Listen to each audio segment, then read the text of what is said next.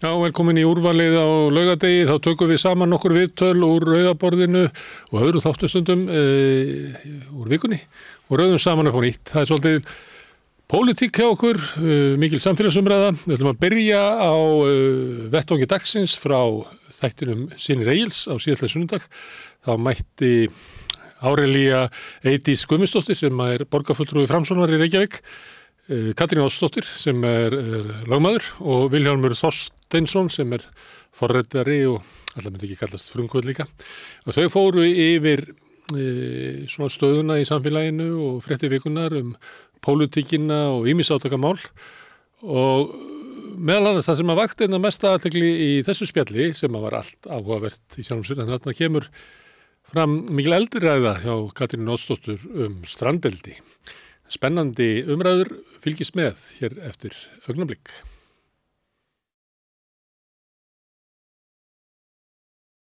Já, komið þið sæl og velkomin í þáttin okkar Syni Egils. Að venju byrjuð á vettvangi dagsins en síðast í þættinum kemur til okkar Sveinn Rúnar Hauksson, læknir, og tilefni það. Það hálft ár núna frá því að hryllingurinn á Gaza byrjaði. En á milli tölum við bræðum saman pólitíkina en það sem sagt vettvangur dagsins, það Katrín Oddsdóttir, Vilhjálmur Þorsteinsson og Árelía Eydís Guðmundsdóttir. Þú borgarfulltrúi Framsóknarflokksins og þú bara nýkomin af fundinum, flokksþinginu. Ég bara skaust hingað bara yfir göttuna til þess að vera með ykkur því að ég bara búin að vera svo lengi á leiðinni til að hitta ykkur. Já. Þannig að ég er bara í hádegisarliðinu. Já, það var búið að kjósa forystu. Það var búið að kjósa forystu, ég fór ekki fyrr, en ég gæti kosið forystuna. Engin breyting. Þannig að það er engin breyting. Við erum bara mjög ánægð með okkar forystu sem er Sigurður Ingi og náttúrulega Lilja Dögg varaformaður og Ásmundur ritari. Já, var þetta bara lófaklappið að þurfti að kjósa? Nei, það var kosið. Já, voru fleiri frambjóðendur? Nei, það er reyndar allir í frambóði sem eru 500 og eitthvað en sem sagt og allir geta bara verið með en það var enginn sem lýsti yfir mótframbóði á flokksþinginu. Nei. Já. En Samfylkingi var svolítið til umræðu á þinginu? Já, sem sagt ég horfði á það, þá var það mikið verið að tala Samfylkinguna. Það var í rauninni ekki mikið verið að tala Samfylkinguna nema þau bæði Sigurður Ingi og Lilja Dögg sem sagt í sinni setningaræðum. Þá kom Samfylkingin til tals. Þú voru að hæðast að Samfylkingin svolítið. Það voru þjófkennara. Það stólið málefnum Framsóknarflokksins. Já, þau voru, veit ekki hvort að ég myndi nota svo stórt orð að segja þjófkenna en sem sagt við sem erum Framsóknarflokksins er á miðjunni og við svona, ég held að þau álíti sem svo að Samfylkingin sé að færast nær miðjunni. Þannig að ég myndi kannski ekki segja þjófkenna en þau voru allavega að vísa til þess að þeim fyndist Samfylkingin tala þannig núna að hún væri að tala á þann hátt sem að Framsókn hefur gert. Sigurður Ingi var svolítið fyndinn þegar hann sagði það að Samfylkingin væri núna að taka upp mál sem að Framsóknarflokknum löngu lokið við. Já, það var, hann sagði það að það væri í rauninni, að það væri búið að ljúka við sumt af því sem að kæmi fram í máli fórustu Samfylkingarinnar. Já. Er hann svona góður ræðumaður eða gat hann lesið ræðið sín á skjá eitthvað staðar? Ég sá þetta, hann var með eins og þeir með í Ameríku, hann var með 2 svona skjái. Þau voru, þetta er held ég hvort þau voru öll með þetta. Ég tók eftir þessu sjálf. Ég held bara sveimi þá að allir ræðumenni hafi verið með þetta. Það sé bara einhver svona uppsetning eins og við þekkjum og stundum er þetta sett svona upp og stundum ekki. En fyrst var ég smá stund að átta mig á þessu Þannig að en þetta er svona eins og við erum að fara að tala gervigreind og annað þá er þetta ákveðin tækni bara. Í gömlu dag þegar maður fór á flokksþing Alþýðuflokksins og Jón Baldvin var formaður þá fengum við blaðamennirnir ræðuna hans og stóð fremst talað mál gildir og það var ekki hægt að fylgja honum eftir en hann kláraði öll málin en tók bara stemninguna talaði blaðalaust og glimti engu sem þetta var en alls ekki þeirri röð sem hann hefði sett þetta upp. Þannig að svona gaman að horfa á góða ræðumenn. Já, það er það. Ég sjálf fer ansi oft út á þá hálasvell að tala blaðalaust. Það er bara því ég er búin að kenna svo óbslega lengi. Þannig að en það sem að gerist þá, þegar maður gerir þetta, því þá maður svolítið að treysta á að bara koma til móts við þá sem eru í salnum, að það sem maður gerir þá er að maður gleymir sér stundum, skiljið, þá gleymir maður einhverju sem að maður svo hugsa daginn eftir, þetta var kannski aðalatrið. Það er segna, já, þannig að ég held að svona fórustu fólki í svona umhverfi, þú veist, þegar að setja setningaræður og svona, það þarf bara að vera með, að því það þarf að koma frá sér ákveðnum. Hvernig er heilsan á Framsóknarflokknum? Hún er ótrúlega fín. Ekki í skoðanakönnunum? Nei, það var nefnilega einn góðu vinur minn sem hefur verið Framsóknarmaður mjög lengi og hefur náttúrulega mætt á flokksþing oft. Hann sagði, þetta er mjög sérstætt, sagði hann ekki, við mig ekki seinnipartinn. Hann sagði, það er svo góð stemming hérna og það mætti halda að við værum bara í rífandi gangi. Ég hef oft setið flokksþing, sagði hann, það sem að þegar að skoðanakannanir eru svona neikvæðar, þá er einhvern veginn fólk hálf svona daburt, en það bara alls ekki. Það er bara svona, já, ég myndi segja að það er bara svona góð stemming og það var náttúrulega hátíðarkvöldur í gærkvöldi og mikið stuð og það er bara hugur í fólki. Þannig að öll erfiðu málin afgreitt núna fyrir hátíð þegar fólk eru svona svolítið. Það er nefnilega, það fóru fram mikla kosningar og ég sagði þeim, jæja, þetta er sem sagt það sem maður gert það er sem sagt, af því að ég var svona, þið vitið, það er alltaf eitthvað sem að maður vill koma á framfæri og ég var eitthvað svona þess að pota í kafla skólamál og einhver svona, þá var ég eiginlega vona að þau eru mjög snemma svo ég geti haft. En Vilhjálmur, þinn flokkur Samfylkingin var með flokksstjórnarfundi í gær. Það passar. Já, en þú fórst ekki norður? Nei, ég er ekki í flokkstjórn, sko. Nú ert ekki? Ég er bara óbreyttur flokksmaður. Já. En ég satt heima í kvefi, en ég vissulega var sem sagt, nýtti mér það að það hafa allir sem sagt, geta lagt fram mál og var þar í hópi 5 flutningsmanna á einni ályktun. Já, sem var útlendinga og innflytjendamál. Já, en fekk ekki afgreiðslu? Hún fekk afgreiðslu en henni var sem sagt skotuð til nefndar. Já. Til frekari umfjöllunar. Nefndar sem að klárar sig þessa helgi eða bara er það framtíðar? Já, þetta mér skilst að þetta sé eina af svona stefnumótunar nefndum flokksins sem að á þá væntanlega undirbúa stefnu fyrir landsfund. En hugmyndina á bakvið tillögunni hlýtur að hafa verið að svona eyða óvissu það hver var í stefna Samfylkingarinnar í þessu málum í kjölfarið á viðtölum við Kristrúnu, formanninn, og svo svona umfjöllun það. Var það ekki hugmyndin að með því að samþykja þetta væri Samfylkingin að sýna hvar hjartað slær? Já. Jú, vissulega er hugmyndin með ályktunni að bregðast við svona umræðunni sem blossaði upp innan flokksins? Nei, bara í samfélaginu. Já, en líka innan flokksins? Jú, það var þetta partur af því, en okkur fannst bara að, já, í kjölfar þess að þessi umræða kom upp og er búin að vera svolítið áberandi og aðrir flokkar hafa svona verið að setja fram afgerandi afstöður, Sjálfstæðisflokkurinn alltaf verið að tala mikið þetta, að þá væri bara eðlilegt að menn svona kemur fram með sinn vinkil á þetta og vorum svona bara bjóð upp á það með þessari ályktun og hún er nú svona fer svolítið bara vítt sviðið og talar ávinning okkar þjóðfélags af innflytjendum. Og ekkert í anstöðu við stefnu flokksins eins og hún er núna? Nei, þetta er bara fyrir ítrekkunar á stefnunni. Þetta er raun og veru óskup, ég myndi segja svona sakleysislega ályktun þannig séð, sko. Hún bara svona fer yfir afstöðu jafnaðarmanna eins og hún held ég bara og hefur alltaf verið. Við erum alþjóðasinnuð, við erum alþjóðasinnar, við erum mannúðar, flokkur mannúðar og jafnréttis og samstöðu og ég held að við séum bara að fara yfir svona helstu vinklana á því. Já, en þetta og það sem formann hefur verið að segja? Já, ég ekki alveg, en við svona erum vissulega árétt ákveðna þætti og það sem að svona kannski má segja sé efnislega beint í umræðuna sem er núna í gangi, það er annars vegar að það er fjölskyldusameiningar, að í fyrirliggjandi frumvarpi útlendingamál þá er verið að tala að þrengja fjölskyldusameiningar og við vildum bara árétta að það væri ekki stefna jafnaðarmanna og það er óskynsamlegt á allan máta, bæði ekki mannúðlegt og svo bara er það ekki, fólk er nú að tala um að það sé eitthvað vandamála hér komið margir ungir kallmenn en þú getur ekki samtímis verið þeirra skoðunar og svo verið jafnframt á móti fjölskyldusameiningum. Auðvitað viljum við bara mjög gjarnan að hér sé fjölskyldufólk og sameinaðar fjölskyldur og það er langt best fyrir alla. Það er semst annars vegar fjölskyldusameiningin og hins vegar að þá eru við að gjalda varhug við þeim hugmyndum sem eru allavega komnar í samráðsgátt stjórnvalda breytingar þar sem eru að tala lokuð búsetuúrræði fyrir fólk sem svona dagar hér uppi í þessu hæliskerfi og við vildum svona gjalda sérstakann varhug við slíkum hugmyndum.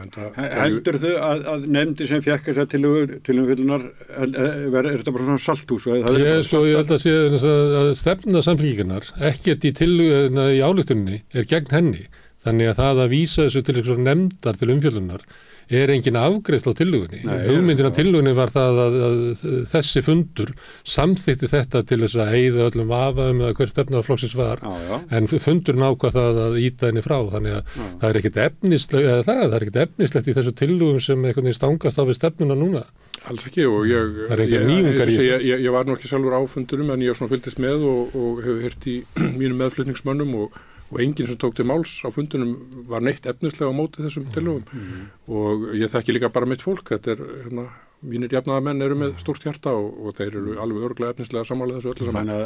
Þetta er svona taktíkmál, hvort það væri snjallt, þetta er taktískt mál, hvort það væri sér snjallt fyrir flokkinn að stíga fram og aðgreina sig frá Sjálfstæðisflokknum og Miðflokknum og flokki fólksins og ég veit ekki með Framsókn.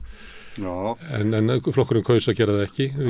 Ég talaði svolítið við Samfylkingarfólk í gær á svona göngu minni, það var bara svo mikið rók að það var erfitt að tala í síma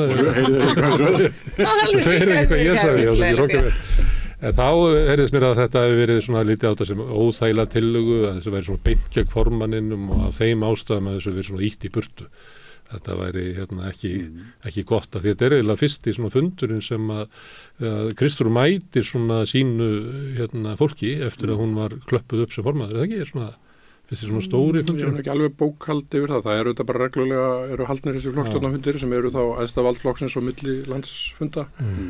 En vissulega er það rétt að þessi flokkstjórnarfundur snérist út af sig sem megin þema önnur mál en við lögðum þessa ályktun fram með lögbundum fyrirvara, 2 vikna fyrirvara og hún lá fram á vef flokksins þannig að allir gáttu kynnt sér hana. En akkur er það ekki hægt að afgreiða hana? Akkur er ekki hægt að greiða atkvæði eða bara ákvæða? Hver velur það að setja þetta í einhverja nefnd? Ég hef heyrt að nefndstaðar sem mál farið til að deyja. Það er svo bréfatættari. Ég skal alveg viðurkenna það að það hefði nú að mínum mati verið bara skynsamlegri pólitísk taktík svona fyrir utan nefnisatriði máls og því Gunnar Smárar tala um svona taktíkinni þessu. Ég hefði nú haldið að það væri bara sniður í taktík að samþykkja þessa ályktun eins og ekkert væri sko. Það hefði nú verið held ég og það hefur bara líka verið fínt fyrir flokksfólk að hafa þá þetta eldsneyti í umræðinu á kaffistofum landsins sko. Það koma svona efasendur eins og við erum kannski hérna af því að hún fekk þessi afdrif sko. Já. Það var eins og flokkur sem á móti þessu sko. Ég hygg að það hefði verið svona taktísk skynsamlegra bara að klára málið og samþykkja það. Það var samþykkt annað, það var samþykkt eitthvað í sambandi við atvinnustefnu og samgöngur sem hefur ekki almennilega komið fram í fréttum hvernig það ég held að við ætla að kynna þetta á þriðjudaginn. Þannig það var ýmislegt sem var á dagskrá fundarins. Já, ef ég skildi rétt að þá voru þessar, þetta eru svona stefnuatriði í varðandi atvinnu og samgöngur, þær voru kynntar á fundunum, það var ekki svo sem lagðar fram til einhvers konar samþykktar ef ég skildi rétt, en þær verða þá kynntar ómberlega núna í vikunni. Ég finnst svo gaman að vera ekki í neinum flokki þegar ég hlusta á svona tal. Ég elska það sko. Ég hugsaði bara þegar ég hlusta á ykkur að því að gaman hlusta á það ég segi ok, já, einmitt, áhugavert, ég hef ekki fylgst með þessu. Ég hugsaði ok, það er náttúrulega svolítið afstæða að taka ekki afstöð, fyrstulega, ég gleym því aldrei. Þannig þetta er ákveðin afstæða, greinilega. En það er það sem ég óttast mest núna við þetta samfélkingar bara veldi sem er að byggjast upp og bara gott hjá þeim, gengur vel hjá þeim.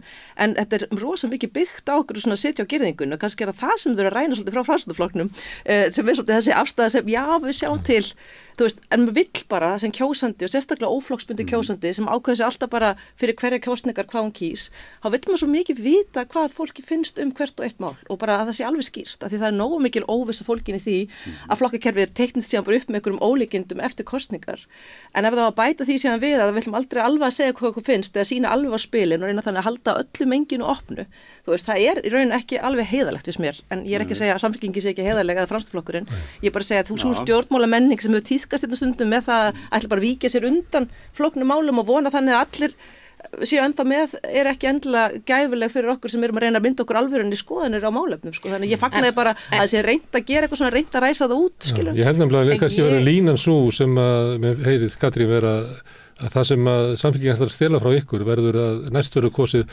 er ekki bara best að kjósa Kristrúnu. Nei sko það sem að ég hef lært, ég náttúrulega er ný í pólitík og það það sem að ég hef lært sem sagt Þú er doktor í stjórnmálafræði, ekki? Jú, já. Ég sem sagt, grunnurinn minn í stjórnmálafræði. Þú meira í pólitík heldur öll hérna. Já, og ég verð að segja að það að stíga inn hefur náttúrulega bara breytt sko allt inn fekk ég bara miklu meiri sko, hvað ég segja, aukna virðingu fyrir lýðræðinu. Og ég get fullir það að sem sagt að allir sem eru í pólitík svona eru þar af sko þeirri einföldu hugsjón að þeir vilja hafa áhrif á samfélag sitt. Og það er alveg sama hvar við skipum okkur flokk. Við getum hins vegar sagt að uppstillingin af því hvernig fólk sko svarar líka komin frá fjórðavaldinu sem fjölmiðlar vegna þess að það ákveðin tilhneiging til þess og maður sem sagt sér það alveg að þeir sem eru mjög slingir, þeir tala í rauninni í fyrirsögnum sem aðri taka upp, sko, sem að ég ber alltaf mikla virðingu fyrir að kunna það er bara það sem gerist eftir að búin að vera í pólitík. En við verðum að horfa á, þú ert kjörinn, sem sagt, og það sem að þú ert kjörinn til að gera, sko, og ég held að allir finni til, að sem sagt að vera með fjöreggið fyrir þjóðina í höndunum, sem sagt að taka skynsamlegustu ákvarðanar fyrir, eða þú alþingi, fyrir þjóðina og fyrir okkur sem erum sveitarstjórn, fyrir okkar nær samfélag. Hlutinni breytast svo hratt. Það engin óheiðarleiki og ég hef ákveðna, sem sagt ég hef ákveðin skilning á því að þegar mál eru að mótast og þau mótast svo hratt, þannig ef þið hugsið bara yfir þetta kjörtímabil og við skulum bara byrja á því að hugsa Grindavík og eldsumbrotin og svo skulum við fara aftur í Úkraínu og við skulum fara aftur í COVID, skiljiði, hvernig eigum við að geta þegar flokkarnir eru að móta sína stefnu, þá ekki hægt að segja, þú veist, það ekki engin, ég líti ekki svo á að þú sért að segja eitthvað óheðilegt, heldur bara breytast forsendunar og þetta kjörtímabil bara búin að breyta öllum forsendum. Já, en ekki kannski útlendingamálum bent, af því við vorum að tala um það í byrjun. Jú, ef þú hugsar það, þá hefur á ofsalega stuttum tíma, þá hafa sko fjárútgjöld sem fara í þennan málflokk farið frá 2 milljörðum upp í 20 milljarða. Hvernig sagði 25 í síðan? Já, fyrir ekki. Það hækkar alltaf í hverju vitar. Já. Ég veit að fá líka sko tölfræðina baka þessar tölur. Ég er svo forvitin. Ég er svo forvitin að reyna því að ég fæti ekki. Þetta getur það því að hælisleitendur falla en kostnaðurinn eykst. Já, en sko ef við horfum á þetta bara, þú veist, tölum bara, við þurfum bara að tala um þetta án að vera tilfinningasöm þó að við þurfum að tala um þetta þannig að við skiljum það hefur aldrei verið fleiri flóttamenn í heiminum og ef við horfum á svæðið niður núna, ef við horfum á Gaza og við horfum á ástandið og við getum hort á eru stigmögnun í gangi þá verða og hvað gerist þegar verður stríð? Það verður stærra stríð og loftslags og svo framvegis. Þannig að svo þurfum við, sko þannig að það stóra mynd heimsins og svo þurfum við að horfa á þetta og svo horfum við þetta á sem þjóðina, skilur, og hvað getum við gert og við þurfum að standa við ákveðna skuldbindingar og svo framvegis, svo þurfum við að horfa á kostnaðin og þá þurfum við að fara að leggja þetta saman við erum með heilbrigðiskerfi, við erum með velferðarkerfi, við erum með, og svo höfum við á þetta út frá Reykjavík og þá segjum við bara, þú veist, við erum núna með sko 30% af erlendu bergibróti sem ekki að sama, skilur, það ofta alltaf verið að rugla þessu öllu saman og svo erum við með til dæmis, við erum núna að opna, við viljum sko, númer 1, 2 og 3 viljum við koma til mót af eins miklum eins miklum skilningi og til þess að byggja sem best upp þá sem koma og við erum núna að opna fjölskyldumiðstöð til þess að aðstoð þá sem er að koma frá Palestínu þannig að borgin sem sagt tekur mjög vel á móti og gerir vel við í sínu standi en við erum náttúrulega með kerfi sem að þannig, ekki það sé ekki það sem við viljum, en við verðum bara að horfast í augu við það að... En að því þú sittir í borgarstjórn, veistu hver kostnaður borgarinnar er? Nei, ég geti sem sagt og ég er alveg rosalega ónákvæm kona þar ef ég ætlaði einhvern veginn að ég held við séum ekki að leggja þetta þannig upp, sko. Við erum bara í rauninni... Það er alltaf verið að tala um hérna kostnað sem kostnaðurinn sko af sem sagt erlendu, já, hann hefur náttúrulega aukist sko bara fer alveg svakalega og við erum alltaf í stríði við ríkið, taka þetta og vinstri hægri vassanum, sko, hvernig við þurfum að fá miklu meiri framlög til þess að takast á móti, taka á móti börnunum. En mér finnst þetta samt svolítið svona ósanngjarnt að við séum allt inn að fara að tala alltaf um þessar tölur og þessi myndu rosalega fjárhaldlátt við tölum um þetta, vegna þess að ef maður brýtur niður sko raunverulega hvað gerðist, þá er mjög stór hluti þess að hér hefur aukist kostnaður ein ákvörðun það að breyta öllum niðurstöðum í málefnum Venesúela fólks. Það ástæðan fyrir því að þetta eykst svona. Þetta ástæða sem bara tekin af þeim sem stýra landinu núna. Það eykst ekki enn, það jógst. Já, jógst, já, og núna síðan, og svo það önnur afstæða sem ég bara hreinlega aldrei mun skilja og það það að fólki sem meina að vinna og meðan sé að vera finna út úr því hvernig, þú veist, og ég meina það vantar fólk til að vinna fullt af störfum í Reykjavík, það vantar fólk til að vinna fullt af störfum út all land, en samt skuluð þið sitja einhvers staðar í einhverju aumingjavæðingu í búða íslenskra yfirvalda og með ekki vinna fyrir sér og meðan þau býja eftir því að fá vita hvort með verið eða ekki. Þetta eru tvær lykilbreytur í þessu máli sem ég átta mig ekki á akkur við erum ekki bara að fást við af innlægni og viðurkenna að þetta stór hluti þess að við séum síðan alltaf væla yfir því að það séum mikil kostnað fólkin í þessu.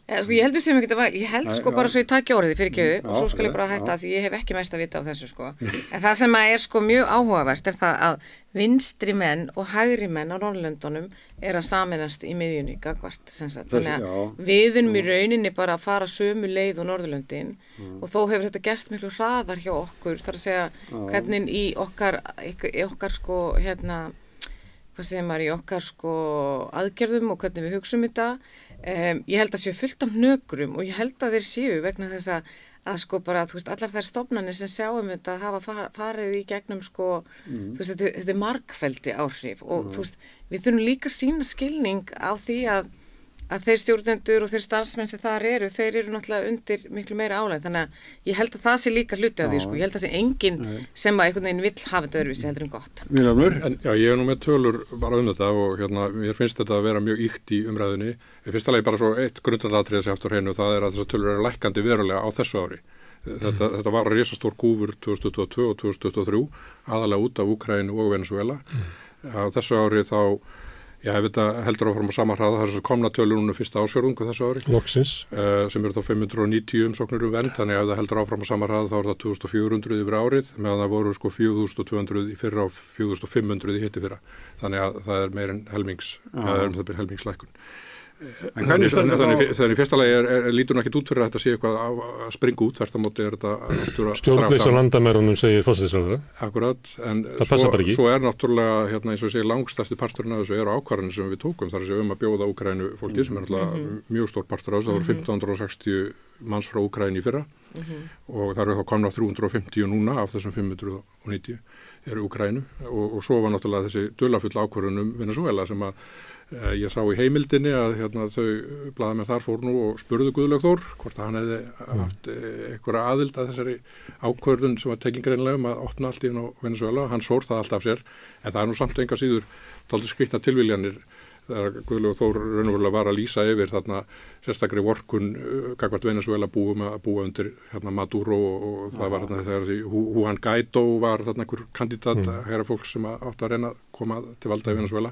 Pompeo koma til Íslands og mikil kærleikar á milli íslenska stjórnvalda og Trump stjórnvalda. Já og svo í beinu framhald þessu þá er annars útlendingastofnun og svo náttúrulega kærunefnd útlendingamála sem tekur á endanum þessa ákvörðun að opna fyrir Venezuela búa og náttúrulega ef maður skoðar hverjir eru í kærunefnd útlendingamála þá er þetta fólk tilnefnt af stjórnmálaflokkum. Það er fólk sem er borgarfulltrúar bara varaborgarfulltrúar fyrir Sjálfstæðisflokkinn. Það er enginn að segja mér þessi ekki eitthvað talsamband. Ég held að þessi ákvörðun geti ekki hafa dottið einhvern veginn á hinum ofan. Þannig að þetta er bara ákvörðun sem var tekin og svo gerist þetta, það kemur þessi miklu fjöldi og við þá allt í einu þegar fólki blessaði komið til landsins og svona þá einhvern veginn standa menn uppi og kippa undan í fótunum sko á endanum. En var þetta eitthvað svona bara pólitískt skúfispil? Bara til að vekja til að benda á henni vonda sósíalisma? Ég veit ekki hvað var þarna á ferðinni, þetta er eitthvað mál sem ég finnst að þurfa nú eitthvað að skoða betur. Við spurðum til dæmis Áslaugu Örnu út í þetta og hún sagði nei, þetta var gert áður ég kom sem að þá merkir það að þetta var á skömmum tíma þar sem að Þórdís Kolbrún var dómsmálaráðherra. Að þá er þessi ákvörðun tekin og það er Útlendingastofnun sem tekur ákvörðun að breyta skilgreiningunni á fólki frá Venezuela. Kærunefndin kemur ekki að málinu fyrr en að Útlendingastofnun breytir aftur og hættir að veita þeim viðbótarvernd og sjálfkrafa 4 ára dvalarleyfi. Þá kemur kærunefndin og segir þið get ekki breytt reglunum á þess að segja ykkur efnislegir ástæðu fyrir því. Þið get ekki bara gert það bara af því bara. Þannig að það var Útlendingastofnun sem heyrir undir dómsmálaráðuneytið og er ekki svo sjálfstæð stofnun að hún taki ákvarðanir svona veigamikla stefnubreytingar án samráðs við dómsmálaráðuneytið. Ég held að það sé bara enga líkur til þess. Þannig að það var Þórdís Kolbrún og líklega er hugmyndasmiðurinn Guðlaugur Þór. Ég skil þess að sögu ekki öðru sér sko. Slúður hotn rauðaborðsins. Það er ekki slúður. Við erum hægt og bítandi hérna mánuðum saman og missurum saman að reyna að fá botn í þetta mál. Því að fólk talar hérna bara út og suður með þetta mál. Það vil enginn viðurkenna sökina. Svo koma svona dularfullar það sem síðan gerist að það verður að vinna í því einhvern veginn reyna að koma fólkinu aftur tilbaka út, sko, fyrst alveg dettur það afturinn á framfæri Íslenska ríkisins með miklum tilkostnaði og svo fer það að vinna í því að sko borga því pening og leigja farþegaþotur undir að senda það aftur tilbaka. Smári, svona við verðum ekki að dengla á því að við erum marg búin að bjóða Guðlið Þór í hennar þátt. En líka verðum við að hafa það inni að það skelfilegt ástand í Venezuela, við mögum ekki tala þetta sem það sé skipta einhver máli, þú veist að fólkið sem hinga sé að koma sé bara ykkur stuðtúrisma, það ekki þannig.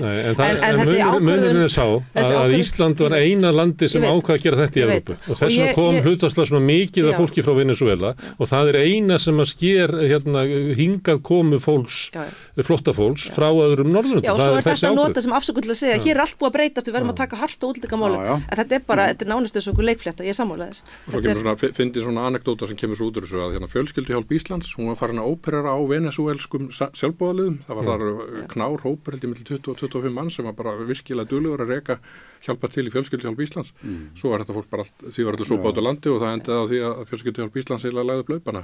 Ég kenndi lengi flóttamannarétt upp í HR og ég sá þessu ákvörðun, ég skildi ekki neitt. Ég sagði, er allt inni búið að snúa við hvort einu tilteknu ríki að þau fá átómatískt viðbótarvernd en heimurinn hangir meira með allar á vonar völ og eiga þá aðrir ekki sama rétt með þessar stríðsvæður einstaklingar sem koma einna raunverulega á flóttundan ofsóknum, þeim snúið við en allt í henni búið að opna algjörlega kanal á Íslandi, þetta var stórfurðulega ákvörðun og ég gat aldrei skilja þennan vegna sem ég veist margt mjög fáralegt við okkar kerfi meðal annars hversu mikið við erum alltaf verið að neita fólki burtu sem alveg fáralegt með hvernig bara þú hefur bent á þetta, hvernig þjóðfélagið okkar samansett og hvernig við ætlum síðan að láta einhvern veginn átt að ganga upp að við ætlum öll að eldast í rólegheitum og ætlumst til þess að fá góða þjónustu en erum á sama tíma við munum grátbiðja fólk að koma inn til nokkur ár, það bara þannig en nú skulum við vera duglega að sparka þeim út og leyfa þeim ekki að vinna þetta heimskurasta sem ég hef heyrt. Það mikilvægt að ræða þetta vegna þetta stórt mál en líka vegna þess að ríkisstjórnin var eiginlega endurnýjuð í kringum 3 mál ef maður tekur mark á Bjarna Benediktssyni.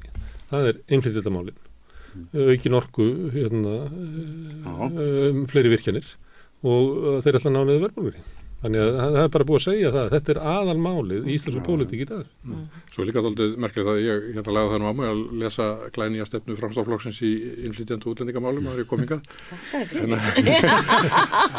búið ekki að meira ég. Mörguleginn bara mjög fín. Talandi að samfélkingin ég held við séum öll einhvern veginn að færast bara. Mér finnst bara við eigum öll einhvern veginn að við eigum öll sem lítið samfélag að geta búa okkur til utan náttúrulega blæbrigði alltaf á því hvernig við hugsum en Þú myndir vilja að við myndum öll endi í Framsókn. Já, en þú veist, samstöðum þetta ekki. Já, ég myndi vilja fá bara breiða samstöðu og en það segðu okkur. Já, ég rækka augun í það og ég mjánaði með að Framsókn talar þar að það ég greiða fyrir atvinnu og dvalarlegum útlendinga utan EES sem ég er mjög sammála þessu og meðan þetta stefna á Framsóknar þá skil ég ekki að hverju fólk á móti síðan einhverjum kannski 400 sem að fá samþykktar umsóknir alþjóðlega vernd, sko. Þá ég fyrir utan Úkraínu og Venezuela sko. Ég sé bara ekki vandamálið skil ég. Nei, ég sé það ekki heldur. En ég meina auðvitað þetta þannig að þegar það verður svona mikil breyting ég hef komið tillögum á hvernig ég sett að horfa á þetta. Það að Ísland vaxtarsvæði, svipað höfuðborgarsvæði hefur verið bara alla síðustu öld og við höfum eitthvað landsbyggðir, það ekki vestfirðingar sem eru að fara að flytja í bæinn og eitthvað svoleiðis. Þannig ef við viljum halda áfram að vaxa, þá munu hinga koma erlend fólk. Þrátt fyrir að við séum allir 450 milljónir sem eru í EES, það dugar ekki. Því að það bara, við fáum ekki nógu mikið af fólki. Þess vegna eru Framsóknarflokkurinn og Sjálfstæðisflokkurinn og fleiri að við erum að opna fyrir fólk utan EES. Þannig að við þurfum á svo mikið af fólki að halda og þá er ég ekkert að tala um að það sé bara út að ferðaþjónustunni og ef við dömpum henni þá þurfum við ekki á innflytjendum að halda. Það er ekki þannig. Þetta verður bara, ef við ætlum að horfa kannski 20-30 fram í tíman, þá er þetta staðan. Og hvað ætlum við að gera í því? Ætlum við að láta skólana, heilbrigðiskerfið og húsnæðiskerfið, ætlum við að byggja það upp í takt við þetta eða ætlum við bara að hafa þetta eins og fólki sé ekki að koma og segja svo bara, þau eru bara að eyðileggja heilbrigðiskerfið okkur og húsnæðiskerfið. Nei, ég held að það sé sko Peter Drucker sem einn af mínum uppáhaldsmönnum, hann var 97 ára gamall og var hann svona gúrúin í leiðtogafræðunum og hafði lífað margt. Hann sem sagt var fæddur í Austurríki og sem sagt flúði gyðungarofsóknirnar og fór svo yfir til Bretlands og flakkaði milli þess að vera fræðimaður og ráðgjafi og svo framvegis og akademiker. Hann sagði sko fyrir, þú veist, hann spáði, hann dáinn fyrir mjög mörgum árum, eða nokkrum árum, hann spáði svona fyrir 30 árum, sem sagt að miða við öldrun þjóðarinnar, miða við öldrun okkar sérstaklega í hinum vestran heimi, við sem erum í þessari forréttindastöðu, en auðvitað hefur þetta breyst náttúrulega bara yfir heiminn allan, að þá sem sagt myndu og hversu lág fæðingatíðnin er orðin, að þá verða allar þjóðir, sérstaklega myndi ég nú kannski tala og hann talaði sérstaklega með Evrópu, en þetta er náttúrulega mun breytast hraðast hjá okkur, að vera tilbúin svo opna dyr sínar fyrir fólki af öðrum uppruna sem sagt og hann talaði svo sem um flóttamenn en og svo verður það að gera eitthvað grein fyrir því að fæðingatíðni er að lækka allstaðar í heiminum nema Afríku, þannig að Afríka í rauninni verður semst álfan hún er ekki að lækka það, hún er bara ekki að lækka ekki eða pratt, en hún er semst í rauninni svo að tala að fólk semst frá þaðan, frá álfunni muni verða framtíðar vinnuafl fyrir semst heiminn allan skiljiði núna eru við bara í þeirri stöðu sem að hvorki Peter Drucker en nokkur annar sá fyrir að flóttamannavandinn hefur aldrei verið meiri og við horfumst í augu við það og við verðum bara að horfast í augu við það talandi óvissu. Ég meina hvað ef að til dæmis, nú eru forsetakosningar í Bandaríkjunum og þú veist ef að Trump kemst aftur til valda sem að hefur bara sagt, þú veist, ég bara er á móti Úkraínu og bara þú veist, hann hefur næstu sagt þetta svona sko, þú veist, þá erum við einhvern veginn komið nýja stöð, þannig það eru forsendur að breytast allan tíma sem hafa áhrif á okkur. Ég vil þegar við tölum inngildingu, þá vil ég benda á það að við erum með samfélag, til dæmis á Flateyri og til dæmis í Vík í Mýrdal. Á Vík í Mýrdal eru sko yfir 50% sem eru á erlendum uppruna og Einar sem er sveitarstjóri þar, þetta hefur bara gerst alveg ótrúlega fallega þar, ef hægt er að orða það þannig. Þú veist, hann til dæmis heldur sérstaka fundi með þeim sem eru á erlendum uppruna sem skilja ekki það sem að framfer í sveitarfélaginu til þess að fá þau til að taka þátt í bara með mjög lýðræðislegum hætti og við erum í rauninni sko mættum taka önnur sveitarfélög utan landi okkur til fyrirmyndur og Vestfirði til dæmis, ég veit ekki hvort þið þekki það, við sem sagt höfum verið að takast á við mismunandi hópar sem að koma, ekki takast á við, það bara komið mismunandi hópar sem að hafa tekið náttúrulega hluta af þeirri atvinnuuppbyggingu sem að þar er og svo inngilding hefur bara verið hefur bara gengið ótrúlega vel að mörgu leyti þó að það séu alltaf einhverjir hnökrar, þannig að ég held að við þurfum bara að segja við erum alltaf að takast á við breytt samfélag sem að býr til tækifæri og svo býr það líka til einhverjar, sko ég vil ekki kalla ógnir en við allavega sko ný viðfangsefni. Sko, að því við höfum þetta ræðið svo mikið, þá langar mig að skipta gírifæri annað, það eru F-2 sögum eftir, það eru forsetakosningar og fiskeldi, en ef það er eitthvað sem þið viljið halda áfram með þetta, ég sé það á þér Gunnar vil halda áfram.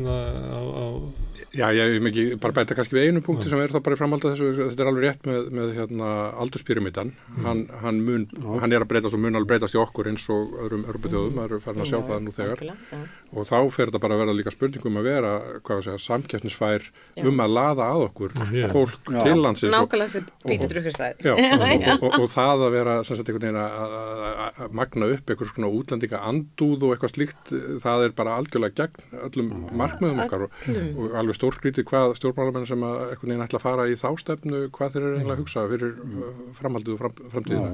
Ég byggi bara á mjög það er tilfinning einhvern veginn í samfélaginu núna að hlutinni sé breytast rosalega hratt og fólk er alltaf hrætt við það sem það þekkir ekki og allt í hennu finnst þið bara ótrúlega erfitt að geta ekki talað pantað á íslensku og eitthvað svona og það kemur upp eitthvað svona, þetta kemur héðan, þetta er ekki héðan og það því miður sko er fólk sem er tilbúið að hella olíu á þennan tilfinningaeld núna í staðin fyrir að færa fram rök og útskýra hvernig við ætlum að fást við þetta. Auðvitað er erfitt að vera kennari og vera allt í hennu með 15 tungumál í bekknum sínum. Þá bregðast við því. Já, þá er að bregðast við því fallega eins og þú ert að lýsa með sem hefur verið gert á tilteknum stöðum og er hægt að gera og segja þetta er erfitt, við skiljum, við erum að hlusta. Auðvitað ef að hlusta fólk sem líður illa og upplifir eitthvað ógn og segir, heyrðu, það er allt hérna að fara á hvolf og ég veit ekki lengur hvað ég bý og ég er skítrætt og ef eina staðurinn þetta fólk fær að tala og er útvarpssaga og allir hinir segja að með séu rasistar fávitar, þá ekkert að fara að lagast. Við þurfum að segja einmitt, hvað það? Ok, og hvað ætlum að gera? Við ætlum að gera þetta, við ætlum að gera þetta og við ætlum að gera þetta. Og hlusta og síðan skila tilbaka einhvern tillögum sem ekki átt að því að segja lokum landinu, upplausn á landamærunum, því það að fara að kynda bál, rasisma og útlendingahaturs. Það bara þannig. Og þá þurfum við bara að segja það heiðarlega, já, ég ætla að fara þessi gruggugu mið, ég veit að miðflokkurinn þarna með 12%, mér langar í eitthvað að þeim, þess náttúrulega að sigla þanga viljandi og byrja að veiða þarna ef ég Bjarni Benediktsson til dæmis. Eða ég tek tilbaka allt þetta sem kyndir undir hatri og ótta og segi, við erum með stefnu, róa ykkur niður, við erum að hlusta, við skiljum að þeir eru hrædd, þetta verður allt í lagi. Við höfum rætt Viki Mýrdal því að hún komi hún Nicole Lee Mosley sem með leikskólan þar. Það sem að hún að útskrifa úr leikskólanum upp í grunnskóla, ég held að það hefur verið 85% börn af erlendu uppruna. Krakkarnir sem að útskrifast úr grunnskólanum, ég held að það hefur verið 10% af erlendu uppruna.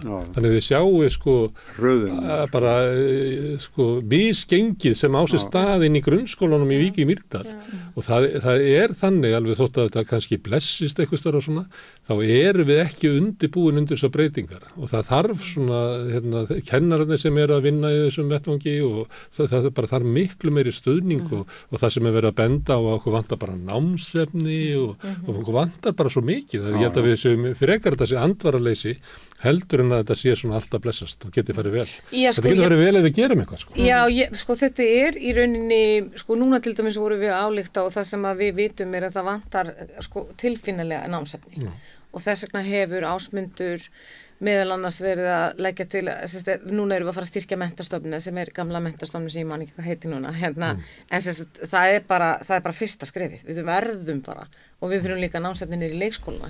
Í rauninni máltakan og málskilningurinn mitt stæðsta áhyggjuefni í mínu embætti sem formaður skóla og frístundar. Vegna þess að þegar þú komið 30% velendum uppruna í leikskólanum og þú náttúrulega, við erum að taka líka inn fólk að velendum uppruna sem bara frábæri starfskraftar. Við erum að koma til móts við þau með því að kenna þeim íslensku, þar segir Reykjavíkurborg, en þá verður stundum til ástand þar sem að íslenskan ekki almennilega töluð og það þarf að vera að passa það inn í hverjum leikskóla fyrir sig að við séum alltaf að íslenska sé töluð og börnin fái þjálfun í íslensku af því við erum að sjá að málskilningur að fara mjög hratt niður í öllum hópum, það hefur áhrif á alla og það bara, og ef þið hugsið það og ég meina bara svo ég fara aftur í forystufræðin, hvað það sem að einkennir stæðstu forystu fólk sem við byrjum bestu virðingu fyrir og það orð ræða. Það í rauninni hversu leikin við erum með tungumálið. Það nefnilega ótrúlegt að það grundvöllurinn í því að ná árangri bara almennt séð bara hversu góðan málskilning, hversu velmáli farin við erum og svo framvegis. Þannig að þetta skiptir gríðarlega miklu máli. Bara alveg algjörlega, þetta bara lykilatriði í mínum huga. Donald Trump lítur að vera besta ansvörinn á þessu með hvernig hann talar, eða hann sé viljandi að tala inn í hópin sem skilur ekki alveg. Ég ætla að koma í mjög teknikratist innlegg sem að máltæknin mun vonandi geta hjálpa okkur svolítið í til þessu með námsgögnin og fleira slíkt að það verður auðveldara að bjóða upp á námsgögn og stuðning í þess vegna á mörgum tungumálum og verðum sjálfvirka þýðingu, sjálfvirka breytingu á rödd frá einu tungumál í annað og svona þess. Þetta enda með að maður verður með svona staut sem situr ef við fjárfestum í því ræður svo stilli stautir hvað tungumál á að koma út. Er það ekki? Já, Babelfiskurinn sem var í Hitchhiker's Guide to the Galaxy, sem var bara með svona lítinn fisk í eyranu, sem hlustar og hann alveg að koma, það er mjög stutt í hann. Það verður jólagjöfin í ár. Já. Fórsetakosningarnar, það 27. deadlineið eða lokafrestur eða ekki til að skilin frambóðum. En ég ætla að byrja þér Áralega. Þú nú tengd Baldur Þórhallssyni sem svona númer 2 í skoðanakonunum. Hvernig líst þér á þetta stöðuna? Mér finnst þetta ótrúlega spennandi og bara svo fyrir þá sem ekki vita þá Baldur Þórhallsson barnsfaðir minn og við eigum saman dóttur og 2 barnabörn og tengdason og búum svona, við segjum stundum að við búum á hverju torfu þar sem að dóttur okkar býr á milli og svo Baldur og Felix hinum megin við húsið þannig að við höfum svona tengst fjölskylduböndum og og í ótrúlega langan tíma og ég segi alltaf ef maður ákveður að eignast barn með einhverjum og þá maður bara búin að tengjast fjölskylduböndum á mínum mati. Þannig að þú mynd fara með á Bessastöði, Eva? Nei, ég sagt það áður, ég ekki að auka í einhverja, sko. En ég mun væntanlega koma í heimsókn, en þetta er mjög spennandi og það er mjög margt í þessu sem að ég held að sé svona fyrir okkur sem hefum áhuga á fórustu og pólitík að þá eigum við veislu framundan núna en auðvitað náttúrulega fyrir mig persónlega að þá hefur náttúrulega líka ég man þegar að Baldur komið úr skápnum og okkar leiðir sem sambýlisfólk skildu og þeir félust tóku upp saman þá hafði ég verulega ágjörð því þegar Álanperla fór í Vesturbæjarskóla, þú veist hvernig hvað áhrif myndi hafa, við erum að tala fyrir 30 árum síðan og ég var svo heppin að í bekknum sem hún fór í þá var einn sem átti 2 mömmur og einhvern veginn var þetta aldrei mikið, þetta bara hefur aldrei verið neitt mikið mál en núna þá kenna þau til við kennum til, skilur að því leiti til að það er einhvern veginn að koma í ljós að við erum ekki alveg komin þangað að svona og bara þetta bakslag sem að við höfum upplifað undanfarið gagnvart fólki sem að hinsegin, það er bara svolítið kristallast, en þetta náttúrulega verður maður líka að kjósa að láta það ekki á sig fá. Ég saði þér áður þátturinn byrjaði svona ljóta sögu sem hann reyna tróðin í hausinn á mér og ég bara afþakkaði með öllu, en þið heyri væntanlega varandi frambóðið að hef verið að vinna gegn út af samkynhneigð Baldurs. Já, er það ekki? Jú, algjörlega. Og það er bara fyrir frá því að vera miðlungs yfir það að vera bara hræðilega ljótt og hefur bara mikil áhrif á fjölskylduna. Og bara, þú veist, það er bara erfitt að takast á við það. Það verður bara ég verður bara vera fullkomlega hreinskilin. Það er vitið lífmál. Allt í einu, 30 árum eftir hann kom til skápnum, þá fattar maður allt í einu, já, ok, þetta er svona, skilur, þú veist, maður einhvern veginn var alltaf búið þar það sem að manni finnst þetta að vera, Svo er það líka þannig að þú ert hommi og þú mátt vera hér og þú mátt vera hér, en þú mátt ekki vera hér. Nákvæmlega. Heldur þú megi bara allt, það er bara ekki þannig. Í hugum margra. Já, Álanperla skrifaði alveg rosalega góðan status í gær, þar sem að það hafði verið, ykkur hafði byrt á Facebook mynda sem þeir voru að kyssast í þessu augnabliki þegar voru að tilkynna og ykkur hafði skrifað býtu ætlaði að gera svona Bessastöðum eins og þetta væri bara það ókýrslasta sem þeir gætu gert.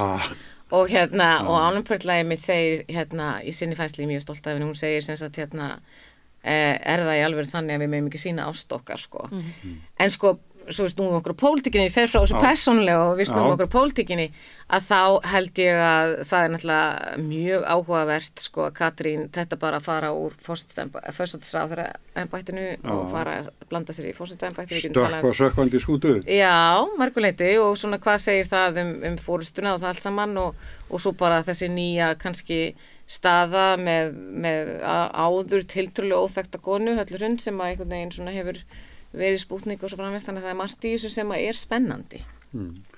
Við vorum að tala Katrín, þessar sögur sem fólk er að reyna að búa til Baldur og Ég held að fólk þorði ekki að segja það við mig.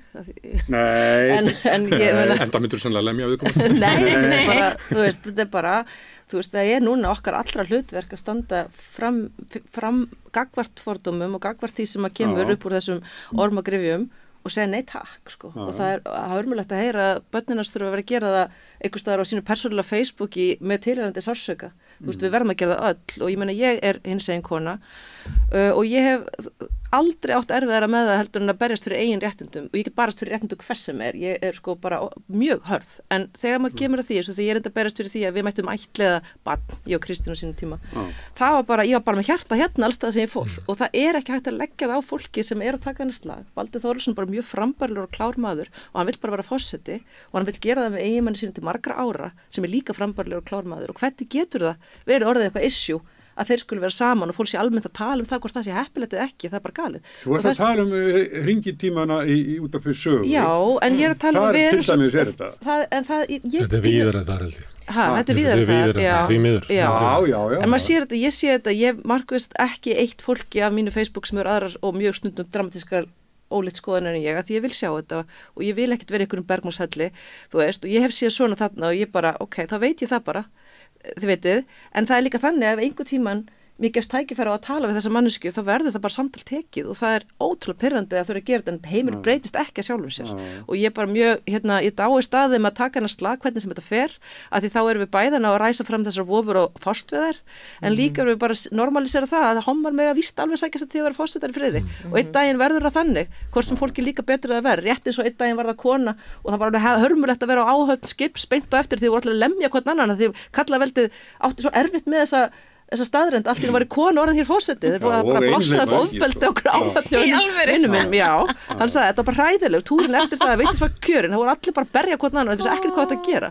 þetta er bara svona reflex í einhverju gömlu kerfi og núna erum við að sjá þennan reflex og við þurfum bara að standa með ég hef ekki ákveðið hvernig ég kýs en það er alveg ljóst að fólk sem opinbera sig og sína fordóma í takti við það að þeir dyrfist að kyssast á okkur fundi og hafði aldrei gert saman að þetta hefur kall og kona það er bara fólk sem það er bara aðeins að setjast niður og horfa í speil og spurja hvernig, það er sjálft innrætta þetta er alveg það alvarlegt Hvað óks sér því í þessu? Já, einmitt Vilhjálmur, þú næstur Nei, fórsetakostninga, ekki endilega bara samkynni Baldurs, þetta bara Já, ég skal kannski taka þetta svona aðeins líka frá einn sjónarhóli. Ég var bara þess heiðursanutandi að fá að ferðast með Guðna forseta til Bandaríkjanna. Við fórum í ferð til Kísildals í maí 2022 að heimsækja stór tæknifyrirtæki til að tala fyrir málstað íslenskunnar og annara lítilla tungumála.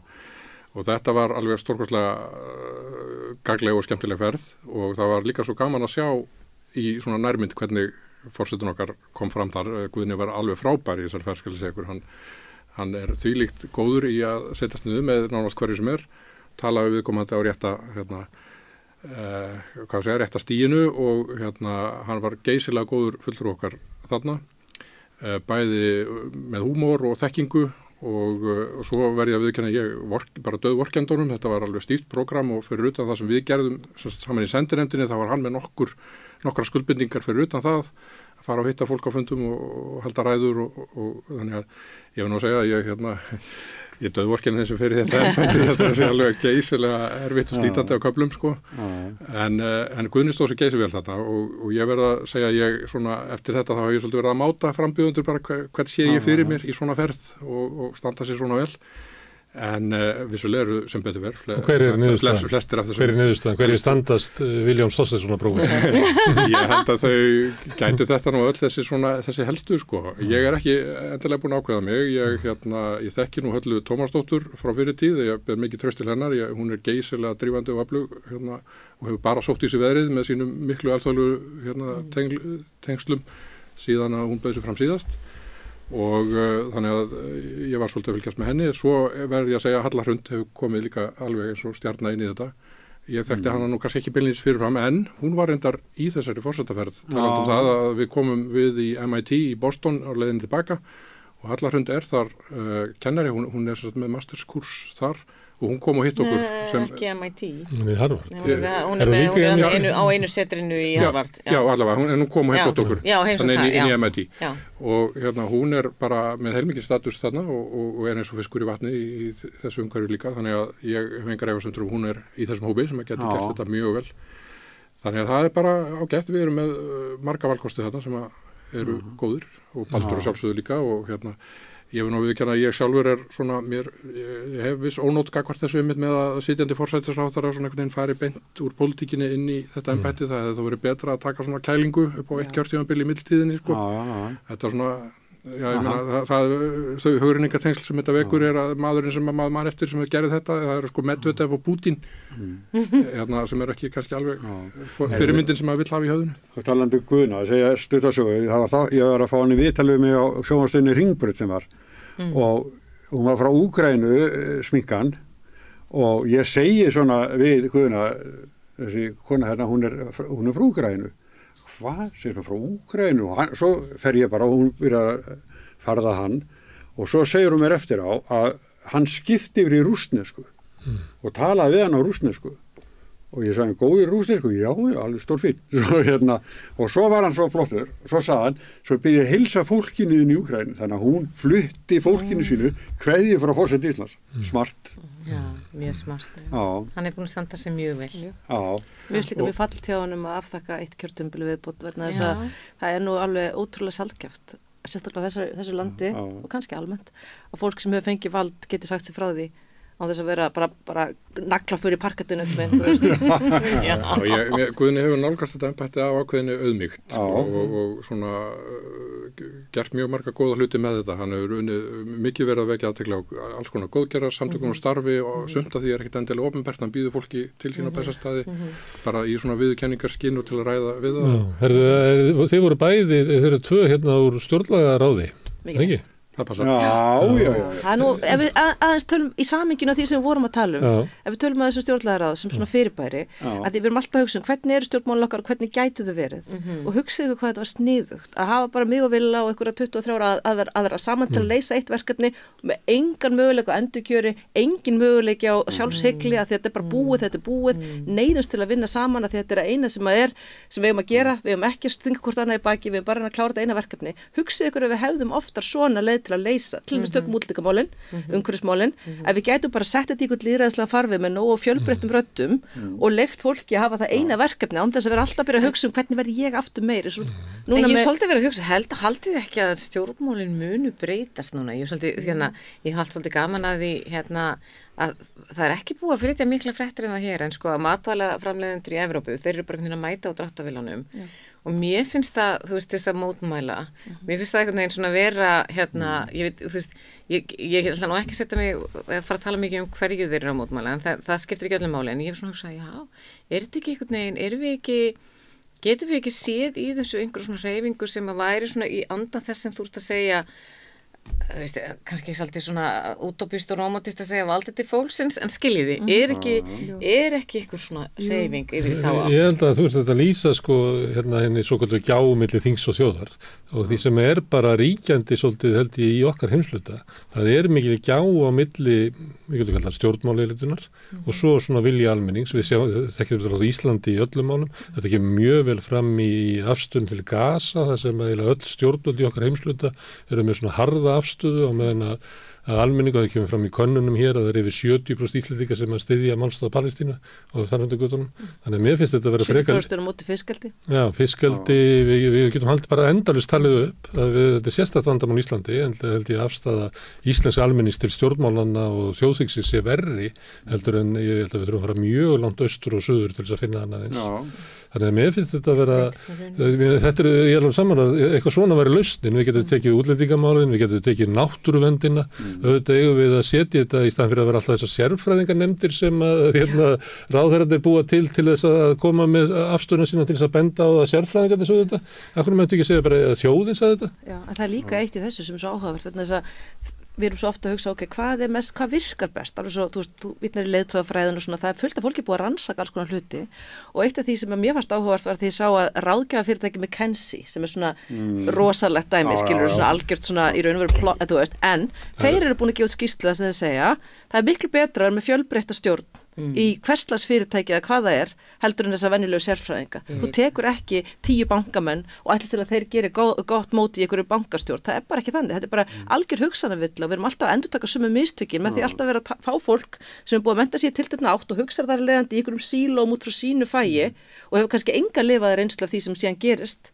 út úr þessu og það er að koma bara með einhver svona óbúslega menntaða og gáfulega niðurstöðu. Þetta er svo mikil vanvirðing gagnvart því hvað fjölbreytta í raun og veru hreyfing getur skila mikilli þekkingu inn og það er bara eins og með stjórnlagaráð. Ég veit að þessi stjórnarskráð er ekki enda í gildi og það er kannski eitt af því sem að ég set stórt spurningamerki við að nafna mín sé allt inni komin í forsetaframboð. Hún lofaði því í margsinnis að þjóðin skildi fá stjórnarskrárumbætur og ekki tókst henni að leiða eitt það kom ekki eitt inn í stjórnarskrána í allri þessari stjórnatíð hennar, en nú vill hún fá vald samkvæmt gömlu stjórnarskráni sem er hálfgert einræðisvald, af því hún er svo úrrætt að hún sótti vald sitt frá kongi, danska konginum og við höfum aldrei náð að breyta þessu, þess vegna er Guðni alltaf alveg hjálp. Þú veist, ég verð að fá nýja starfslýsingu, ég vil ekki bera eitthvað ábyrgð sem ég get ekki borið og hef ekki, eins og þegar hann þetta skrifa undir með pedofílnum og allt þetta er bara, þú veist, auðvitað vill hann þetta ekki. En það hefur ekki tekist að breyta neinu og hann verið samt heppilegt núna að hún fá þetta vald. Þið veitir, ég ekki að segja hún muni misnota það, ég ekki að segja það.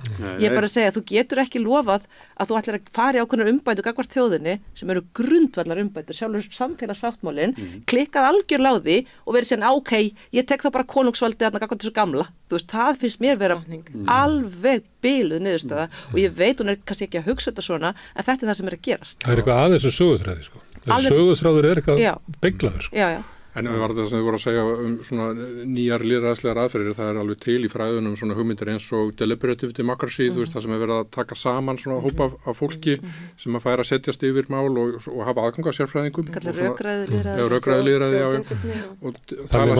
Þannig máta sósíalistaflokkur í sína stefnu. Það er grasrótin sem að gerir það í Slembivali og kalla til sérfræðinga, það er byggt á þessum hugmyndum. Akkurat, þannig að það er alveg til svona, það er sprúðlandi hugmyndir svona lýðræðis mekanisma sem að væri alveg gaman að nota og prófa, en það er bara auðvitað mikil íhaldssemi í struktúrunum sem fyrir eru, þeir eru einhvern veginn lítið til í að láta eftir. Ég skynja einhvern veginn þannig fyrirgefiði að við séum svolítið sko að stjórnmálin munu á einhver leiti breytast á næstu árum, kannski ég er alltaf freka bjassin sko, og við séum að fara í einhver svona átta sem að við finnum leiðir til þess að áhrifin og völdin komi frá, þú veist, fólkinu ef ég orða það þannig, en sem sagt að því að ég held bara að ef ég svona fer úr hérna, tek ofan hattinn stjórnmálamanns eða konu og fer yfir í bara hérna hinn venjulega borgara, þá held ég við viljum meira og meira fá að taka þátt. Við viljum sem sagt hérna fá að rödd okkar heyrist og við þurfum bara að finna leiðir þar sem að þetta fer saman sko. Og það er náttúrulega þetta gerðist náttúrulega eftir hérna hrunið og hefur í rauninni ekki, það hefur einhvern veginn ekki alveg hérna lagast og í mínu lífi þá er ég með svona hérna möndru sem að reyndar á ensku en ég skal reyna íslenskana sko, því hún er bara, ég veist betra á ensku sem er svona what you can't feel, you can't heal.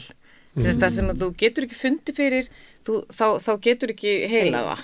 Og ég held einhvern veginn að hluti af því sem að gerðist þarna hefur aldrei, það er eitthvað sem gerðist sem að er ekki alveg heilað, skiljið hvað ég veit. Já, en ég hef trú á því að við séum. Þetta veit mér hérna að því að í málflutningi leigjendasamtökuna, þá er þetta mjög gegnumgangandi og þau segja allir hópar, allar ráðstöfnur, öll borð þar sem ákvarðanir eru teknar húsnæðisuppbygginguna á Íslandi eða húsnæðiskerfið, það er engin leigjandi við borðið. Það er engin leigjandi við borðið. Samt er það sko 30% heimila sem eru leigjendur og það er sá hópur sem mest líður fyrir óréttlæti húsnæðismarkaðarins og vankanta hans, en það er aldrei leigjandi við borðið þessi ákvörðun tekin. Kannski í einstaka tilfellum þá getur sko Guðmundur Hrafn formaðurinn verið einn af 8 svona fyrirlesurum í fyrir framan einhverja nefnd og fær einhverja 10 mínútur. Mér finnst bara eitt af flottasta slagur sem hefur svo höldum áfram að þetta er svo gaman að tala nothing about us without us ekkert okkur án okkar, þetta áauðvitað við alla mannréttindabaráttu, alla baráttu bara alla samfélagslega baráttu, það á ekki að taka ákvarðanir fólk án þess að það sé statt við borðið, skiptir ekki máli hvort þessi börn eða útlendingar eða leigjendur eða hvað það er og þá aldrei að gera, nú yfir lengi unni með fötluðu fólki í þeirra réttindabaráttu og það að skipa svona token fatlaðan sem á komin hérna við þetta 9 manna borð, það sem allir eru á launum frá sínum stofnunum en hann á að gera þetta sjálfboðavinnu helst og svo fær hann 200 blaðsna skýrslur í 1 ára mætir á fundin og svo er sagt samráð var haft við. Þetta er náttúrulega bara grín. Það er ekkert eðlilega mikið einhver sýndar samráði í gangi og þetta er fullkomið dæmi það, hleypa einhverjum einum leigjanda á einhvern panela sem eru 8 einbýlishúsa eigendur að tjási og nokkri leigusalar. Já. En ég nefndi hérna stjórnlagaráði að því að nú er að fara hérna forsetakosningarnar og fólk er að segja ég ætla svona að sjá þegar kappræðurnar byrja og ég fór nú að skoða því svona gamla kappræður og ég myndi hérna hvetja fólk til þess að kynna sér þetta áður en að kemur að þeim. Það er ekki mikið sem kemst í gegnum þær. En þá er það hérna þess að þið kannist við þetta, búið að vera eiginlega bara allavega frá 96. Þá er svona umræðin hann öryggishnappinn eða öryggisventilinn sem og svo stjórnarmyndunina en til það sem við erum að tala hér svona hvernig ætti lýðræðið okkar að þróast og hvert að vera hlutur forsetans, en ég held að okkur verði boðið upp á umræður lýðræðiskerfið okkar og hlutur forsetans á einhverju svona forsendum sem að kannski allir eru einhvern veginn sammála að þetta bara, við alltaf núverandi forseti segir, þetta gengur ekki lengur, Ég verði að fá einhverja hugmyndum hvað starfið mitt snýst, Hann hefur mátt eiga það Guðni, hann er náttúrulega alveg óhugnlega diplomatískur sem að, ég veit að margir elska, og ég elska Guðna sem manneski mjög heitt og líka sem forseta, en mér finnst það samt stundum yfirgengilega diplomatískur. Þetta vilja aðeins meira punk. Já, en hann hefur alltaf sagt, var til með stjórnarskrármálin bara, við þetta verður ekki unað, verður ekki búið, hann er náttúrulega að tala inn í sögu forseta embættisins líka, að þessi sagnfræðingur, þá er engin fróðar en hann nákvæmlega hvernig fólk hefur ekki enn tíðin að tjá sig og hvernig það þarf að tjá sig fyrir hönd þjóðarinnar, að þetta eini þjóðkjörni einstaklingurinn og þetta eina mótvægi sem við höfum við almenningur við þetta flokksbatteri sem er því miður svo gallað að svo mörgu leyti og hann búin að segja þetta, ég held að ef allir Katrín Jakobsdóttir færi þetta embætti þá lognast þessi orðræða endalega út af og þá þurfum við að býða ykkur 30 ári viðbót þangað til að kemur nýtt hrun sem mun koma að lokum og þá munum við fá nýju stjórnarskrána eða eitthvað enn betra uppfærðara skjal væntanlega vegna þess að þetta er ekki hægt, þú getur ekki hunsað lýðræðislegan vilja til lengdar, þetta er bara svo sum mál eru gætt slíkri þrjósku að því það er slíkt ósanngirni sem er undir þeim að þau hverfa aldrei. Kvótamálið, Guðmundur og Geirfinnsmálið, stjórnarskrármálið held ég sé líka slíkt mál. Þú getur alveg sussaða niður inn á milli en það hverfur aldrei alveg. Þangað til að lokum það fær framgang. En er ekki nýja stjórnarskráin það er 12 ár. Er þetta ekki orðið nóg langur tími? Ég hugsa að þurfi lýðræðislega aðkomið með aðeins aftur til þess að vera alveg vissum að þetta sé það sem fólk vilja í dag. En það er stjórnlega þing aftur. Já, en það sem við gætum ekki gert er að segja þetta sem þau eru búin að vera að reyna að gera sem er náttúrulega bara einhver algjörlega stærsta hausin við stein aðrenna sem ég sé á æfuminni í boði aftur nöfnum minnar að miklu leyti að ætla sér að gera þetta í einhverjum bútum og innleiða eitthvað svona í samtali allra flokka, það er algjör sögufölsun að halda því fram að alla stjórnarskrárbreytingar á Íslandi hafa verið gerðar í einhverju fullkonu pólitísku harmoníu, það er bara alls ekki satt. Það hefur orðið rosalega deilur þegar voru að breyta kjördæmaskipulaginu í gamla daga, Framsóknarflokkurinn var ekki sáttur. En núna er bara komið að því að við erum með úrræði sem er mjög fallit úrræði sem heitir þjóðaratkvæðagreiðsla sem er ónýtt, algjörlega ónýtt úrræði. Í hvernig sem einhver segir ættu við kannski að hafa þjóðaratkvæði að kemst ekki lengra því allir segja bara hvað með stjórnarskrána. Það var þjóðaratkvæðagreiðsla árið 2012, það kom út úr henni niðurstaða þetta að leggja þessa stjórnarskrá til grundvallar. Nú er búið að klúðra þessu þannig að Alþingi hefur sýnt fram á endurlegt geturleysi sitt til að klára það mál. Þá segi ég, setjum þetta aftur upp með til þjóðarinnar og leyfum þeim að finna leið til hvernig við komum til móts við loforðið sem var gefið með þeirri atkvæðagreiðslu. Kannski þarf að uppfæra hana, kannski þarf að breyta henni með einhverjum hætti, en það skal ekki vera Alþingi sem tekur sér það vald, því að Alþingi er ekki stjórnarskrárgjafi. Þjóðin er það. Alþingi... Ég var að lesa stefnu Framsóknarflokksins ég kann ekki betur séð í orðalagi stefnu Framsóknarflokksins þetta mál en að það væri opnaði mitt á einhvers konar svona nýjan lýðræðislegan farveg til að klára stjórnarskrármál. Ég kann ekki lesa það betur. Já, en Framsóknarflokkurinn, þú veist, skipaður öllu frábæru fólki og allt það, var með besta myndband heims fyrir stjórnlagaþings kosningarnar þar sem þau báðu það að yrði gert stjórnlagaþing, þau báðu teiltekin mál sem yrði breytt og fengu þetta allt í gegn en svo hurfum við bara frá stuðningi við þetta. Ég var aldrei skilið akkur.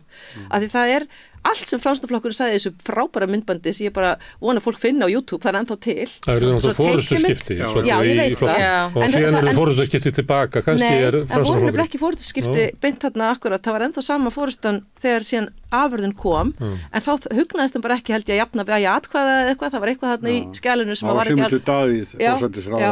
og hann bara breytti skoðun og það er mjög bagalegt. Það var svo að skilyrði fyrir stuðningi Framsóknarflokksins við minnihlutastjórn Jóhönnu þarna sem tók við 2009 að það yrði færið að vinna í stjórnarskrármálum. Já, og með svona hætti eins og var gert. Þetta er einlega ykkar baby, þannig þið ættu að fylgja síðan.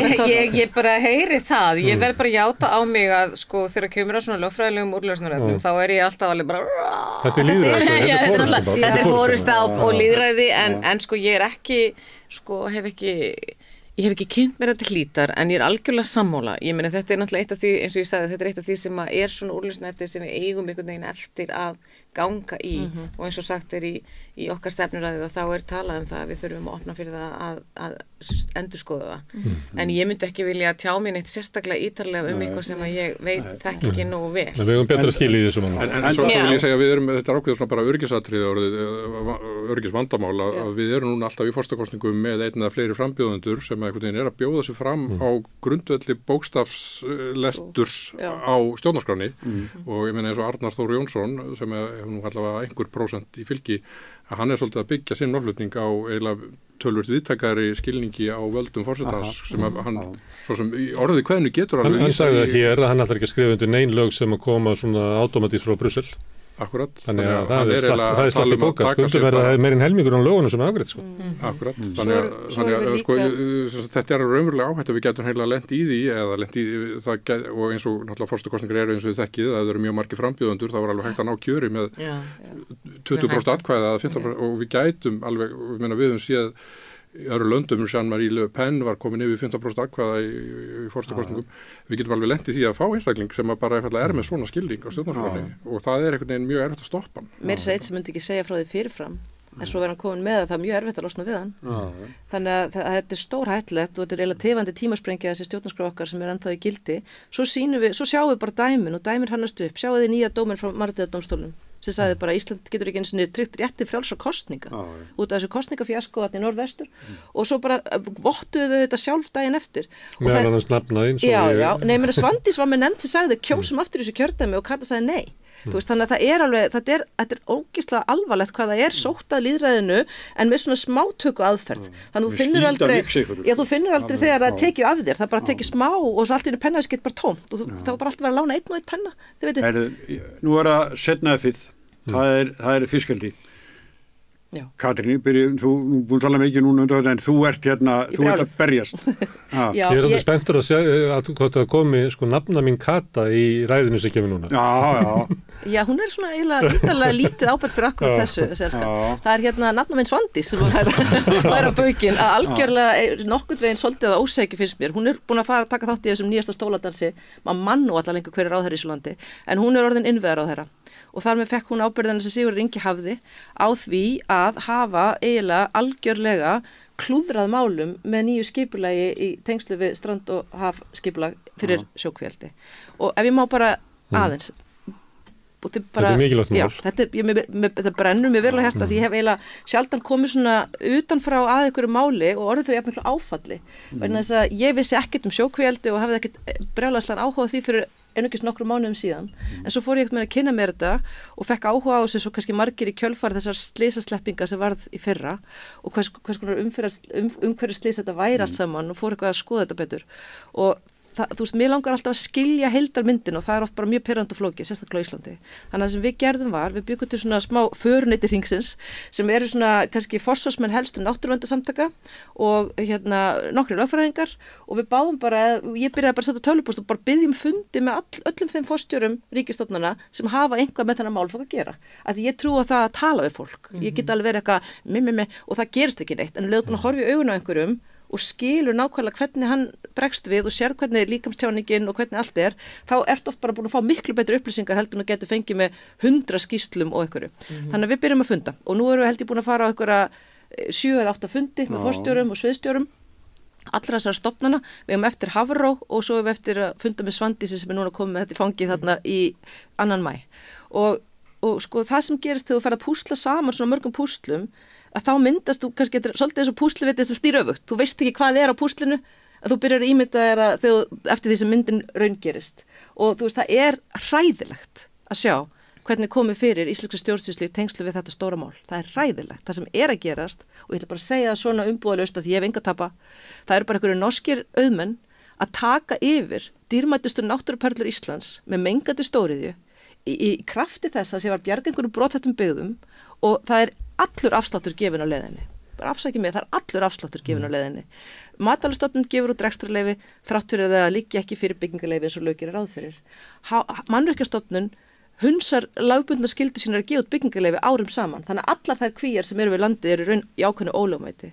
Vegagerðin, Landhelgisgæslan og Samgöngustofa eiga að tryggja siglingaöryggi í kringu landið, þær leyfa bara kvíjar út allt í beinum ljóskeirum frá vitum sem brot á alþjóðlegum skuldbindingum okkar til siglingaöryggis. Það kemur slysaslepping sem því það að Hafró átt að segja því að svo kallað áhættumat vegna erðablöndunar til að bjarga laxastofninum okkar virkar ekki og segir, við þurfum að gera nýtt og meðan dæla hinnar út leyfunum. Og þegar maður horfir fram í fólki og spyr af hverju eru það að gera þetta? Af hverju eru það að gefa út rekstrarleyfi fyrir svæðið Arnarnesi í Ísafjarðardjúpi sem að alla stofnanirnar eru búin að segja megi aldrei hafa sjókvíaldi á vegna siglingaöryggi. Af hverju gerið þetta? Það bara svona horfaðu niður og segja það nú ekki okkar ábyrgð að tryggja siglingaöryggi. Veitir, og þegar allt í þessi myndbyrjar að raungerast og maður sé bara, ó nei, þetta er þess að horfa bara á lestaslis í slow motion. Það verið að leyfa núna fyrirtækinu Arctic Fish sem slepptu öllum þessum laxi í fyrra að setja niður sjókvíar, það eru komna niður, það eru komið niður áður en þau fengu leyfi, að sjálfsögðu. Þetta er íslenska leiðin, þú byrjar og þú traðkar yfir náttúruna og svo segir eftir að það er ekkert að gera í þessu núna.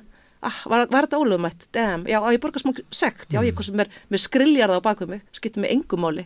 Og þið sjáu hvernig tendensin það er búið að taka út úr nýja frumvarpinu Svandísar að eina sem hefði virkað á þessu auðmenn, það er að segja að þeir fengju minni framleiðslu heimild eftir því sem þeir svikju lögin meira. Ef þeir gerðu umhverfislis, þá minnkaði heimild þeirra til að framleiða. Mjög sniðugt úrræði, vegna þetta það sem býtur, en nú búið að breyta sig yfir í sektir, af því að inn kemur LIU síðan enn ekki að muna hvað heitir í dag og óskiljanlegt að sé að berjast fyrir þessum iðnaði vegna þess að þetta er uppeldisstöðvar þörsksins eru í djúpinu og all þessi lús og allt þetta eitur, þetta rennur út í vistkerfið, þetta er ekki eins og það sé að segja bara, heyrðu, hér er fiskeldi og það er bara hér. Það er ekki þannig og í Noregi þá eru þessu heilu firðirnir dauðir. Þú sér ekki fugl á flugi, þú sér ekki gras í kringum þetta að því vistkerfið deyr að lokum. Og við erum með ósnortustu víðerni í Evrópu og við erum með fjöregg bara heimsins í fanginu hérna og við ætlum að hafa svona stjórnsýslu og ekki bara hægt að segja sko já, þetta er nú óöfulegt og leiðilegt að þessir eru að klikka hér og þessir klikka hér og þessir klikka hér. Nei, það kom út skýrsla ríkisendurskoðunar í fyrra sem benti á nákvæmlega þetta og sagði þessi brotakennda og veikburða stjórnsýsla má ekki viðgangast, nú verðið þið að búa til plan, hver byrjar, hvernig gerir þetta? Það átti skipulagstofnun að hafa forgangu og hefur bara hreinlega ekki gert. Og hvað gerist? Ég ætlum þess að vinna fyrir mann sem á þetta ótrúlega fallega svæði sem heitir Sandeyri, sem hérna í Snæfellstöðum, það sem núna búið að hóla niður þessum kvíum gegn hans leyfi og hann er hreinlega búin að leiða líkur að því að skipulagið fyrir sjókvíaldinu er inn á hans jörð. Þetta er það nálægt landi að netlögin hans ná þarna út og í skipulaginu segir bara, og við gátum ekki alveg átt okkur á því hvað netlögin voru, svo við tókum bara þetta kort, bara einhvað kort og settum bara 115 metra í viðbót. En þetta miðast við Stórströmsfjöru og landi hans heiti Sandeyri af ástæðu, það bara fjarar endalaust út þarna. Þannig að það að vera búin að hóla þessu þarna niður, svona nálættunum, er hérna bara þetta skipulega slys og núna gefur síðan Mannvirkjastofnun út byggingarleyfi. Ég meina, ég geti ímyndað okkur ljósmenguna, háðamenguna og bara umhverfismenguna sem hann er að fara að fá í þessa óspiltu fjöru. Hann er bara að berjast til þess að vernda náttúruna. Hann hefur engin sem býr þarna nálægt. Það er ekkert að halda þið fram að þetta snúist ykkur störf í pingulitlu þorpi sem er að lognast út af. Þeir eru bara búin að fylla alla þá firði sem þeir höfðu fengið heimild til að fylla og græðginn drifur áfram núna í að þeir eru komin í Andeyri Hornstranda. Þetta er svona mál sko. Og fólk er 70% á móti þessu og stjórnmálin þykjast ekkert geta gert, en það er bara ekki rétt. Washington til dæmis fylki stoppaði sjókvíaldi hjá sér og það var bara ein manneskja sem hafði nógu mikinn pólitíska kjark til að segja stopp og auðvitað vita allir þessi kallar sem er að taka þennan gróða að þetta mun ekki vera til lengdar þessi hérna stefna, við munum ekki gefa firðin okkar eftir endalaust þú veist, og normenn fara hlægjandi í bankana því það borgi ekki einu svona gjald fyrir þetta hérna heyrðu, það var ekki þannig, en það er ákveðin tími sem hægt er að nota áður en við vöknum til vitundar og það á svolítið að blóðmjólka þann tíma og veistu það er algjör hörmung að horfa upp á þetta Þau eru í sprettlöfi bara til að áður en að vera að loka á þetta. Ég held að ekki við þetta að bæta það. Ég nema bara þessi síðasti punktur, sko, maður hefði þá haldið, þú veist, ef þessar hræðilegu eðileggingar væri í gangi að það væri minnskosti búið að tryggja einhvers konar auðlinda arð, sko, til þjóðarinnar af þessu, en það virðist ekki einu sinni vera, sko. Nei. Og svo fyrir þetta það bara, ég er ekki sérfræðingur í þessum málum, en algjörlega sammála Kötu, en snerti þetta bara sjálfur sem laxveiðaáhugamaður og ég auðvitað hef miklar áhyggjur af því sem er sko vanmetin líka auðlind sem við höfum. Það eru þessar fallegu laxveiðar okkar. Já. Og það sem gerist, ég held að lokum að ef við ætlum að snúa við bara... Má ég spyrja einu, Katrín? Af því að þetta er bara fyrst og fremst norsk fyrirtæki sem greiða þessu. Já, þau eiga langt stærstan hluti í þessum fyrirtæki. En ef þetta væri saga bara, segjum bara frá Tógó í Afríku eða hérna, Sri Lanka eða eitthvað og við vorum að hlusta á þessu sögu. Eða Namibíu eða El Salvador eða eitthvað. Við vorum að hlusta á þessu sögu. og það er bara öll stjórnsýslan og öll pólitíkin fer í það að bæta hag erlendra auðmanna. En það fyrir ekki til samfélagsins, við erum að setja í háska gríðarleg verðmæti okkar og við erum að setja, eins og þú ert að tala lúsina sem geti farið út í vildu fiskistofnum okkar, gríðarleg hætta og við fáum ekkert fyrir þetta. Hvað gengur fólki til? Sko? Ég hef skrifstundum fjallað þetta og þá skrif ég alltaf, hvað eru múturnar?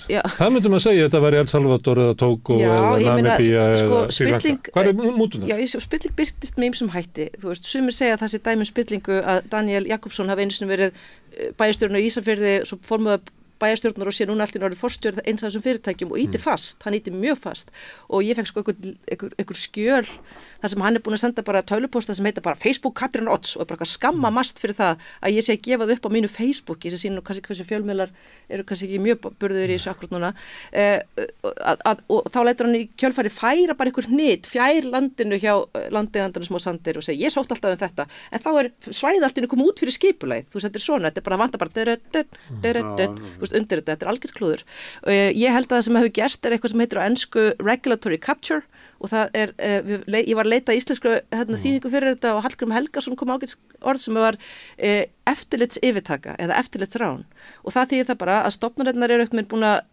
lenda í því hvernig sem það gerist að þær hafa enga burði og þær fara bara að þjóna sérhagsmunum í staðin fyrir að verja almannahagsmuni sem þær eiga að verja. Í þessu tilfelli er það hagsmuni náttúrunnar og hagsmuni almennings af því að eiga þessa óspilluðu náttúru sem er risavaxið og samtengt mál og þá gerist það að allt í einu eru allir bara farnir að sörfa þessa herra sína eins og sjáðu núna, MAST var að gefa út leyfi fyrir sama svæði og sleppikarnar urðu í Patreksfirði samt er ennþá lögreglurannsókn í gangi það mál og það var sagt af hálfu þessara öryggistofnana að það yrði að færa svæðið út af siglingaöryggi. Það er ekki gert. Það er ekki komið byggingarleyfi. Þetta er nánast eins og eitthvað svona hryllingsmynd að skoða þetta og spillingin er fólkin í því að ég veit ekki, ég las frétt í gær á heimildinum það að það væri búið að ráða mann yfir fiskeldismálunum í MAST sem hefði tjáð sem mjög fjálglega í þáu fiskeldis en hann hefði aldrei ekki bein laun frá hann er aldrei ekki beina vinnu, segir hann alltaf bein frá ég er ekki að segja þessi maður, hann er velmenntaður og kannski hann bara algjörlega frábær, en þið vitið það er hver og ein stofnun, það fyrsta leið er trikki að dreifa valdinu nógu víða.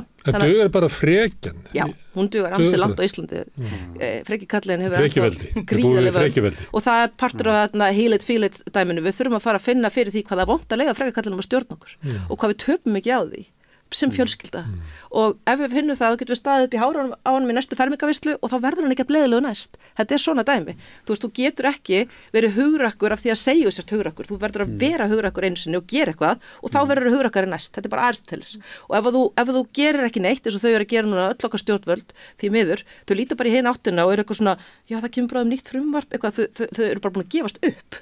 Og meðan við verðum að taka náttúru eins og Snæfjallaströndina fyrir framan augun á okkur öllum og við elskum íslenska náttúru, við sem híðan erum við elskum hana og sýndum mér þann Íslending sem er drullu saman með náttúruna hann er ekki til, vegna þess að við erum ennþá í tengslum við hana og meðan aðra þjóður eru kannski kynslóð eftir kynslóð búin að alast bara malbyggi og hafa minni tengsl við sína náttúru, við erum heppin hér, við höfum ennþá tengsl við hana, við viljum komast út í hana á sumrin og við erum öll búin að alast upp á okkur hringferðalagi í okkur tjöldum, þú veist, við eigum þennan sameiginlega reynslugrunn og við látum þetta samt gerast og af hverju? Og þetta er að gerast. Þetta er að gerast og ógnarhraða. Ég er með svona tilfinningarlega afstöðu til þessa máls. Ég var Patreksfirði og Tálknafirði og horfði svona á firðina og sá þessi og maður er svo veist að því að maður er bara stattur í sjávarbyggð og þetta er eiginlega svona heimatúnin. Þetta er heimatúnin og ég var að hugsa svona, ætti þetta ekki bara að vera í eigu bæjarbú og þau getur bara tekið ákvörðu hvort þau vildu hafa þetta svona eða ekki sko, að ég menn akkur er einhverjir norskir, einhver Jan, einhver sem á þetta og svo var ég með mann sem er búin að bara lifa alla sína ævi í fiskeldi og hann var svona vöxlina að maður var að segja, veistu það að þeir koma hingað vegna þess að þetta er ókipis að þeir fá leyfin hérna og þeir vita alveg að þetta mun ekki vara lengi sko því að það sem þeir eru að gera hérna er bara óbærilegt og þetta verður stopp á endanum og það sem að gerist þá er að þetta er ekki vel gert hjá þeim, þeir eru ekki að fá hátt verð fyrir afurðunar, þetta er bara rányrkja sem er í gangi hérna og svo var þetta eitthvað svona sláandi fannst mér að sjá þetta að við varum bara að gefa frá okkur sko okkur á bæjarfélagi því að sumuleyti ættum við að vera að vinna í því að bæjarfélagin hefðu meira að segja hvernig að þið vorum að tala pólitík og nærsér og svona við myndum að vilja hafa þannig að þetta væri bara bæjarútgerðin þeirra eða við vilja hafa þetta svona. Svo ferðaðist maður aðeins norður eftir Vestfjörðum og kemur inn í Dýrafjörð og þá þið kannist við að það eitt strompur sem þar. Og það leifarna frá hvala veiðum normanna sem að komu hingað og veittu hvali og brættu þá í lýsi, byggðu upp einhver atvinnustarfsemi tíma, svo færðu hvalinni sér einhverjum ástæðum, þannig að þeir fóru aftur fyrir Austfjarða. Og eftir stóð, þeir komu inn í vestfískt samfélag, og eftir stendur bara þessi einn strompur og ekkert annað eftir. Það var ekkert eftir á Vesturum og þannig verður það með fiskeldið. Þau munu koma hann inn, þau munu bara hirða þetta og ræna þessu, svo verður hann bara ryðgaðar kvíjar og einhver bara disaster sem verður hann eftir og það munu ekkert sitja eftir, ekki neitt. En það líka eitt í þessu sem ótrúlega, að þetta ógeðslega góða punktur. Það byggðastefnu moment í þessu. Það líka svo ósanngjarnt að fólk sem býr við bara ekkert engin atvinnutækifæri á einhverju svæðum sem það vill ennþá búa, það getur ekki eins og selt húsin sín og flutt suður af því það fær ekkert fyrir þau, að það sé ekki verið með massífa að koma til móts við þetta fólk og búa til störf þannig að þessi fjölbreytt eitthvað annað auðvitað eru þau bara í örvæntingu og ég get sko algjörlega skilið fólk sem segir ok, þetta betur en ekkert, mér langar ennþá að búa hérna þú veist, ég get bara, og ég hef fulla samúð með því en það algjörlega hræðilegt að þurfa að taka þessa ákvörðun, já ég fórna náttúrunni í heimabænum mínum bara til þess að ég geti verið hérna ennþá og til þess að við eigum eitthvað sjensa og börnun okkar geti bara verið í bekk með fleirum en einum. Þið veitir, þetta auðvitað bara mjög mannlegt og eðlilegt og það ekkert mál að kirkja þessi samfélag. Svo þegar þau eru komin þá dundraðu bara fullt af peningum í íþróttafélagi og þetta og hitt og þá líður öllum opslega þakklátt að það bara var aðeins skárra að búa hérna heldur en það var í fyrra. Þetta bara leifar að því að við höfum ekki gert upp okkar nýlendu fortíð. Sorry, ég ætla bara að fá að segja það. Við erum bara með pínu bygglaða sjálfsmynd við Íslendingar og við séum ekki að hjálpa þessum byggðum að búa til fjölbreytta og þroskaða atvinnuvegi í staðin fyrir að segja, já, taktu bara þetta, betur ekki neitt, eins og var gert við okkur þegar við vorum kúið af einhverjum öðrum þjóðum. Það hræðilegt og þarna healing it, feeling it moment. Algjörlega, ég alveg sammála. Ég verð nú að játa á mig að ég hef ekki sett mér nægilega vinni þetta, ég bara fekk bara svona, svona hjarta þegar þú talaðir, þetta var bara svo, stórkostlega ræða, þannig að ég mun fara að skoða þessi mál betur. En ég var stödd á Ísafirði, ég er að vestan alin upp bæði á Vestfjörðum og í Keflavík en á ættir ekki vestur og var stödd þegar Kerasis var núna síðasta suma þegar Kerasis þá var það nú fallegt að þau komu og voru með þegar þeir seldu stóru söluna á Ísafirði og voru þannig með og ég fór á hennan fund og það í rauninni kannski bara þannig vill maður sjá framtíðina að þið vitið náttúrulega kannski sögu Kerasis sem að verður bara til þetta í þekkingasetri Vestfjarða og hann náttúrulega var duglegur að fá sín tækifæri sem að til þess að þróa þessa afurð úr fiskroði og fekk aðstoð til þess frá frystihúsinu og svo verður til eitthvað svona frábært hugvit og þetta svona saga sem svona hún kannski svona talandi Silicon Valley þetta er svona velgengni saga en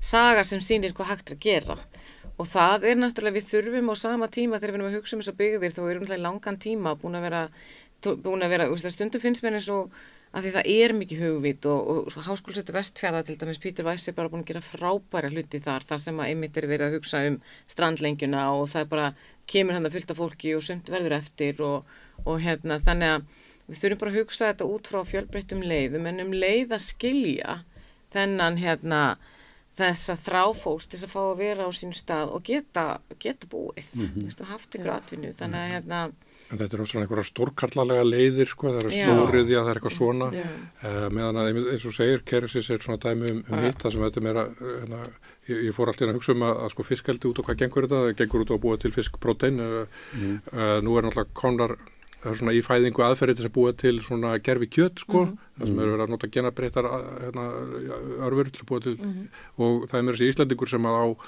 mjög spennandi sprótafyrirtæki, einn af Helgasonum sem á sprótafyrirtæki sem að búa til gerfi leður, syntetískt leður sem búið til líka með svona líftækniaðferðum.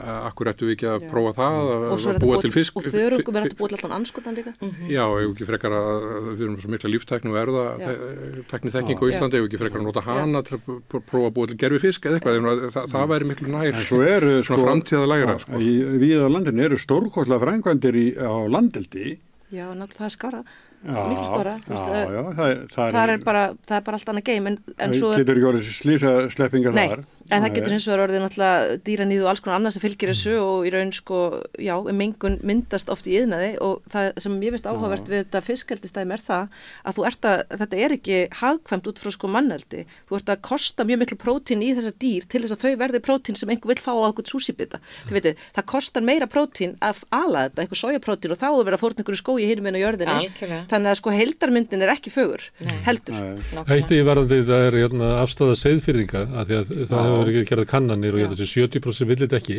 samt ráðu þau því ekki að því að ákvörðunarvaldið er annars staðar og líklega verður svo tróðið upp á þau Nei, þessu verður skal aldrei vera tróðið upp Það er baráttan að það er fólk sem að býr við þennan fjörð við þessa einu götu svo rosalega löng leiðin ég þurfti að labba hana eins og sko Þú segir ég hef fengið að labba hana einu sinni þetta er fallegast og besti staður landsins það er fólkið það er stefnan er svo að tróða upp á þau fiskeldi þóttu viljið alls ekki Stundum er eins og mér sé stattur í Halldór Laxnessbók þegar maður er að skoða þetta dæmi og Seyðfirðingar eru fullkomið dæmi því Seyðfirðingar eru alveg bara magískur þjóðflokkur og þetta er eiginlega eins og ef að New York myndi eignast barn með Torfbæ þá er það Seyðisfjörður þetta er svo merkilegur staður og það er svo mikið listalíf og svo mikið sköpun og svo mikið flottu fólki sem lætur sig með linda saman ég hef oft verið þarna mjög lengi ég elska Seyðisfjörð og nú eru þau eins og þú nefnir 75% á móti sjókvíaldi og það er rosa skýr afstafa en Múlaþing er að greiða götur Jens Garðars og félaga að fá þarna samt sjókvíaldi og þetta er svo frábært dæmi fáránleikan að því þarna liggur sæstrengurinn, þarna kemur norræna og þarna er snjóflóða og ofanflóða hætta báðum megin og fjörðurinn er nokkur 100 metra þar sem hann er mjóstur, þannig að þetta er eins fáránlegt dæmi og getur ímyndaður að vera eins svona íhuga þetta, en þegar við fundum með Skipulagsstofnun og Seyðfirðingar kom alltaf með félagið Vá, er bara besta félaglandsins, þau föttuðu þetta með vitana og í raun og veru breyttu öllu skipulaginu eftir á, það var engin stofnun sem fattaði það voru 3 Seyðfirðingar í félaginu Vá sem voru bara byrju, má þetta? Og þá var einhver neyðarnefnd og einhver mótvægisaðgerðir sem var reyndar ekki komið til framkvæmda, en allavega þá sögðu við þetta á sem fundum með skipulaginu, byrju, af hverju er verið að setja eitthvað heimilegur sjókvíld, það gengur aldrei og þá sögðu þau að þessar umsóknir voru bara komna svo langt.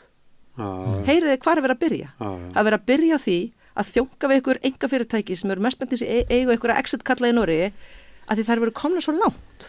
Það er ekki verið að hugsa hvernig skilgreinum við öryggi okkar á hafi með stærsta farþegaskipið og öll þessi stóru sem eru að koma og þau eru ekki að mæst og annað og þegar við fundum með landhelgisgæslunni þá sagðu þau við viljum alltaf 200 metra öryggisvæði minnst að kosti kringum þetta vegna að ef það drefst á skipinu og það er alveg veður á Íslandi þá rekur það bara svona hratt og það er ekki farið eftir því, það er svona 50 metra stundum þetta er allt svona, þetta er í algjöru hakki og ástæðan er svo að það var byrjað á öfugu mynda, það var ekki byrjað á skilgreina öryggi og almannahagsmuni og það, heldur byrjað á því að segja hvað vilja þau og hvernig getur við svona púslað okkar samfélagi í kringum þennan sterka vilja. Herði, nú erum við búin að setja nýtt met í lengd á umræðu Já, er það? Já, við hefum aldrei verið svona lengi. Það var eiginlega þáttur í þættinum sem að var ræða Katrínar fiskeldi sem að ég spái að muni fást í öllu betri plötubúðu. En það er að finna bæði á Facebook síðan hennar og á miðjan.is.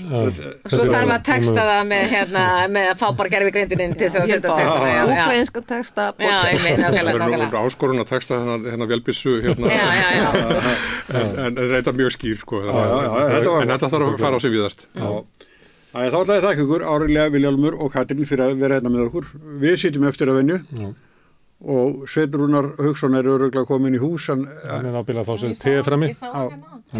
te frammi en þú talar svo við hann eftir að við höfum tæmt viskupurinn til Gaza en aftur, takk fyrir komuna. Takk fyrir mig.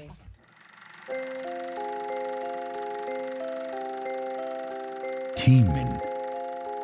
Stundum virðist hann silast áfram.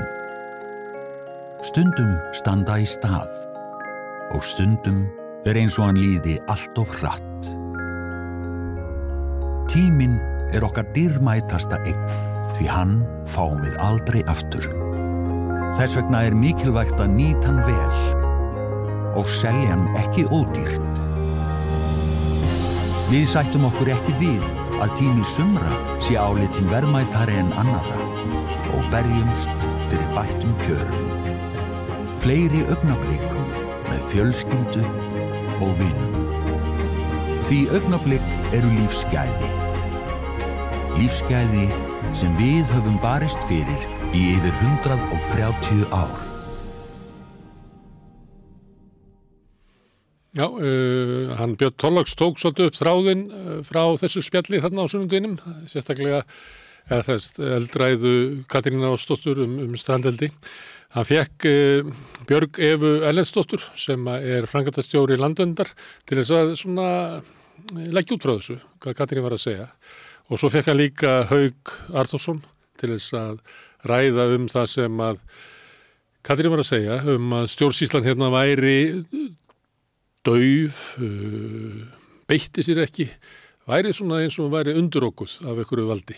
Við skulum heyra hvernig Björn fór með svona eftirmálan af eldræðu Katrínar Oddsdóttur. Samstöðin í eigu hlustenda, áhorfenda og lesenda. Já, það vakti mikla athygli í sjónvarpsþættinum Synir Egils á Samstöðinni í gær. Eitthvað sem hefur verið kallað eldræða Katrínar Oddsdóttur, mannréttinda lögfræðings. Hún fór þar yfir það sem að gerast á Vestfjörðum, hvað var það sjókvíaeldi, ræddi fyrirtækið Arctic Fish meðal annars og hún sagði að hennar eigin athugun fundir með forstjórum íslenskra ríkisstofnana, stjórnsýslustofnana og önnur athugun hennar leiddi hana þeirri niðurstöðu að hér væri hægt að stökkva af stað og framkvæma, vinna óhæfuverk gegn íslenskri náttúru, skaða hag lands og þjóðar án þess að leyfi lægju fyrir því. En íslenska ríkisstofnanir væru gjörsamlega getulausar til þess að stöðva framkvæmdir þegar væru komnar á stað. Hún auglýsti eftir meira hugrekki. Áður en lengra haldið skulum við hlusta á smá brot úr ræðu Katrínar í gær. Það hérna nafna minn Svandís sem fær á baukinn að algjörlega nokkurn veginn svolítið að ósækju finnst mér. Hún búin að fara að taka þátt í þessum nýjasta stóladansi, maður mann og allar lengur hver ráðherra í þessu landi, en hún orðin innviðaráðherra. Og þar með fekk hún ábyrgðina sem Sigurður Ingi hafði á því að hafa eiginlega algjörlega klúðrað málum með nýju skipulagi í tengslu við strand- og hafskipulag fyrir sjókvíaeldi. Og ef ég má bara aðeins Þetta mikilvægt mál. Já, þetta brennur mér verulega hjarta því ég hef eiginlega sjaldan komið svona utanfrá að einhverju máli og orðið fyrir jafn miklu áfalli. Vegna þess að ég vissi ekkert sjókvíaeldi og hafði ekkert brjálæðislegan áhuga á því fyrir einungis nokkrum mánuðum síðan. En svo fór ég ekkert með að kynna mér þetta og fekk áhuga á þessu svo kannski margir í kjölfar þessar slysasleppinga sem varð í fyrra og hvers konar umhverju slys þetta væri allt saman og fór eitthvað að skoða þetta betur. Og þú veist, mér langar alltaf að skilja heildarmyndin og það oft bara mjög pirrandi og flókið, sérstaklega á Íslandi. Þannig að það sem við gerðum við byggum til svona smá föruneytir hringsins sem eru svona kannski forsvarsmenn helstu náttúruverndarsamtaka og nokkrir lögfræðingar og við báðum bara, ég byrjaði bara að setja tölvupóst og bara biðjum fundi með öllum þeim forstjórum ríkisstofnana sem hafa einhvað með þennan málflokk að gera. Af því ég trúi á það að tala við fólk. Ég get alveg verið eitthvað og það gerist ekki neitt, en leður búin að horfa í augun á einhverjum og skilur nákvæmlega hvernig hann bregst við og sér hvernig líkamstjáningin og hvernig allt þá ertu oft bara búin að fá miklu betur upplýsingar heldur en að geta fengið með 100 skýrslum og einhverju. Þannig að við byrjum að funda og nú erum við held ég búin að fara á einhverja 7 eða 8 fundi með forstjórum og sviðstjórum allra þessara stofnana. Við erum eftir Hafró og svo erum við eftir að funda með Svandísi sem núna komið með þetta í fangið þarna í 2. maí. Og sko það sem gerist þegar þú ferð að púsla saman svona mörgum púslum að þá myndast þú kannski svolítið eins og púsluvitið sem snýr öfugt. Þú veist ekki hvað er á púslinu en þú byrjar að ímynda þér eftir því sem myndin raungerist. Og þú veist, það er hræðilegt að sjá hvernig komið fyrir íslenskri stjórnsýslu í tengslu við þetta stóra mál. Það er hræðilegt. Það sem er að gerast, og ég ætla bara að segja það svona umbúðalaust að því ég hef enga að tapa, það eru bara einhverju norskir auðmenn að taka yfir dýrmætustu náttúruperlur Íslands með mengandi stóriðju í krafti þess að sé var bjarga einhverju brothættum byggðum og það er allur afsláttur gefin á leiðinni. Bara afsækja mig, það allur afsláttur gefin á leiðinni. Matvælastofnun gefur út rekstrarleyfi þrátt fyrir að það liggi ekki fyrir byggingarleyfi eins og lög gerir ráð fyrir. Mannvirkjastofnun hunsar lögbundna skyldu sínar að gefa út byggingarleyfi árum saman. Þannig að allar þær kvíar sem eru við landið eru raun í ákveðnu ólögmæti. Vegagerðin, Landhelgisgæslan og Samgöngustofa eiga að tryggja siglingaöryggi í kringu landið. Þær leyfa bara kvíar út allt í beinum ljósgeirum frá vitum sem brot á alþjóðlegum skuldbindingum okkar til siglingaöryggis. Það kemur slysaslepping sem þýðir það að Hafró átt að segja því að svo kallað áhættumat vegna erfðablöndunar til að bjarga laxastofninum okkar virkar ekki og segir, við þurfum að gera nýtt og meðan dæla hinnar út leyfunum. Og þegar maður horfir fram í fólki og spyr af hverju eru það að gera þetta? Af hverju eru það að gefa út rekstrarleyfi fyrir svæðið Arnarnes í Ísafjarðardjúpi sem að allar stofnanirnar eru búin að segja megi aldrei hafa sjókvíaldi á vegna siglingaöryggi. Af hverju gerið þetta? Það bara svona horfaðu niður og segja það nú ekki okkar ábyrgð að tryggja siglingaöryggi. Veitir, og þegar allt í þessi mynd byrjar að raungerast og maður sé bara, ó nei, þetta er að horfa bara á lestaslis í slow motion. Það verið að leyfa núna fyrirtækinu Arctic Fish sem slepptu öllum þessum laxi í fyrra að setja niður sjókvíar, það eru komna niður, það eru komið niður áður en þau fengu leyfi, að sjálfsögðu. Þetta er íslenska leiðin, þú byrjar og þú traðkar yfir náttúruna og svo segir eftir að það er ekkert að gera í þessu núna. Var þetta ólögmætt? Damn, já, ég borga smá sekt, já, ég kostum með skriljarða á bakvið mig, skiptir mig engu máli.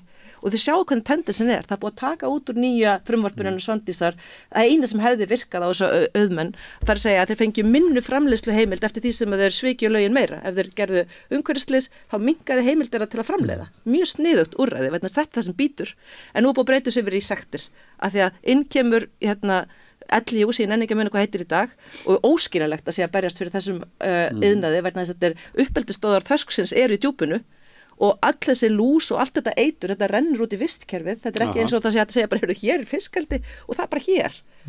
Það er ekki þannig og í Noregi þá eru þessu heilu firðirnir dauðir. Þú sér ekki fugl á flugi, þú sér ekki gras í kringum þetta að því vistkerfið deyr að lokum. Og við erum með ósnortustu víðerni í Evrópu og við erum með fjöregg bara heimsins í fanginu hérna og við ætlum að hafa svona stjórnsýslu og ekki bara hægt að segja sko já, þetta er nú óöfulegt og leiðilegt að þessir eru að klikka hér og þessir klikka hér og þessir klikka hér. Nei, það kom út skýrsla Ríkisendurskoðunar í fyrra sem benti á nákvæmlega þetta og sagði þessi brotakenda og veikburða stjórnsýsla má ekki viðgangast, nú verðið þið að búa til plan, hver byrjar, hvernig gerir þetta? Það átti skipulagstofnun að hafa forgangu og hefur bara hreinlega ekki gert. Og hvað gerist? Ég ætlum þess að vinna fyrir mann sem á þetta ótrúlega fallega svæði sem heitir Sandeyri, sem er hérna í Snæfellstöðum, það sem núna er búið að hóla niður þessum kvíum gegn hans leyfi og hann er hreinlega búin að leiða líkur að því að skipulagið fyrir sjókvíaldinu er inn á hans jörð. Þetta er það nálægt landi að netlögin hans ná þarna út og í skipulaginu segir bara, og við gátum ekki alveg átt okkur á því hvað netlögin voru, svo við tókum bara þetta kort, bara einhvað kort og settum bara 115 metri viðbót. En þetta miðast við Stórströmsfjöru og landi hans heitir Sandeyri af ástæðu, það bara fjarar endalaust út þarna.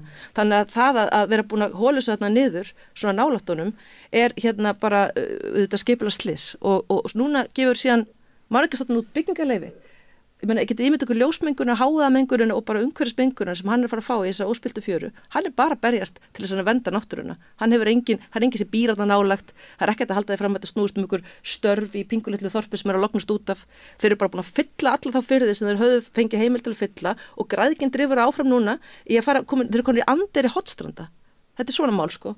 Og fólk er 70% á móti þessu og stjórnmálin þykjast ekkert geta gert, en það er bara ekki rétt. Washington til dæmis fylki stoppaði sjókvíaldi hjá sér og það var bara ein manneskja sem hafði nógu mikið pólitíska kjark til að segja stopp og auðvitað vita allir þessi kalla sem eru að taka þennan gróða að þetta mun ekki vera til lengdar þessi hérna stefna, við munum ekki gefa firðin okkar eftir endalaust og normenn fara hlægjandi í bankana því að borgi ekki einu svona gjald fyrir þetta hérna. Heyrðu, það var ekki þannig en það er ákveðin tími sem hægt er að nota áður en við vöknum til vitundar og það á svolítið að blóðmjólka þann tíma og veistu það er algjör hörmung að horfa upp á þetta. Og ég held þessi full ástæða til þess að við ræðum það sem Katrín segir og tveir viðmælendur ætla hér á eftir að bregðast við því sem kom fram hjá Katrínu. Björg Eva Erlendsdóttir, framkvæmdastjóri Landverndar, velkomin. Takk fyrir. Ef ég byrja kannski á að spyrja þig út í það sem Katrín segir að íslenska stjórnsýslustofnanir virðist ekki hafa burði til að sinna sínu hlutverki og vernda hag lands og þjóðar fyrir einhverjum norskum auðmönnum sem hegði sér eins og þeim sýnist. Er það þitt mat að það sé að hugleysi, skortur á hugrekki og verkvilja spili þar inn í eða er þessum stofnunum stjórnsýslulega sniðinn svo þröngur stakkur að segja megi að við séum bara búin að kasta frá okkur stjórnun Íslands yfir til einhverja öðringja?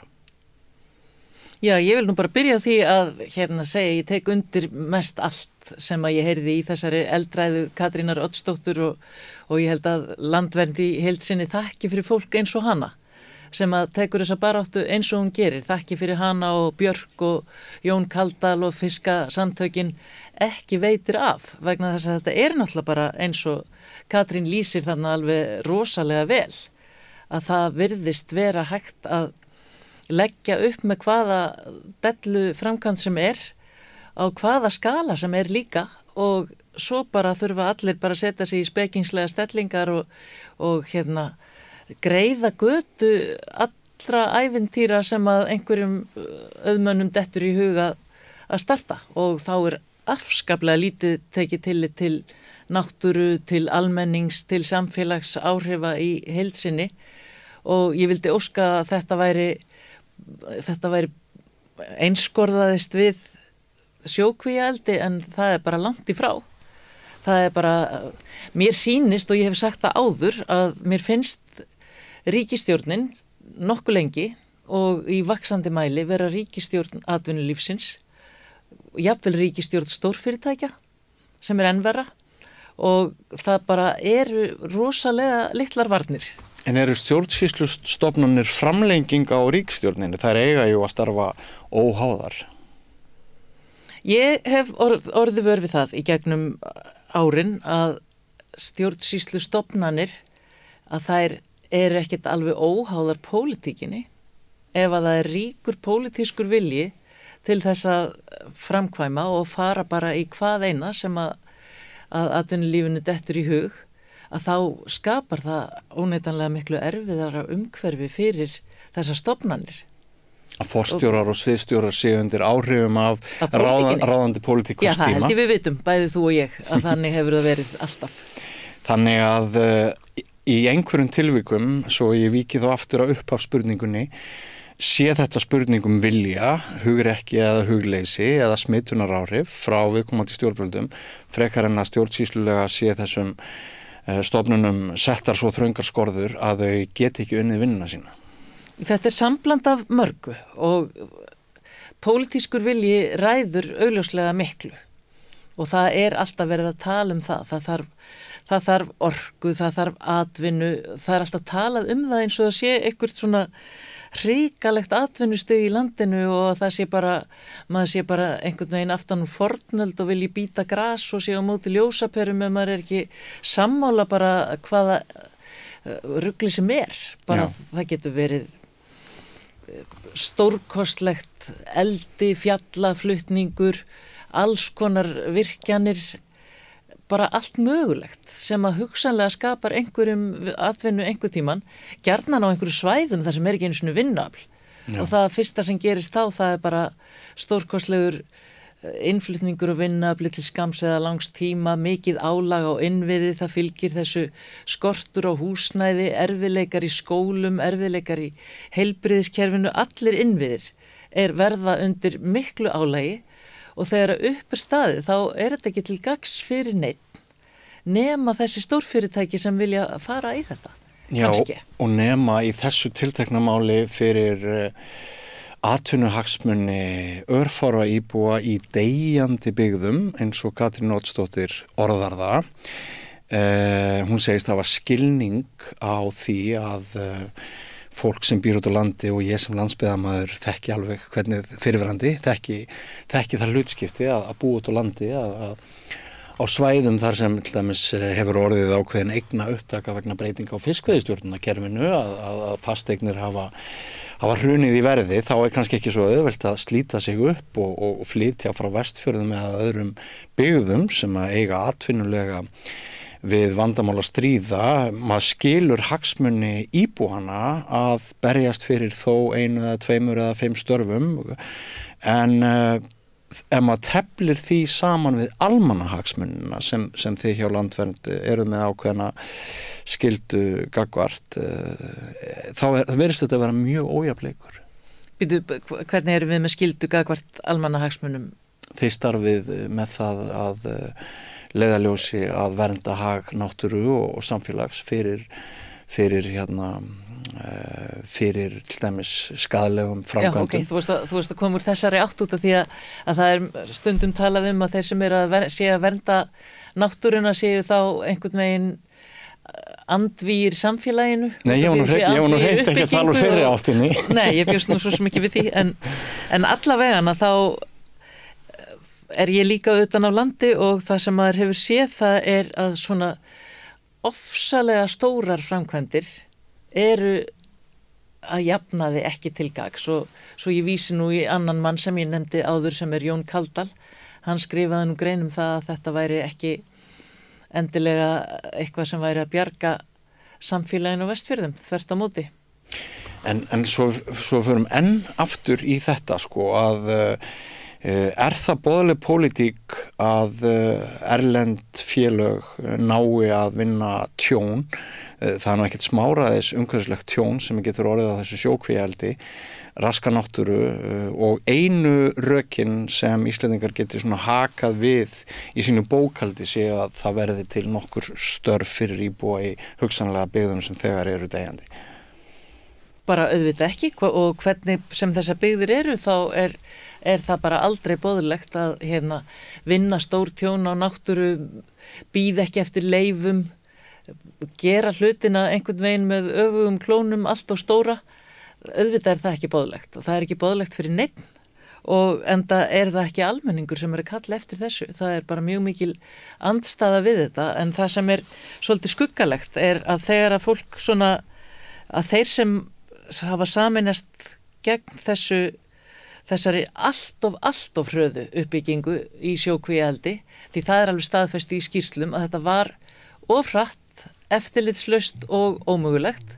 Það kom svo fram frumvarp lagareldi, okkur stefnu, sem að var ágætt, en mér skilst að sé verið svolítið að mylja það niður og hola það innan núna, þannig að á endanum verði það ekki ágætt og þær skorður sem þó voru settar í því séu fjarlægart leið og hagsmunaöflin komast í þetta, þá bara einhvern veginn bresta varnirnar upp og nýtt og þetta er bara gamla sagan. En þegar að fólk fer í að benda á eitthvað annað, þú ætlar að stoppa einhverju svona brjálæðis uppbyggingu með því að segja ok, nei, þetta sjókvíaeldi, það hefur gengið allt og langt. Við skulum færa það upp á land. Þá er það ekki endilega gott heldur. Nei. Málið er að þetta er allar tegundir af framkvæmdum, þær eru bara það er of mikil græðgi, það er of mikil svona, það er bara mikil ofnýting, þetta er rányrkja, þetta er árás á land og náttúru, sama hvort það heitir sjókvíaeldi, landeldi, vindmyllur og bara margt fleira má telja. Það virðist aldrei vera hægt að byggja upp hlutina hægt og rólega. Nei. Það er alltaf þessi svona rosalegi gassagangur eins og að það sé bara himinn og hafa farast ef þú bara nýtir ekki allt bara strax á næsta ári. Helst áður en leyfin koma.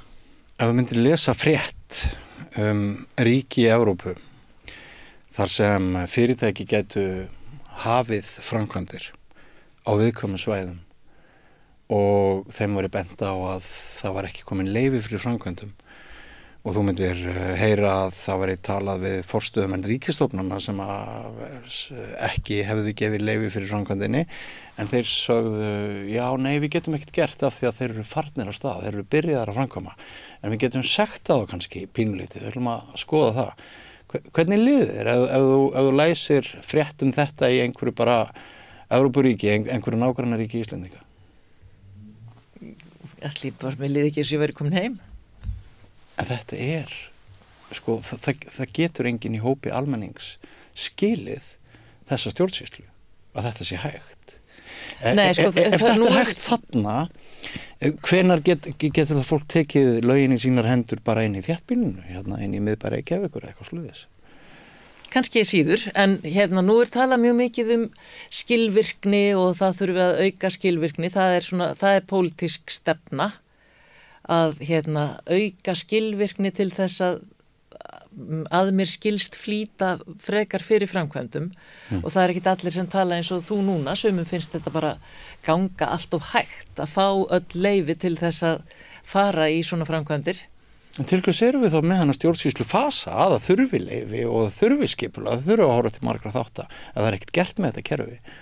Og þetta aumingjaskapur hjá starfsmönnum íslenskra ríkisstofnana bara sem að spyrja hreint út? Eða þetta bara þeir sem undir áhrifum pólitíkinni? Mér finnst þetta bara ekki ábyrgt. Ég bara ekki sáttur við að skattféð okkar sé að fara til starfsmanna sem eru undir þrýstingi frá einhverjum framkvæmdaöflum og hverjum tíma og í rauninni hunsi bara stjórnsýslu eins og stjórnsýslu er hugsað. Svo ég kom inn á það. Nei, ég ætla ekki að dæma starfsfólki í þessum stofnunum sem eru að eiga við þetta. Það getur vel verið líka að kerfið sé flókið, hugsanlega væri gott að það kæmi einhver meiri skilvirkni þannig að þessi leyfisfrumskógur ekki þannig að þú færð eitt leyfi og þá byrjar á framkvæmd, svo eftir að fá mörg önnur leyfi.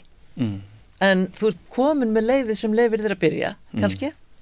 Og auðvitað er það ekkit heppilegt ef að það væri auðvitað gott ef þú bara þyrftir að fá öll leyfi og að þau væri kannski ekkit svona mörg til þess að það er mjög mikið flækjustig í þessu og ég get alveg skilið það en ég óttast það hins vegar að allt tal skilvirkni sé bara að greiða götu framkvæmda hvaða nafni sem þær nefnast og það er rosalega hættulegt af því það er ekki eins og það hafi verið mikill skortur á framkvæmdum á Íslandi síðustu árin. Það er talað eins og að hér sé alveg ofboðsleg kyrrstaða í orkuöflun, kyrrstaða í uppbyggingu, atvinnu á fámennum svæðum og bara almennt sé alveg lífsnauðsynlegt fyrir samfélagið að ráðast í stórframkvæmdir bara allstaðar.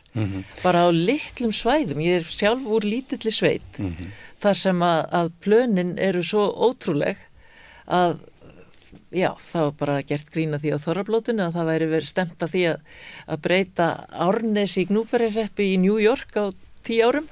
Já. Og þetta er eiginlega alveg þannig, mörg hótel og 3 virkjanir og og sama tíma er það Íslands og stærsta hús á Íslandi undir tómatastóriðju til að selja tómata frá Íslandi til Evrópu. Og sama tíma er það ósnortin íslensk náttúra sem er helsti segul ferðamanna sem vilja koma til Íslands. Já, þá er setja ferðamennin í hótelin til að skoða yfir virkjanir og tómatastóriðju. En ég velti því líka fyrir mér hvort það er ekki svolítið varasamt. Þú segir ég vil ekki dæma starfsmenn íslenskra ríkisstofnana. Og ég skil það svo sem alveg. Ég á marga vini hjá þessum ríkisstofnunum sem að ég held að þurfa að takast takk og við erum með nálægðavanda og við erum meðvirk gagnvart alls konar hlutum hérna. En ef við ætlum alltaf ekki dæma neitt og við ætlum ekki sýna neinum aðhald, hvernig endar það? Það náttúrulega endar ekki vel, en ég þarf bara að hafa einhver dæmi það að fólkið í þessum stofnunum sinn ekki sínu starfi eða brjóti lög eða eitthvað svoleiðis og það náttúrulega á ekkert slíkt á að líðast en að fólk í stofnunum vinni eftir einhverju pólitískri leiðsögn, þannig hefur það alltaf verið og svo pólitíska leiðsögn á þá svo sannarlega ekki að vera hafin yfir lög. Nei. En stundum þá grunar mann að það sé svona stundum hort í hinn áttina þótt að verið sé að fara á svig við lög. Já.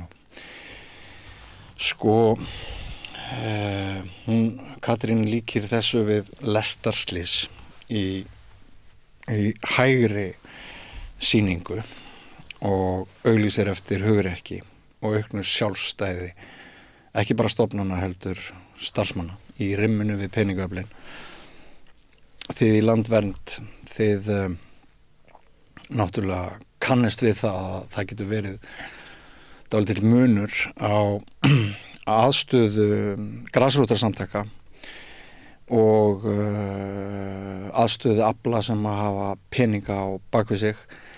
Þið eruð oft sökuð sérhagsmunastefnu sem sé ekkert skárri en hjá þeim sem starfi hjá bara einhverju áróðursfyrirtæki, en ykkur finnst og þið metið það sjálf þannig að þið séuð að einmitt berjast fyrir almannahagsmunum eins og ég nefndi áðan, á meðan aðrir berjast fyrir sérhagsmunum og grasrótarsamtök lendi gjarnan undir í þeirri rimmu. Er það ekki rétt skilið hjá mér að þið upplifið það þannig? Jú, ég upplifi það að mjög margir bæði stjórnmálamenn og jafnvel almenningur og klárlega þeir sem að hyggja á miklar framkvæmdir, að þeir upplifa svona samtök sem sérhagsmunasamtök, og það hefur nú verið tekist á það bara þó nokkuð mikið að fólk sem er í náttúruverndarsamtökum bara með sín á verndun náttúrunnar hefur verið sett til hliðar jafnvel í sveitarstjórnum, og það hefur verið talið vanhæft. Og það er náttúrulega bara jafngilt því að dæma einhvern úr leik út af því að hann hefur stefnu. Já, til dæmis bara ef að sjálfstæðismaður með hægri stefnu mætti aldrei fjallum nein mál þar sem að væri hægri áherslur. Þetta er eiginlega svolítið svoleiðis, þannig að þetta er einhver misskilningur, fólk áttar sig ekki á því, því að ef þú ert vanhæfur út af hagsmunum þá verða að vera einhverjir sérhagsmunir þínir. Já. Og yfirleitt fjárhagslegur ávinningur eða eitthvað svoleiðis. Já. En þeir hagsmunir sem við erum að gæta, sem eru hagsmunir náttúrunnar, svo sannarlega höfum við ekki neitt upp úr því fjárhagslega þvert á móti. Nei. Yfirleitt þurfum við að taka á okkur, og það eru til dæmis hátt í 6.000 manns í landvernd sem að vinna baki brotnu að því að vernda náttúruna í sjálfboðaliðavinnu eingöngu. Það er bara engum sérhagsmunum til að dreifa. Nei, en mjög mikið starf unnið, oft við mjög erfiðar aðstæður, og ég er alveg óskaplega þakklátt fyrir alla þessa félaga. Já. Og allt þetta fólk sem að nennir að standa í þessu, og það missir mjög gjarnan spón úr sínu maski. Já. Það er gert tortryggilegt á alla lund, og það er kallað öfga þetta og hitt, og þið eru þannig fólki sem alltaf vilji bara kæra allt og þvælast fyrir framtíðinni. Svona er talað. Já. En ég held að fleiri og fleiri vita að þetta er ekki svona. En þú nefndir orðið misskilning, að það væri kannski einhver misskilningur í þessu, en kannski er hreint engin misskilningur í þessu, kannski er bara hreina strategíu og áráður. Einbeittur brotavilji, þeirra sem vilja ekki að neitt sé að þvælast fyrir sér. Að ræða. Hjá sumum, örglega. Ef rétt er sem þú segir, að fólki sé skáka til hliðar, það sé tekið út úr nefndum. Já, við höfum bara staðfest dæmi það og fleiri neitt. Sem er þá undanfari atvinnubans eða einhvers konar þrenginga í atvinnulegu skilningi, að lífsviður værið eitt að hafa verið að senda þér skilabúð að lífsviður værið eitt kunna að lenda í hættu.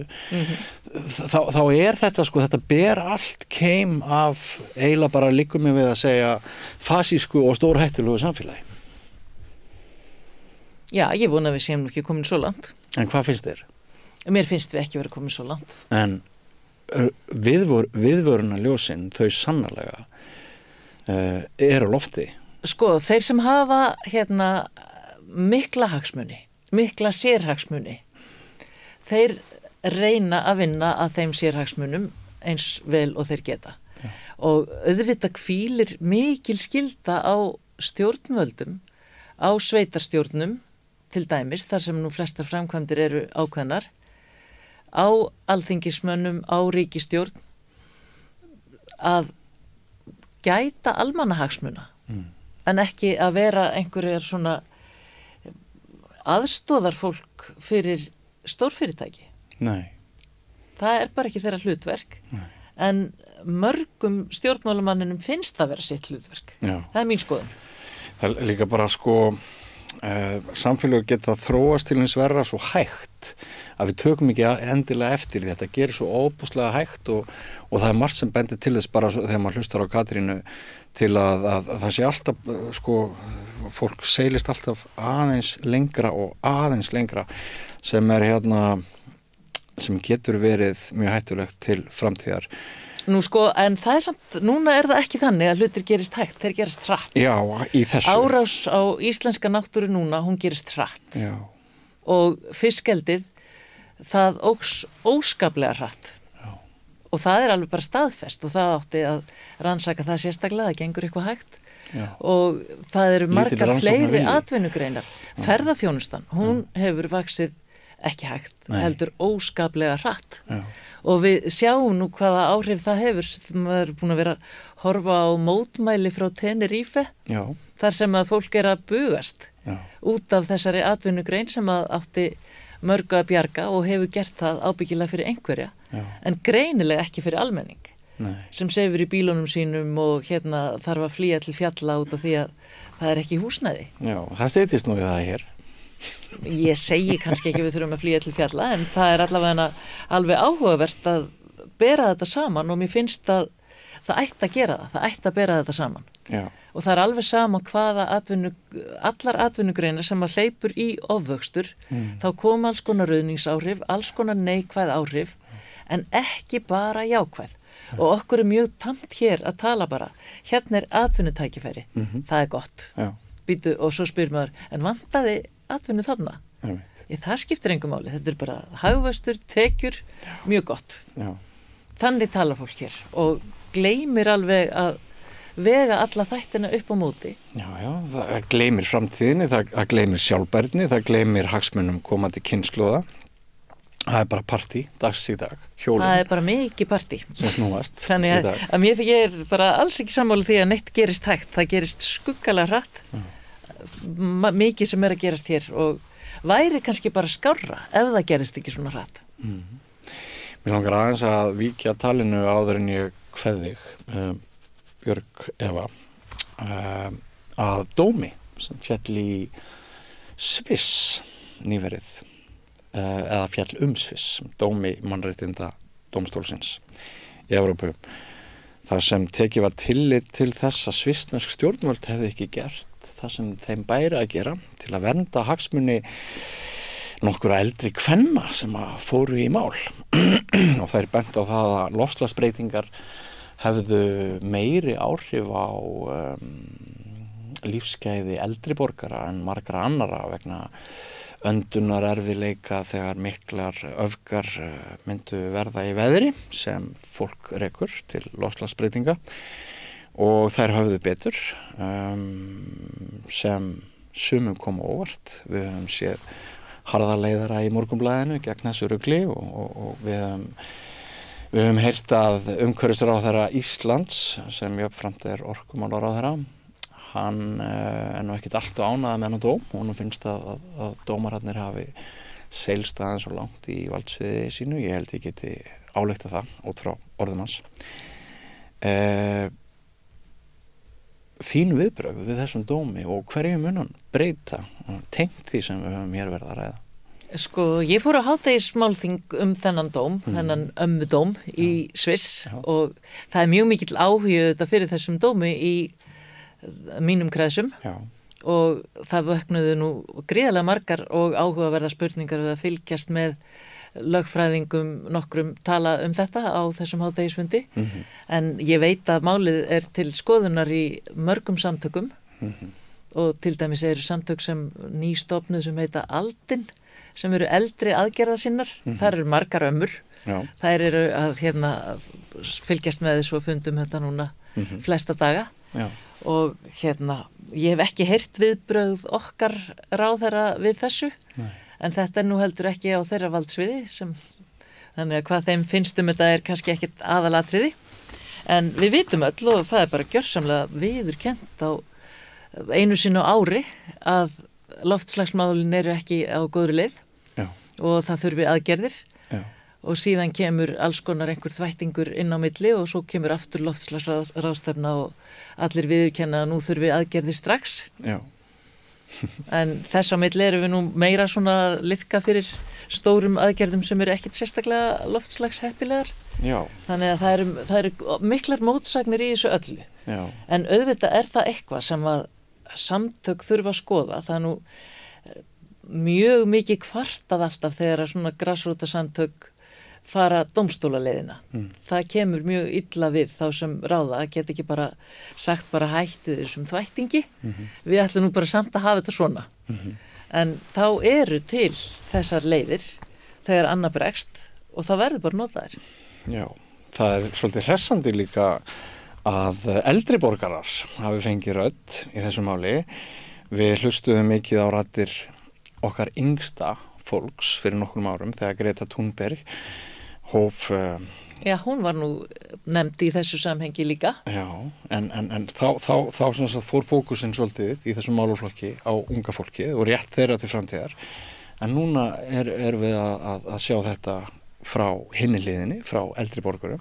Já, en ef þetta er vont fyrir eldra fólki þá er þetta klárlega ennþá verra fyrir unga fólki, þannig að vonandi verður áherslan áfram líka á unga fólkinu og bara á öllu fólki. En þetta kannski sýnir okkur svona á nýjum skala Þetta sýnir okkur á nýjum skala og það er líka eitt sem að er mjög áhugavert og tengist því sem við vorum að tala áðan, að þeir sem að gefa sig út í náttúruverndar og umhverfisbaráttu almennt er mjög oft fólk sem að er ekki alveg ungt. Já. Og það kannski búið að sitja einmitt inn í þessum stofnunum sem þú varst að tala að væri hugsanlega ekki að standa sig. Já.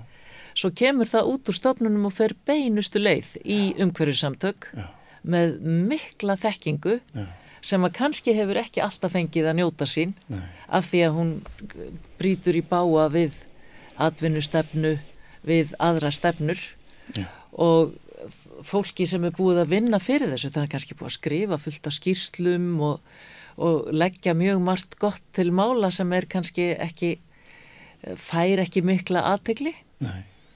Og svo fer það að beita sér og þannig að ég held að í margir sem að leggja í að beita sér og er að beita sér í þessum mikilvægum málaflokkum er einmitt fólk sem bara búið með starfsæfina. Og það er náttúrulega heldur ekki hægt að eiga neitt við það er ekki hægt að segja bara, heyrðu, þú getur ekkert verið hér í vinnu. Nei. Nú leggjum við þig og þína stofnun niður. Það er ekki hægt, fólk bara er orðið svolítið frjálst og þá fer það að beita sér og sem betur fer þá hefur það oft mörg ár til þess. Þannig ég held að sé mikil ástæða til þess að hlusta á eldra fólk á þessu sviði. Já.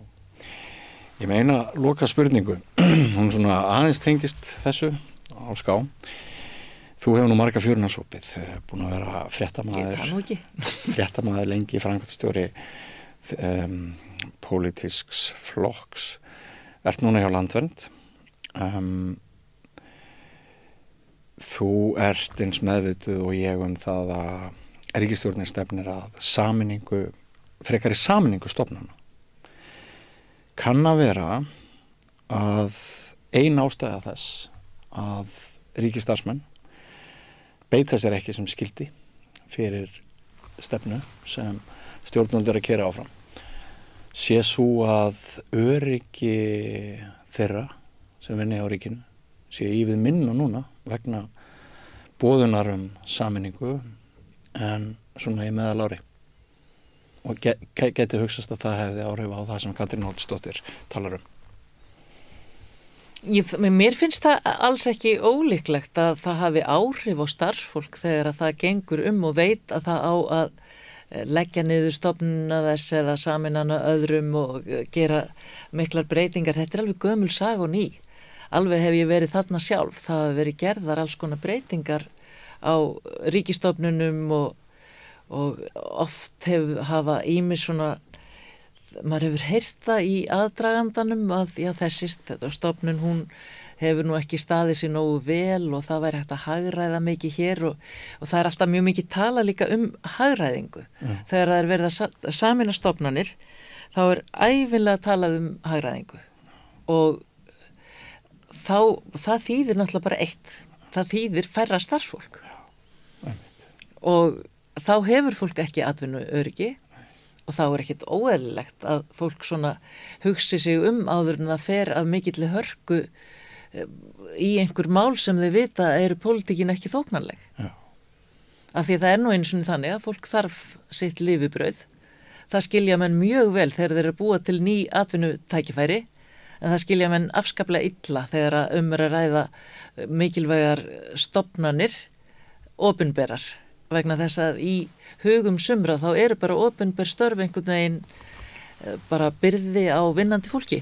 Já, eins mikilvæg og þau geta nú verið. Þeir sem starfa á opinberum stofnunum verða líka gæta þess að vinnu sína af hugsjón við íslenskan almenning en ekki bara vinnuveitendur þegar þeir eru ranglátir til þess að halda áfram að efla trú okkar á mikilvægi opinbera starfa.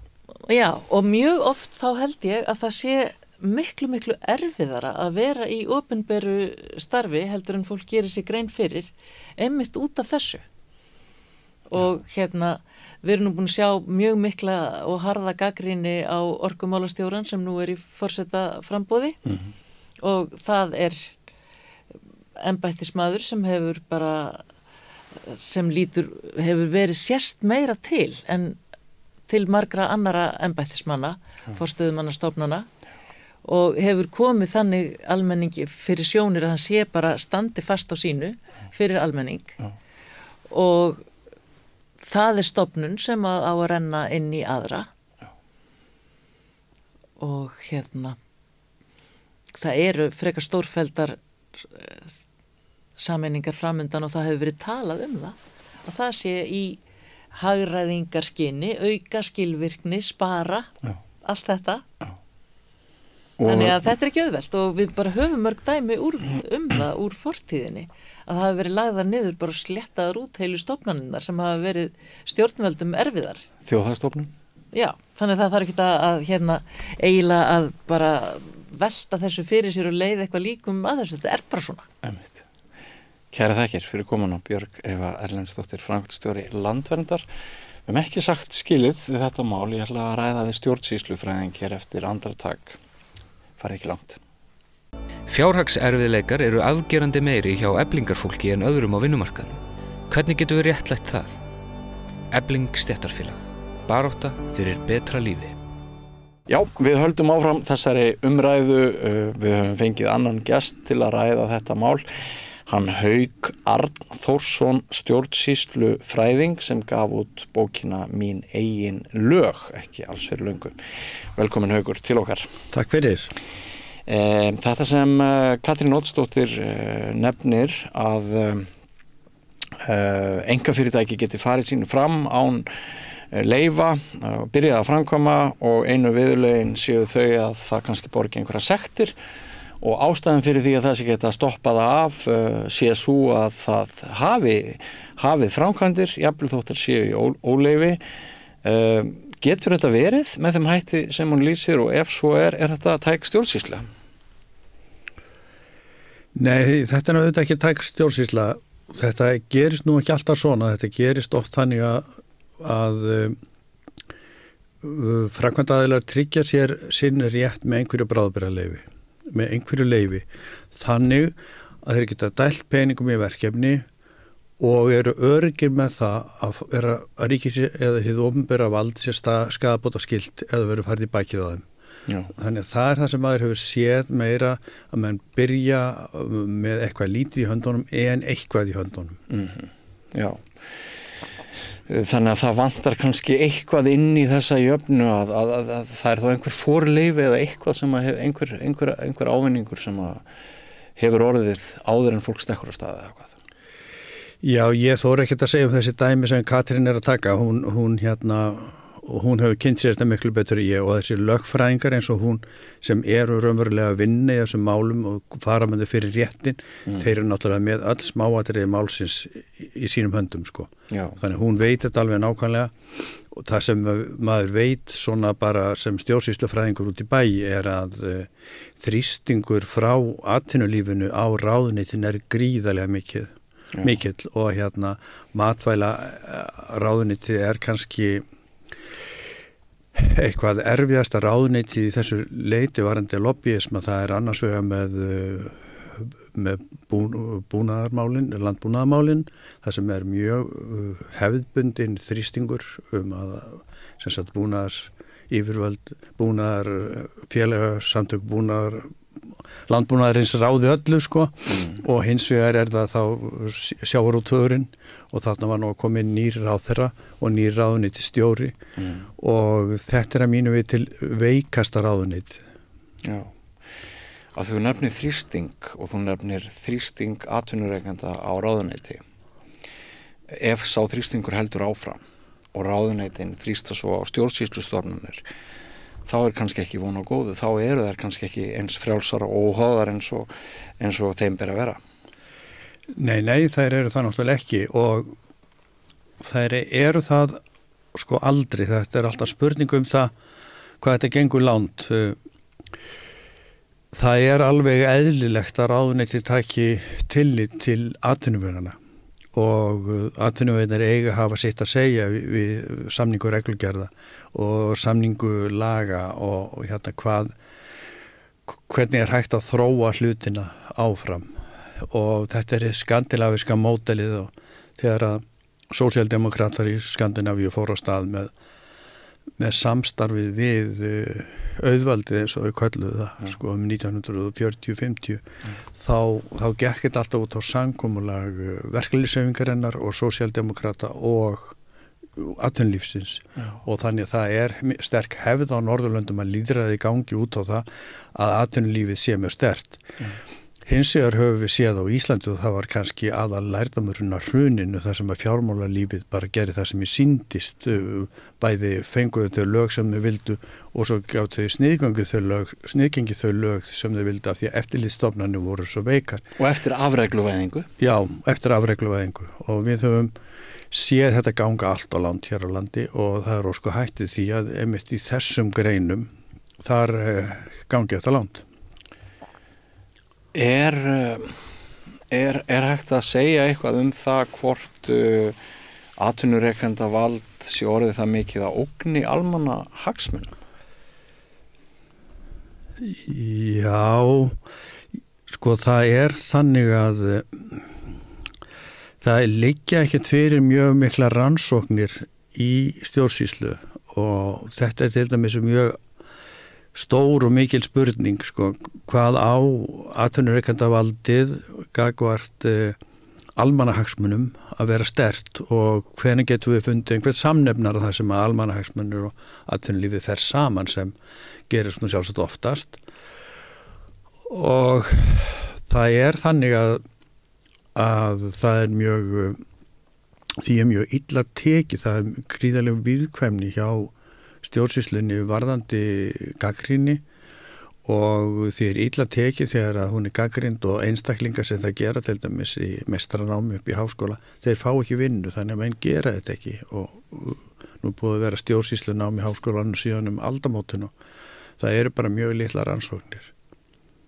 Þetta sem þú segir hljómar eins og mjög dökklið á íslensku samfélagi ef þú mátt ekki gagnrýna eitthvað án þess að taka sinnsinn að þú fáir enga vinnu. Já, þetta mjög dökklið og hérna sem því miður kannski alþjóðlegri en maður heldur en hún sérstaklega banöl hér á landi að því að við erum svo litlu þjóðfélag, við erum svo nálægt hvert öðru og við sjáum þetta og það raunverulega þannig að skýrslu sem ekki eru nógu jákvæði þeim stungið undir stól og svo framvegis. Einu aðilarnir sem í rauninni fá að gagnrýna stjórnvöld umboðsmaður Alþingis og við höfum haft þar umboðsmann sem hefur verið mjög góður og hérna beittur og svo ríkisendurskoðun þar sem við höfum líka verið heppin með ríkisendurskoðanda sérstaklega núna og hérna og þeirra skýrslum nú misvel tekið en varðandi til dæmis sjókvíaldi þá gerði ríkisendurskoðun mjög dökka skýrslu það í febrúar 2023. Já. Og þrátt fyrir þá skýrslu ófremdar ástand, segir Katrín Oddsdóttir. Þannig að stundum kannski ekki nóg að skrifa svarta skýrslur. Nei, það ekki nóg að skrifa svarta skýrslur. Sko það ekki gott fyrir okkur sem erum á norðan og úr þingeskum sveitum, það ekki gott fyrir okkur að segja satt í sumum málum. Til dæmis það þannig að nýjar hugmyndir, til dæmis atvinnulíf, frelsi kvenna, náttúruvernd, þær koma miklu seinna út á land en hér á höfuðborgarsvæðinu. Og við höfum séð þetta og við höfum ákveðna mælingar sem benda til þess að sjónarmið komið þangað seinna. Og við höfum jafnvel séð sveitafélögum við Eyjafjörð tala sjókvíaeldi í Eyjafirði, fallegasti fjörður Íslands sko, og það sem að maður hefði haldið að hugmyndir náttúruvernd væru sterkastar þarna í háskólavíginu fyrir norðan. Annars staðar á landsbyggðinni eru hugmyndir náttúruvernd mjög stuttkomnar og nútíma hugmyndir mjög stuttkomnar og þannig að menn eru með aðra siðferðilega viðmiðanir en ungar stjórnsýslufræðingar fyrir sunnan. Já. Sko, menn eru bara tilbúinir fyrir eitt starf á Raufarhöfn að fórna sko, bara staðnum þess vegna sko, því miður. Já. Þess vegna sjónarhóll íbúa á Vestfjörðum allt annar en okkar sem höfum flust á landsbyggðinu og setjum hér að gnækta borðinu á höfuðborgarsvæðinu. Já, það allt annað og þetta væri allt í lagi ef við værum í kyrrstæðu þjóðfélagi og ég var nú í sambandi við bókina mína svolítið að lesa gögn frá 19. öldinni, semst 1800 og eitthvað, þá sé ég ekki annað en sko framfara sinnar og þessum eru með nýjar hugmyndir búi alveg eins mikið í Þingeyjarsýslu eins og fyrir sunnan og búi all land sko og við vitum sko að gamla fólki í Þingeyjarsýslu það kunni ensku og dönsku og það vissi sín viti og hins vegar það núna þegar hraði breytingan svona gríðarlega mikill og atvinnulíf breytist svona hratt og hugmyndir okkar náttúruna, loftslagsmál breytist allt svona hratt þá getur það komið illa út að landsbyggðin hafi til dæmis auki vægi atkvæða miðað við höfuðborgarsvæðið vegna þess að hugmyndir koma þar síðar. Þannig að við erum að sjá kannski eldri flokka sem eru íhaldsamir fá mikið fylgi út á landi og eru í krafti misvægis atkvæða að stjórn á Íslandi meira en flokkar sem vísa meira til framtíðar. Já. Og það veldur upp þeirri spurningu hvort aukin hætta sé á að íslenskri náttúru sé fórnað, henda á haugana og kynnt undir sjúkdómum og spillingu íslenska laxastofnsins vegna þess að það hafi brugðist að halda uppi þannig byggðastefnu að hafi bætt hag íbúana eins og hefði þurft að gera. Já, það getur gert það og það eru ekkert mörg sjónarmið sem eru mikilvægi í þessu en að því að við erum nú að tala við mig sem stjórnsýslufræðing þá það svo að við erum komin upp í þak með fjármögnun sameiginlegra verkefna. Við erum komin með upp í 40, 50, 47% af þjóðartekjum í opinber gjöld og samt viljum við öll búa í þjóðfélagi sem sambærilegt við Norðurlöndin. Ef eitthvað barn fær fötlun þá viljum við setja upp opinbera stofnanir til þess að sinna þeirri fötlun bara alveg eins og gert í nágrannaþjóðum og það alveg rétt á okkur að gera þetta en við erum bara 400.000 og við erum bara með rúmlega 200.000 skattgreiðendur og við þurfum að bera sömu stjórnsýslu Alþingi setur jafnmörg lög og í öðrum þjóðþingum og við þurfum að bera þetta allt saman á sárafáum öxlum. Þess vegna telja að við séum komin að þolmörkum varandi það hvað við getum tekið til hins opinbera án þess að fara út í auðlindagjöld. Sko, það eina sem við eigum eftir að nýta okkur ef við ætlum að búa við sambærilega kjör og milljónaþjóðirnar sem hafa þess að rosalega stokk af skattgreiðendum, þá verðum við bara að segja það kostar eitthvað að nýta fyrir þannig skatt á Vestfjörðum. Það kostar eitthvað að nýta landið okkar.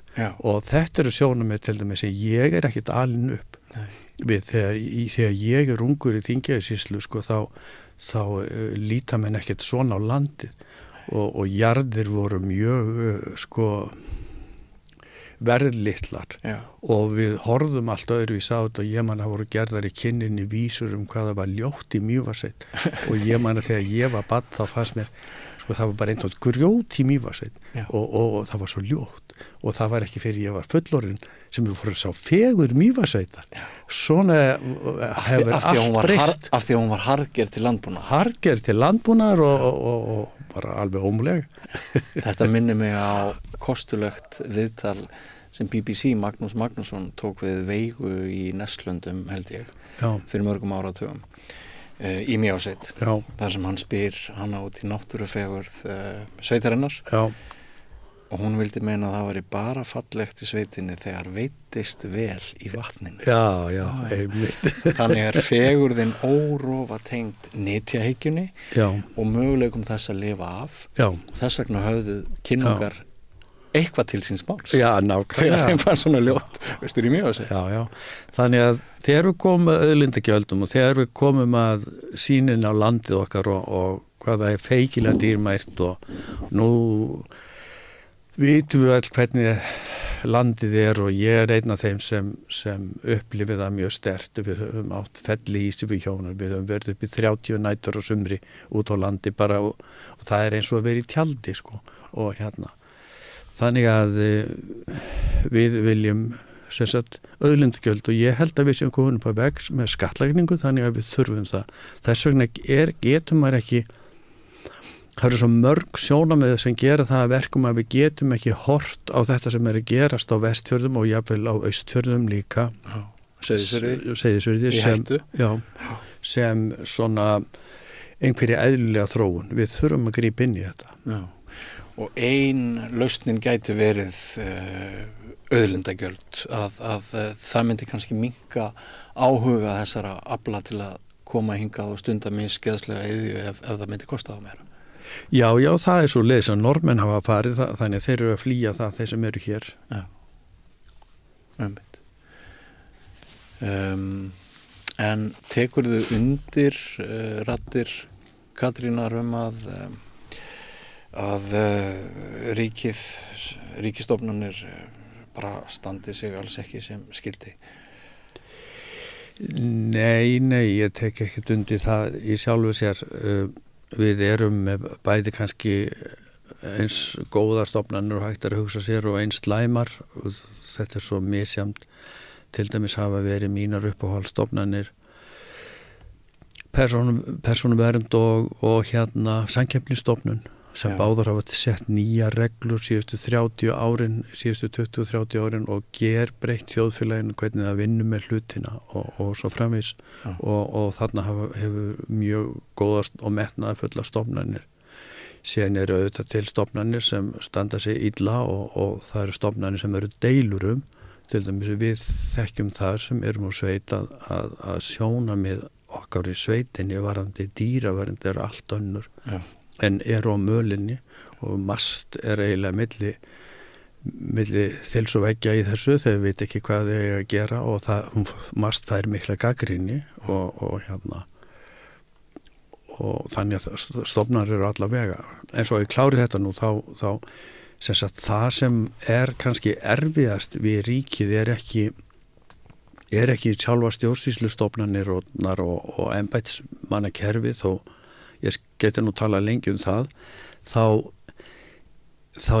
pólitíkin svo sterk hérna. Hún getur gert það sem henni sýnist og það þetta gamla að Alþingi var á Íslandi og útdeildi réttlætinu og stjórnsýslan var hins vegar í Evrópu og við sjáum núna Evrópureglunar, við sjáum framkvæmdavaldi hjá Evrópusambandinu og það svo sterkt framkvæmdavald út í Evrópu og það það sem skapar réttlæti, það sem skapar reglunar.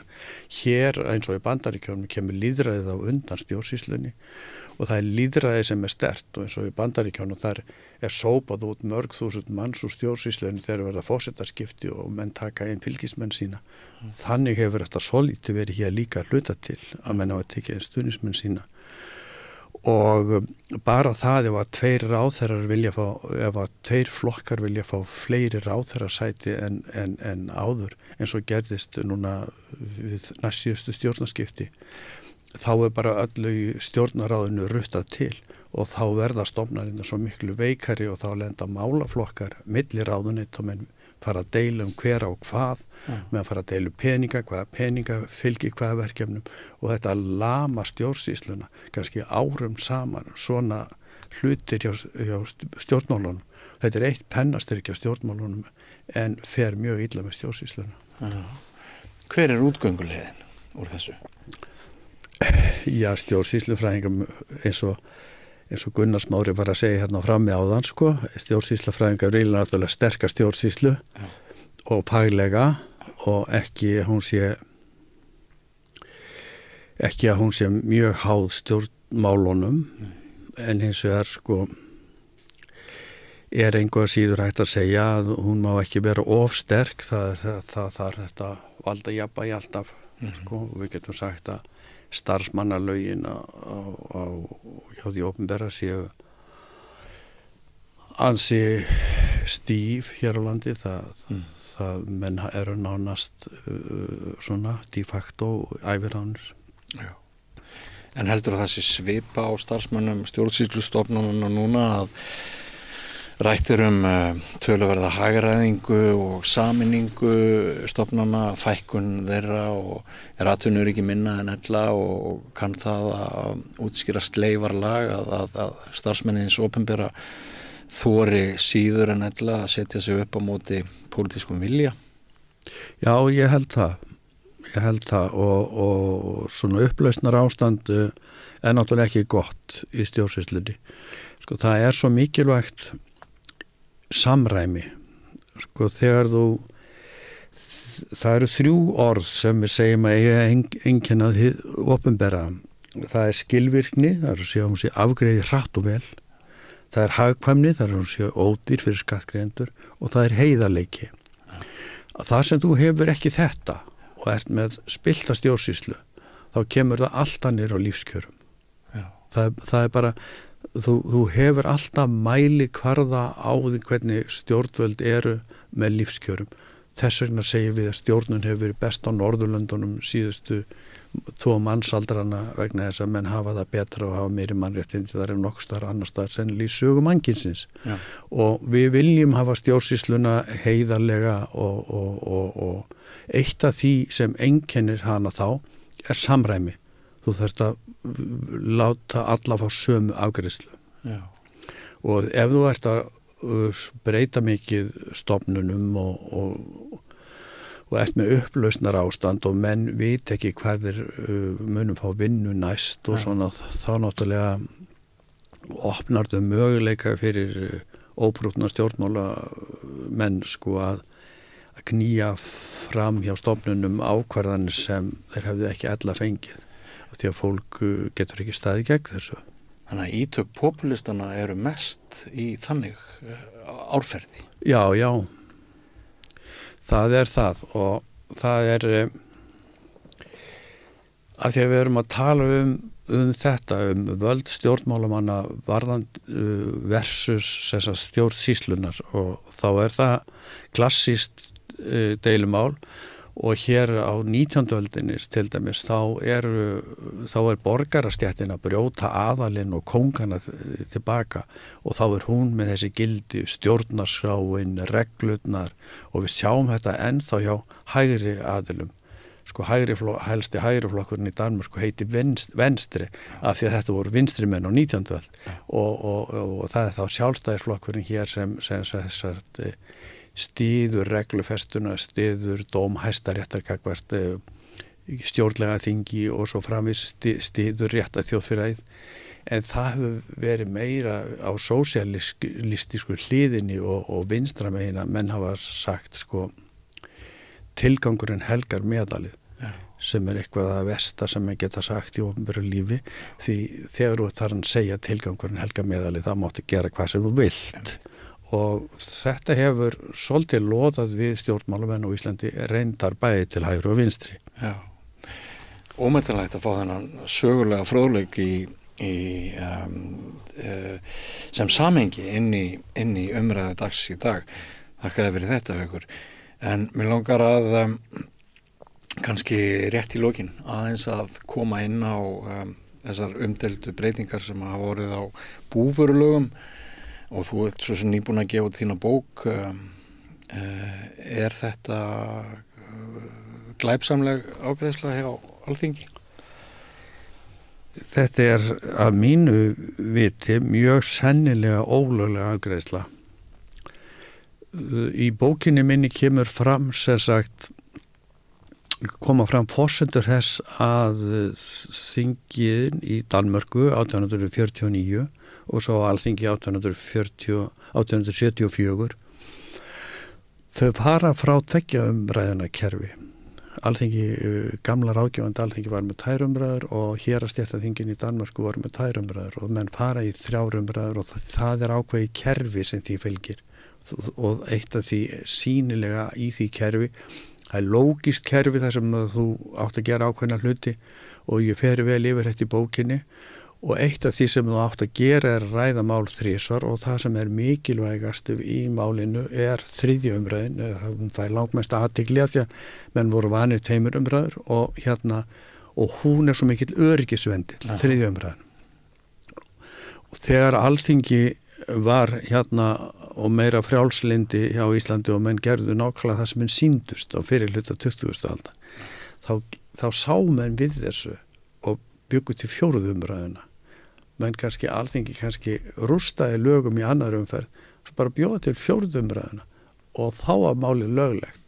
Þetta hefur ekki verið gert í marga áratíu, en sko það að afgreiða mál með 2 umræðum en gengur náttúrulega alls ekki. Nei, og lítur þú þannig á að nýtt frumvarp sé að ræða eins og sumir hafa sagt?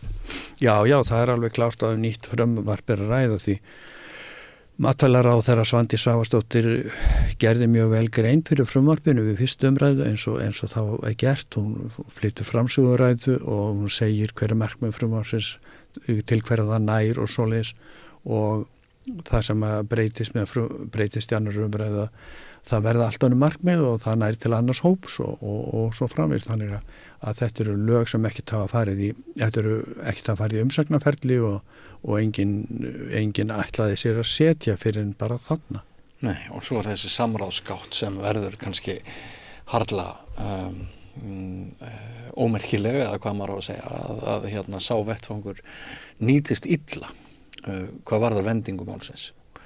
Já, samráðsgátti, það eru 2 samráðsgáttir í rauninni, það er annars vegar hjá stjórnarráðinu frá 2018 og sem er nú orðin aðalgáttin og sem allir stjórnsýslufræðingar fagna mjög því það þýðir að athugasemdirnar út úr þjóðfélaginu koma inn í ráðuneytin, koma miklu fyrr en hjá Alþingi, koma snemma inn í frumvarpið og ráðuneyti geta tekið þetta með annarkvort til þess að finna rök gegn því sem er lagt til eða til þess að fella tillöguna sem er lögð til að heildarhugsuns frumvarpsins. Þannig að þú fært heildstætt frumvarp fram. Þarft ekki að breyta því. Síðan er sem sagt umsagnarferli á nefndum Alþingis og sem er þessi gamla hefð og hefur náttúrulega gert það verkum í gegnum aldirnar, í gegnum áratugina að þingið hefur breytt málum mjög mikið í aðra umræðu og kannski veldur þetta því að þingið er ekki með neina reglur það hvaða má breyta mikið. Það er bara með stjórnarskrár ákveðum 3 umræður og það er ekki.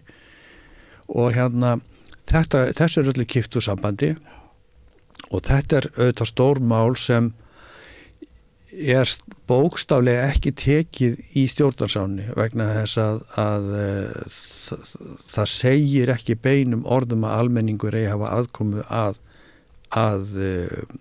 lagagerð, en það er náttúrulega hluti af nútíma hugmyndum okkar og nútíma þjóðfélag og hugmyndum Norðurlandan og þjóðfélagið er meðal annars atvinnulífið eins og við nefndum á hann og almenningur og félagasamtök og hagsmunasamtök hafi áhrif á frumvörp þegar þau verða til og þegar þetta gerist svo þannig í þinginu að það verður til nánast nýtt mál sem ekki fær nema 2 umræður og ekki fær neina athygli, ekki fær umsagnir þá lítur þetta mjög illa út og er að mínu viti það væri mjög spennandi að fá dómsmál. Heldur að stefni í það?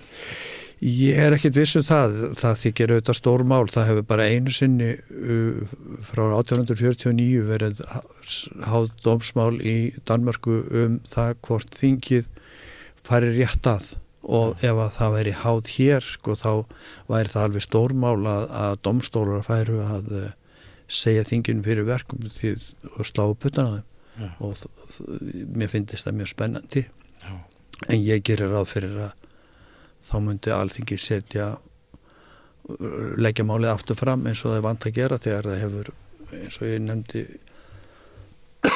við því, þegar Alþingi hefur sett lög með vafasögum hætti þá hefur það yfirleitt settu inn í betri búning og endurfluttu árið eftir og þá voru þau orðin góð sko. Þannig að þú getur ekki kært fyrir lögum sem er komin úr gildi sko. Þannig að þú ert að koma með nýlu. Þannig að ég gerir það fyrir því að ef þetta er í dómsmál þá myndi Alþingi taka þetta upp aftur.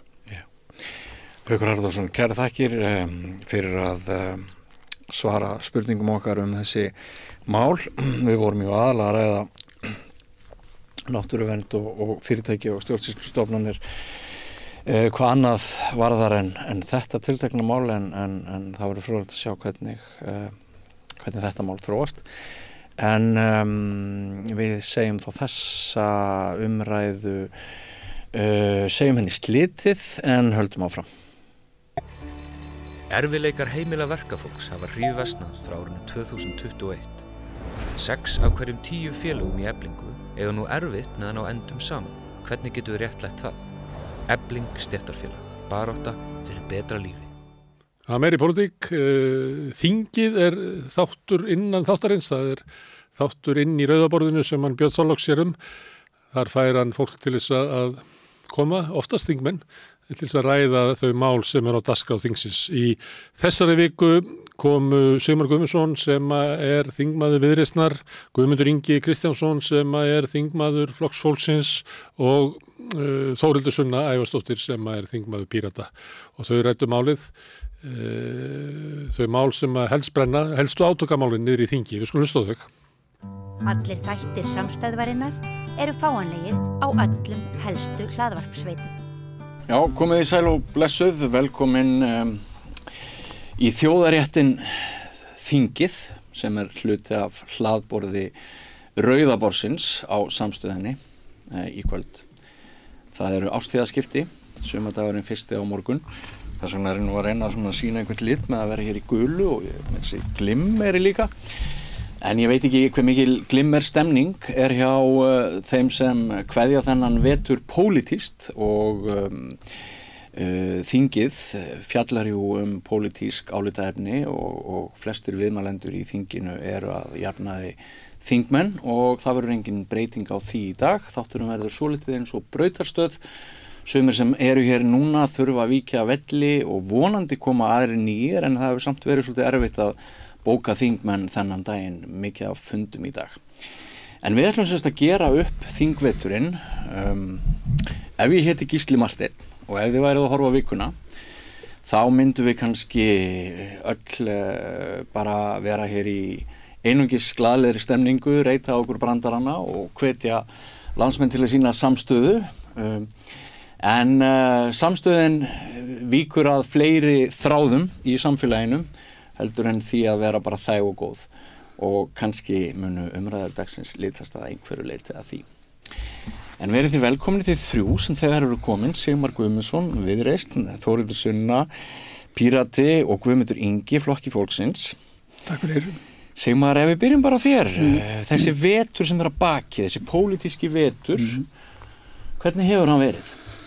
Já, sko, mér finnst hann hafa verið bara mjög áhugaverður auðvitað. Það er náttúrulega búið að vera þannig í pólitíkinni að það hafa verið svona mikla hræringar inn í ríkisstjórninni.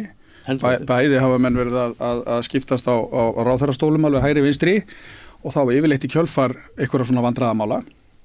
Og svo líka stendur það bara upp úr sko hvað svona ágreiningur og átök innan stjórnarliðsins eru mikið fyrir opnum tjöldum. Ég man ekki, það er nú oft þannig að það gustar ríkisstjórn hverju sinni, auðvitað er það þannig í lýðræðisríki.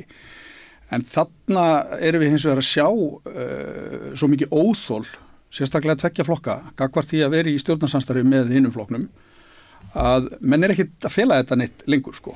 Og þetta hefur nú yfirleitt verið þannig, menn reyna að setja eitthvað pottlokk á og annað og hérna það hefur bara ekki tekist. Þetta bara manni liggur stundu við að segja sko að þetta sé nánast þannig að stjórnarandstaðan komist ekki að með sína gagnrýni á ríkisstjórnina vegna þess að hún svo öflug innbyrðis við að hérna tæta sig einhvern veginn á hól sko. Mér finnst þetta svolítið standa upp úr í vetur og svo verði ég auðvitað að fá að nefna bara hvað þetta var vandræðalega erfið fæðing og hvað gekk mikið á núna þegar að Katrín fór í forsetaframboð, hvað flokkarnir voru algjörlega óundirbúnir því, hvað landstjórnin hökti mikið við það að hún færi og það kemur nýr forsætisráðherra inn og ef ég ætti að fá að nefna eitthvað eitt mál sem að mér finnst standa upp úr þá það samþykkt búvörulagana, ekki endilega vegna umfang málsins þó að það sé heilmikið, heldur hvernig vinnubröðin í því voru. Það hef ég ekki séð ég hef ekki séð svona ljót vinnubröð vil ég meina núna á lengi, að minnst ekki frá því að ég settist á þing. Aðeins með þann bolta, fyrir 2 dögum satt hér Haukur Arnþórsson, stjórnsýslufræðingur og hann jú sérfræðingur í þessum málum. Hann telur alveg skýrt að þetta séu ólög. Já. Að þetta yrði dæmt ólöglegt ef þessu væri fylgt eftir fyrir dómstólum. En þegar ég spyr hann líklegt að það verði gert þá segir hann nei, það ekki líklegt. Það ekki svona hluti á þessari klemmu sem við erum stödd í? Jú, mér hefur nú skilist að það sé nú einhverjir aðilar að láta skoða það, hvort að það geti verið grundvöldur til þess að láta reyna á rétt sinn. Vaffer og neytenda. Já, og samtök atvinnurekenda og kannski einhverjir fleiri. Þetta þetta nákvæmlega þannig að það innbyggt inn í kerfið okkar að mál þurfa að fá einhverja tiltekna þinglega meðferð og þarna verður svo mikil breyting á milli 2. og 3. umræðu án þess að hagsmunaaðilar fá að koma fyrir þingnefndina, senda inn umsagnir og annað að mér sé að ráðuneytið efast að þetta standist samningin en aðalega svona það sem að mér finnst leiðilegt að sjá í þessu það hvað ég vil meina að brotaviljan í þessum máli hafi verið tiltölulega einbeittur. Ég held að það hafi staðið til að koma þessari breytingu í gegn með einum eða öðrum hætti. Þetta hefur verið áherslumál hjá Framsóknarflokknum að gera þetta. Og gott og vel, menn hafið þetta alls konar skoðanir í pólitík og það þetta bara fullkomlega eðlilegt að við séum ekkert endilega sammála það hvernig landbúnaðarmálum eigi að vera fyrir komið eða hvert hlutverk afurðastöðva eða eigi að vera eða hvort eigi yfir höfuð að vera út í samkvæmdislögum eða ekki. Þetta alls konar skoðanir á því.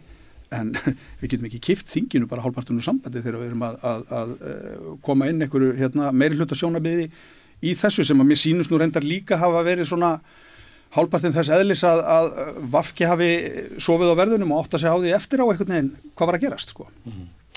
Hvernig myndið þú lýsa síðustu vikum, mánuðum, þessum þingvetri og hvernig ef þú berðan saman við hin árin hjá þessari ríkisstjórn ertu sammála simma? Já, þetta hefur örugglega verið svona dramatískasta ár dramakastsin sem að þessi ríkisstjórn hefur verið alveg frá upphafi sko. En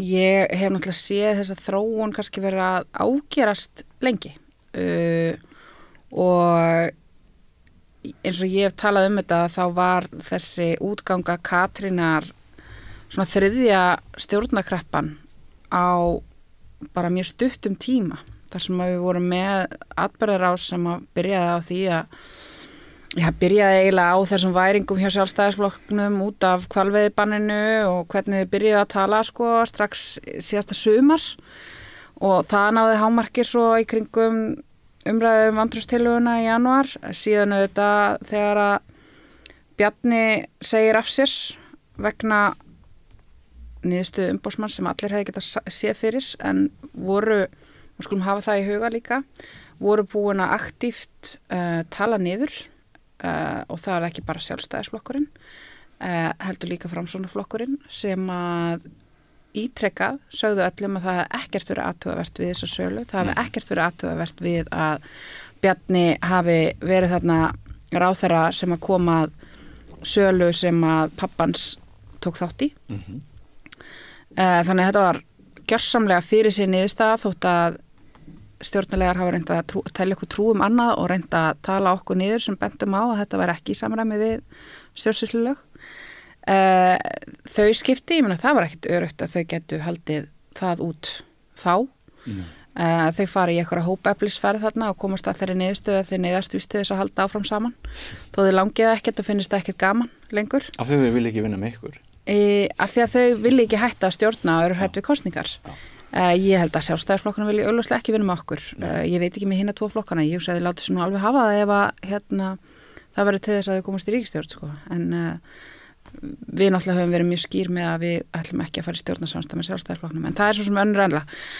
Og svo þetta, Katrín gengur út og það tekur hennar gríðarlega langa tíma að hnoða þessu saman aftur og við endum með þennan óvinsalasta stjórnmálamann Íslands í forsætisráðuneytinu sem gjörsamlega gengur fram af fólki og skiljanlega. Og svo kemur þessi ágæta úttekt í heimildinni þar sem að okkur er bent að það veri kannað hvort það væri hægt að kjósa í maí sem segir okkur að þetta er mjög óstabílt hjónaband sem er í gangi þarna og það er auðvitað orðið mjög þreytt að vera einhvern veginn alltaf við viðbrastöðu með er stjórnin að fara að springa núna, er hún það ekki og ég hef sagt, þú veist, ég er hægt að nenn að pæla í þessu sko, af því að þetta er einhvern veginn svo En vegna þess að þú segir núna, hve mikinn frið ætlar þú að gefa sem þingmaður í stjórnaranstöðinni? Ég gef náttúrulega aldrei eitthvað frið til þess að starfa og Ég gef náttúrulega aldrei eitthvað frið en það breytir því ekki að það er ágætt að hafa ákveðna maður getur náttúrulega aldrei verið 100% viss að kjörtímabil haldi eða eitthvað þannig sko. en þegar að ríkisstjórnin getur ekki einu svona ákveðið sér sjálf hvort hún vilji stjórna og er reglulega bara að velta í opinberlega fyrir sig og ráðast hvert á annað þá er það mjög skrítið ástand að vera í sem pólitíkus í stjórnaranstöðu en svo ég adressir líka sko þetta með þessa 2 flokka ég meina það er það sem er á yfirborðinu VG og Sjálfstæðisflokkurinn eitthvað svona senda eitupillu sín á milli mér finnst það svona mörguleiti vera í nössunum á þeim þetta er svona að tala inn í baklandið þannig að það er mjög þægilegt og gott fyrir Sjálfstæðisflokkinn að ráðast af VG og að því að baklandi í Sjálfstæðisflokkum er pirrað af VG og svo er mjög þægilegt fyrir VG að svona bæði að Sjálfstæðisflokkinn sé að ráðast á sig fyrir að ráða á miklu og en líka bara að vera með eitthvað smá viðnám og eitthvað smá andstöðu við þá. Þetta tala mjög vel inn í bakland þessar að tökja flokka og það er svona held ég að þau leyfi sér að vera svona vókal pirruð yfir þessu. En þar sem að kannski siglir undir radarnum hjá fjölmiðlum og mögulega því að það er bara miklu minna sýnilegt út af við er að það er heldur alls engin friður á milli Sjálfstæðisflokksins og Framsóknar. Nei. Og bara langt í frá. Það er meðal annars vegna þess að þessi 2 flokkar þeir eru í samkeppni við það hvort flokkin Samfylkingin velur að loknum kosningum til meirihluta samstarfs í ríkisstjórn.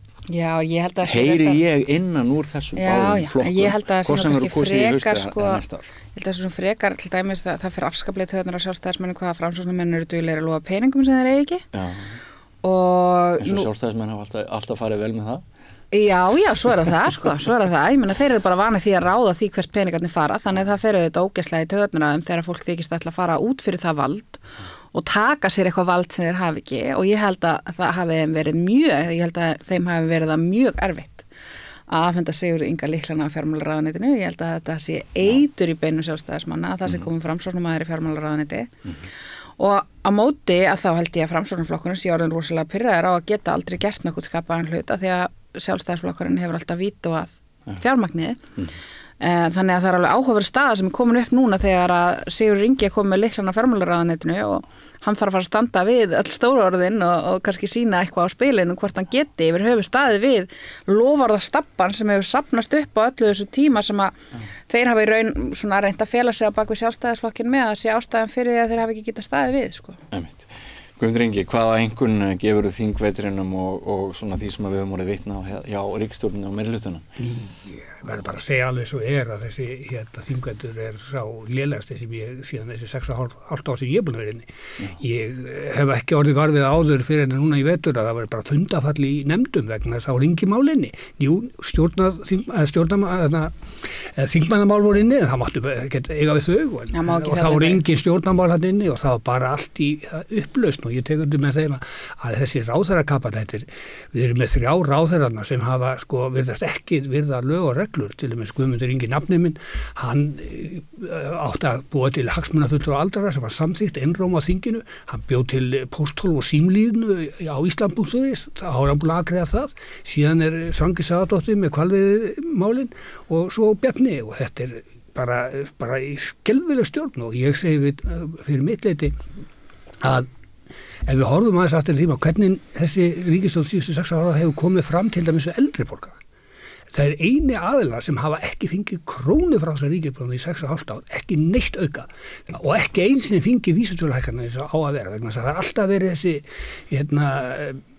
leikur á tölum til að reyna að ná niður kjarabót þessu hópa og kjaragleinu stækkar og síðan núna sem eiginlega furðulegast að öllu að það var samþykkt í 2020 að lögfesta samningsstjórnum málum til Fallavogs. Það ekki búið að því ennþá, ekki viðugan, ekki kærlið, en samt að fara að gera kollvarpa endurskoðun á örgkerfinu öðru. Það sem undir að þessi einstaklingar þegar ef þeir fara inn í þetta nýja kerfi geti kært og kærlega verið opnar.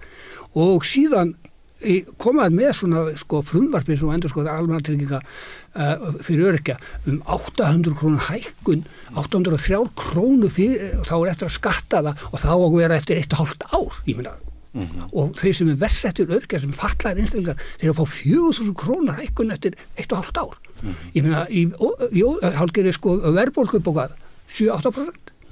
Þetta bara glórlöst. Þetta alltaf og svo þegar ég spurði Bjarnar daginn að því hann lofaði eldri borgurum hann sagði 2003, ég held að vera 2016 að draga úr skerðingum og það 45% skerðing á lífeyrissjóði ennþá og hann bendir alltaf okkur tekjusaga.is það lifir ekki af því, það lifir bara af því sem hún farði útborgað.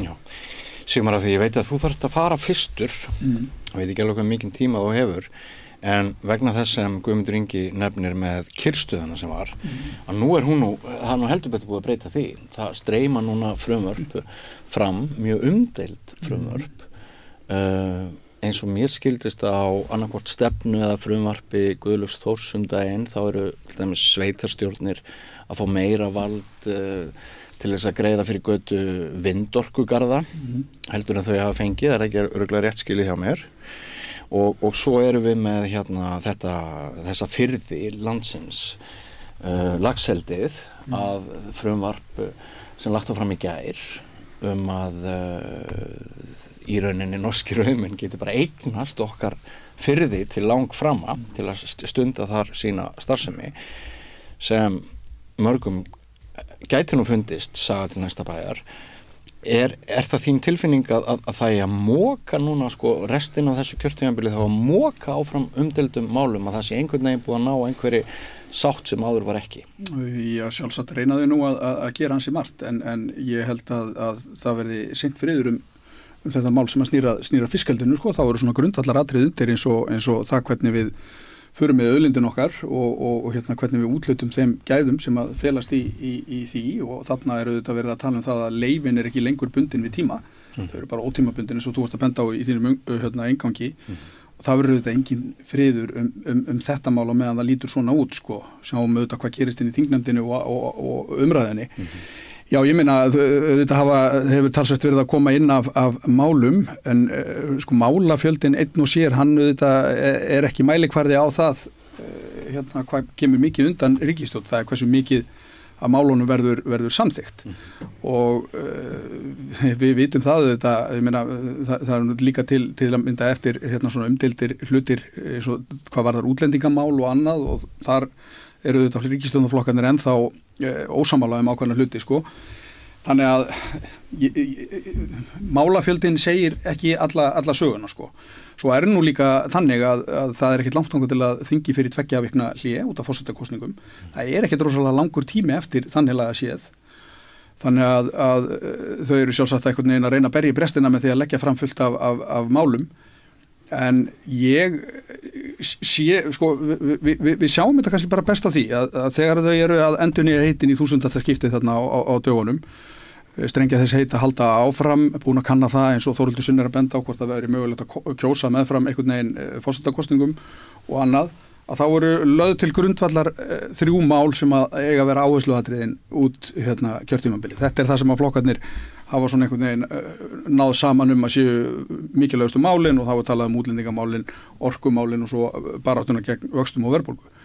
Þarna eru sem sagt líka undir mestu átakafletirnir að mörgu leiti á milli stjórnarflokkana. Við sjáum þetta í útlendingamálunum, það nýbúið að 20. febrúar, þá var við talað það að það komin einhver ný heildarsýn ríkisstjórnarinnar í útlendingamálum. Svo örfáum vikum seinna þegar að ríkisstjórnin næstu í sprungin, þá þarf að fara að semja upp á það, um það allt saman upp og nýtt og bara látið eins og það sem á undan gekk hafi bara hreinlega ekki verið, sko. Við sjáum það hvernig ráðherrar ríkisstjórnarinnar í VG og Sjálfstæðisflokknum tala um orkumálin, algjörlega austur og vestur og við sjáum að það bullandi óánægja með það innan Sjálfstæðisflokksins hvernig verið að taka á ríkisfjármálunum þó að sá flokkur hafi nú haldið á því í ráðuneyti þangað til bara fyrir skemmstu. Þannig að málafjöldin segir okkur ekki nokkuð skapaðan hlut, held ég. Þessi ríkisstjórn hefur vissulega þingmeiri hluta til þess að keyra alls konar bull í gegn, en það líka veikleiki fyrir hana hvað hún ósamstíga og það gerir henni þingra fyrir til dæmis þegar kemur á svona máli eins og varðandi lagseldi sem úr það nefna það sem þetta grundvallaratriði undir. Ég ætla bara að leyfa mér að vona að þingið stígi svolítið fast niður þar og stöðvi það. Fyrir utan að sko bara til að skjóta inn í þrátt fyrir þennan málafjölda sem þið tókst að skila inn fyrir 1. apríl, þá þetta samt langt undir meðaltali af málum á einum þingvetri, sko, bara til að halda til haga og það svo mörg mál sem koma inn svona seint, það alltaf ákveði svona, hvað maður segja, handicap að koma með það svona seint inn vegna þess að þá eru líkurnar á því að það komist alla leið alltaf minni heldur en ef að það lagt fram á eðlilegum tíma, sko. En af því þú myndist á forsetakosningarnar, mér langar að fá þitt take á það áður en þú yfirgefur okkur og ríkur á fund sem ég held að séu bara næstu mínútum. Hvernig nú að spilast úr þessu fyrir Katrínu Jakobsdóttur sýnist þér og má ég rukka þig svona aðeins þú nú fréttamaður til áratuga búin að fylgjast með íslensku samfélagi og getur sett þetta í samhengi áður en til pólitíski ferill hefst. Hvernig líst þér á þetta allt saman? Ég held að það sé þannig að ég ímynda mér að það sé talsvert panik í herbúðum Katrínar Jakobsdóttur.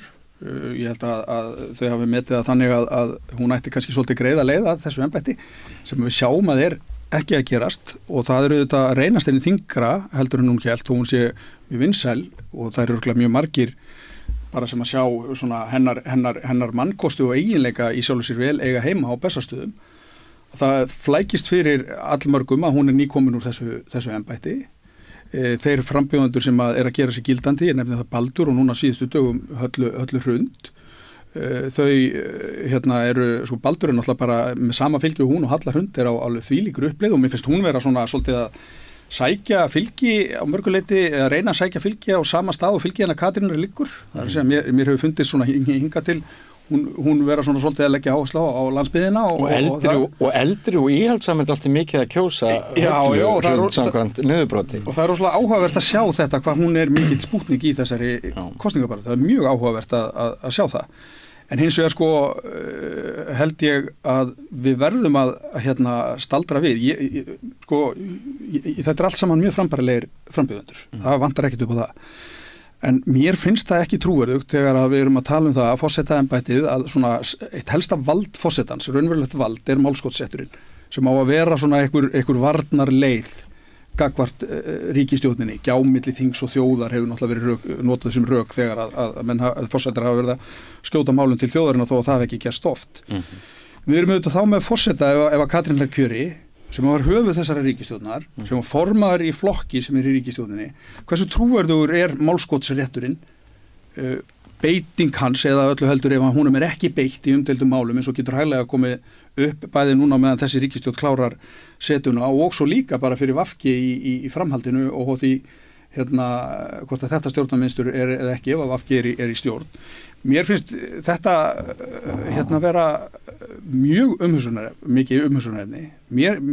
Ef að menn vilja halda því fram að málskotsrétturinn eigi að vera virkur og hann eigi að vera þetta tæki, þessi varnagli gagnvart valdhöfum, að þá það tæki fullkomlega ótrúverðugt auðvitað þegar að sá sem á að hafa aðhaldið með ríkisstjórninni var áður höfuð þessara sömu ríkisstjórnar. Mér finnst það segja sér svolítið sjálft og ég nú tekki eftir að Píratar og Þórhildur Sunna hefur talsveit mikið talað um þetta. Mér finnst þetta atriði miklu alvarlegra heldur en fyrirferð þessi í opinberu umræðu gefur fyrirheit til. Að því sögðu fyrir utan þetta þá held ég að Katrín sé alveg alls makleg og náttúrulega vinsæll stjórnmálamaður og allt þetta, en bara ofur einfallega þessi fortíð, minnst hún setja svolítið strik í reikningin og já, og þetta bara svolítið að þvælast meira fyrir henni heldur en að upplegi var. Já, þannig að þú ert svolítið í liði með þessari gagnrýniðinni með Steinunni Ólínu, Jóni Gnarr og Baldri Þórhallssyni sem öll þrjú hafa ávarpað. Mér finnst þetta bara að blasa við. Ég meina, þú veist, við getum bara teiknað upp svona atburðarás, Svandís Bjarkey eða Guðmundur ráðherrar VG koma fram með eitthvað mjög umdeilt mál, það verður allt vitlaust í samfélaginu, það fara af stað undirskriftalistir það að forseti eigi ekki að skrifa undir lögin og hann eigi að vísa málunum í þjóðaratkvæði og Katrín situr á bestu. Hversu trúverðugt er það ef hún gerir það ekki? Og hversu líklegt er að hún gerir það? Skiljiði mig. Ég fæ þetta ekki alveg til þess að koma heim og saman. Auðvitað er hægt að umgangast embættið eins og var gert í áratugi þar sem að menn bara láta eins og þessi málskotsréttur sé ekki til. En hann er þarna, hann er í stjórnarskránni og hann hefur verið nýttur, þó að það ekki gerst núna í tíð þessa forseta sem nú setur, þá gerði forverin það í þrígang. Þannig að mér finnst við ekkit, þegar við erum að tala um forseta og stjórnskipan og annað, mér finnst við ekkit komast fram hjá því að ræða þetta. Þetta er auðvitað, málskotsrétturinn hann er svona, trúveruleikinn í kringum, hann er ekki mikill á meðan þessi staða er uppi og það auðvitað hefur ekkert með Katrínu sem persónu að gera, heldur bara stöðu hennar sem höfuð ríkisstjórnarinnar svona lengi. Þá þurfa hlustendur og áhorfendur samstöðurinnar að kveðja þig. Já, takk fyrir.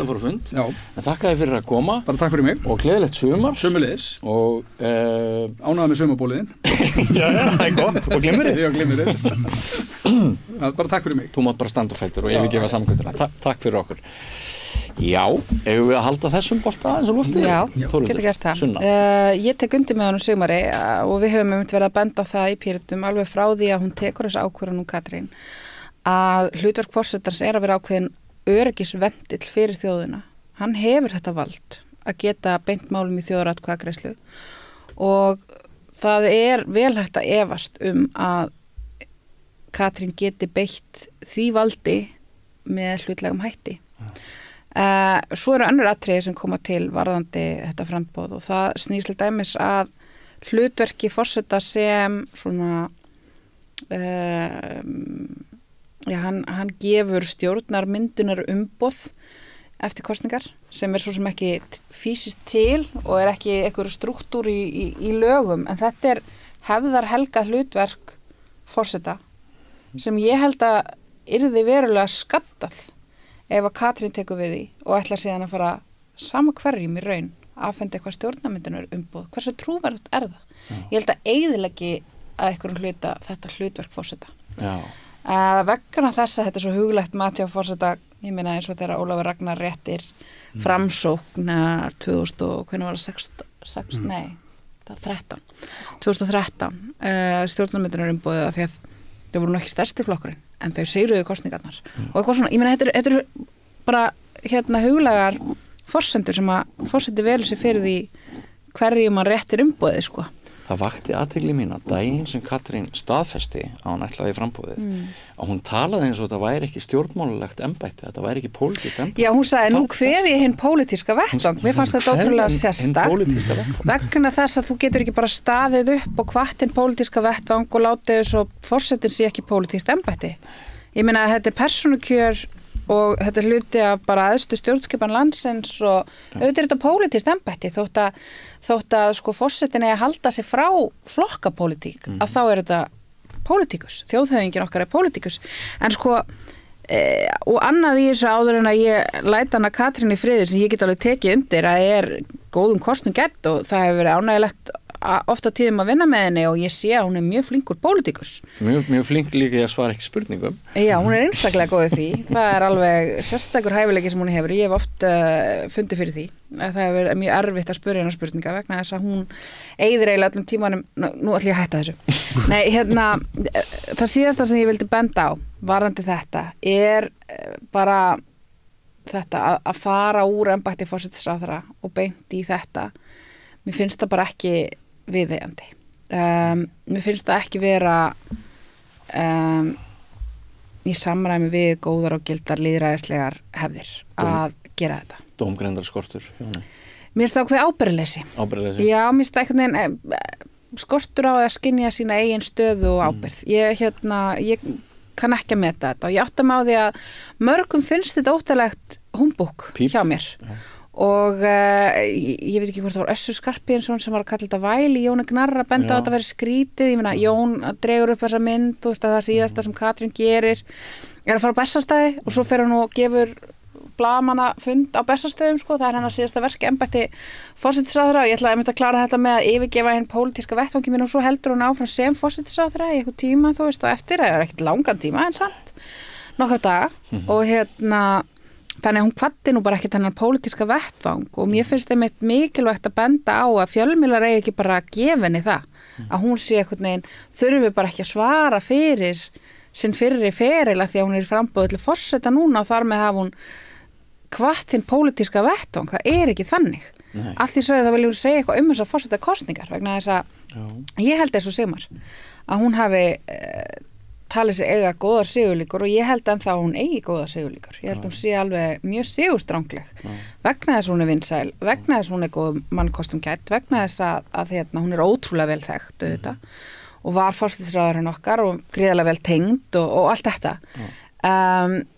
En á sama tíma er auðvitað búið að vera ótrúlega merkilegt að fylgjast með Höllu Hrund og hvernig hún ríkur upp í körunum, fólk skynjar svona ég held að margir líta á hana sem ótengda pólitíkinni og fulltrúa almennings og þar með vænlegan kost í samanburði við alla hina og svo er Baldur auðvitað líka mjög sigurstranglegur og hún gengur mjög vel og ég held að við megum heldur ekki vanmeta Jón Gnarr vegna þess að hann er líka með ansi sterkt kapital og svo er Steinur náttúrulega í alveg ágættu uppáhaldi á mig líka, ég var náttúrulega með henni áður en að ég settist að þinga og hún er alveg frábær kona. Já, ég var með henni í Kvennaflæðinu. Við þrjú okkar sem hér erum núna eða höfum verið við deilum þeirri sögu en hver heldur það verði forseti, segiru, bara ef þú þyrftir að ef myndir rukka eitt svar í dag, er það Katrín? Veistu, mér finnst þetta það spennandi að mér finnst það ekki liggja fyrir ég get ekki sagt það, eins og ég segi mér finnst Katrín mjög sigurstrangleg en mér finnst hinn þrjú sem að ég nefndi öllega séns. Já, þú hefur ekki verið í blaðamennskunni, er það? Nei, það hef ekki verið. Þú ert öryrki. Já. Og þú ert vanur að huga að þeim sem ekki hafa sterkust stöðu í samfélaginu. Hvernig finnst þér það ganga inn á Alþingi, hafa gengið í vetur eins og þú nefndir áðan, þá finnst þér mjög margt falla á milli skips og bryggju hvað varðar réttinda stöðu þeirra sem þyrfti að styðja við og ég vil nú bara viðurkenna það að út frá sjálfu mér þá finnst mér ekkert mjög margir þingmenn dagstaglega að vera að berjast fyrir hagsmunum undirsettra á Alþingi. Mér finnst þetta að vera orðið svolítið búbluhópur, svolítið forréttindahópur meir og minna. Eins og má halda fram bara marga og aðra opinbera starfsmenn. Eru þið svolítið ein og vinalaus þið sem til dæmis viljið bæta hag öryrkja og aldraðra sem ekki hafa það gott og sjúkra og undirsettra? Já, ég myndi segja það nema svona þegar ákveðum mál kom upp og ég verð bara að segja alveg svo að þessi ríkisstjórn sem núna hefur búin að vera 6,5 ár við völd, hún er bara og hefur reynst skelfileg fyrir þá verðsettu í þessu fyrir okkar vegna þess að þeir hafa ekki bækjör þeirra, þeir segjast að bækjör þeir sko, ég svo þegar verið að hæla sig á því að það hefur aldrei aukist eins mikið greiðslur úr lífeyrissjóðum og þá er aldrei talað að fyrst er þetta skattað 37-40%, síðan er þetta skert 45% og síðan hefur þetta áhrif á alls konar aðrar bætur, ég kalla þetta keðjuverkandi bætur allt kerfið. Við erum með ótrúlega mannvonskulegt kerfi sem er í gangi núna og þetta er sko, það er bara svo vond að maður sko, það tekur bara út og ég var í þessu kerfi í nær 30 ár. Það er ekkert gleðilegt sumar hjá öllum á morgun? Alveg langt því frá, sko. Það sko, að vera í þessu kerfi að þú ert einhvern veginn lamin niður. Þú, sko, við erum að bara sjá til dæmis bara núna á örstutum tíma þegar verðbólga fór á stað og húsnæðismarkaðurinn rauk upp. Ég að hafa samband, að fólk að hafa samband og sýni bara hreinlega leggur á borðið. Ég með 320.000 krónur útborgað. Ég var með 260.000 krónur leigu. Nú hún komin í 320.000. Hvað var ég að gera? Það komin í sömu upp og við kondi fær. Og þetta fólk með verðtryggð lán sem mögulega. Já. En ekki óverðtryggð. Já. Og síðan á sama tíma þá kemur ríkisstjórnin og segir, eins og bara í síðustu fjárlögum, við ætlum að hækka einkarekna fjölmiðla, hvað var ekki, 10,6 eða 7%. Við ætlum að hækka hina þessa samkvæmt vísitölu. Og ég byrju stoppum að segja, hvernig getur það verið 10,6% hjá þeim en 4,9% hækkun hjá almannatryggingarnar? Þetta sum alveg, þetta sama vísitala, nei, þá er það neysluvísitala og launavísitala og það, þeir bara leika sér að því að hlaupa á milli til þess að ná þessum hópum niður. Svo segir að þeir hafa þingið nákvæmlega sama á allir aðrir. Eins og ég benti á áðan, eldri borgarar hafði ekki krónu aukalega frá þessar ríkisstjórn, ekki eins og við náðum út að 63 krónur skatt og skerðingarlaust jólin fyrir örkjana. Eldri borgarar fengi ekki krónu og það fullt af eldri borgarar sem mjög illa staddir og svo gleymist alltaf þeir sá hópur sem verst settu hópurinn eldri borgarar sem þeir bústuskerðingum. Þeir fór 10% minna og ég manna að ég barðist með kjaft á klóm gegn þessu og reisti stengri mjóð á sín tíma en þetta var sett inn og það fannst mér eiginlega merkilegt að vegna kröfu verkalýðshreyfingarinnar. Að þeir hefðu einhvern tentatíf að þeir og að blanda einhverju lífeyrissjóðsmál menn, ég meina við erum með svona kerfi þar sem við erum alltaf að mismuna og ég skil ekki og það verðist aldrei hætta, það alltaf, þeir finna alltaf einhvern hóp sem þeir vilja mismuna og við erum að taka eftir þessu núna sem eitt alvarlegasta sem ég er núna búin að sjá undanfarið, hvernig að taka á Grindavíkurmálunum. Það fullt af fólki að verða fyrir þvílíkum mismunum og fólk ennþá í hjólísum eldri borgara. Síðan kemur eldri borgari, hann settur í verbúð og þegar hann á hendunum þar út, þá segir hann, ég verð bara að fara heim í Grindavík. Ég meina, það algjörlega þeir með niður því öllu svona mál. Og upplifir þetta sem hluta á þessari forréttinda búblu hugsun ríkjandi stjórnmálamanna á Íslandi? Já, þú sér það þegar þetta kerfi til með, sjáðu til með sem ég var bara að koma að fundi við velferðarnefndar, þar sem við verðum að taka endurskoðun almannatryggingakerfið var að öryrkja. Í morgun? Já, í morgun. Og hverjir sem búið þetta til? Full heilbrigt fólk og lögfræðingar í ráðuneytum hana sem hefur ekki hugmynduna hvernig að vera í þessu kerfi og síðan þeir bara steinhissa að þeir gera alla brjálaða með því að setja inn alls konar gildur hér og þar. Sko, þetta er bara stór hættulegt að vera að henda út í svona hlutum og þeir, sko, svo segir, heyrðu, við vorum í samstarfi við örkibandalagið og Þorskorp og alla þess að kalla. Þeir voru ekkert í samstarfi við það, þeir voru í samtali við þá. Þeir komu og kynntu hvað það var að gera, en fengu hinnir tóku eitthvað tillit til þessu félagsöðu? Nei, letuður þá fá frumvarpi áður til þess að fara í gegnuna áður en skelltu inn á þing. Þeir settu gáttuna, svo settu bendin og tóku ekki tillit eins en eins. Svona vinnubröð. Þið ykkar sem að detta inn í miðjan þátt, kannski í útvarpinu, ágætt að minna á það að þetta liðurinn þingið við Rauðaborðið á samstöðinni. Ég heiti Björn Þorláksson.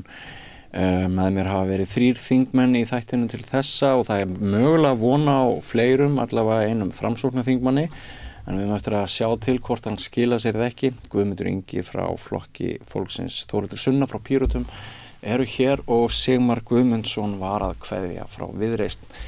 En Þórhildur Sunna, alltaf sem Guðmundur segir, þetta spyr spurninga áherslur og jöfnuð og hvað stjórnmálamenn setja svolítið á oddinn núna, hver er þín skoðun? Ég mér full mikil einföldun að tala að Flokkur Fólksins séu eini í þessu. Við höfum líka verið ötulir talsmenn, jaðarsettra hópa í samfélaginu og líka öryrkja og aldraða. Björn Leví, kollegi minn, hefur til dæmis verið að berast fyrir því árum saman að öryrkjabætur og ellilífeyrir taki hækkun samkvæmt vísitölu og hefur oft lagt fram breytingatillögur þess efnis og er að vinna þetta inn í nefndum þingsins og svo framvegis. Halldóra Mogensen, þegar hún var formaður velferðarnefndar, lagði gríðarlega mikið af mörkum til þess að notandastýrð persónuleg aðstoð yrði einhvers virði og væri ekki bara eitthvað lofórð á blaði, heldur væri konkrétt úrræði. Hún orðin að veruleika. Já, hún það en sko það sem að við höfum líka verið að berjast fyrir, já, gríðarlega miklu máli, hefur verið að berjast fyrir því að þessi kvóti sem settur á mannréttindi fatlaðs fólks muni hækka og við auðvitað höfum líka alltaf bara talað fyrir því að hann verði afnuminn, það á ekki að setja kvóta á mannréttindi fólks. Ég hef nálgast þetta út frá kannski aðeins annar átt sem snýr að sjálfsákvörðunarrétti fatlaðs fólks og rétti þeirra til þess að ákveða sín eigin örlög vegna þess að við erum alltaf duglega að svifta fatlað fólk lögræði sem að á lögfræðísku kallað lögformlegt hæfi og gengur út á það að fólk sem álitið vera með eitthvað svona alvarlegar geðraskanir eða þá eitthvað svona þroskaskerðingar sem gerir þeim erfiðara fyrir með að taka ákvarðanir heldur en kannski gengur og gerist að það bara einfaldara að svifta að lögræðinu heldur en að gefa stuðning við ákvarðanatöku þannig að það sem ég verið að berjast fyrir alveg frá því ég byrjaði mín fyrsta ræða á Alþingi, jómfrúarræða mín sneri að því að það þyrfti að breyta lögræðislögunum vegna þess að þau mismunu við fólki á grundvelli fötlunar vegna þess að þau voru ólög sem að ætti að afnema og ég fekk í gegn þingsályktun sem að gekk út á að við fengjum þingnefnd, þverpólitíska þingnefnd sem að myndi breyta þessum lögum. Sú nefnd fekk aldrei stuðningni fjármagn til að gera nokkuð skapaðan hlut í raun nema, já, bara eitthvað svona smá hér og þar þannig að því miður að þá má segja að helsta afrek þeirra nefndar hafa verið að sparka nógu duglega í dómsmálaráðuneyti til þess að þið komi nýja löggjöf og hún auðvitað byggð á þessari úreltu hugmyndafræði sem ekki í takti við samningssamningum þjóðanum réttindi fatlaðs fólks sem við höfum einnig barist ötulega fyrir að verði lögfest. Þannig að ég alveg sammála að flokkur fólksins hefur verið gríðarlega öflugur talsmaður fatlaðs fólks en það hefum við líka verið. Ásamt því að tala fyrir réttindum hópa sem að eiga sér mjög fáa málsvara á Íslandi og þá erum við að tala til dæmis réttindi fanga, réttindi barna í ofbeldissamböndum, réttindi kvenna í ofbeldissamböndum og ýmissa annara jaðarsettra hópa eins og hinsegin fólks og vímuefnanotenda sem að er ekkert endilega vinsæl umræðuefni en mjög nauðsynlegt að halda á lofti vegna þess að einmitt út af því að þetta ekki vinsæl umræðuefni þá verða þau oft utangátta og útundan og auðvitað flóttamenn eru hérna gott dæmi líka sem að eru jaðarsettasti hópurinn í samfélaginu mætti að halda fram auðveldlega með að við hversu duglegir þingmenn eru að tala þennan viðkoma hóp niður. Þú notaðir orðið lögfræðísku. Já, þetta bara eitthvað nýrið hjá mér. Já, en ég átta mig á því að hugurinn á bakvið það er sennilega að ég átta mig ekkert á því en það er tilgáta hjá mér að hugurinn á bakvið það orðalag hjá þér sé að það vanti meiri mennsku og það vanti minna af kerfistali og því öllu eða er ég á villigutum? Nei, ég var nú bara að útskýra sko faglega heitið yfir og svo hefði ég ætti að koma að láta skilgreininguna fylgja vegna þess að mér er alveg mikilvægt að fólk viti hvað er rætt, sko lögformlegt hæfi, það er í raun rétturinn til þess að nýta sér réttindi sín og þar að leiðandi hef ég kallað þetta rétt allra réttinda vegna þess að ef þú hefur ekki réttin til þess að nýta þér réttindin þá eru þau til einskis og þegar að þú sviftur lögformlegu hæfi, lögræði eins og við kallum þetta hér að þá mátt ekki lengur taka ákvarðanir þitt eigi líf af því það er einhver búin að ákveða að þú sest ekki þess bær og þá ertu settur í þá stöðu að það er aðili sem er skipaður til þess að taka ákvarðanir fyrir þína hönd byggt á því sem sá aðili telur þér vera fyrir bestu og þetta er það sem er andstætt samningi Sameinuðu þjóðanna um réttindi fatlaðs fólks sem segir fyrir að fatlað fólk eigi rétt á aðlögun, eigi rétt á að samfélagi aðlagi sig að þeim þannig að þau getur tekið þátt í samfélaginu til jafns við aðra og þar að leiðandi ef þú átt erfitt með að taka ákvarðanir í daglegu lífi að þá gefa þér aðgang að aðstoð til þess að taka ákvarðanir en þessi aðstoð, hún á ekki að vera boð og bönn og ákvarðanir tekna fyrir þig heldur aðstoð við að taka ákvarðanir sem byggðar á besta mögulega vilja hins fatlaða einstaklings og þetta er eitthvað sem að við erum bara ekki að nálgast með neinum raunhæfum hætti nú höfum við úrræði sem heitir persónulegi talsmenn fatlaðs fólks en það er ólaunað og það er þá aðgengilegt þeim sem að hafa bakland, þeim sem eiga ættingja eða vini sem eru tilbúin að taka að sér ólauna vinnu til þess að aðstoða þig við að geta að lifa sjálfstæðu lífi og það er líka mikið jafnréttismál í ljósi þess að þetta eru alla jafna konur og við erum með eina hæstu umönnuna byrði í Evrópu, það er önnur lögfræðíska sem gengur út af bara hversu hátt hlutfall samfélagsins er með það verkefni að sinna alvarlega veikum eða fötluðum einstaklingum í sinni nærfjölskyldu og það er 9-10% hérna á Íslandi, það er gríðarlega hátt, þetta er hæsta hlutfall í Evrópu. Ég meina þetta er allt að stóru leyti konur. Þannig að þetta er líka mikið jafnréttismála að þetta er allt ólaunu vinna. En þetta er svolítið skrítið ef við fyrir bara að horfa á þetta hvað við tölum mikið og hvað við leggjum mikið fram málefni fallafólks og þá sem þurfa að hjálpa að halda en það eins og kjörorðið ekkert okkur án okkar þetta tal fer aldrei fram og við getum bara að sé hverslega rugl er í gangi í þessu samfélag okkar að við erum með 154 einstaklinga inn á hjúkrunarheimilum sem eru undir 67 ára niður fertugt og á sama tíma er þeir að taka plás á hjúkrunarheimilum þar sem eru yfir 100 inn á spítala sem eiga að komast. Og þessi tveir hópar get ekki blandast saman. Nei, þetta bara gengur ekki upp. Þetta er bara mannréttindabrof. Eins og ég sagði Alþingi, hafði engin alþingismaður verið í þessar aðstöðu að vera inn á hjúkrunarheimili fertugur. Það myndi engin vilja lendi þessu, en þeir gera ekki. Þeir bara yfti ákveð segja, nú setjum við bara nefnd og skoðum þetta, en það breytist ekkert. Og þetta er auðvitað grafalvarlegt mál og ég tek undir með og að sambandi við erum búin að leggja því hvað það fyrir nákvæmst 100 þingmál fram og að þeim 70-80% var það eldri borgar öryrkja og einhver flokkur sem hefur viljað vera á þessum málum þá er það Píratar og þeim er alveg eiga það og við höfum haft mjög góð samstarf við Píratar á þingi. En á sama tíma og ástandið er svona eins og þið nefnið þá voru til nægir peningar til þess að bæta við ráðherrum þegar þessi ríkisstjórn framlengdi líftíma sinn með því að bætt var við fjölda ráðherra mjög kostnaðarsama breytingar á stjórnkerfinu og ekkert ráðuneytunum og ekkert endilega til bóta það er ekkert sjálfgefið að svo sé og mér langar núna aðeins að víkja umræðinni svona síðustu 10 mínúturnar sem við höfum að lýðræðishalla.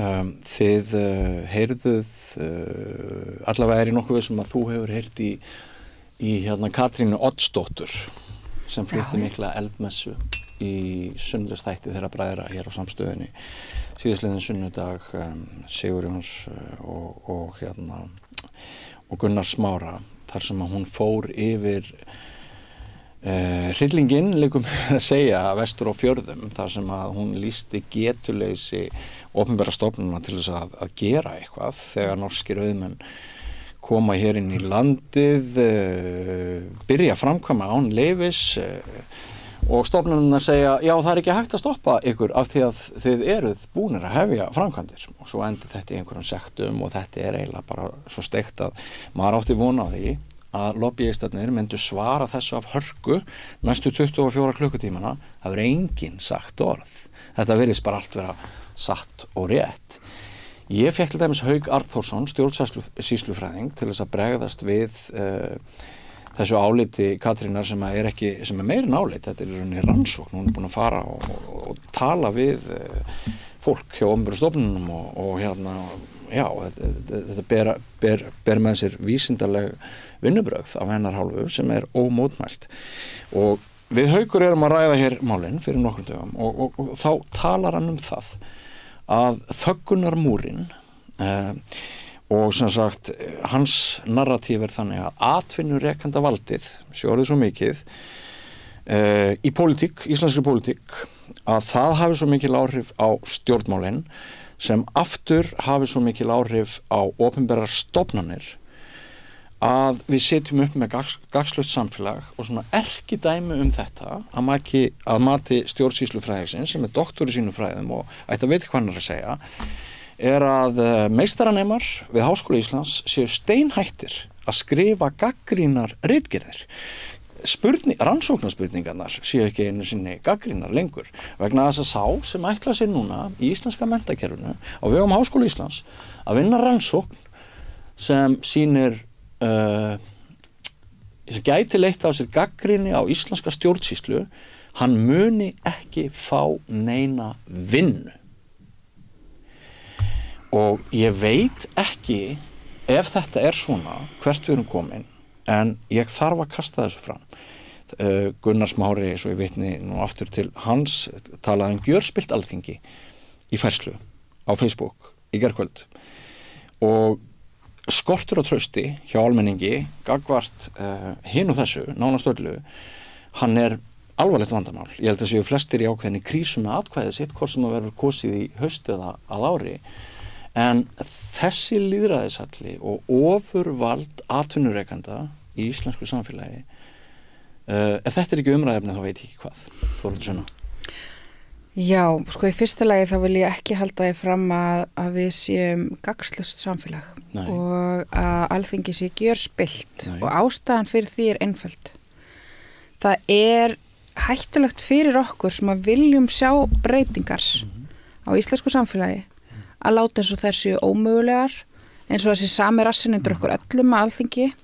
Þetta hluti af markvissri þetta gagnast Bjarna Benediktssyni og vinum hans íhaldsmegin sem hafa gaggjast grafið undan trausti í áraraðir að fólk sé samfært að það skipti engu máli hvert þú kjósir, þú fáir alltaf sömu spiltu niðurstöðuna vegna þess að það dregur máttinn og baráttuviljan úr þeim sem að vilja breytingar á samfélaginu. Þeir fara að trúa því að það skipti engu máli hvert þeirra framlaga þeir fara að trúa því að það skipti engu máli að mæta á kjörstað. Og populistandi blómstra í slíku vantrausti.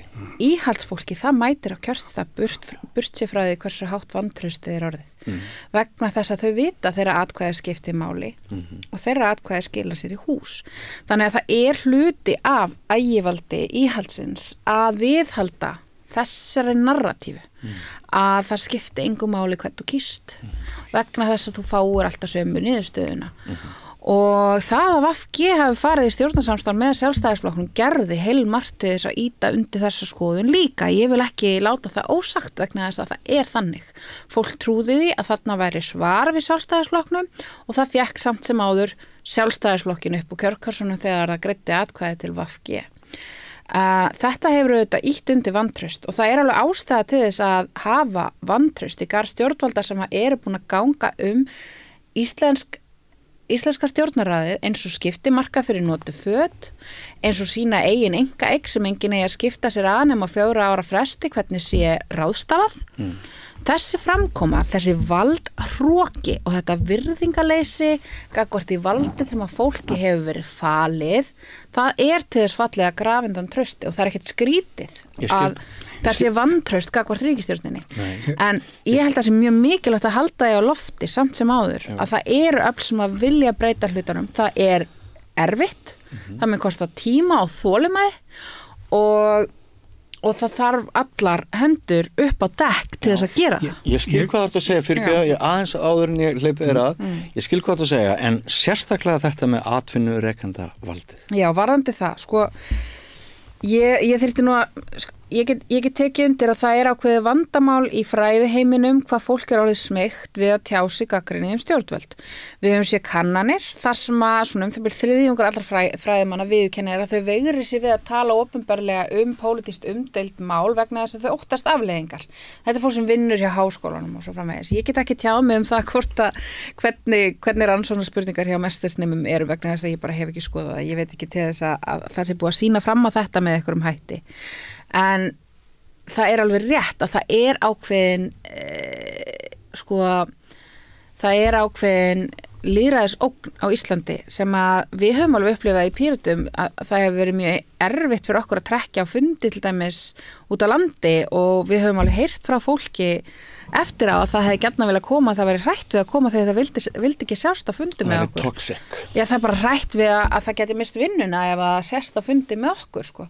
Og ég meina þetta ákveðin ægivald, þetta ákveðin ógn við atvinnuöryggi sem auðvitað svona formpólitískrar kúgunar og Bjarni Benediktsson þegar að hann tegir sér út fyrir landsteinana til þess að koma í veg fyrir að gagnrýnandi sinn fái ritstjórastöðu í fræðiriti. Þetta sýnir hvað Sjálfstæðisflokkurinn ber litla virðingu fyrir borgararéttindum. Þetta sýnir hvað mikið fals að hann standi fyrir borgararéttindi og sé borgaralegu flokku vegna þess að hann ber ekki virðingu fyrir fjölmiðlafrelsi, hann ber ekki virðingu fyrir fræði, akademísku frelsi og hann ber ekki virðingu fyrir tjáningafrelsinu heldur. Og þetta auðvitað okkar grunn borgaralegu gildi sem að skipta ótrúlega miklu máli til þess að vera í lýðræðislegu samfélagi. Bjarni starfar í umboði atvinnurekenda og fjármagnseigenda Já, og ég held að eina leiðin til þess að fella hann af þeim stóli er að halda sjálfstæðisflokknum frá völdum í að minnstakosti 2 kjörtímabil og þá missa þessi hagsmunaöfl mögulega áhugan á sjálfstæðisflokknum sem sínum fulltrúa og það gæti minnka hans ægivald í íslensku samfélagi. Það er ekki þar með sagt að við séum laus við lobbyistana eða vandamálun sem að við erum að díla við. En til þess þarf þolinmæði, til þess þarf allir bara dekk og til þess þurfum við að útrýma þessum hugsunarhætti að þetta sé bara glatað og það séu allir glataðir og þetta með að tala alltaf um Alþingi sem eina heild. Þetta truflar mig ekki bara því að ég er einhvern veginn rosa hörundsálga hvort því að fólk sé að kenna mig við einhverja hluti sem að ég tók ekki þátt í og barðist jafnvel hart á móti, heldur líka bara vegna þess að þetta býr til svo mikið vonleysist ástand sem að einmitt sko letur fólk frá því að taka þátt, letur fólk frá því að berjast fyrir breytingum, letur fólk frá því að velja rétt í kjörkössum. Ég sem er að segja alveg svo að það sem er búið að vera að í okkar þjóðfélagi er flokkakerfið. Þessi 4 flokkur sem hefur verið við völd hérna til skiptis alveg alla tíð og við sjáum það bara með þessar 3 flokkastjórn núna og það sem Framsókn komst bara inn með því að það er bara best að kjósa Framsókn með enga stefnu eða nokkuð skapalöð nema verja það sem þeir eru búin að byggja upp. Það er búið að byggja upp þetta hérna þjóðfélag af 4 flokknum og þeir ríkari verða ríkari og þeir hafa alltaf meira með völd og meðan þessi 4 flokkur er í þessa stöðu, þá bara verður þetta svona og ég sé ekki fram á næstu kosningar að vera allt óbreytt vegna þess að ég sé ekki annað en til með Samfylkingin þegar hún vinnur stór sigur, þá fer hún sæng með Sjálfstæðisflokknum eða Framsóknarflokknum. Þannig að þeir passa sig að vera alltaf þessi flokkar að halda völdum og halda öllu óbreyttu. Kjósendur velja þá? Já, og þeir síðan er þessu sem er að sko eins og fjármagnseigendur hafi verið ríkar og ríkari og það má aldrei eiga neitt við til þess fjármagnseigendur, þeir bara borga 22% skatt búið, á sama tíma ertu kannski með fátækan einstakling, hann á að borga 22% skatt af sínum fjármagnstekjum pluss skerðingar, þú veist. Og við komum við erum með hérna þessa forríku lið sem er sko vaða í peningum í fjármagnseigendum, þeir borga sér rúsar. Ég meina, hversa samfélag eru við búin að byggja upp og það verður að verja þetta aftur og aftur og ég meina, ef við viljum breyta þessu, þá er það kjósendur hann úti sem geta breyta þessu. Eða því að hætta að kjósa alltaf þessa sömu flokka til valda. Já. Þessi þáttur reyndist eins og mig grunaði upp af allt öðruvísi heldur en Vikan hjá Gísla Martini. En eru þið ekki bara hress og og svona fyrir utan harðærið í pólitíkinni leggst ekki sumari vel í ykkur? Ég er afskaplega spennt fyrir því. Sumardagur á morgun og spáð 12 stiga hita og sól. Ég get ekki beðið að koma betra veður, það verður gegn. Það er bara komið. Það var svolítið kaldur kafli en eiginlega enn meira frost að mörguleiti í pólitíkinni. Ég myndi kalla þetta sjóðheitt, það er búið að gjósa bara reglulega þarna hjá þeim, það er búið að vera dramakast svona jafn oft og það er búið að gjósa hjá okkur í vetur. En viltu spá fyrir hver verður forseti, Guðmundur Ingi? Þegar það er nú næsti samfélagsleikur. Ég letti þarna í kjördæmavikunni og fór lengi á undan bæði og þar og eftir að það var alltaf verið að spurja mig að því hvort að Katrín Jakobsdóttir ætlaði í framboð. Þannig að enda með ég gæti ekki svara svo ég bara spurði það mig sjálf og ég óundirbúin fyrirspurnartíma. Og þá uppgötaði ég það að hún ætlaði sér framboð þegar hún svaraði það óskýrt. Það varst þú sem spurði. Og ég vona að ég ekki komið einhverju hringi ekki að svara staðin, ég veit ekki hvað en eins og mér horfði við hérna forsetaembætti og það sem hefur verið fundið að málskotsrétti og öllu, það er bara pólitíkinni sjálf að kenna, við áttum að vera löngu búin að gera eitthvað í þessum málum. Við erum með stjórnarskrá frá konungnum, danska konungnum en þá óbreytta og við erum ekki geta, en það er kannski ekki geta heldur fjórflokkurinn er þess ekki vilja breyta einu en einu. Þess vegna erum við í þessari aðstöðu og við neyðast nú til að breyta og það verður að fara að breyta þessu. Það komið lungu tíma og ég vona það takist en ég bara óska öllum góðs gengis í forsetakosningum og ég ætla bara að fylgjast með. Þú vilt einhver spá? Ég vil ekki spá, ég sé ekki góður spámaður en mér sýnir stefna í þarna 4 frambjóður sem við munu standa uppi og hver verður forsetið nú, ég bara treysti þjóðum til að velja það. Vinur minn hringdi í mig, hann er í bændaferð, Hollandi held ég.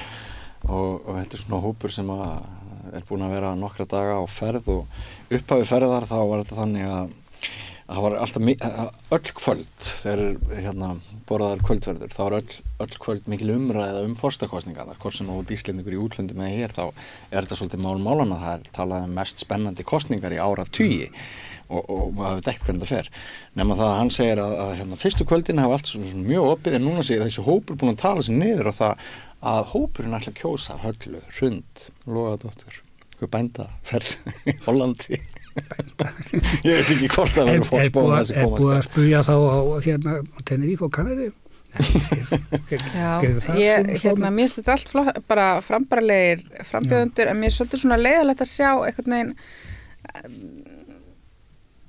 umræðina, við náttúrulega verðum líka vitni að þessu á þingi, það eru svona ákveðnir vinsæll en aðrir og kalla fram meiri smellheldur en aðrir, þannig að það er mjög ójöfn umfjöllun. Já. Og maður hefur svona tekið eftir því að forsetaframbjóðendur fá alls ekki jafnt viðtöl hvað þeir snúast og svona, ég meira samstöðun er undantekning því að til dæmis tekið viðtöl við Helgu Þórisdóttur sem að ég held að hafa ýmislegt fram að færa líka og Steinunn Ólína á henni, við komumst í pallborðið, en ég meina bara þetta að hafa aðgengi að fjölmiðlum, ég áttum að því að 87 manns það er kannski, en þú veist, þeir sem eru að minnst okkar að mælast, ég veit það ekki, þarf ekki ég hugsa oft þetta sko, hvað Það voru líka mjög forvitnilegt sko klemman sem RÚV stendur fyrir, kvöldi fyrir kjördag að Þau þurfa bara að bjóða þetta. Ég heyrði í RÚV, ég hringdi í Stíg Helgason sem er yfir kosningavefnum og kosningavinnunni og þau búa sig undir það að þurfa að hólfa af síðasta kvöldið að sem sagt þeir sem að mælast með mest fylgi verði sér og svo verður til eitthvað sem við getum kannski kallað aðra deild eitthvað svoleiðis. Ég er ekki vissum að þeir geti splittað þessu þannig, en jú, kannski. En þeir vita hversu margir ná að safna. Þau geta það sko, þau hafa hreinlega fengið brýningu frá ÖSE, sagði Stígur að það væri ekki gott lýðræði og ekki góð leiðsögn fyrir almenning að 20 frambjóðendur séu í einu daginn fyrir kjördag og hver þeirra segir 2 málsgreinar. Þannig að sko Já, en ég er að meina að skipta þeim í sko eftir fylgi. Já, þú meinar að það er að vera random? Já, eða einhvern veginn ekki endilega, þú veist, eftir fylgi sko. En já, við á samstöðinni reynum að sinna til dæmis biskupskostningunni. Já, ég tók eftir því líka. Sýnt vel og reynum að láta eitt yfir alla ganga. Ég reyndi líka að fá fulltrúa stjórnarhandstöðunar til þess að taka þátt í þessu spjalli. Þú meinar ríkisstjórnarna? Já, ég meina það. Síðasta vetrardag. En það var engi skilað sér í hús og þættinum er lokið. En kærar þakkir fyrir komuna Guðmundur Ingi og Þórhildur Sunna og ég óska ykkur gleðilegs sumars. Takk fyrir okkur. Takk. Og með það förum við yfir í aðra sálma. Takk líka áhorfendur fyrir samveruna í vetur og Gunnar Smári væntanlega tekur nú við. Erfiðleikar heimila verkafólks hafa hríðversnað frá árinu 2021. 6 af hverjum 10 félögum í Eflingu eiga nú erfitt meðan á endum saman. Hvernig getum við réttlætt það? Efling stéttarfélag. Barátta fyrir betra lífi. Svona reglulega, einu sinni mánuði, 2 mánaða fresti, þá fáum við eitthvað stjórnmálafræðingi heimsókn hérna og löbbum svolítið yfir svona stöðuna í skoðanakonunum, notum tækifæri til þess að meta stöðu stjórnmálaflokkana og ríkisstjórnarinnar, en nú er svo staða að nú eru líka forsetakosningar og svo voru líka stjórnarskipti og þau voru mæld í skoðanakonunum, hvernig fólki líkaði nýri forsætisráðherra eða hvort þau töldu ríkisstjórnin að vera betri en þá sem að vera að fara. Þannig það var mikið verkefni sem að beið Eiríks Bergmann þegar hann kom hingað, þannig að við löpum okkur í gegnum alla flokkana, gegnum ríkisstjórnina, einstaka stjórnmálamenn, forsetakosningarnar og vorum svona að reyna að ráða í stöðuna út frá því sem að skoðanakannin segja okkur. Við skulum heyra hvernig Eiríkur dregur upp stöðu stjórnmálana. Ertu á leið heim úr vinnu? Stilltu á FM 89,1.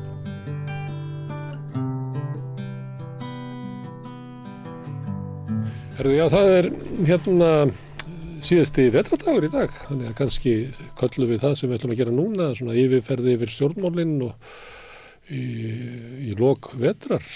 Er það ekki ágætt, Eiríkur Bergmann? Jú, heldur betur. Það er tímamót, þetta er búinn. Það er alltaf tímamót, maður. Já, það er nú óvenju spennandi svona í pólitíkinni, við erum að fá spennandi forsetakosningar. Það kannski ekki, það ekki hægt að fullyrða að það hafi verið að 2016, 1996, kannski 2012 hafi verið spennandi framötti þegar leit út að fóra til Skáka Ólafi. Ekki undir lokin. Nei, það var alveg síðustu 2 vikuna var ljóst hvert það var að stefna. Það hafi ekki verið spennandi forsetakosningar síðan 1980. Fyrir nú. Ég meina, þú veist, kannski stingur ykkur af. Já. Það gæti verið að... Gæti orðið spennandi kosningar. Og svo náttúrulega tengjast forsetakosningarnar meira pólitíkin heldur en áður hefur verið. Það er náttúrulega það að Katrín sé þarna kosningarnar gætu snúist pólitíska arfleiðinnar sem er náttúrulega tímabil sem að spanna eiginlega öll eftirhrunsárin. Jú. Ég held að þessar kosningar gerir það nú samt ekki, sko. En jú, þú svo arfleið að sjálfsögðu í bakgrunni og hún er ekki... Þetta er ekki alveg úr tengslum við hennar pólitísku arfleið en þetta, ég held að frambóð hennar mun ekki snúast það. Ekki frambóð hennar en kannski verður áherslur annara. Hún er fremst núna svona í öllu konunni nema hjá prósent sem einhvern ástæðan fær aðra niðurstöðuna. Já, prósent er einhver outlier í þessum mælingum sem ég skil ekki alveg. Nei. Ég segi það sama, ég fylgst mikið með skonakonunum og ég aldrei trúaði almennilega. Og ekki bara núna, heldur bara í kennum tíðina þegar ég mæla flokka, þá er ég vil alltaf skjön við alla hérna. Ég held nú að rankurinn í þessu sé að Gallup hafi svona mestu reynsluna og sé treyst best, en maskina er líka með öflugt teymi sem kann til verka. Þetta veit ég, en ég veit ekki gæði annara. Oft maskina betri vegna þess að Gallup alltaf að senda frá sér kannanir þessum flokkana sem teknar yfir langt tímabil sem eru eiginlega svona meðaltalsmælingar. Þess vegna eru oft skemmtilegra að sjá svona sveiflur sérstaklega við ykkur tíðindi verið þegar maskina birtir. Já, svo þú manst það núna líka að defa undir fórustu Jónasar Kristjánssonar sem að menn töldu nú ekkert vera með sérstaklega vísindalega aðferð. Virðist að tekið símaskrána og skiptan í tvennt og tekið út úrtak annars vegar á höfuðborgarsvæðinu og hins vegar á landsbyggðinni. Það voru oft glettilega nálægt. Ég vann við þetta. Það var Haukur Helgason, aðstoðarritstjóri sem sáum þetta. Og þá sátum við saman yfir þessu og reiknuðum á svona stór svona bókhaldsblöð ég veit ekki hvað það var, svona hálfgræn og hann inn í herbygginu hjá honum, hann reykti linnulust inn í herbygginu og drap í sígarettunni og tegði sér strax yfir í næstu og hann var búin að rífa allt ofan af pakkanum til þess að ná inn í það og kveikti henni og ég spurði hann svona, Haukur, akkur kveikir ekki bara í með stubnum? Þá myndi ég reykja meira. Já, þá var hann farin að keðjureykja, með þessu var hann ekki keðjureykja. Þegar við vorum búinir að reikna þetta, að þá var maður bara orðin farin að gráta, að það var svo mikil reykur inn í herbygginu og þegar fólk opnaði þá bara skellti hörðinni. En út úr þessu herbyggi komu glettilega góða kannanir. Þannig að það er svo sem hægt að gera þetta með einsum, en þetta er náttúrulega flóknara. Það var samfélagi einsleitara. Miklu einsleitara. Ég held að það sé ekki hægt að gera þetta núna. Og svo er þetta stýst vigtunina varðandi gagnvart svörunum. Það er við þekkjum auðvitað þá skekkju sem að verður varðandi hverju mæt og kjörstað og allt það, en það er svarenda skekkjan sem að þarf að vigta rétt og til þess að geta vigtað hana rétt þá þarftu að skilja viðfangsefnið þetta upp á hár. Já. Og það eru allir í heiminum að þessu. Þetta kom alveg bylgja eftir Sigurður Trump og Brexit og fleira.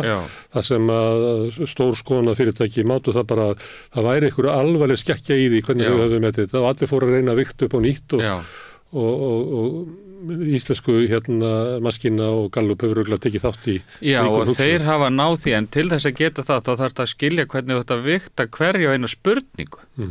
Og þá þarfst að þekkja þýðið eitt fjandi vel til þess að geta gert það og það er munur á milli þessara tveggja að þau erum að tala um þetta til dæmis er held ég að viðris yfirleitt alltaf hærri í maskínu heldur en í Gallup þannig að getur bent til þess að hópurinn er bara öðruvísi samsettur eða eitthvað en það er svona ákveðin svona tilneiging þetta er náttúrulega netmælar og svo þess hverjir er að svara og allt þetta þetta er til dæmis menn hafa verið að vigta allir, veit ég, eftir kyni og aldri, en í mörgum svörum er það menntunarhlutfall sem að skipti bara meira máli, varðandi í hverju það nærð.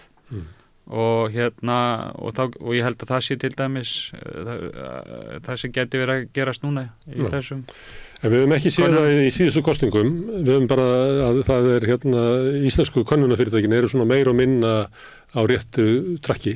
Já, þeir hafa verið það. Það er ekki tilefni til þess að hafna skoðanakönnunum eða það sé eitthvað óljóst þar á bakvið, það er það ekki. Nei, þetta er alveg vísindi. En auðvitað breytast aðstæður og stundum lenda þeir í því að þurfa að leiðrétta sig og það er eitthvað tímabil sem að er ekki nákvæm eins og 2016. En svo náðu nú fljótt vopnu sínum yfirleitt, sko. 2016 áttu við Höllu sem að... Nei, já, bara við alþjóðlega. Þeir mistu bæði af Trump og Brexit og fleiri, sko. Herðu, síðan hafa verið annað sem hefur, því að það er forstakostingarnar og við vorum að fá núna í gær könnun fylgi flokkana hjá Maskínu, þess að kemur í ljós að VG er með 5%. Framsóknarflokkurinn er búin að tapa 40% af sínu kjósutum, er svona ívið skárri heldur en hefur verið undanfarið. Sjálfstæðisflokkurinn bara í sínu lægsta bletti. Ríkisstjórnin að leggja af stað eftir brottför Katrínar mjög veik. Hafði verið gerað kannanir sem að sýndu að meðbyrinn er eiginlega engin. Það er líklega engin ríkisstjórn sem hefur byrjað á dabrari stað heldur en þessi ríkisstjórn Bjarna Benediktssonar. Já. Þetta er náttúrulega ekki ný ríkisstjórn, en ok, formlega nýtráðuniti, já. Þannig að það er erfiðara fyrir ríkisstjórn að vera í mótbyr en í meðbyr. Já, þetta var greining sem að hættir að taka undir, já. Og þú veist þetta sem að siglir. Þú veist þetta sem siglir. Það er betra að vera í meðbyr. Já, þannig að þetta er svona, einhvern veginn eru forstakostingarna tengjast líka, hvort sem að það að pólitísk arfleigð Katrínar verði stórt atriði í kostingabaráttunni, að þá tengjast það líka stöðunni í stjórnmálunum. Það er svona þetta að velta fyrir sér framtíð VG, það er þetta að velta fyrir sér hverju það breytir fyrir Sjálfstæðisflokkinn í næstu kosningum að Bjarni sé forsætisráðherra. Já. Þessi ríkisstjórn er auðvitað senasta snúningi, það vita það allir, hvort á hann klári kjörtímabilið eins og uppi lagt eða velti á hliðin einhvern tíman á leiðinni, það kannski skiptir bara hreinlega ekki öllu mál úr þessu, staða málsins er svo, þetta er veik þessi ríkisstjórn mun ekki halda áfram í þessari samsetningu eftir kosninga, það bara liggur algjörlega fyrir og forystumenn þessara flokka. Ég held að þetta er ekki einu sinni til hugar. Fyrsta lagi mundu þau eflaust ekki ná meira hluta aftur og í öðru lagi mundu þau ekki kjósa að vinna saman. Þannig að þessi ríkisstjórn er bara að klára kjörtímabilið, hvernig svo sem að það mun enda. Það er ekki komið í yfirlýsingu eins og síðasta eðlilegasta fyrsta skrefið ef að stjórnin nær meiri hluta er að hafa leita til samstarfsflokka sinna. Það verður enga slíkar yfirlýsingar næstu. Ég held þetta ekki einu sinni huga að reyna það, Ég held ekki. Þetta er bara búið spil og enda var þessi ríkisstjórn bara sett á við ákveðnar aðstæður sem við bara gleymum oft. Þeir hafði bara verið óbáslega ólgutíð stjórnmálunum, hver ríkisstjórnin falli og fætur annarri. Bara eftir hretur hrunsins þeir náðu bara svona langt eitthvað inn í, þetta er 2017 sem að og þá hafði nú enn ríkisstjórnin fallið og þá er svona einhver hugmynd, ok, við verðum bara að ná þessu saman svona þvert yfir þessi flokkar, klassísku flokkar, íhaldsamir og allt þetta, við bara tökum höndum saman. Ég held að mennum hafi nú ekki einu sinni dottið í huga, þetta yrði til lengri tíma heldur en eins kjörtímabils og svo kemur bara COVID og er eiginlega COVID sem framlengir lífdaga þessara stjórnar og auðvitað var það þannig að forsenda þess að þessi flokkar gátu náð saman var forysta Katrínar Jakobsdóttur. Vinstri grænir hefðu aldrei farið í þetta samstarf undir forystu formann Sjálfstæðisflokksins eins og nú er orðið. Og og Sjálfstæðisflokkurinn hefði aldrei samþykkt að fara í þessa ríkisstjórn undir forystu VG ef það var einhver annar heldur Katrín Jakobsdóttir sem hefði leitt hana. Þannig að þetta eru þetta bara þær aðstæður sem voru uppi. Núna það er það að segja að við erum að koma út úr tímabili í íslenskri stjórnmálasögu sem ætti kalla tímabil Katrín Jakobsdóttir. Já, algjörlega. Mér finnst allt í lagi að staldra við þetta tímabil og segja ok, hér var forystumaður sem held þessar ríkisstjórn saman við mjög sérstakar aðstæður, bæði sem hún tekur við og heldur áfram og það í eðli sínu sko, það heitir bara að vera farsæll leiðtogi, að hafa gert það og skila því í búi, hvað skoðun sem menn geta síðan haft einhver alltaf skoðun þetta sé hafi ekki verið góð stjórn eða eitthvað. En hún skilar náttúrulega ekki búinu eins og tók við því. Hún skilar sko ríkisbúinu. Hún var með VG í 17% og skilar við 5%. Já, ég ekki að tala það, heldur bara ríkis búskapnum sko og hún heldur ríkisstjórninni saman. Og núna, en það alveg satt, á sama tíma fellur fylgi VG, reyndar töluvert seinna heldur en ég átti vona og ég held að þetta myndi gerast miklu fyrr.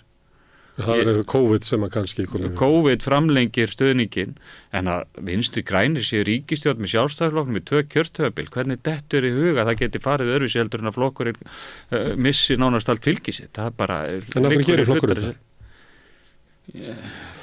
Völd. Í þetta skipti er þetta alltaf öðruvísi eins og viðskiptalífinu segja og fara alltaf svo koma kreppur ég held þetta sé bara miklu einfaldara bara völd er á meðan Ég meina, til hvers eru stjórnmálaflokkar? Eru til þess að ná völdum? Já, þau verða að ná völdum til þess að ná fram einhverjum stefnum með. Jú, en ég meina, völdin eru tækið, það er það sem þú þarft að öðlast til þess að koma stefnunni inn í framkvæm. Og ég man bara eftir þessu samtalum því ég var hissa svolítið sjálfur út af því að mér fannst þetta blasa við þannig ég fór að spyrja fólk bara í VG og þá voru þetta svörin. Ég meina, til hvers erum við í þessu? Við ætlum ekki að setjast við borðið þegar það býðst og þó svo að fylgið farið til anskotast þá verður bara svo að vera sko.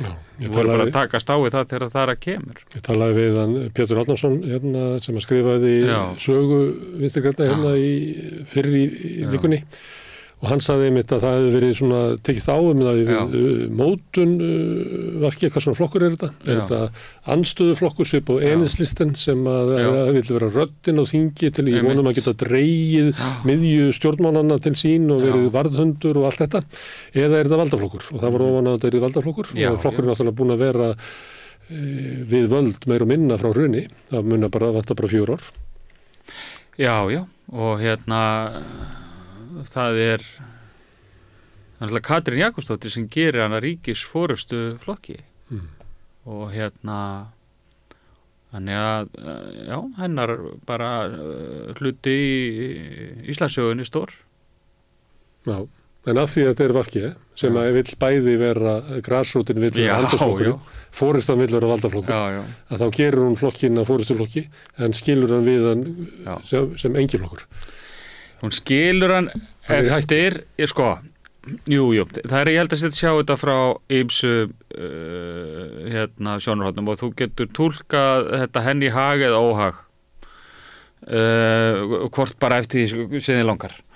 Það sem að VG þarf að gera, að mínu viti, er að bara draga einhverja línu í sandinn og segja ok, þetta verðum við að gera, veist, við þessar aðstæður.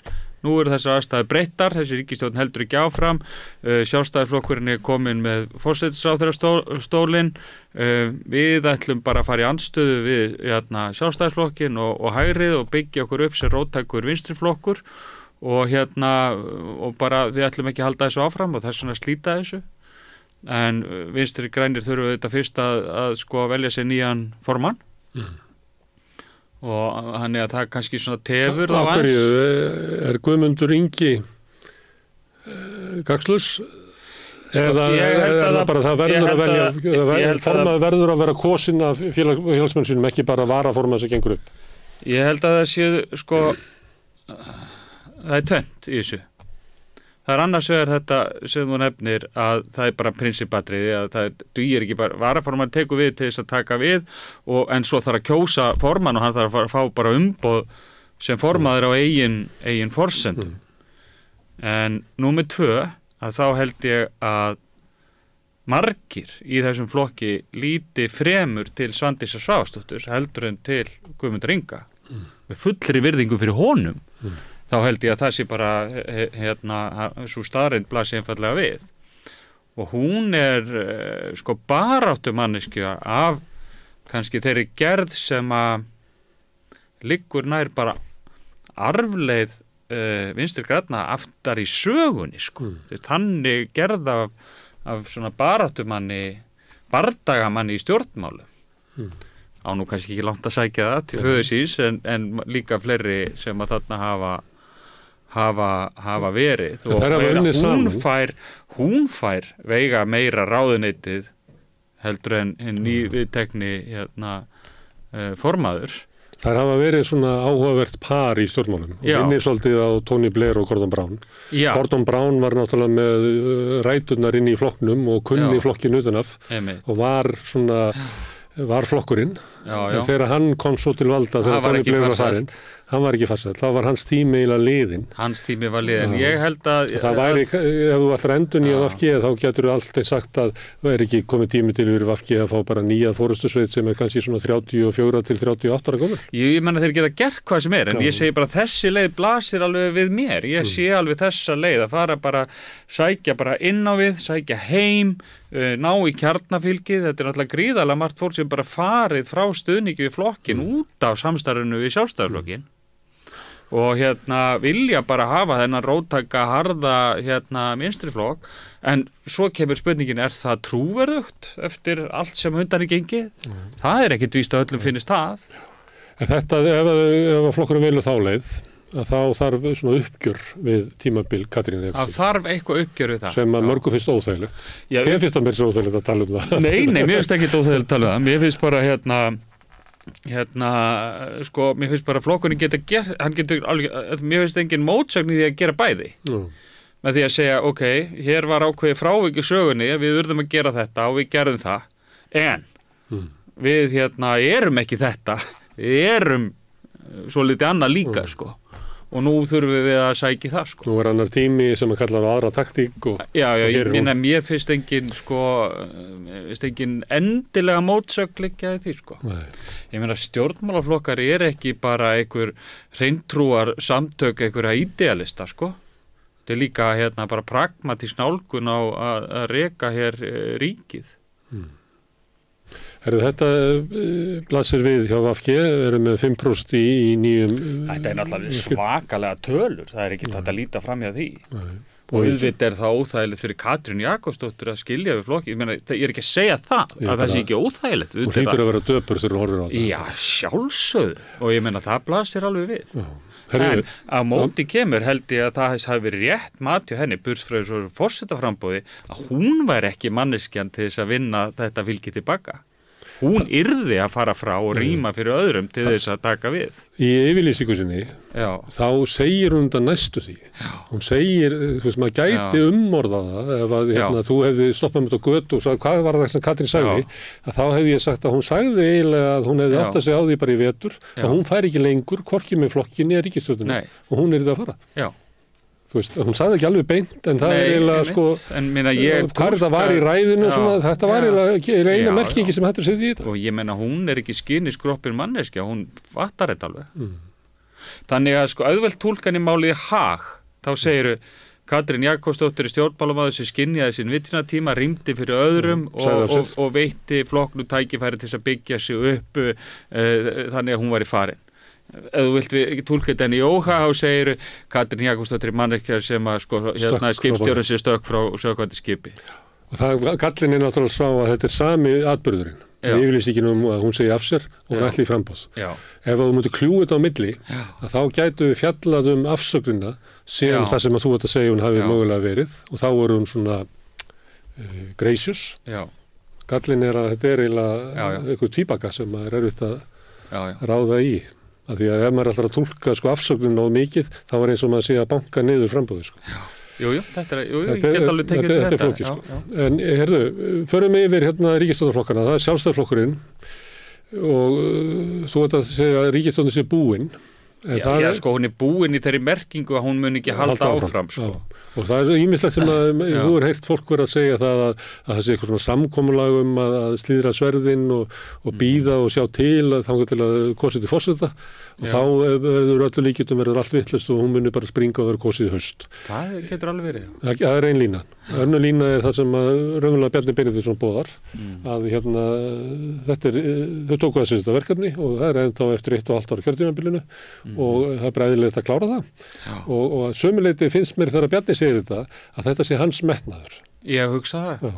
Og þá er það spurningin, ef það er hugmynd forystu Sjálfstæðisflokksins að þau verða að fara með þetta út kjörtímabilið, er það ekki þá bara líklegast að það verði?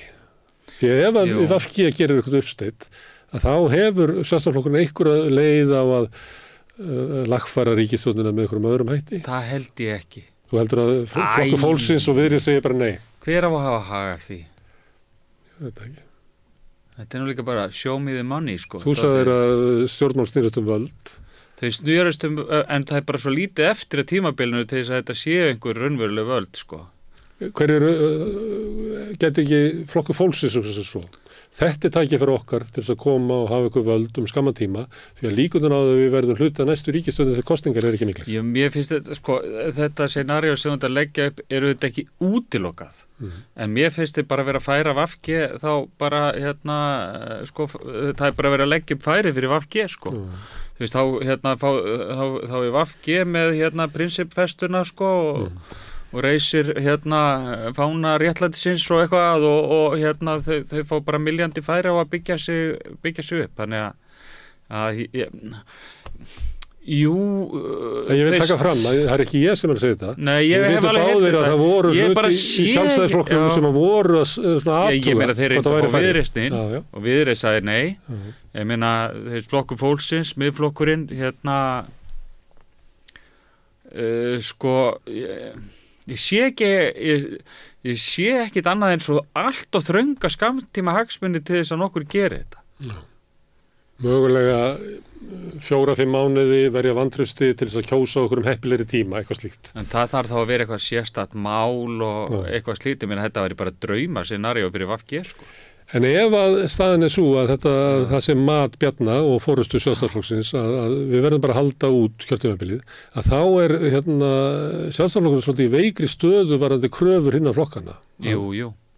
Og þeir munu láta á það reyna. Ég meina, málin eru bara, þau munu hrannast upp. Það er náttúrulega núna bara strax hvalveiði málið. Hvað verður með veitingu veiðileyfanna núna fyrir sumarið og verður þá seint og meina nógu brjálaðir voru menn nú yfir því seinast til þess að menn láti það nú alltaf liggja bara kyrrt. Síðan er náttúrulega þessi útlendingamál öll eitthvað neginn ennþá í deglunni, sko. Það getur verið hvað sem gerist þar sem hleypur öll í bál og brand og það er bara, þú getur bara maður sé bara við sjóndeildarhingin bara raðir mála sem hægt er að nota sem heppilega átillu. En ég held ég alveg sammála þér að forysta Sjálfstæðisflokksins vilji klára þetta. Það er bara ekki hægt fyrir Bjarna Ben að koma í næstu kostingar og segja ég átti eina ríkisstjórn í 8 mánuði og þessa í 5 mánuði, það er bara ekki hægt. Þannig að það er líklega rétt, hann mun teygja sér langt til þess að enda þeir komni með forystunni flokknum og það heldur þarna stóra fundi þess að fagna því að vera aftur komin í ríkisforystuna. En ríkisstjórn sem nýtur lítil stuðnings og allir flokkarnir eru í veikri stöðu að því að þú veit að tala málin sem eru framundan að ríkisstjórn sem í slíkri stöðu öll mál verða vesi fyrir hana.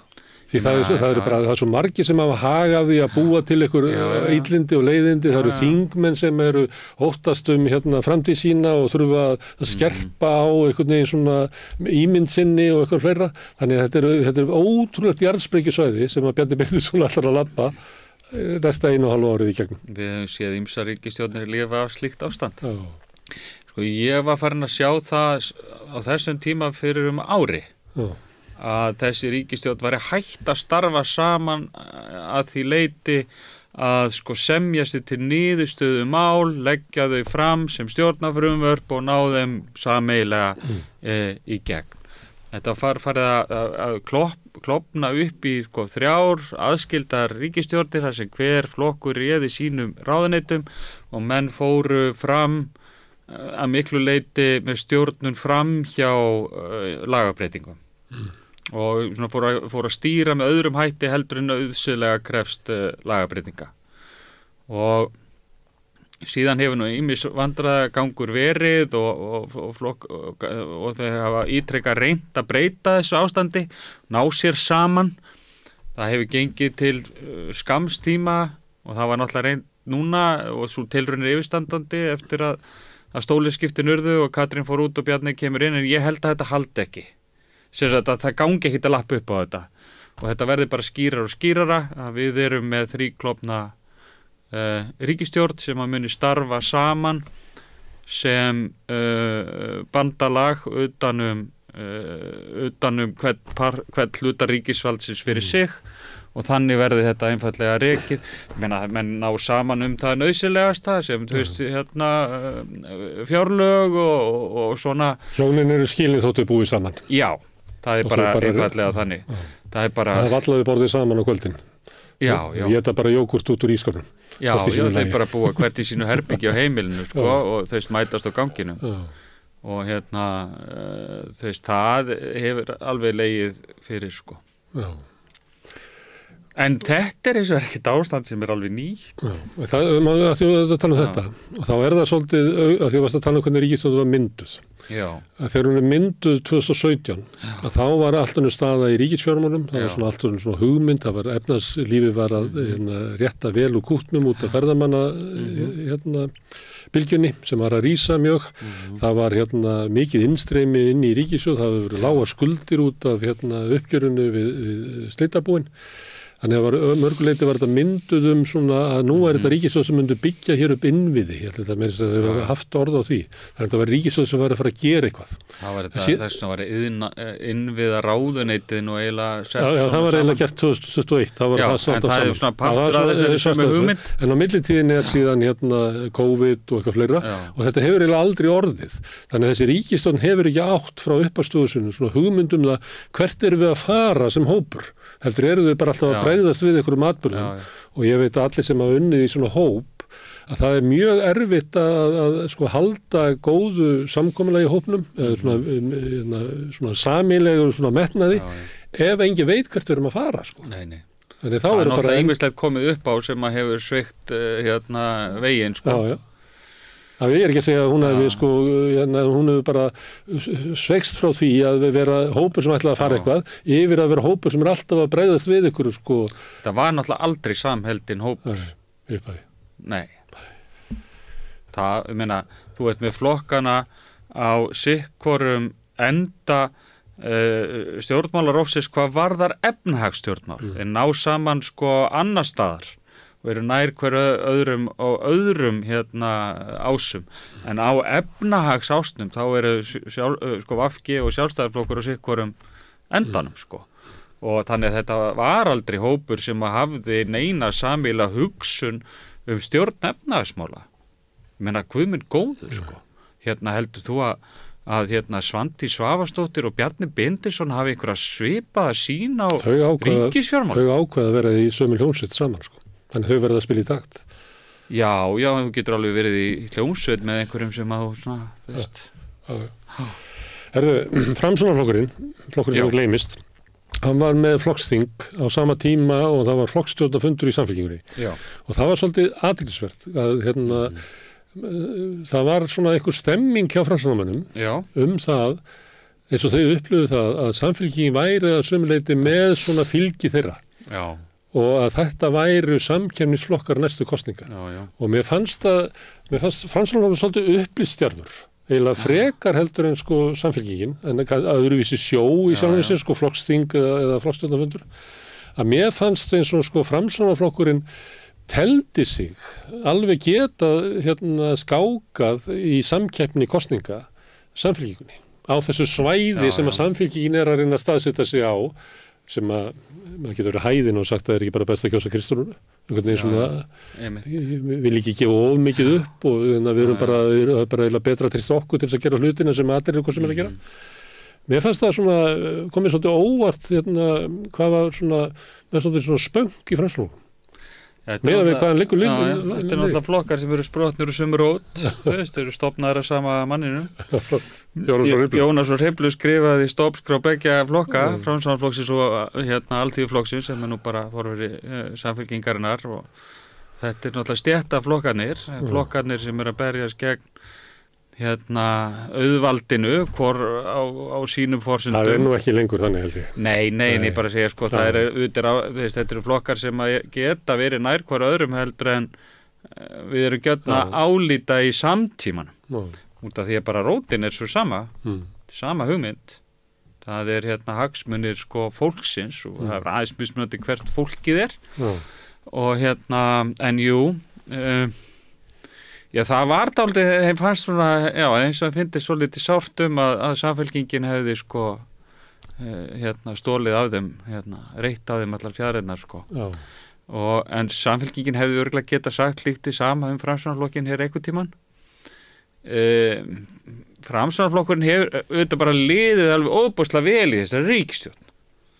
Þetta bara, Það er svo fórustunni því að fylgið hefur fylgið hans í Reykjavík bara alveg ótrúlega trúum þar. Það var náttúrulega bara eitthvað fáránlegt ris sko, sem að flokkurinn naut þegar að ymmit sem einhvers konar þegar þetta er ekki bara best að kjósa fram svo dæmið hittu bara á einhver óska stund sko, og fengu miklu meira fylgi heldur en þið gátu vænst að halda.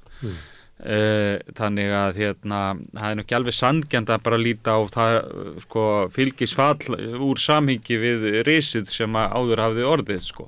Það er samt sko 3 af 4 borgarfulltrúum farnir og flokkurinn bara þeir lengst af hefur bara Framsóknarflokkurinn ekki haft neitt sko. Þeir eru með borgarstjóra. Einhvern tímann hefur fólk trúað því að það myndi skila einhverju og samar getur sagt með VG að þetta skila VG einhverju. Nei, það er ekki lengur. Akkur ekki? Bara þannig virkar ekki veröldin lengur í stjórnmálum að þú fáir fylgi við að vera við völd. Kannski Sjálfstæðisflokkurinn á að halda sér aðeins núna út af því að fengi völd aftur en allar samtíminn hefur sýnt það að valdaflokkar missa fylgi bara út allan heim. Miklu meira mæri heldur en áður var. Áður gátu flokkar vænst þess að halda fylgi sínu miklu betur heldur en þeir gera núna. Það er miklu meiri sveiflur milli kosninga, milli kjörtímabila og valdaflokkar missa yfirleitt fylgi. En þetta, maður aðeins aldrei þetta þegar við erum að tala svona kannanir og það var nefnilega kom könnun, ég man ekki hvað að kalla það borgarvitin eða eitthvað sem ég held að maður skynna sig með fyrir kannan kannan.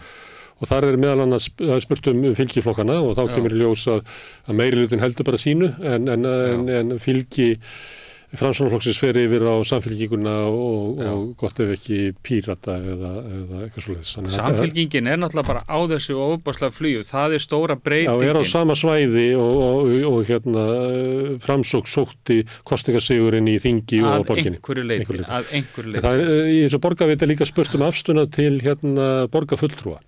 Hverjum svona tristur best. Þar held ég að Einar Þorsteinsson lendi í 7. sæti og það er náttúrulega eitthvað svona og Dagur var til dæmis ekki alltaf efstur á sínum tíma, sanna sósíalisti skákáðunum á tímabili, að þeir verum að tala hvað gefur þeir að vera með, því að við erum með Bjarna að koma í forsætisráðundið og ég menna það má sjá á Katrín skilaði, eða Katrín var í forsætisráðundið skilaði ekki einhverju, og því að þegar við vorum ungir, eða þegar ég var ungur, að þá voru þeir sem voru borgarstjórar Reykjavík voru stórstjórnur, Gunnar Thoroddsen, Hallgrímsson, Davíð Oddsson, Ingibjörg Sólrún. Allt annað samfélag, allt annað miðlun. Það er allt öðru í sig sko.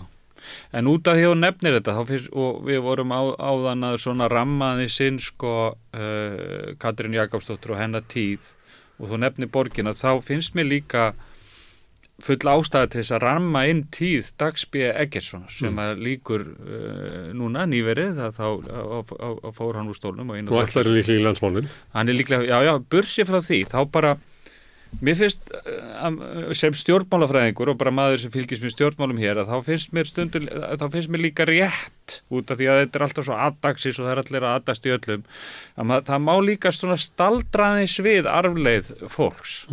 En sko Dagur er kannski sá stjórnmálamæður í landinu sem hefur skilað að sér hvað skýrustu sko arfleið bara allra fórustumanna í stjórnmálum.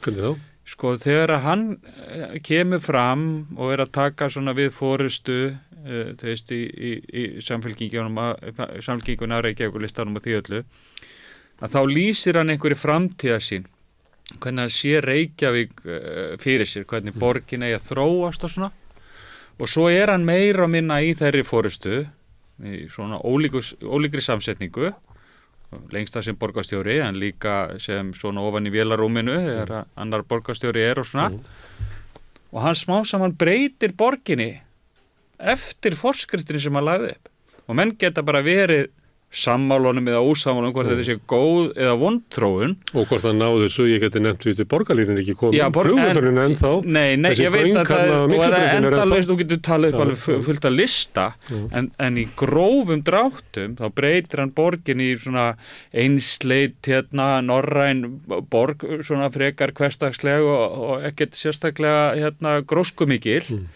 yfir í bara borg sem að yðar af lífi og hann búin að breyta öllum miðbænum sem allt í einu sprúðlandi af lífi. Ég meina, ég eins og þú bara í miðbæ á hverjum degi. Túristanir náttúrulega komu út af Eyjafjallajökli. Jú, og þeir komu allt, en eigi síður, þá bara fyrst mér ástæði til þess að staldra við þegar að fólk hefur staðið í þessu stafnið. Þetta náttúrulega, því að þeim nú ég vilt aldrei þakka neitt, Nei. Og það bara ástæði til þess að ramma þetta aðeins inn og viðurkenna, hér kom maður, hann gerði þetta, hann stóð fyrir þessa hluti, hann skilaði af sér þessu verki og við erum ekkert of góð til þess að bara fara aðeins yfir það, Já. Og það kannski við getum líka sagt að það sem hann leggur upp með, hvernig hann horfir á borgina, sem kannski svona skipulagslega, eins og að segja Hannaborgina, að það hafa verið svona ríkjandi umræðum borgarmál og sem að hafa kannski verið síður þá svona uppbygging félagslega þjónust og svona, ekki í sama máli hluti af borgarpólitíkinni og fyrir hans tíma, til þess að tíma byrja Ingibjörgu Sólrún að vera miklu meira. Þetta getur allt verið hann breytti borgarpólitíkinni. Já, hann breytti nefnilega borgarpólitíkinni og sem að vera sammála leiðinni eða ekki. Akkurat, og það bara full ástæð og ég meina það eru stjórnmálamenn sem að hafa marka svona söguna, Davíð Oddsson augljós dæmi slíkt, hvað sem fólki finnst þetta og en flestir stjórnmálaferlar eru þannig að þú hefur ekkert sérstaklega mikil áhrif flestir bara koma og fara á þess að setja mark sitt á sviðið að einhverju á einhvern afgerandi hátt en þó koma menn og gera slíkt. Katrín þannig, Dagur þannig, Davíð þannig Bjarni fleiri, Ég veist aðeins ég eftir að koma í ljós. Ég ekki alveg búin Bjarni rétt að byrja. Já, svo sér maður þetta aldrei fyrir að fólk hættir, hvort að svo sé. Þú nefnir Dag B. Ég sá svona myndir af flokksráðsfundinum og þar var hann. Mikið birta myndir af þessum hann stendur í salnum og að spyrja og maður sá það bara svona ef maður vill, þá sér maður að hann á leiðinni í landsmálin. Alveg eins og maður sá það að Katrín var að fara í forsetarframboð þegar hún birti mynd af Gunnari manninu það má ekki gera lítið í það að lesa myndunum og hvaða myndir fólk kýsa að birta. Það sagði mér samfélgingafólk þessa helgi að það hafði meðlans verið að vera að ræða hvaða formætt að vera á vali á lista. Og þá hafi komið fram gömul tillaga úr alþýðuflokknum, ég manni ekki hvenær þú notuð það síðast að hafa opið prófkjör sem því að það með allir kjósendur kjósa, ekki bara flokksmenn. Og það var túlkað sem að þetta veri tillaga þeirra sem ekki vildu að Dagur B. myndi vinna, vegna þess að Dagur B. eftir verið sinni í borginni nýtur stuðnings innan samfélgjarinnar, en hann með mikla andstöðu. Hann er einn af þessu stjórnmálamönnum sem að líklega fleiri sem að eru treystunum ekki heldur en treystunum. Já, algjörlega. Og það var sagt við mig að það var eitthvað megaplott til þess að hafa opið prófkjör til þess að hindra of mikinn framgang Dags Bjarkissonar í prófkjöri. Já. Svo ég vitni nú líka í það sem hann sagt að ég er bara að vera að vitna bara í skoðanakanningar. Já, það kann að vera Herðu, en við erum eiginlega komin í þetta mengi sem er á miðjunni, sem er Framsókn og Samfylkingin. Þessi flokkar verða að keppa sama fylgið. Það að þeir geti unnið saman eftir kosningar er lykilatriði af því að þeir verið ríkisstjórn sem er ekki með Sjálfstæðisflokknum. Þannig að það verður gaman að fylgjast með samlífið þessar flokka sem að upplifa held í báðir að þeir eru að sækja sama fylgið. Ég hugsa að þetta eru flokkar sem munu nokkuð örugglega þurfa á hverju öðrum halda. Ég held að það sé alveg rétt. Já, ef þeim tekst ekki, að þá verður líklegast að ríkisstjórnin verður Samfylkingin og Sjálfstæðisflokkur og svoleiðis, sem er alltaf verið að ganga fórustu Samfylkingarnar og hún neitar alltaf að afskrifa. Já, ég meina Kristrún Frostadóttir hefur auðvitað breytt Samfylkingunni verulega. Já. Og hún hefur bara viljað setja fókusinn á efnahagsmálin og ýta nánast öllum öðrum málum til hliðar. Og þannig að önnur mál sem þarna voru í forgrunni, sko, að þau eru núna komin aftar. Sko, ég er ekkert alveg sannfærður hún komist endalaust upp með þetta. En hún mun reyna það og sko, fylgir náttúrulega algjörlega sópast að þessum flokki og er líklega ástæðan fyrir því að stjórnarflokkarnir eru svona higgandi við að efna fyrir til kosninga, sko. Já, eða öfugt að það leggst upp að bryggju hennar er óánægju fylgi ríkisstjórnarinnar sem að ef að hún hefði ekki þetta segur, að þá myndi það bara dreifast á fleiri bryggjur. Þetta er örugglega, já, ég get tekið undir þetta. Ég get alveg tekið undir það. Mjög stór, sko, að einhverju leiti er þetta líka að það er mikið fylgi sem hafði farið frá Samfylkingunni. Það er miklu stærri flokkur, gleymið því ekki, hann er samsettur úr 3 til 4 öðrum stjórnmálaflokkum og hafði mikið fylgi og svo bara missir þessi flokkur stöðut fylgi og fer niður í nánast ekki neitt og er bara við það að þurkast út af þingi og bara sömu stöðu og afgeri núna og þráttur að hafa enn hærri uppástöðu og margt af þessu fylgi er komið tilbaka til í þessari útgáfu flokksins sem er undir stjórn Kristrúnar, en svo líka bara óánægju fylgi sem er að bætast við þetta fylgi sem er að komast tilbaka. Þannig að þú er kannski með 3 lög af stuðningi, það er bara kjarnastuðningurinn, það sem er komið tilbaka og svo óánægju fylgi utan af og þetta er þetta fljótt að rjáttlast af þetta ysta lag í það mista. Það er erfitt að halda þessu. Kristrún er daldið eins og manneskja sem hefur bara fengið skengt bara stútfullu glasi bara strax í upphafi bóðsins og hún er að reyna að passa að sullist ekki of mikið úr því, sko. Og þarf að labba, sko, í 1,5 ári uppbót með þetta glas. Það má ekkert koma fyrir, sko. Það má ekkert koma fyrir, sko. Og Ég er að stríða þeim að því að mér gengur svona illa fáðu til þess að koma hingað og vera með eitthvað svona alvöru samtalið pólitík. Ég segi að þau sé alltaf reyna að halda það niður í sér andanum í 1,5 ár. Já. Þau eru mjög varkár, en samt ekki. Stundum komaðu fram eins og í innflytjendumræðinni, þá bara breytur úr stefnu. Þar var náttúrulega bara skýr kúvending sem átti sér stað, sko. Í dag komaðu með nýja línu í sjávarútvegsmálum til dæmis, þar sem að sko gamla hugmyndunum fyrningarleiðin og uppbóð er horfin. Það er svona verið að gera marga breytingar. Hún birtist núna í fréttunum sem svona virkjana sinni, að við verðum bara virkja stemming. Já, það er náttúrulega það var alltaf ríku þráður í alþýðufloknum, iðnaðar krattar að þetta kalla. En svo eru svona mál sem eru hvarin til hliðar eins og aðild að Evrópusambandinu, ný stjórnarskrá og núna þetta, hugmyndunum fjölmenningarsamfélag og svona, sko. Þannig að það á að fókusera þarna og ég minna að þetta er nú bara eins og James Carville sagði við, skrifaði niður fyrir Bill Clinton á sínu tíma þegar hann setti 3 item á listan fyrir kjörið, það er ekki 92, það var bara is the economy stupid, sko. Og það er það sem þetta snýst geimið er jú það og það er alveg réttur hestur fyrir þau að veðja og held ég. Og þau eru með trúverðugan forystumann í því máli. Sko, forystumenn er ekkert annarkvort frábærir að glata þeir eru bara oft góðir bara í mismunandi málum og þannig að það er staður og stund sem að ræður hvort að viðkomandi verði, sko, farsæll eða ekki, sko. Og hún er einfallega menn geta sagt hvað sem Kristrún Frostadóttir en það getur engi sagt að hún kunni ekki að fóta sig í efnahagsmálum. Hún er frábær ostaskeri og það er ostaskeri í matinn en kannski ef það væri bara kjötleifur komin á borðið þá myndi hún ekki virka. Þetta er bara þannig. Það er bara, fólk virkar mismunandi hlutum og það komur náttúrulega ljós í umræðu hennar innflytjendamálin að hún var þar bara ekki á heimavelli, sko. Það virðist vera, og sem kemur allir ljósið því að eftir að þarf að bera tilbaka alls konar hluti sem að virðist ekki hafa verið hugsaðir út, sko.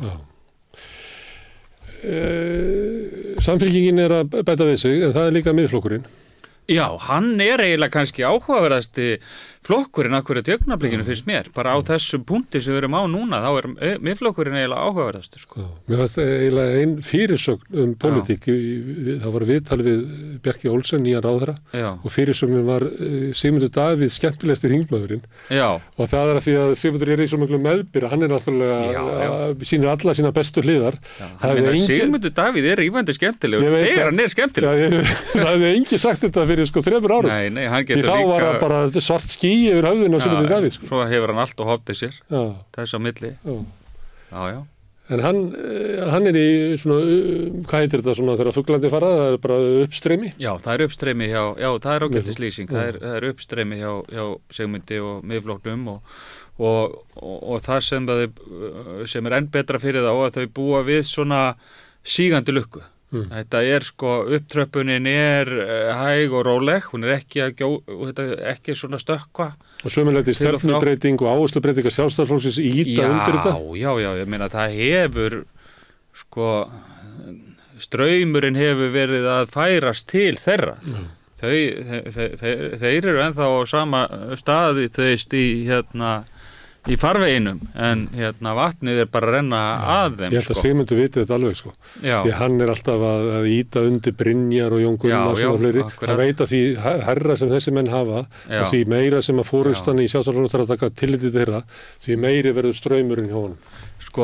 Málflutningur hans í innflytjendamálum og þessum svona þjóðernismálum öllu saman sem að var á einhvers konar jaðri og menn margir sem gagnrýndu miðflokkinn og Sigmund mjög harkalega töldu þarna vera útlendingaandúð og annað slíkt á ferðinni hjá honum. Þessum sjónarmiðum hefur bara verið veitt lögmæti núna af meginstraumi stjórnmáluna. Fyrst var það í gegnum þessa sem þú ert að nefna, Jón Gunnarsson, Ásmundur Friðriksson, Brynjar Níelsson, svona þessi armur Sjálfstæðisflokksins. En núna líka þetta farið að koma úr forystu Sjálfstæðisflokksins, talsmáti formannsins, forsætisráðherra hans núna. Og tröppunum á Bessastöðu síðastliðið vor og enn frekar í janúar. Og svo með færslu Palestínumenn. Allt byggir þetta undir lögmæti miðflokksins og málflutning Sigmundar Davíðs sem að getur núna sagt, ég saði ykkur þetta frá upphafi. Kjósið frummyndina ekki eftirmyndina. Já, og nú skuluði kjósa frummyndina en ekki ykkur að daufa eftirmynd hér og svo hefur Samfylkingin óaðvitandi líka veitt honum aukið óaðvitandi? Nei, ég meina Kristur hildur að vita hvað hann var að gera. Ég heldur hann hafi ekki ætlað sér að slengja lögmæti stimpli á ennið og Sigmundi. Ekki Bjarni heldur. Ég meina hann bara, þeim að eins og ég held að ef við myndum spóla tilbaka í 1,5 ár til Sjálfstæðisflokksins og segja þetta snjöll leið fyrir okkur til þess að verja, það var mann bara að segja nei, kannski ættum við ekki að gera þetta. Það eina sem kemur út úr þessu að bara Sigmundur takkar. Já, en svo hann náttúrulega forystumaður í flokki sem enginn veit alveg nákvæmlega hvernig verður samsettur, hvort að svona flokkur hafi úthaldið sem þarf á eftir að koma í ljós. Herðu, síðan koma hann að flokkar sem að ekki hafa svona styrt sig í stjórnarandstöðu við óvinsæli ríkisstjórn sem eru Viðreisn og Píratar og hlýtur að vera þannig að þessi flokkar munu einhver leyti svona endurmeta stöðu sína, kannski endurmeta forystuna, endurmeta málflutningin og hvernig þið birtast. Ég held að segja ekki við þetta búast við neinni í svona endurmati á flokki fólksins. Það er bara það sem að Inga Sæland, hvað henni finnst í dag? Þessir Viðreisn og Píratar hafa auðvitað töluvert færi sem að felst í því að Samfylkingin fjarlægist alþjóðasinnaða svona arfleið sína og svona fjölmenningarlega arfleið sína og það veitir aukið færi fyrir Pírata kannski sérstaklega en Viðreisn líka að taka upp það merki og það er alveg orðið augljóst að sá ef þú hefur fyrst og fremst hann áhuga að gangi í Evrópusambandið að þá er Viðreisn miklu augljósari kostur heldur Samfylkingin. Fyrir einhverju síðan var Samfylkingin flokkur Evrópusinna en núna er Evrópuflaggið veifað af öðrum og miklu frekar af Viðreisn. Það sem og stuðningurinn við það, sjáðu, Smári, hann sveiflast mjög mikið. það kannski einhverju láginni núna, sko. Já, það er ekki stórt mál, en það þarf ekkert svo mikið til að það verði risamál. Já, það sem að truflaði kannski, ég hefði spáð, þegar að Kristján tekur þess að ákvörðinu að íta Evrópumálunum svona í aftursætið eða jafnlýsinskotið, að þá hefði ég reiknað með að hann fær sko Viðreisn allavega svona 1-2% bara í gjöf. En það gerist ekki. Og já, þeir eru að mælast í 10% núna sem ég held að sé bara... Ég held að sé að þeir eru alltaf aðeins hærinn í meskinu, sko. Kannski. Ég myndi vera ekki, það er ekki alveg hægt að sjá að það sé sveifla til þeirra, en segjum að segja að koma kosningar. Og þá er þú ert kannski Evrópusinni, frekar ég, og þú vilt kjósa... Ég er bara alheimsinni. En þú vilt kannski kjósa með því, en þú vilt gera það bara ef þú telur að það hafi ykkur úrslit ef það er á dagskrá. Ef allir að afskrifa það nema Viðreisn, að þá kannski kýst út af húsnæðismálum, innflytjendamálum eða guðmáta hvað. Fólk kýs ekki út af þessu málum og til dæmis stjórnarskrámáli, þetta hefur verið mælt, það er bara í 10. eða 12. sæti, sko. Það er aldrei að ráða atkvæði nokkurs mann, sko. Í þingkosningu. Já, og það er alveg sama með Evrópusambandsaðild, þetta er ekki fremd, bara eins og ég sagði áðan, it's the economy stupid, sko. Það er bara það sem að ræður þessu. En Viðreisn mætti svona skerpa sig aðeins svona fórustuna. Jú, þessi flokkar eiga bara kannski erfitt með það, sko, hvernig er að gera, ég er fullur aðdáunar yfir, sko, þrautsegu Pírata. Hvað þeir hafa lifað af í íslensku stjórnmálum finnst mér bara afrek. Ég hefði aldrei spáð þeim þessu langlífi þegar þeir komið fram og ekki framan af, sko. Flokkur þessari gerð geti sko bara þrifist svona lengi sem er ótrúlegt og bara alveg magnað. Þeir hafa náttúrulega alltaf náð einhvern veginn til unga fólksins og haldið sér þar, en núna finnst manni, sko, að þeir eru sko, Píratar og Viðreisn, og þetta séu þetta ótrúlega ólíkir flokkar svona, ef þetta væri persónur, þá er þetta mjög ólíka persónur. Þetta er ekki við sama borðið í menntaskólanum í Möldröndinu? Alls ekki, en þau eru að tala bara þetta alltaf svipaða hluti. Þau eru að leggja áherslu á það sama, sko. Stundu finnst manni að því að segi borðir í menntaskólanum að því að margir flokkar eru svona vinsalu krakkar klíkur og Samfylkingin er það sannarlega og Sjálfstæðisflokkurinn og eitthvað svona, ekki kannski miðflokkurinn, hann er svona svolítið skrítilegt borð, en það er svolítið sterk staða Pírata að það eru margir sem að upplifa sig ekki sem hluta vinsalu krakkar klíkunni, sem að finna því að þeir eru svona alls konar Píratarnir, þeir birtast, þeir eru ekki eins og svona kosningastjóri Samfylkingarnar myndu stilla upp sínu fólki sem þeir kalla svona flott fólk, að þá er Píratarnir bara allt annað tegund. Má maður segja nördarnir í horninu, er það niðrandi? Ég meina það í ákvæðri merkingu, sko. Nördarnir tóku ju yfir heiminn, þannig að þetta er ná... Ég held að það sé ekki klókt fyrir samfélagi að gefa vinsalu krakkar klíkunni völdin, ég held að það sé ekki gott. Ég held að það sé betra að hafa sér meiri breytt í þess að koma ákvörðunum. En svo ferð þú nú fyrir enn einu stjórnmálaflokkinum? Já, við erum ekki... Og hvað ætlar að gera við hann?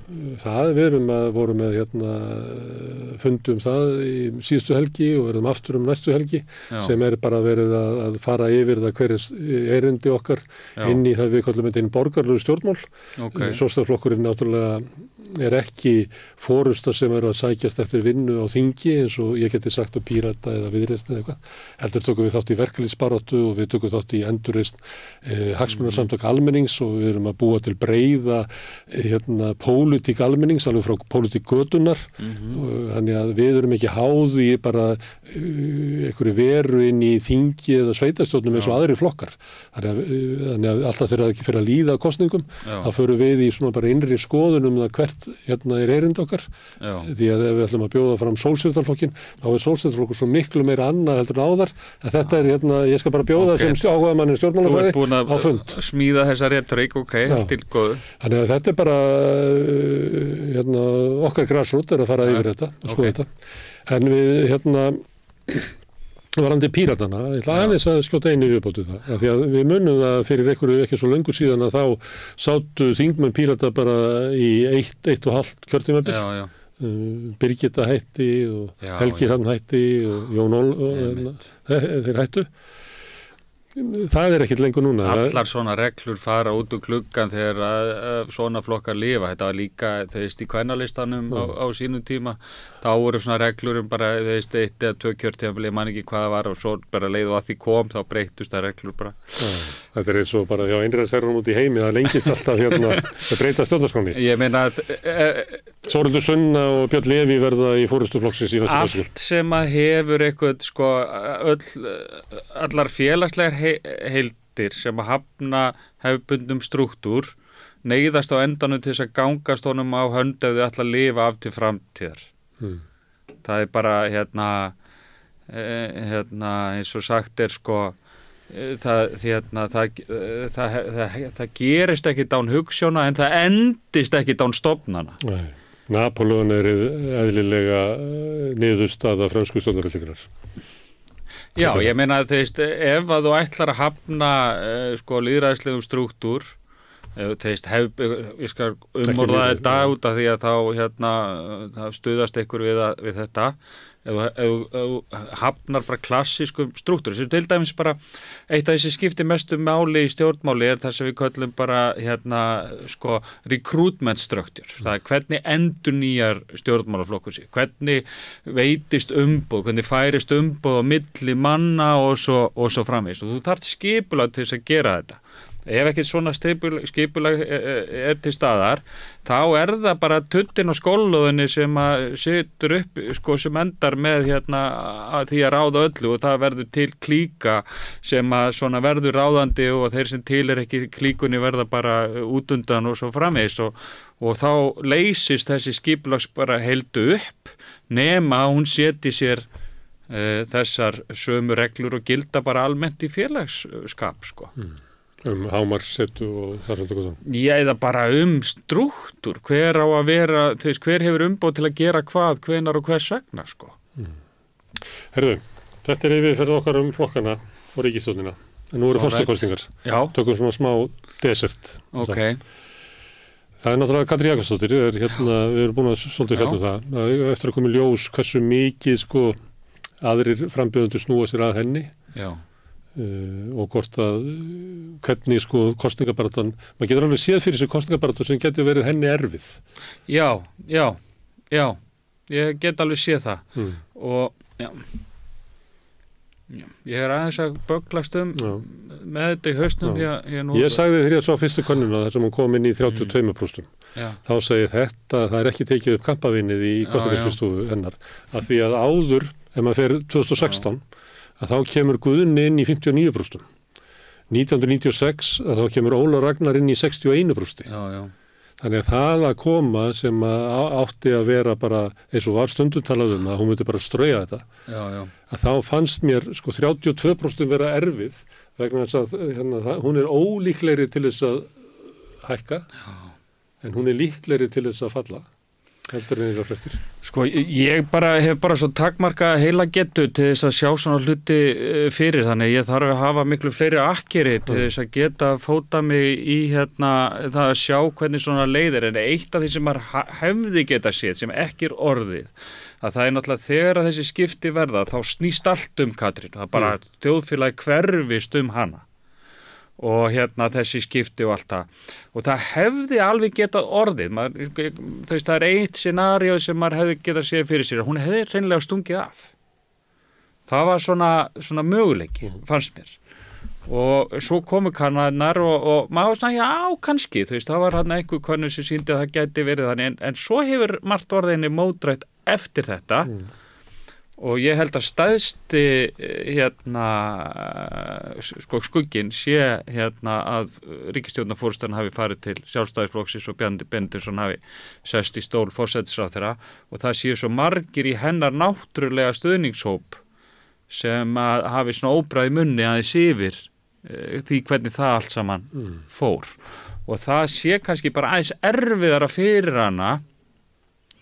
Og það getur verið eins og þú segir að hún hafi ekki mikið rými til vaxtar. En á móti kemur að það getur vel verið að þessi erfiðleika líka rjáttlist bara af. En við þurfum bara eftir að sjá það og þetta drægir skýrari lína í sandin, þetta verði meiri fortíð og hún fái rýmið til þess að stemming í samfélaginu að við viljum ekki láta kosningabarátuna snúast pólitíska arfleifð. Þetta er ein leið. Þetta er bara það hvað svona persóna þetta er.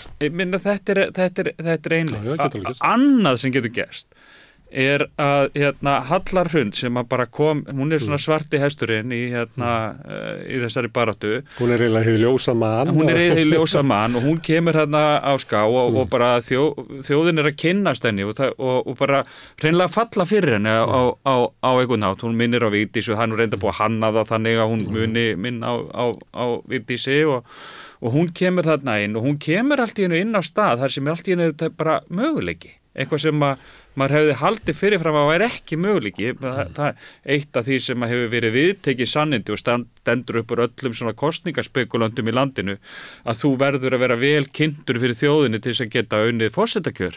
Það er engin leið að koma og ætla að kynna því fyrir þjóðinni í forsetakjörinu. Þú verður að vera búin að því áður.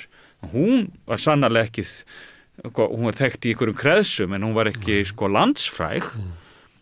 En henni kannski tekst henni það og takist henni það, þá bara allir möguleikjar alls konar scenario opin og þessi þjóð ólíkindatól þegar kemur á forsetakjöri. Það eiginlega ekki hægt að segja þessari þjóð hvernig hún eigi að kjósa í forsetakjöri og hún tekur oft mjög undarlegar ákvarðanir eða ákvarðanir sem erfitt að sjá fyrir. Og hverjum hefði dottið til hugar að Ólafur Ragnar Grímsson hefði getað orðið forseti og ástæðan fyrir því ekki honum einsinni segir sagan að hann hafi verið að fara hann í framboð bara til að styrkja stöðu sína í svona pólitíkinni almennt og yfirleitt. En þá það ég held því fram að ástæðan svo persóna sem hefur ber mesta ábyrgð á því að Ólafur Ragnar Grímsson varð forseti heiti Davíð Oddsson. Hann var mótvægið hann var mótvægið við það og svo líka það bara eitthvað sem bara svona öðruvísi heldur en valdið og þú veist Guðni T.H. þegar hann kosinn þá hann aldrei svipað þjóðin bara mátar hann einhvern veginn í embættið út af því að hann var aðal álitsgjafir RÚV í Panama skandalnum í því tiltekna máli og og fólk bara, gerum þennan gaur að forseta. Var það ekki líka eftir að Ólafur Ragnar dró framboðið tilbaka og þannig að þjóðin var að leita að ykkur bara mótvægi við Ólafur Ragnar. Jú, og hann alveg... Svo var Davíð einhvern veginn og þjóðin hafði ekki vilja að frekukalla stemmingu ykkur. Þannig að það svo margt svona á floti sem að mitt takmarka heilabú nær ekkert enda alveg utanum hvert fer. Og að ég sé þær báðar komast í mark og Baldur, hann náði þetta svona frumkvæði rosalegu frumkvæði á feikilega vel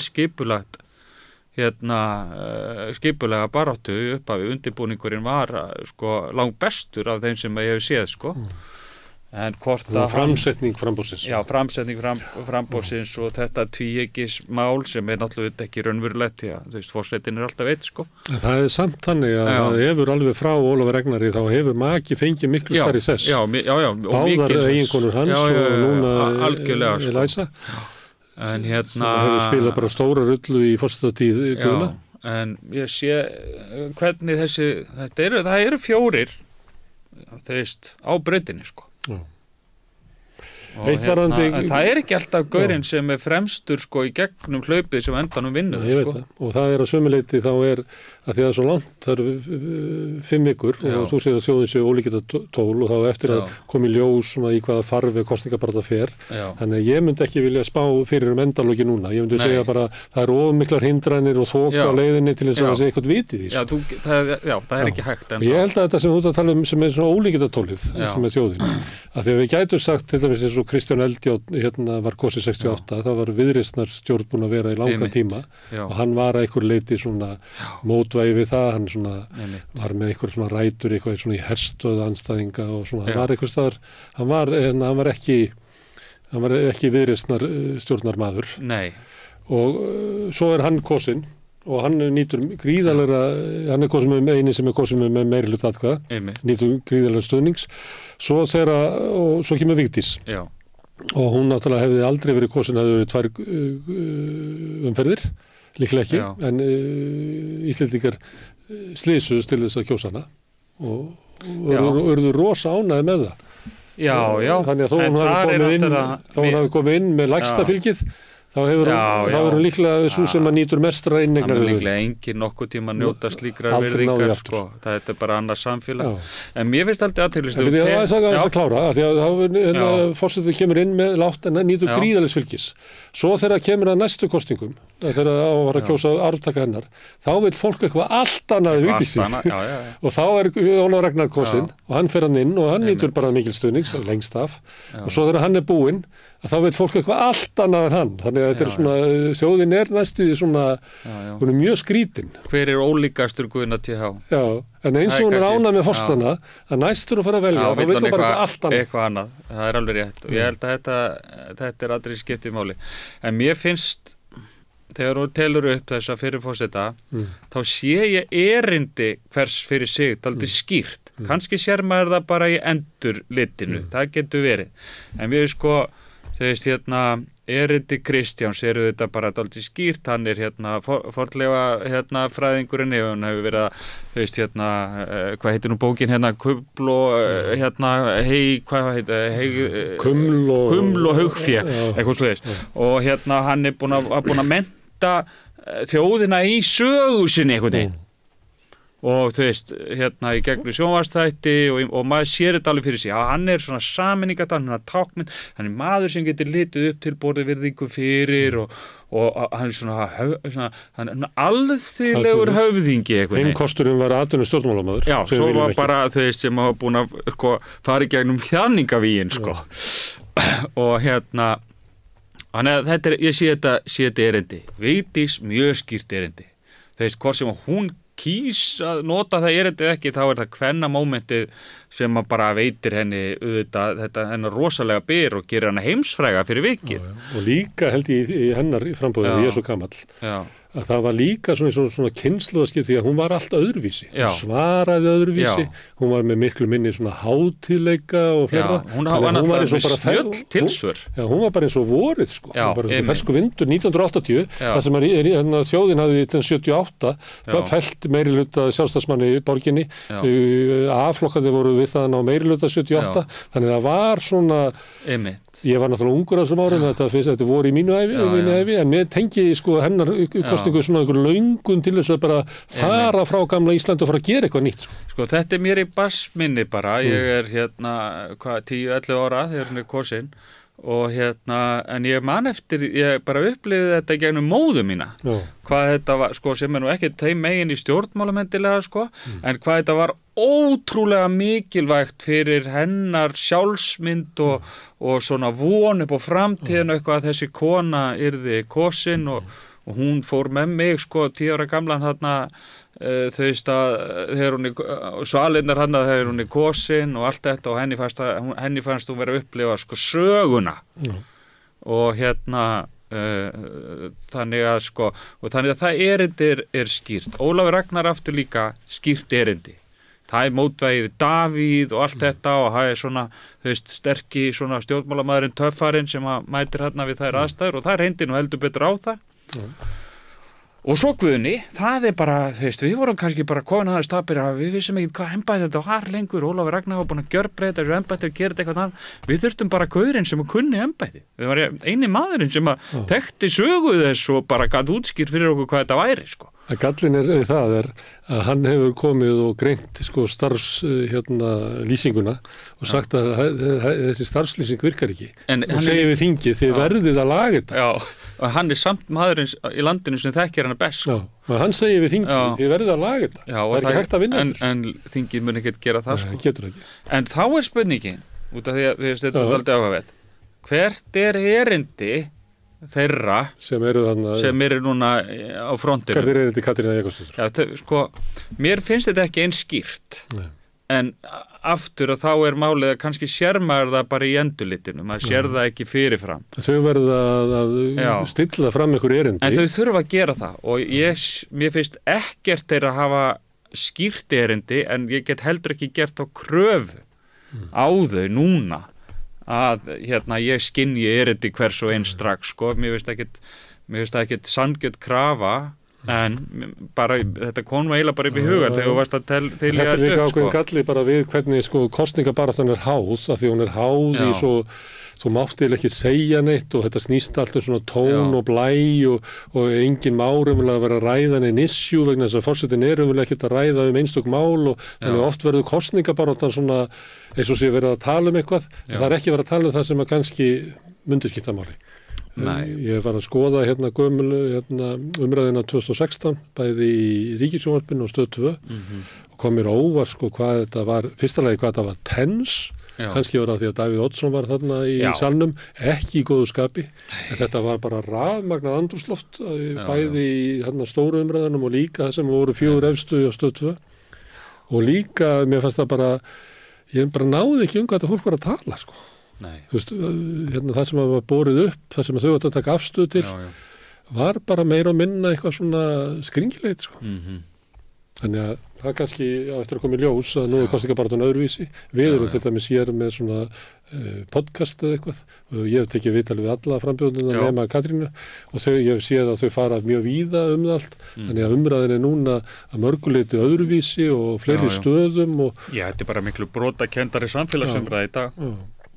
En kannski hjálpar það umræðinni að það sem er kannski bara meira pláss því að það sem eru öll á hanapríkinu þarna, kannski 10 í lokin ef einhver ætlar að bíða með að taka ákvörðun þá hver kemur best út úr því, þá myndi ég ráðleggja fólki að fara að kynna sér málin áður því það kemur ekkert út úr þegar þættir. Það kemur ekkert út úr því. Nei, það er bara hverju sig fæ bara eitthvað örfáa mínútur Þetta er rosalega spennandi, við stöndum frammi fyrir bara feikilega spennandi kosningabaráttu og það getur allt gerst ennþá, það getur, ég var bara rosa erfitt með að sjá þetta fyrir mér hvernig þetta spilast út. Og líka hvernig spilast út þessi óvinsala ríkisstjórn sem að kannski undir flesti vilja bara fá að kjósa nýja ríkisstjórn, að kjósa ný þing, en við fáum að kjósa nýjar forseti í staðinn og það getur vel verið þarna vatni og undarlegan hátt á milli. Veitum ekki það? Já, og árekstrarnir þar eiga nú bara eftir að verða harkalegri Herðu Eiríkur, alltaf gaman að fá þig að tala svona stjórnmálaástandið. Takk fyrir mig. En við ætlum að sitja hérna áfram og reyna að skilja þennan heim sem við lifum í. Næsti kafli er eftir augnablik.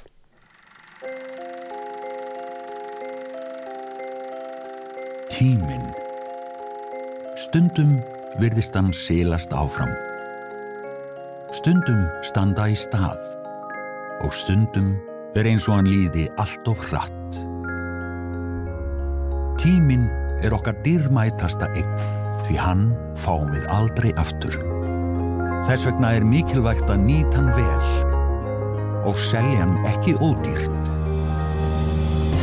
Við sættum okkur ekki við að tími sumra sé álitinn verðmætari en annarra og berjumst fyrir bættum kjörum. Fleiri augnablikum með fjölskyldu og vinum. Því augnablik eru lífsgæði. Lífsgæði sem við höfum barist fyrir í yfir 130 ár. Ein af stórsögum stjórnmálana er náttúrulega hæg hnignun Sjálfstæðisflokksins sem að eitt sinn var flokkur sem að gat vænst þess að fá 35% fylgi í þingkosningum, 50% í skoðanakönnunum, þannig var það í gamla daga, svo er ekki lengur.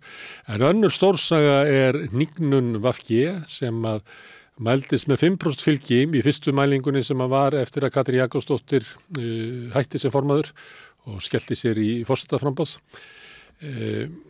Það er náttúrulega svona vangaveltur það hvað verður VG, gætur VG lifað af þegar Katrín fer. Þetta var fólk að spurja sig bara fyrir árið síðan, hvernig verður VG eftir Katrínu, og nú er VG án Katrínar, þannig það er fullt tilefni til þess að velta því fyrir sér hverju framtíð VG. En við byrjum á því reyndar að velta fyrir okkur hvað er VG og fengum Pétur Hrafn Árnason sagnfræðing sem að skrifaði ævisögu VG, Hreyfingin græn og blá, minnum hún hefði heitað, og fengum hann til þess að segja okkur aðeins frá VG sem að á rætur í umróti vinstri hreyfingarnar á síðasta áratug síðustu aldar.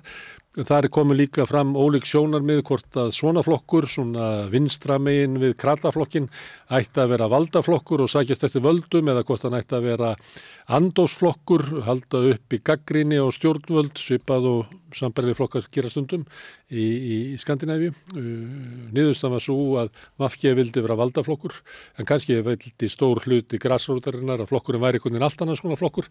Þannig að ég held að komi fram í þessu samtali mínu við Pétur ágætlega þau átök sem hafa verið í VG alla götu síðan, að þau liggja raunverulega í eðli flokksins, að það voru ólík sjónarmið það hvernig flokkurinn ætti að vera. Grasrótin vildi kannski fá eina tegund af flokki, en forystan vildi valdaflokk, þau vildu komast í valdastóla og þau vildu vera ráðherrar, og það er ekki annað hægt að segja en að VG hafi staðið sig frábærlega því. VG búin að vera ríkisstjórn öll árin eftir hrun fyrir utan 4. Við skulum heyra sögu VG eins og hún birtist í samtali mínu við hann Pétur. Ertu á leið heim úr vinnu? Stilltu á FM 89,1.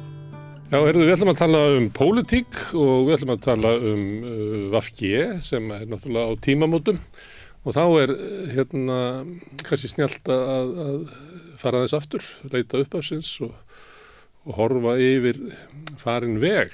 Það vil svo til að Pétur Hrafn Árnason, sagnfræðingur, skrifaði stóra og mikla bók með hana þannig, lyftir þessu upp. Þetta er ekki, þetta er hægt að lesa þetta upp í rúmi. Þetta nær því. Hún er létt og góð. Sumar bækur eru orðið þannig að það er ekki hægt að lesa upp í rúmi lengur, maður er að lesa við borðstofuborð. Bókið þín heitir Hreyfingin rauð og græn og fjallar líklega upphaf VG og fram til hvað? Hún fjallar þess að fyrstu 20 ár í sögu flokksins. Sem var 2019. Já. Sem komin inn í þessa ríkisstjórn. Já. Og sem sagt samin rauninni út af því afmæli. Þetta nú veru þannig séð offisjál saga að því leiti að það er flokkurinn sem að leita til mín. Já. Og tilkynir það að þeir höfðu huga á að láta rita sögu flokksins tilefni af 20 ára afmælinu og hvort að ég væri til að taka það að mér. Já. En af hverju þig? Ert þú VG-maður? Ég var svolítið hissa vegna þess að ég hef aldrei verið það. Já. Aldrei verið í flokknum með tengdur flokknum að neitt nátt, og ég vissi og þekki að innan þeirra raða eru fjölmargir úr minni stétt, margir sem ég þekki bara mjög vel og hefðu þannig séð, ég hefði haldið að það hefði verið nærtakara fyrir þá að láta skrifa svoleiðis sögu fyrir sig, vegna þess að eins og við þekkjum það kannski að þeirra stjórnmála hreyfingar annar borð að setja stóran pening í útgáfamál, þá það væntanlega eitthvað, þegar við láta prenta eitthvað fyrir sig til þess að lofa fólki hvað ætlar að gera í framtíðinni, ekki til þess að fara að rifja upp það sem þeir gera í fortíðinni. Nei, vil gleyma því. Ef þeir gera það þannig, þá sjaldan, eins og Framsóknarflokkurinn eða Sjálfstæðisflokkurinn, þá fá þeir til sín einhverja innmúraða aðila til þess að skrifa sótthreinsaða sögu. Framsóknarflokkurinn fekk fyrir þingmann, Þórarinn og Eiðum, og Sjálfstæðisflokkurinn í það eina skipti sem þeir var að skrifa eitthvað, þá var það myndabók sem Hannes Hólmsteinn að láta hinn skrifa.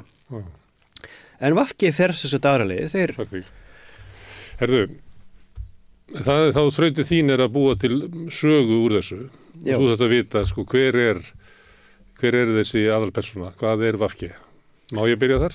Já. Hvað af því að það er náttúrulega rót í vinstrinu á 10. áratug síðustu aldar. Já. Maður gæti tengt þetta við hrun Sovjet og svona, og er svo sem allir lagi að gera það, þótt að Sovjetin hafi kannski verið að hrynja gagnvart vinstrinu í vestrinu áratugum þar á undan. Vinstrið að gera upp við Sovjetríkin, Kratandir mjög snemma, og síðan er það Ungverjaland og Tékkland og Afganistan og margar ástæður. Og það oft talað svona frá 89 og þá kemur áratugur þar sem að vinstrið í vestrinu fyrir að endurskoða sig, og það annars vegar verður svona hægri sveifla í vinstrinu, það sem segja að sósíalisminn tapaði, sósíalisminn gagnslaus efnaðarstefna, við erum að taka upp efnaðarstefnu hægrisins sem nýfrjálshyggjan, og þetta er eins og kallar blerismi, og við sjáum þriðja leiðin og sem til í svona ýmis konar útgáfum, og Samfylkingin náttúrulega afkvæmi þessara hræringa. Já.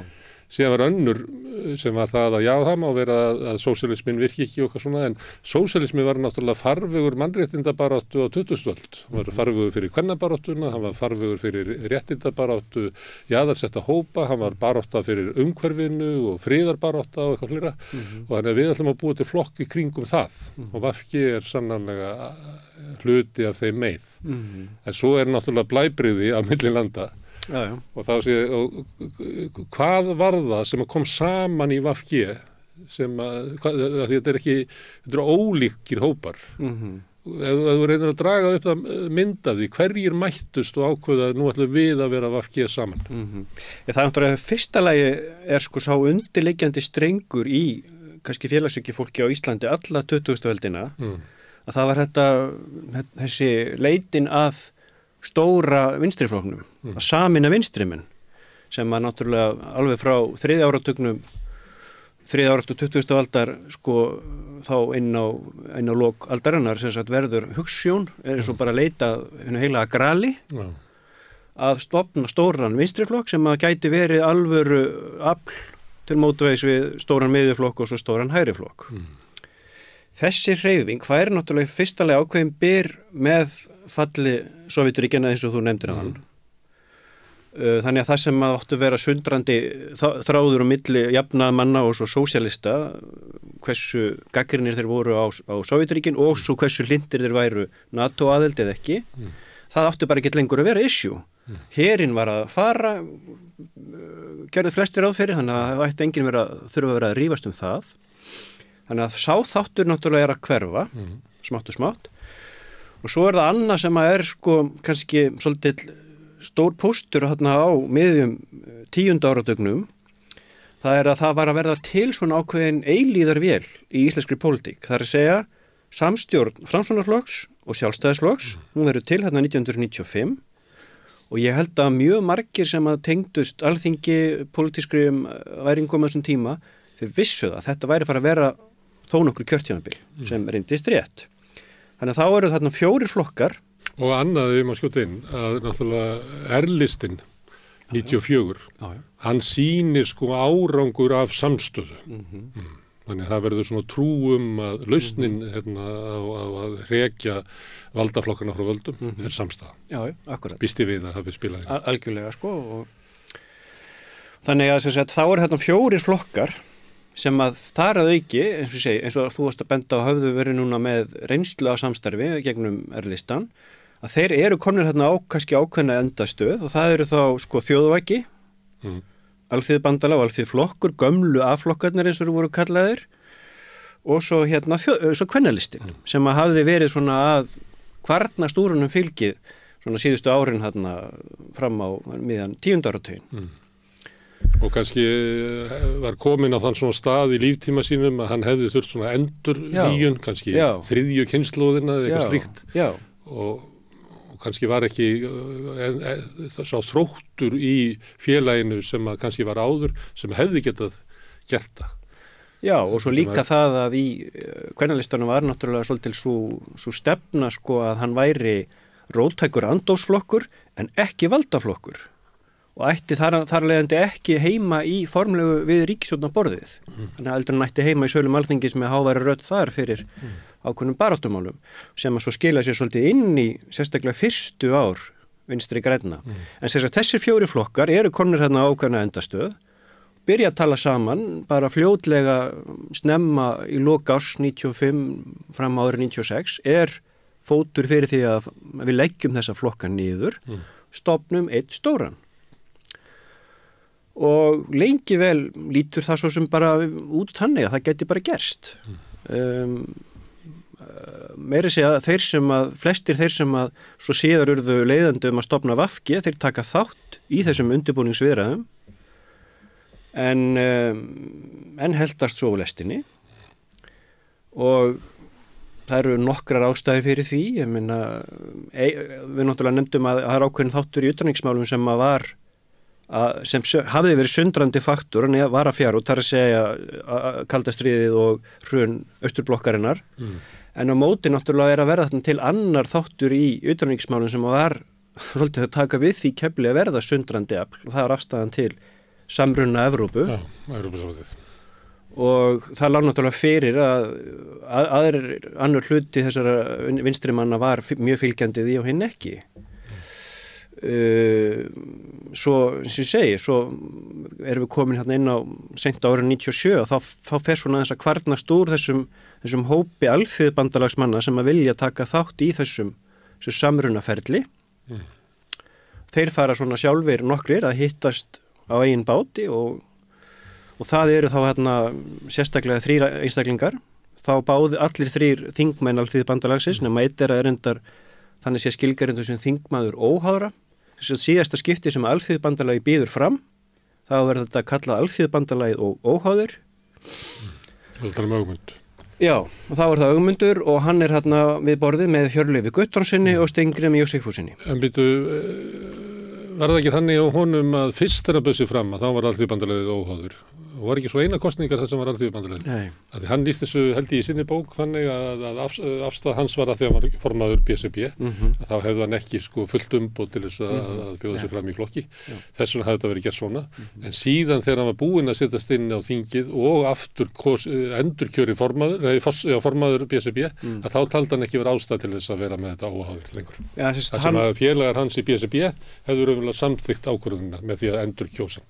Já, en hann sé að þetta er kosin fyrst á þing 95. Já, það er þá... nærði ekki, þannig að það er bara í VFG sem hann er ekki óháður. Já, og það er sem sagt, þá er náttúrulega, þá má man segja, sko, þá, kosningunum 95 eru 2 flokkar sem eru að bjóða fram, þar að segja alþýðubandalagið og óháðir og þjóðvæki.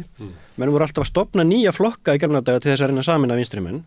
Báðir þessi flokkar voru með eitthvað nýtt svona agenda það að kjósið okkur og þá ertu að leiða fram öfluga stóra nýja hreyfingu vinstrimanna.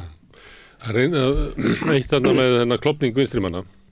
Það besta útskýringin sem ég hef fengið á því er að það er flokkur og forustan færi sig til hægri og sem að gerir líf róttakra vinstri sósíalista óbærilegt. Þannig að þeir neyðast til að stofna nýjan flokk. Það er oft verið, en það er alltaf litið á að þeir kljúfi.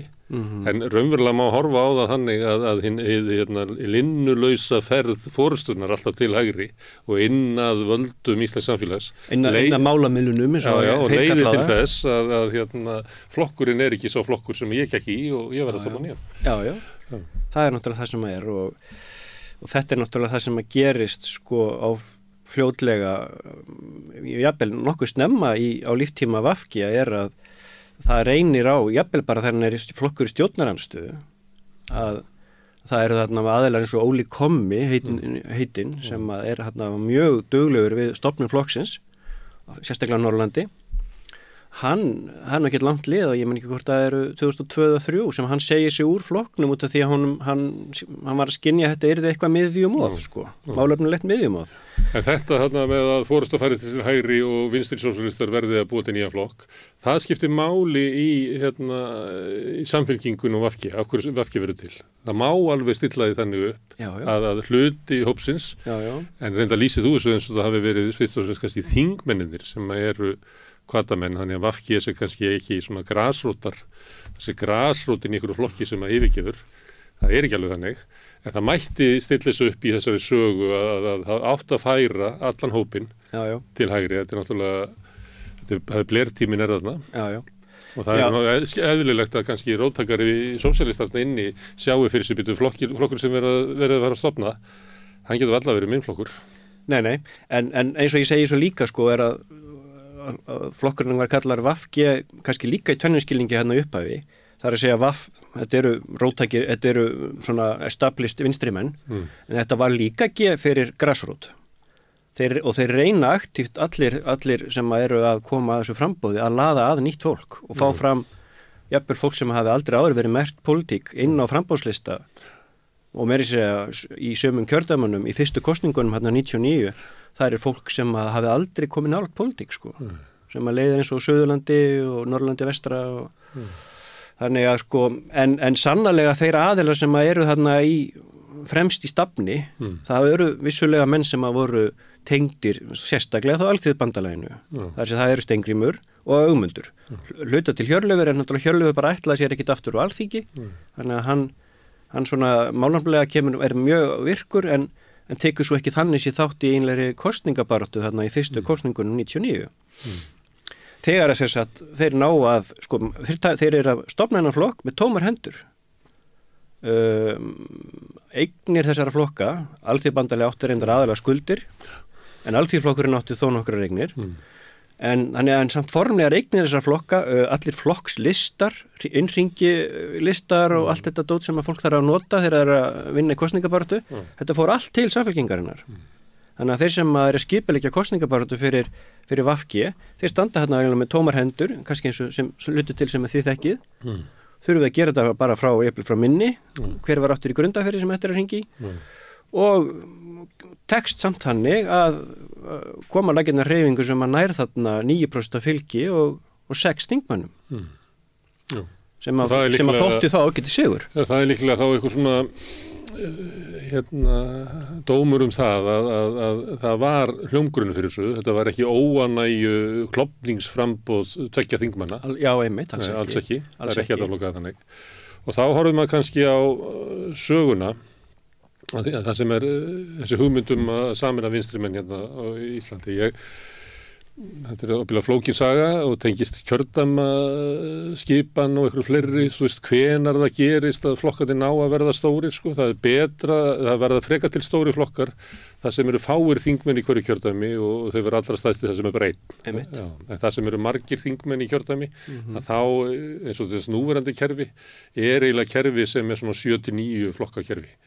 Það bara liggur í hlutans eðli og þú sér þetta bara, þú skoðar Holland eða eitthvað, það sem er landið eitt kjördæmi, það sem eru sko 17 flokkar á þingi og þú sér þetta í Brasilíu, það sem eru sko mjög margir þingmenn í hverju kjördæmi, ég held að séu bara 40 flokkar á þingi þar, en svo ertu með Bretland og Bandaríkin, það sem eru bara, þannig að það er, að hluta til er eitthvað svona hugmynd á baku það er svolítið, minnst gaman að segja þetta vegna þess að Samfylkingin til dæmis sem er alltaf vilja að vera stóri í flokkurinn, eitt stór flokkur, hann er alltaf að berjast fyrir landið við eitt kjördæmi sem er eiginlega vinnur gegn hugmyndin að verði eitt stór flokkur. Já, það er. En þau halda þetta sér drifið áfram af hugsjóninni.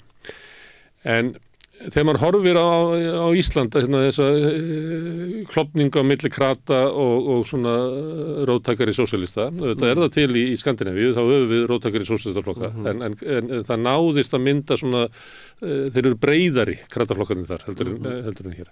En hérna var það eiginlega í gegnum tíðina að róttæki sósíalistaflokkurinn, hann var alltaf stærri, langoftast stærri heldur en krataflokkur. Já, Alþýðubandalagið var yfirleitt aðeins stærri. Ekki á 9. áratugnum, þá snýst þetta aðeins við, þá fer Alþýðuflokkurinn aðeins fram úr og það er svolítið merkilegt sko með, en svo náttúrulega fer Alþýðuflokkurinn í þetta samstarf með Sjálfstæðisflokknum 91-95 og missir mikið fylgi í kjölfarið á því í kosningum, endar hérna einhverjum 11%, en Alþýðubandalagið áfram í einhverjum 15-16%. En svo þegar þessi 2 flokkar eða 4 flokkar fara að leiða saman hesta sína í að sérstaklega skoða hvernig þeir geta skipt sætum í kjördæmum, hvaða flokkur ætti að eiga, hvaða sæti og sirka og svona, að þá, það sem ég hef aldrei almennilega skilið í þeirri sögu, hvernig tókst Alþýðuflokknum að ná svona góðri vígstöðu með að þeirra fólk var leiðandi í mörgum helstu kjördæmunum. Þannig að þetta hafi verið litið út eins og yfirtaka Alþýðuflokksins á reyfinni. Já, sem var samt mjög veikur flokkur á þessum tíma, sko. En sem að er svona, ef við horfum tilbaka í sögunni, ég held að það sé bara almenn tilfinning flestra, þeir sem voru ráðandi þarna inni voru Alþýðuflokksmenn og svo svona þessi sem að voru eiginlega á mörkunum, sko. Sumir voru farnir yfir sem kom úr Alþýðubandalaginu, eins og Össur. Þetta er svona ákveðin kynslóð Alþýðubandalagsmanna sem að var eiginlega tók mikið þátt í umræðinu þriðju leiðina og eitthvað. Svona líka byrtingsfólkið er það ekki sem mörður og þetta er líka út af tíðaranda líklega að þá er það er ekki lögð áhersla á að halda ítökum við verkalýðshreyfinguna, það er ekki frekar hallærislegt, alveg eins og var í breska verkamannaflokknum, þar sem að Blair var eiginlega höggva af öll áhrif verkalýðshreyfingarinnar. Og þá er þetta svona hugmyndum svona baráttu þar sem að flokkurinn áeiginlega bara vera á þingi en síðan á verkalýðshreyfingi bara semjum laun og þannig að það er margt sem að mótar þetta sem að veldur því að kannski svona sjóna með kratana verða ráðandi. Já. Mjög líklega. Það var alltaf það sem gerðist og framlag síðan framlag kvennalistans var eiginlega bara Ingibjörg Sólrún. Það var bara fórustu kona. Frekar heldur en sko einhver afgerandi áhrif á kultúrin í flokknum eða stefnu sko. Já. Því að svo er það VG sem að tekur svolítið yfir þann gunnfána að vera að berjast fyrir kvenfrelsi fyrstu árin sko. Það er náttúrulega eina leiðtogum kvennalistar sem að tekur að sér að leiða Reykjaneskjördæmi fyrir VG í fyrstu kosningunum. Kristín Halldórsdóttir komst reyndar ekki á þing. En sem sagt VG náttúrulega tekur þá upp hérna ákveðinu svona 4 flögg sem að gera sínum. Það er að segja eins og held ég að þeir kallaði fyrst svona sjálfstæði utanríkisstefnu. Það er að segja náttúrulega andvíg inngöngu í Evrópusambandið, andvíg NATO-aðild og gagnrýnin á hvers kyns hernaðarbröld, sósíalisma sem að þeir oftast bara kölluðu félagshyggju, kvenfrelsi. Já, það er komið 4. Þannig að sem sagt umhverfismálin, ég glemdi þeim að þetta. Friður og sósíalismi, eitthvað svoleiðis. Já. Þetta eru þeir 4 sem þeir halda þeir 4 fána sem þeir halda á lofti og gera sínum og þessu fyrstu ár á líftíma sínum verða frægir fyrir svolítið herskáan tón á mörgum þessum sviðum inn á sölum Alþingis. Oft þannig það var gert grínaðum, þeir vildu bara fara að rækta fjallagrös og þeir hefðu ekkit ansvar við stórum áformum í virkjanamálum fyrir austan, vildu bara...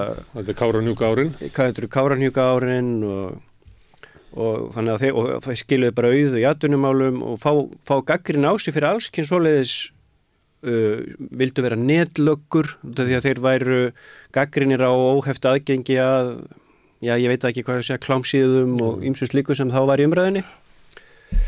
Þá eru kannski komin að þessu sem þú drafst aðeins á áðan sem að svona flokkar svona þessari stöðu í litrófinu að þeir eins og kvennalistinn, þú vísaði í kvennalistan. Svo þeir taka ákvörðun það, hvers svona flokkur eru við? Eru við flokkur sem ætlar að fara hér og taka völdin? Eigum við að vera í samsteypustjórnum með hinum?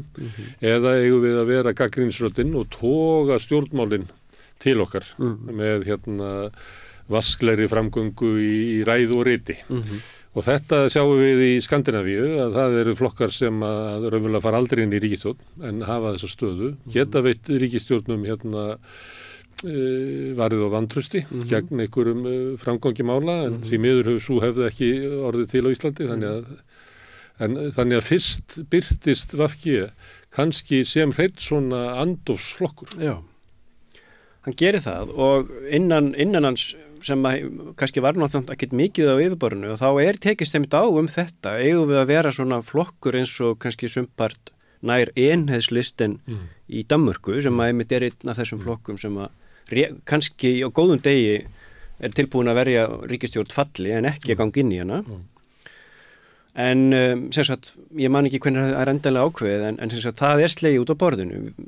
Þessir menn náttúrulega eins og Steingrímur og sérstaklega Steingrímur, þeir þöndur að þekktu það hvað að vera í ríkisstjórn og langaði alveg að komast aftur í ríkisstjórn. Hann hafði verið landbúnaðarráðherra í ríkisstjórninni 88 til 91. Já.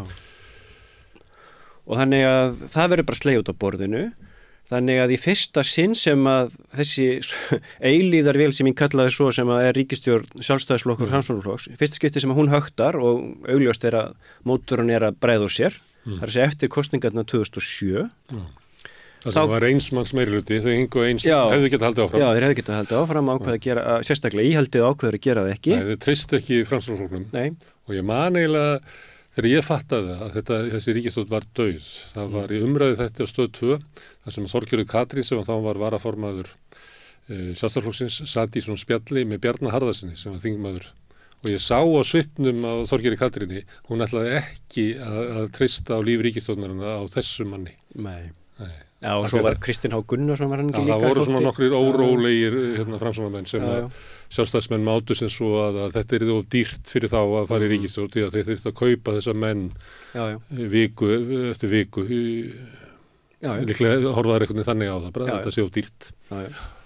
En sem sagt... Þá var möguleiki á að renna sér inn í ríkisstjórn með Sjálfstæðisflokknum og þá bauð VG sig fram. Já, og reyndu að fá samtal á milli formannanna tveggja. Geirs Haarde og Steingrímsfjörð, en varð ekki því að forysta Sjálfstæðisflokksins og maður oft heyrt að það hefði einmitt verið Þorgerður sem hafi nú verið mjög einurð í því að mynda frekar ríkisstjórn með Samfylkingunni og það var náttúrulega það sem verður úr. Þá verður til þessi svo kallaða, hvort sem við kallum hana hrunstjórn eða hvað, en hún verður stofnað þarna, Ingibjörg Sólrún og Geir mynda þarna þess að sína stjórn sem er þarna stór samstöpu stjórn auðvitað, með marga þingmenn á bakvið sig, en við veitum hvernig svo saga endaði. Og er metið sem stórkostlega mistök hjá Samfylkingunni, ég veit það ekki. En sagan þaðan meinir frá er það að þeir urðu að gera þetta vegna þess að annars hefði verið mynduð ríkisstjórn Sjálfstæðisflokks og VG. Já. Kannski þyrfti ég að fá eitthvað sem væri að skrifa bók Sjálfstæðisflokkinn til þess að meta þetta, að því þegar við erum að rifja þetta upp, að þá er augljóst að þarna er líka sjónarmiðin í Sjálfstæðisflokknum sem að ráða þessu og þau sjónarmið, það fólk sem að vildi velja Samfylkinguna frekar er eiginlega það fólk sem að síðar eiginlega tapar valdabaráttunni inn í Sjálfstæðisflokknum. Og endar inn í viðreisn. Og það eru þeir sem að vilja frekar líta á VG og þeirra sjónarmið sem svona traustari pólitík heldur en Samfylkinguna sem að eiginlega hafa verið ráðandi í Sjálfstæðisflokknum síðan. Já, það má líklega segja það sko. Allavega ef maður les Dagsteina, þá var verið að tala Samfylkinguna sem svona hálfgerðan óábyrgan flokk svona sem að eldir einhverja vitleysu og er ekki inn í raunverulegu pólitík. Nei. Ég held að Davíð hafi nú alveg frá fyrsta degi verið mjög gagnrýninn á Samfylkinguna. Hún var náttúrulega sömuleyti stofnuð gegn hún. Jú. Og við veit að við erum ekki að tala Samfylkinguna, en einn af hörmum hennar er einmitt Davíð Oddsson, af því að hann er 99 er hann náttúrulega með ótrúlega drottnandi stöðu bara í íslensku samfélagi og Samfylkingin er stofnuð sem mótvæði við Sjálfstæðisflokkinn og snýr að honum og fer svo að reyna eiginlega kópir hann og þannig að Samfylkingin er alltaf að leita hennum sterka leiðtoga og móti Davíð og að sömuleyti þá var þetta ekki svona góð uppvaxtarár fyrir Samfylkinguna að vera með Sjálfstæðisflokkinn svona í þessum ham. Nei, enda fer fylgi þeirra svolítið sveiflast og jafnvel oft niður á við en meðan að VG bara vex jafnt og þétt.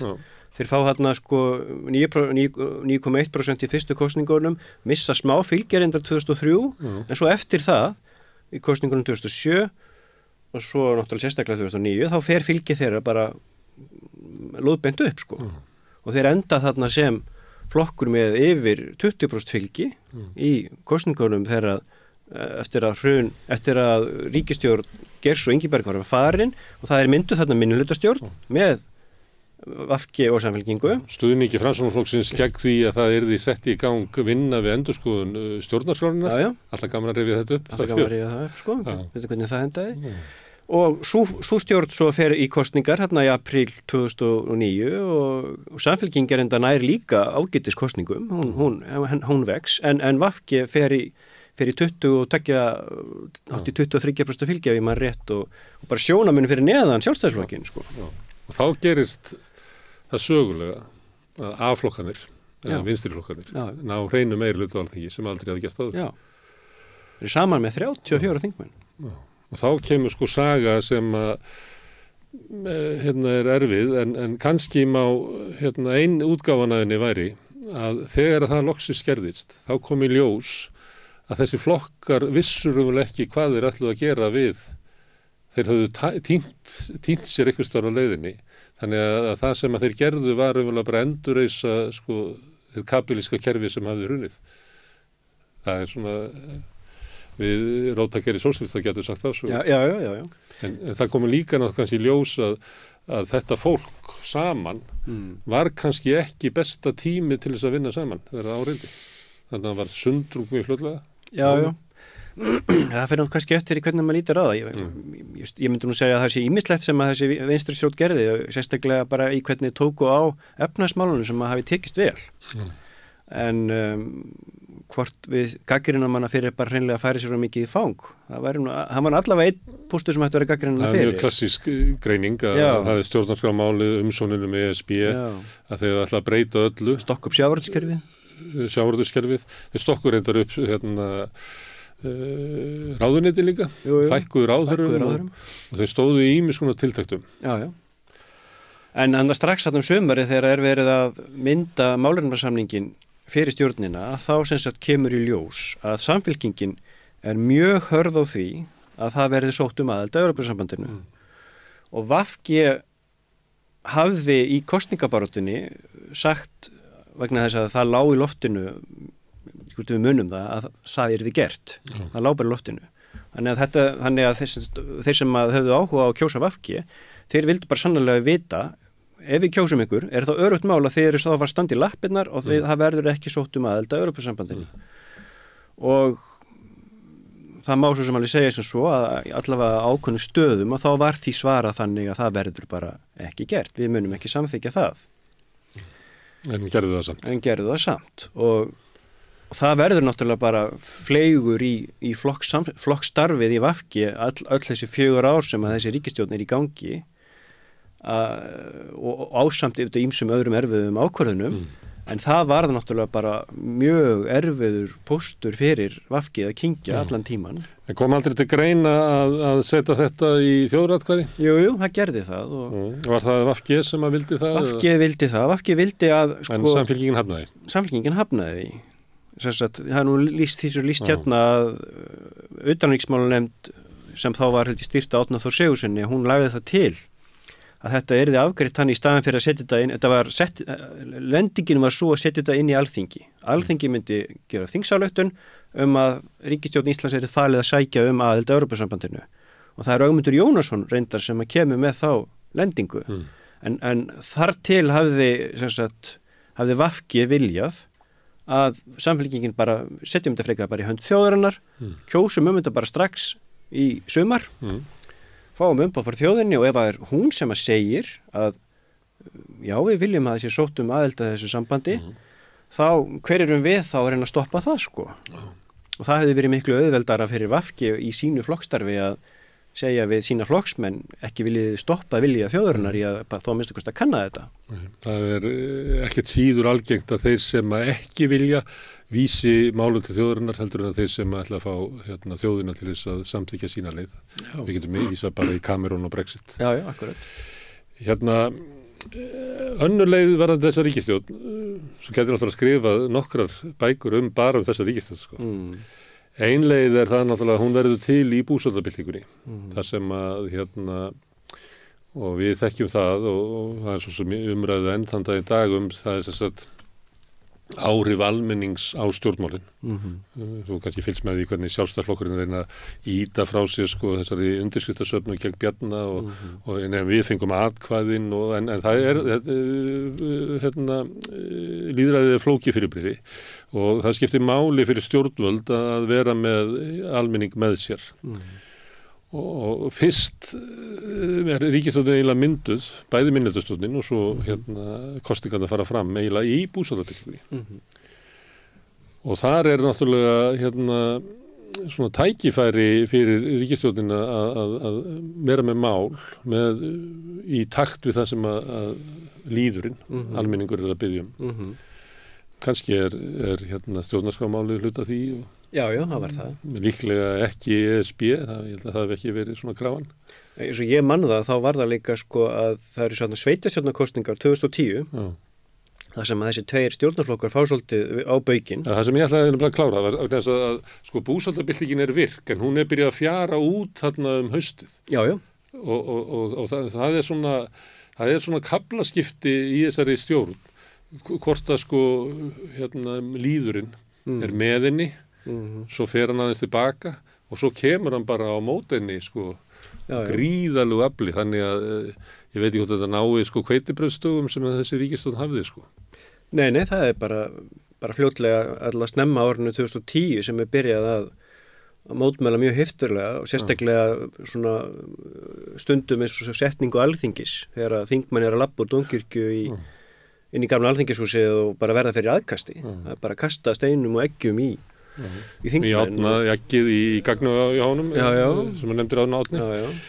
En það einhverja vegna þá næri þessi ríkisstjórn ekki að verða ríkisstjórn kröfu almennings breytingar.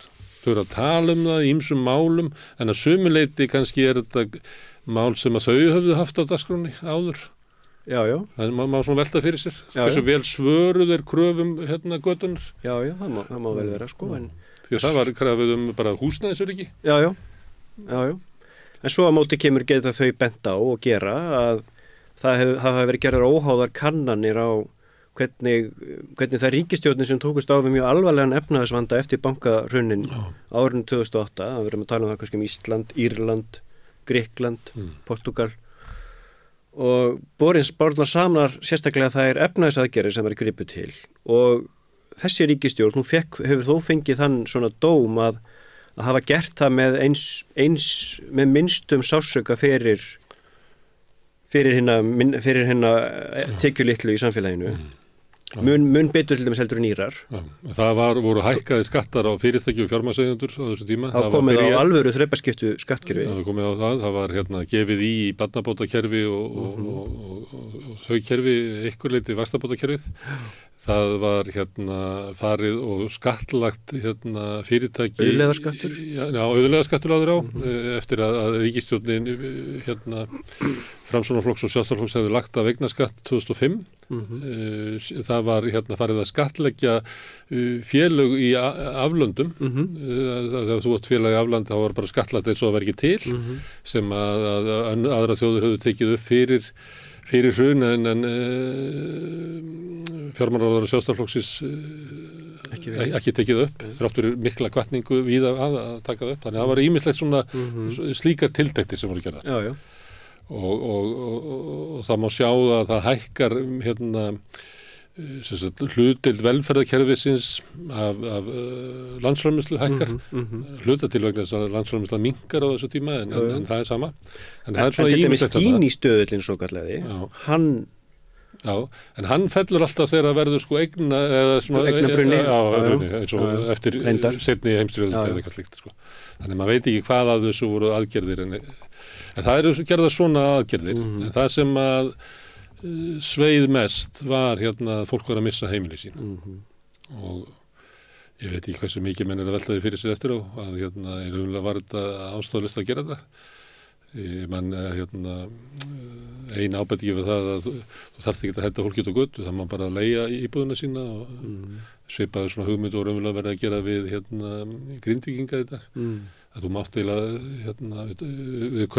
tökum hann af þér íbúðuna og við eigum hana, en þú mátt alveg eignast hann aftur eða nota hana með hann, og þannig það náðist ekki, það var þetta sem að gróf held ég mikið undan trausti á þessar ríkisstjórn.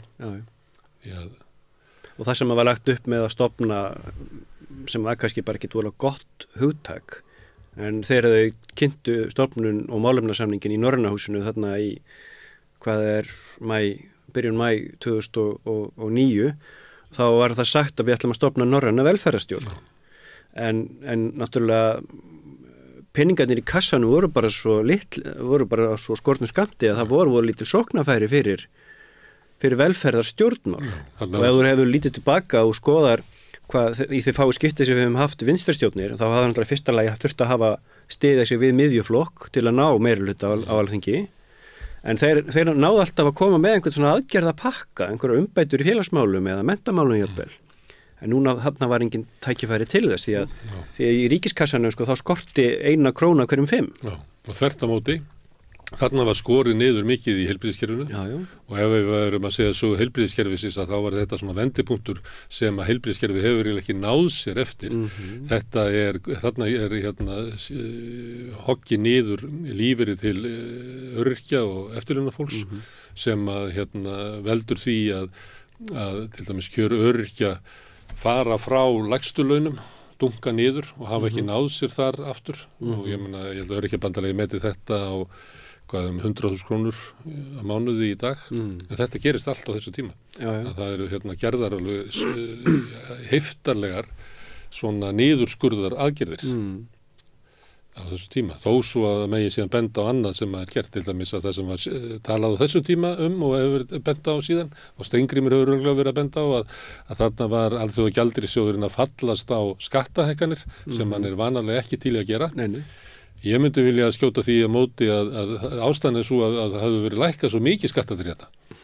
Áður, að við vorum komið með fjármagnstekjuskattir í 10% og við vorum bara kortið frá aflands skattakerfi. Já. Þannig að þá félst bankin á að það var alltaf að hækka fjármagnstekjuskatt upp í 15 og fyrirtækjaskattin upp í 20 og svo bæði upp í 20. En þarna gekk mikið á í hreyfingunni og ekki síst bara í þingflokksherbygginu. Nei. Það náttúrulega bara gerist er að það sem upprunalega er lagt upp með 14 manna þingflokk, það endar á því það eru 5 af þessum 14 sem yfirgefa þingflokkin. Einn reyndar hættir á þingi, þannig að varamaðurinn kemur inn og hann heldur áfram að vera í VG. Það er að segja að það er Guðfríður Lilja Grétarsdóttir hættir á þingi og þá kallar hún inn varamann sinn sem verður Ólafur Þór Gunnarsson og hann sest með hinnum. En sem sagt, það byrjar að kvarnast úr flokknum bara þarna á sérstaklega vetrinum 2010-11. Atli Gíslason, Lilja Mósesdóttir, Ásmundur Einar Daðason, núverandi ráðherra. Ritari Framsóknarflokksins. Jón Bjarnason, sem hafði nú verið landbúnaðarráðherra og landbúnaðar- og sjávarútvegsráðherra framan af í ríkisstjórninni, og svo Guðfríður Lilja. Þetta eru allt einstaklingar sem að yfirgefa skip af ýmsum ástæðum. Margar af þeirra eru við nú þegar búin að nefna, en Álver á Bakka, Vern Holding, ég veit ekki hvort mér muni eftir því, Gagnaver sem ég var þetta Björgúlur Tóru sem átti að stofna hérna á Reykjanesi. Einhverja deilur í tengslu við landsdómsmálið og það er alltaf verið að rifja það upp, ESB-málið, og svo náttúrulega bara niður skurðarmál sem voru bara mjög erfið fyrir flokkin að kyngja, og hvernig sérstaklega svo Atli Gíslason manni, hann var mjög gagnrýninn á það að skildi ekki verið betur reynt að taka á því að fjármálafyrirtækin kæmust betur til móts við íbúðaeigendur og reynda að finna leiðir eins og þá sem að þú varst að nefna. Og það, eins og ég segi, ég kann ekki segja það hvers vegna það tókst ekki, en það fór eins og það fór, og allt þetta fólk yfirgefur flokkin, og það er svolítið sérstakt að fylgjast að greina það sem að sameinar þá sem að fara og það sem sameinar þá sem að verða eftir svona í grunninn er að þeir sem að verða eftir voru allir á einhvern hátt tengdir Alþýðubandalaginu. Allir annarkvort fyrir þingmenn þess eða höfðu tekið þátt í flokkstarfinu. Kannski síst, fyrrum formaður VG, síst kannski Katrín Jakobsdóttir. Hún hefði komið inn í þetta raunverulega, er ekki 2003 minnum hún hafi sagt, og þá komum fyrst inn sem í kannski, eða í borgarstjórnarkosningu 2002 kannski. Já, hún var varaformaður 2003. Hún hafði ekki fortíð í flokkunum hann. Nei, gömlu, nei. En eins og sem sagt Steingrímur, Álfheiður Ingadóttir, Ögmundur sko hafði aldrei verið í Alþýðubandalaginu, hann var óháður, en samt hann hafði tekið þátt í starfi Alþýðubandalagsins síðustu árin, og hann fer aldrei, þó svo að sko, eins og þessum líst í bókinni að þessi hópur sem var óánægur og flestir þeirra fara, þeir hittast mikið heima hjá Ögmundi. Þessu er allt líst í bókinni, og Ögmundur verður svona sumpart leiðtógi þessa hóps. Hann ferður úr ríkisstjórninni. Hann hefur ekki eins og vilja svara því núna hvort það sé í flokknum. Nei. En hann hefur hæðst af flokknum. Hann kallar þetta hreyfingi sér hvorki vinstrinni græn, hefur að vísið í bókinu, en þetta sé hreyfingin framboð. Já. En hann samt, sko, hann var ekki einn af þeim sem yfirgáfu skip, jafnvel þó að formaðurinn Steingrímur hélt að hann væri að fara að gera það, en hann gerði það aldrei, menn héldu áfram að starfa saman, að alltaf starfa í sömu ríkisstjórninni. En alveg frá þessum tíma og raunlega fyrir, þú myndist á Óla Komma og ég fór og googlaði svolítið segir sig úr VG og bara, þetta svona ekki góð sakfræði í sjálfsögur, en það ágæti svona leið, mann fær svona sýnisotn og ég tók svona alls konar fólk og þá náttúrulega Lilja Móses og Atli Gísla og Ásmundur sem fara bara 2011 og svo fara, Óli Kommi verið það að fara 2012 samkvæmt einhverju frétt, hann kannski komið inn aftur sko. Já. Og Þorvaldur Albaníuvaldi, það var á svipuðu tíma. Já. Og svo 2013 þá var Þorsteinn Bergsson hann fyrir austan og Jón Bjarnason og Hjörleifur og Anna Ólafsdóttir Björnsson sem hafði komið frá Lilja Gretas og síðan líða 4 ár í stjórnarandstöðu og svo kemur 2017 og þá var það Drífa Snædal og Gísli Garðarsson og Ugla Stefánía og Magga P. og svona hægt og bítandi og svo 2020 Andrés Ingi Jónsson og Rósa Björk og Eydís Blöndal og svo núna 2023 hefur komið svolítið hálfskjöfla. Ég var í fyrra Daniel út af útlendingamálum. Já. Og ég veit ekki, myndi það halda ef við myndum horfa á þetta að það sem fólki sem að fara kannski fólk sem á ekki svona rætur inn í svona alþýðubandalags. Núna náttúrulega svolítið liði, þannig að það nú kannski orðið flóknari saga sko.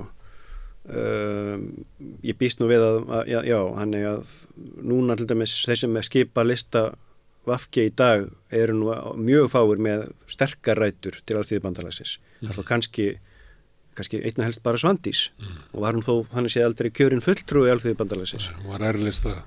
Já. En kannski var það bara það reynslan að hafa tekið þátt í flokkstarfi í alþýðubandalaginu, tekið þátt í að mynda og reka ríkisstjórn sem að býst við að þeir sem að nota það málflutning segja að þá læru við að það bara nauðsynlegt að miðla málum. Og annarkvort kunnum við það eða ekki, ef menn kunna það ekki þá getum við bara ekki unnið saman því að pólitík alltaf og verður list hins mögulega og þetta eitthvað sem fórustan segir. Ég er að meina það sko. Það fórustan sem kann að miðla málum. Það sem ég var að segja. En grasrótin bara ekki til í það. Og ég pröfaði þegar ég var að fór ég inn á þingið, þar sem maður getur fletta allir sem hafi sest á þing fyrir VG. Það eru 25% þeirra sem hafi gengið úr flokkum. 26,5% ef maður tekur Ágmund með sem er svona, hann alltaf í þessu sem sér flokkur. Þú getur ekki heldur sett hann inn í sko hópin sem er í heldur tryggði flokkur. Hann bara það ekki. Og þú getur spurt þig, af hverju ætli þetta sé svona hátt hlutfall? Og ég held að þú finnur engan flokk í bara stjórnmálasögunni. Nei. Það sem þú sérð annað eins. Nei. Ég veit ekki hvort maður hafa einhverja altæka skýring á því en sem þegar ég er að skrifa þessa bók að þá út af því þetta er svo mikil samtíma saga, þetta er hlutu til saga sem bara gerist í gær þá hefur raunin ekki aðrar heimildir úr að vinna en bara viðtöl þannig að ég verður að taka viðtölu við fullt af fólki og mér fannst alveg sláandi er að jafnvel þeir sem hafðu farið úr flokknum í fússi miklu fússi, þeir hafðu enn taugar til hans. Það var eitthvað við hreyfinguna eða flokkin sem að var rosalega gaman á góða árunum þannig að ég kynntist vola mikið á góða fólki, þetta voru svo góðar hugsjónir sem vorum að berjast fyrir þannig að hluta af hjarta mínu er alltaf ennþá var mér sagt þá sko. Þetta er ekki trúvillinga, þú hefur ekki fengið til að hrækja á biblíuna. Nei. Og ég ætla að segja reitt sko að þegar kom svona við vorum að íhuga að búa til Sósíalistaflokkinn. Þá fór ég og ræddi við fólk sem hafði verið í VG og gamla verkalýðskrata úr alþýðubandalaginu, fólk sem hafði tekið þátt í búsáhaldabyltingunni, fólk sem hafði verið í Pírötum, í kvennalistanum og eitthvað fleira og var svona bara að reyna að skilja hvernig er og ég maður verið mjög fljótlega var við þetta að fólk sem tekur þátt í baráttu saman það tengist mjög sterku böndum og það er bara, ég held að fólk fatti það bara leið og fyrir að hugsa út í það sko. Þetta er svona, við erum að vinna saman einhverjum verkefnum og ef að fólk fer yfir ævi sína það að vinna sigur með hópi fólks er alveg dásaleg tilfinning sko. og líka sérstaklega ekki að verra ef það hefur verið mikið andó fyrst og tækist að brjóta sig gegnum vegginn með hópi fólks, þetta alveg dásanlega tilfinning og myndar sterk bönd á milli og þar af leiðandi það líka þannig að það segir kannski meira slík tengsl, hvort að þú yfirgafst skútuna 2003 og hann 2017, það getur verið bara hvernig þú metur saman annarslega svona félagslegu tengslin og svo hugsunina, þannig að þetta er rosalega flókin blanda. En það sem að kom mér mest á óvart var hvað fólk sem hefur tekið þátt í svona baráttu sárt eftir átök við Samherja. Og í sömu tilfellum þá hittir maður fólk sem bara átt í erfiðleikum með að bara einfallega ræða það, hvað hafði gerst. Og þannig að sko pólitík er mjög persónuleg mál og ég hef líka tekið svona sirpu að ég ræða bara við venjulegt fólk og þá kemur það líka fram að þóttu sett ekki þáttakandi í einhverju þingflokksherbergi eða einhverju grasrótarstarfi eða eitthvað svoleiðis, að ef þú bindur traustið við einhvern stjórnmálamann sem að segist alltaf að gera eitthvað og hann svíkur það síðan, þá upplifir það fólk sem eitthvað svona raunveruleg svik, ekki eitthvað svona eins og það hefur horfað á bíómynd, þetta er raunveruleg svik. Þannig að ég geti trúa því að þegar þú ferð og ræðir við allan hópa, þú hafi fengið bara svolítið góða innsýn inn í einmitt þess að hvað stjórnmálinn geta verið sko persónuleg. Hvað er mikið atriði í lífi hugsunar fólks, pólitískt starf. Og ég segi, nú hef ég ekki samanburðin við aðra flokka, en bara eins og þessar tölur sem varst að lesa hlutfall þeirra sem annar bara hafa sest á þing fyrir VG, hafa horfið úr hreyfingunni. Það segir manni, það hlýtur að vera eitthvað sérstakt varðandi það hversu sterkar hugsjónir þar er á baki. Eða svikin stór. Og svikin stór, að þegar að flokkur í ríkisstjórn lætur hjá liðast að gaggrina loftarásar á Líbíu, eins og var til dæmis í tíð Jóhönnu stjórnarinnar, að það verða svik eins og alvarleg svik innan fjölskyldu. Svona gerur það bara ekki. Nei. Þú stendur með þeim sem er verið stendur með þínu fólki eins og með Gaza núna, þú sér það að ég held að sé önnur svona bylgja sem er að koma frá VG, að fólk bara skilur ekki að hverju ríkisstjórnin stígur ekki sterkar fram og fordæmir sko þjóðarmorð í tungarði Evrópu, þetta er bara hryllingur. Og svo innflytjendamálin og við sáum það núna bara helgin að þegar að flokksstjórn samfylkingarinnar neitar að samþykkja ályktun í innflytjendamálum, þess að sem er ítrekkað sko mannúðlega afstöðu flokksins, vísaði til nefndar, þá bara gengur fólk á flokkum og segir, þú veist, ef að flokkur, ég get ekki verið í flokki sem að bara stendur ekki með þeim sem er ráðið þá. Það er inn í þessu. Herðu, hvað svona flokkur á þetta að vera? Ég var hugsaði upphafi, á þetta að vera andósflokkur eins og Einislisten eða á þetta að vera valdaflokkur. Sagan sýnir það að flokkurinn hefur valið það að vera valdaflokkur og hann hefur staðið sig alveg brilljant. Það er engin flokkur verið meiri ríkisstjórn eftir hrun fyrir utan sjálfstæðisflokkinn. Og muna bara 1 ári. VG var utan ríkisstjórnar í 4 ár í tíð ríkisstjórnar Sigmundar Davíðs og Bjarnar Benediktssonar fyrri. Sjálfstæðisflokkurinn á bara þetta er jaft langt, það er 4 ár, það er vinstristjórnin. En annars hafa flokkarnir sittið jaft mikið í ráðherrastóli. Og þessi átök sem við erum að lýsa er náttúrulega sumuleyti sko fyrirsjá, ef við myndum fara til 99 þá gæti Þórstur að gáfa þér og sé þetta fyrir að þessi það sem er ekki gert upp við það hvers konar flokkur þetta á að vera leiðir til þess að því að hann ætlar að vera valdaflokkur að andósflokkurinn mun ekki geta lifað inn í honum. Nei, það er og þá veltir maður fyrir sér að vegna þess að í upphafi er flokkurinn stofnaður vegna þess að hann þolir ekki sameininguna, þolir ekki kompromíð sem á sér stað inn í samfélkinguna. Hvað var betra við það að búa til kompromí við sjálfstæðisflokkin? Nú er ég að spyrja þig kannski í pólitík, þetta er ekki að koma út eða fyrir bókina þina því hún endar 19, það er bara 2 ár, COVID er að fara að skella á. Hún endar samt þar sem er búið að stofna þessa stjórn og hún endar þar sem að svona fyrstu skilabóðin sem VG fær hvort þeir séu réttu leið með því að stofna þessa ríkisstjórn, það er að segja sveitarstjórnarkosningarnar 2018, þar sem að VG fékk á baukinn og aftur svo, þannig að þau var haldið áfram.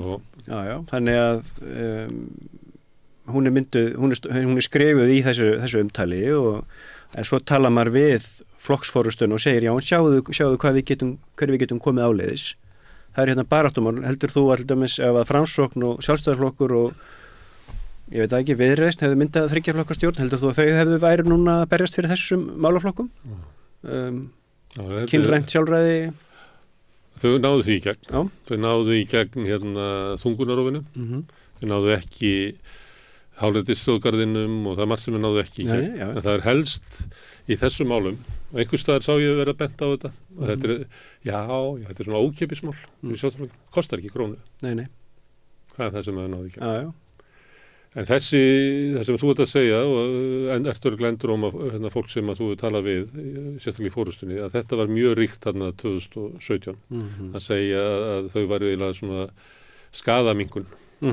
Já. Ef að þessi ríkisstjórnari myndi með öðrum flokki, það væri það bara verri ríkisstjórn fyrir landslýð, viljum við það? Það var orðræðan, sko. Já. Ég veit ekki alveg, sko, hvort þetta sé raunhæft ef þú horfir á tölurnar, sko.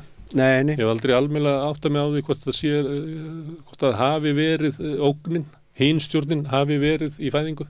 Af því að þá ég held að það þurfti að ná miðflokki og framsóknarflokki saman í ríkisstjórnarherbyggi sem ég held að það hefði verið fræðilega ómögulegt. Já, mjög líklega, sko. En svo líka Viðreisn var of lítil til þess að þannig ég hef aldrei séð þetta ganga upp tölulega, sko. Nei. Þess að ógn. Svo náttúrulega var líka þessi krafa þá stöðuleika 2017, sko. Það var búið að kjósa svo oft frá 2016 frá 2013 þannig að við viljum ekki endalaust alltaf vera að mæta kjörstað og velja úr þessum flokkum. Getið þið ekki bara reynt að mynda ríkisstjórn, starfhafa? Það var svona líka einhver umræða. Ég náði þessu heldur ekki. Nei. Ég man ekki eftir, sko, kröfugöngunum, sko, ekki fleiri kosningar, sko. En auðvitað er þetta kannski inn í svona stjórnmála elítunni. Það er þetta verið, en ég held þetta almenningur til að kjósa Eurovision hverju ári og þetta bara allt í lagi, sko.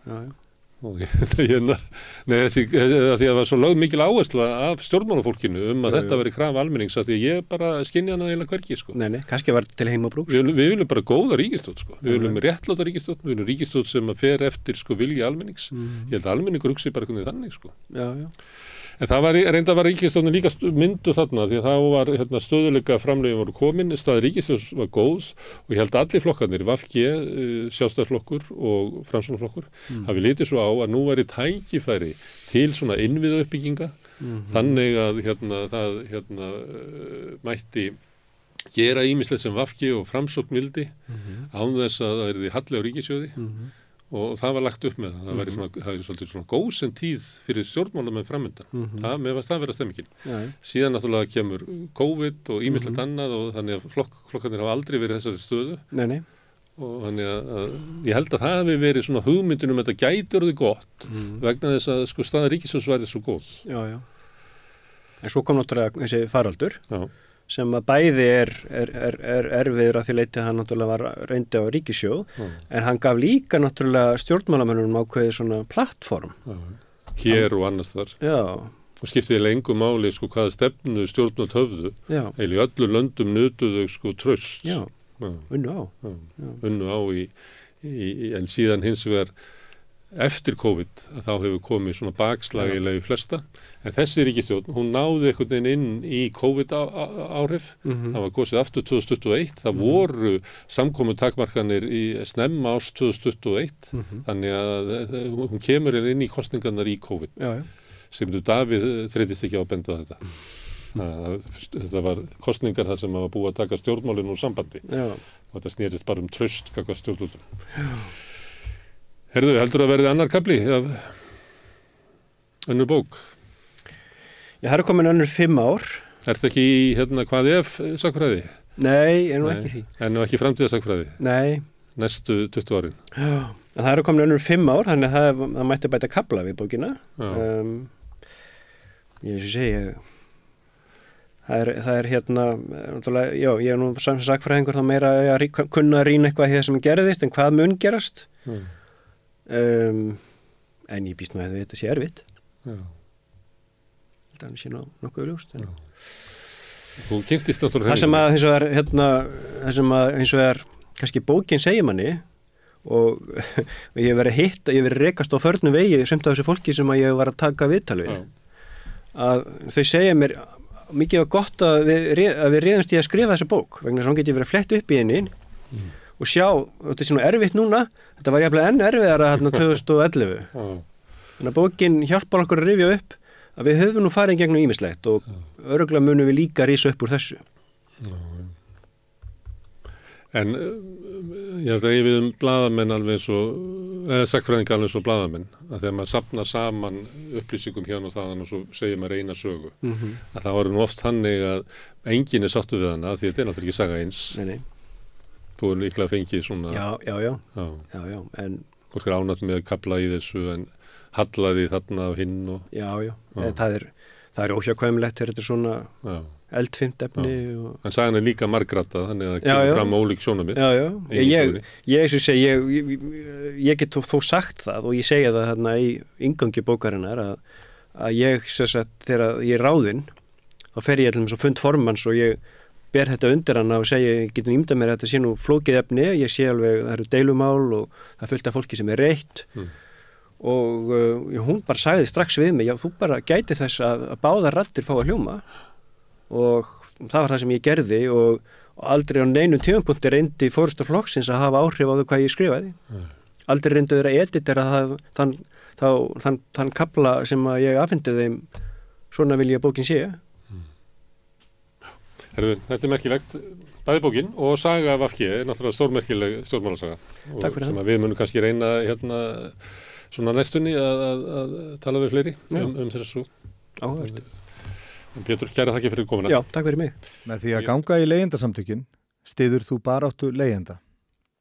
Leigjendasamtökin eru fyrir öll þau sem vilja vinna að réttlæti og öryggi á húsnæðismarkaði.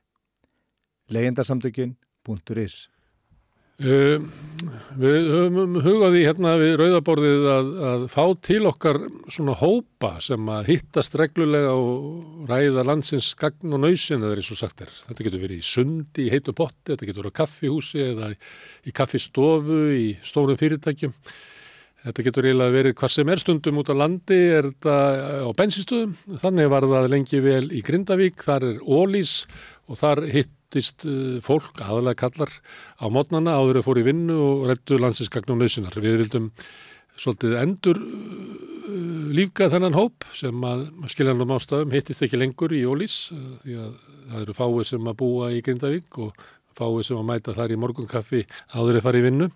En við fengum hérna nokkra, við fengum hann Sigurbjörn Dagbjörnsson, hann er blaðamaður á Víkurfréttum, Hörð Guðbrandsson sem er formaður verkalýðsfélags Grindavíkur, son hans, Einar Hannes Harðarsson, hann er sjómaður og er líka formaður sjómannafélags Grindavíkur og Pál Val Björnsson sem er kennari. Við fengum þá til þess að setjast hérna, ég spurði þá aðeins út í hérna, þetta samsæti á morgnana í Ólís hvað það gæfi þeim, en svo náttúrulega snerist umræðan strax bara stöðu Grindavíkur, stöðu Grindvíkinga, vonbrigði Grindvíkinga með hvernig stjórnvöld hafa brugðist við jarðhræringunum þar, þessum atburðum sem eru enn í gangi og náttúrulega hafa kipt svolítið fótunum undan samfélaginu í Grindavík. Það er ágreiningur innan hópsins meðal Grindvíkinga, hversu hratt eigi að stefna að því að endurreisa bæjarfélagið. Þetta kemur allt í ljós í líflegu spjalli þeirra fjögra. Ég tek nú ekkert mikið þátt í því, en þetta menn sem eru vanir að hittast og að skiptast á skoðunum. Við skulum heyra hvernig þeir fjölluðu málefni Grindavíkur. Allir þættir samstæðvarinnar eru fáanlegir á öllum helstu hlaðvarpsveitum. Nú ætlum við að eiginlega fá hingað við Rauðaborðið svona kjaftaklúbb, það gengur ekki. Það vill svo til að víða land og þá hittist fólk og ræði landsins gagn og nauðsynar í saumaklúbbum, í heitupottum, í kaffihúsum og á bensinstöðum og við ætlum að fá svona hópa hingað á næstunni að Rauðaborðinu og fjalla annars vegar þetta fyrirbrigði sem eru þessar stofnanir í samfélaginu sem að fólk hittist og skiptist á skoðunum. En við ætlum líka bara að fá hópana til þess að skiptast á skoðunum hér við Rauðaborðið, þannig að núna er Rauðaborðið að hálfuleyti Ólís kaffi í Grindavík. Já, það ekki. Þetta ekki heita það. Hér eru komnir menn sem að hafa komið þar við, Sigurbjörn Dagbjörnsson sem blaðamaður og Víkurfréttum, kallaður Sibbi. Já. Hörður Guðbrandsson, formaður Verkalýðsfélagsins, hann segist ekki koma mjög oft í Ólísskafi, en hann veit alltaf hvað þið sagt þar. Já, ég frétti það yfirleitt alltaf. Já, sem segir svona hvaða stofnun þetta er í samfélaginu. Já, mjög mikilvæg. Hvað var ákveðið í Ólísskafi í morgun? Er það þá, hver sagði hvað hvern? Já. Einar Hannes Arðarsson sjómaður og formaður sjómannafélagsins. Já, ég verð nú að bæta þið við að Ólís hefur gert þetta mjög rausnarlega. Já. Þeir hafa náttúrulega alltaf gefið okkur kaffið þarna og svo er nýhægt að fengu allir í nefið íslenskt tóbak sem það vildi. Það var bara orðið mjög léleg þáttaka í því að fá sér í nefið, sko. Það var bara tíminn að breytast. Já.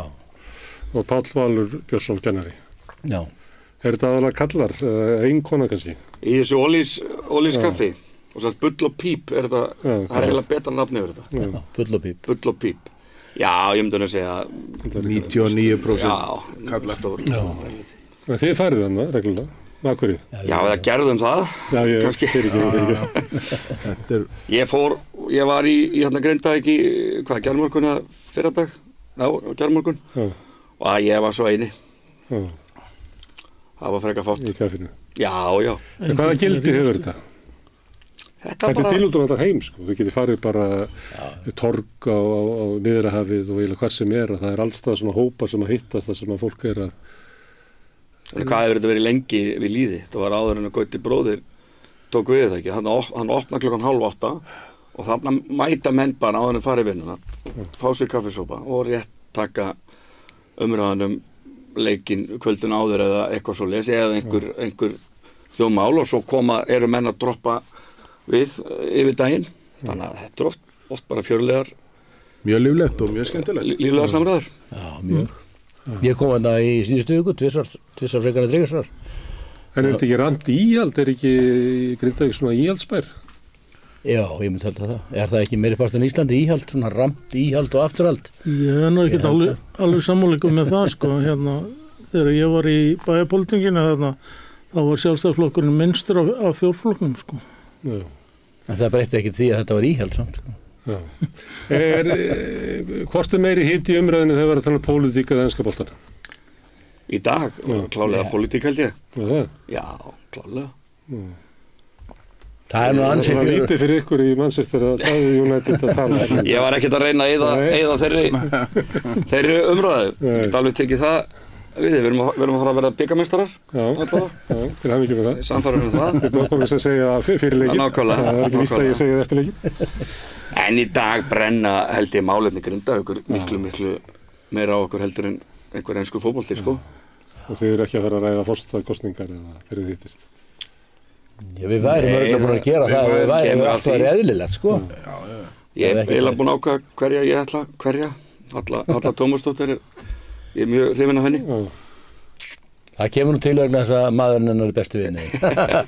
Grindvíkingur, hún er tengdadóttir. En já, þetta er bara rosalega, finnst mér rosalega flott. En vissir þú hvað þau kynntust fyrst sáust fyrst? Hjónin, Halla Tómasdóttir og Eurovision partí, Nei, þau sást í 30-afmælinu mínu í festi þegar Björn maðurinn hennar dansaði dans á G-streng upp á borðum. Já, en þá hann er nokkrum árum yngri þannig að þú veist, þau byrjuðu ekki saman þá, veitir. Nei, þá var hún árum setna. Þegar Selma en myndin af honum dansað í G-streng festist Sennilega festist í henni þannig að hún búin að elska Bjössa sinn síðan. En hvað er að frétta í Grindavík? Er ekki átök einhvern veginn? Það er eiginlega allt og lítið að frétta, sko. Mér finnst við vera... Það fundur í gær með fyrirtækjaeigendum? Hann er í dag. Hann er núna. Hann byrjar núna 4:30. En sko, mér finnst við vera svolítið týnda þorpið bara. Einhvern veginn eru stjórnvöld búin að gleyma okkur alveg og það er ekkert að gerast einhvern veginn og allir vísa hver á annan. Eða ég veit ekki hvort að allir halda hinn sé að gera eitthvað en ég held að sé enginn að gera neitt. Ég verð ekki var við það. Því miður. Því það er mjög mikið þörf á því að halda áfram með þetta verkefni sem er ekkert að fara frá okkur á næstunni. Það er búið að segja okkur hinnum að það sé búið að leysa þetta? Já, það er bara alls ekki búið. Það er bara langt frá því. Það er mikið eftir. Og við þurfum að einhvern veginn að halda áfram og það þýðir ekki að taka eitthvað átak og hætta svo með að vera að fylgja þessu eftir alla leið og fullt af verkefni sem þarf að vinna núna en það virðist enginn vera að gera neitt í því miður. Eins og hvað fullt af verkefni? Ég er bara að tala hluti eins og við fáum engin svör stimpilgjöldin, séreignarsparnaðinn, bara styrki fyrir fólk sem að fara að vinna inn í Grindavík, ferðastyrki, sálfræði aðstoð, bara nefndu það. Hvenær Þórkatla borgar út uppkaupahúsin og svo framvegis. Það er bara mjög stór pakki sem að býður úrlausnar en enginn virðist vera að gera neitt í. Og ef við ætlum að byggja upp bæinn og ef við ætlum að halda atvinnustarfsemi þá er mjög mikilvægt að starffólki fái þessa ferðastyrki að því annars farið að leita önnum með og sækja vinnu annar staðar heldur en í Grindavík. Og ef við ætlum að reyna að byggja upp til þess að byrja með held ég þessa hafnarstarfsemi þá er mjög mikilvægt að fólkið fái bæði greiddar þessar ferðir og þá tíma sem þeir tekuði að komast í og úr vinnu sko. En þegar þeir eru að ræða þetta og ef við ætlum að byggja upp og ef við ætlum að þetta ef sem er í setningunum heyri fólki þetta ef með ólíkum hætti? Já, þetta eru ótrúlega mörg ef og þetta eru ótrúlega málefni sem að fólk er að glíma við og því miður, þú veist, erum við svona dóldi, við erum allir frá Grindavík, ég veit ekki, ég held að þið séu allir að fara að nýta ykkur þetta úrræði sem hann Þórkatla er að bjóða. Ég ætla allavega að bíða fram í lengstu lög með það, allavega til áramóta og ég ætla að sjá til bara hvað ég geri að því, ok, enga fylkingar eins og leys, þetta eru kannski 2 hópar, við erum allir Grindvíkingar en einn hópur Grindvíkinga vill bara flytja heim, ég er fluttur heim nú þegar og viljum bara hefja uppbyggingu strax. Svo eru aðrir sem einfallega treysta sér ekki í það og nota bene, ég virði skoðun allra í því. Það getur vel verið að Einar Hannes vilji flytja heim en hann og konu kannski sem vill það ekki. Þetta er víða svona. Ég var að tala um hann bara í dag, hann var í fluttin en konan hans bara þorið ekki og ég virði þá skoðun algjörlega. Þannig að þetta eru doldið svona 2 hópar sem eru doldið að ekkert að kljást og alls ekki þannig en þú veist og ég veit að ég og þá mitt lið eða er talað um þetta sem lið. Ég hef aldrei heyrt neitt setja út á Grindvíking sem er ekki að fara að flytja strax. En við þurfum doldið að vera skiptast á skoðunum og þú myndi vilja að fleiri væru að taka þína afstöðu vegna þess að ef það eru fleiri sem að vilja selja og fara þá eru bara minni líkur á því að verði árangur af því sem þú vilt. Já, algjörlega. En ég ætla bara að klára. Við höfum stundum þurft að doldið að glíma við að fólk doldið að hafa einhvern veginn vitt fyrir okkur. Þetta er ekki öruggt, hvað er það að spája að fara þangað? Þannig má ég ekki bara taka ákvörðun það. Ef ég treysti mér þess að vera þarna, þá kemur það eiginlega engum öðru við að mínu mati. Skilur mig, þannig að það hefur doldið svona debate og það sem að brennur er heitast á mér og mér svona fjallist doldið hendur við bókun bæjarstjórnarinnar okkar sem er algjörlega klofin í bara herða niður, myndi ég segja. Þarna eru 2 kallmenn af 7 manna bæjarstjórn sem að komu með bókun sem að fjalla hann ekki bara um það að bara byrja framkvæmdir, byrja á því að gera bæinn öruggan og reyna að laga skólahúsnæðið og stefna á að hefja skólahald næstu haust. Og þú veist, þeir eru ekki eins og saman í flokki. Þú veist, en 5 konur sem að voru á móti því. Og þú veist, og þarna eru klopningur á milli flokka, þannig að þú veist, ef þetta væri ríkisstjórn þá væri hún kvellsprungin í mínum huga sko. Já, það er eins og það er rétt hjá þú sér nú bara hvernig ríkisstjórnin hefur verið hér á Íslandi undanfarin ár þannig að hún er nú bara út og suður og allavega og ætti að vera ekki saman þóttu sprungin. Já, löngu sprungin og en hangi samt saman sko. En ég tek alveg undir með Sibba, mér langar til að taka undir með honum það að ef að fólk vil búa í Grindavík eins og staðan er núna. Hver er þetta að banna það? Já, hver er þetta að banna það? Ég meina, ég var alveg þannig fyrst sko, ég hef nú komið í viðtal áður og þar sem ég sagði bara ætti að loka bænum, bara heyrðu, bara hleyp mig einhvern veginn inn, þannig að verða bara einhver viðbragðsaðilar til að fylgjast með því sem er að gerast þarna næsta mánuðina, þá er þessi atburður liðinn, hann er sko ekki liðinn og það er nefnilega stóra málið og ég get alveg tekið undir með Sigurbjörn með það, ef að fólk vil búa þarna, ok, búið þarna bara, allt í lagi, en sko allir aðilar sem að koma að þessu máli, sem að almannavarnir, ríkislögreglustjóri, vísindasamfélagi, hvað sem er, þeir eru ekki fara að búa þarna með börn á næstunni það á meðan að eins og staðan núna hann í Grindavík, það sem allt á hreyfingu, það eldgos í bakgarðinum og það að landris í Svartsengi sem að þeir eru fannir að spá að fara að gjósa bara innan tíðar sko, og við höfum tekið eftir því hvernig það hefur verið undanfarið að það er ekki fyrirvari. Þetta eru bara eitthvað 10 mínútur og þá bara allir komið gos. Þú veist, menn verða bara að velta þessu fyrir sér og ef að fólk vil búa við þá óvissu, þá mér alveg sama þannig sé sko. Ég ætla ekki að gera það, ég ekki tilbúin til þess og ég elski Grindavík út af lífinu sko. Og ég hef búin að var heima í Grindavík på hvern einasta dag í síðustu viku með nemendum mínur í skólan og þá fór ég heim til mínum á hverju degi og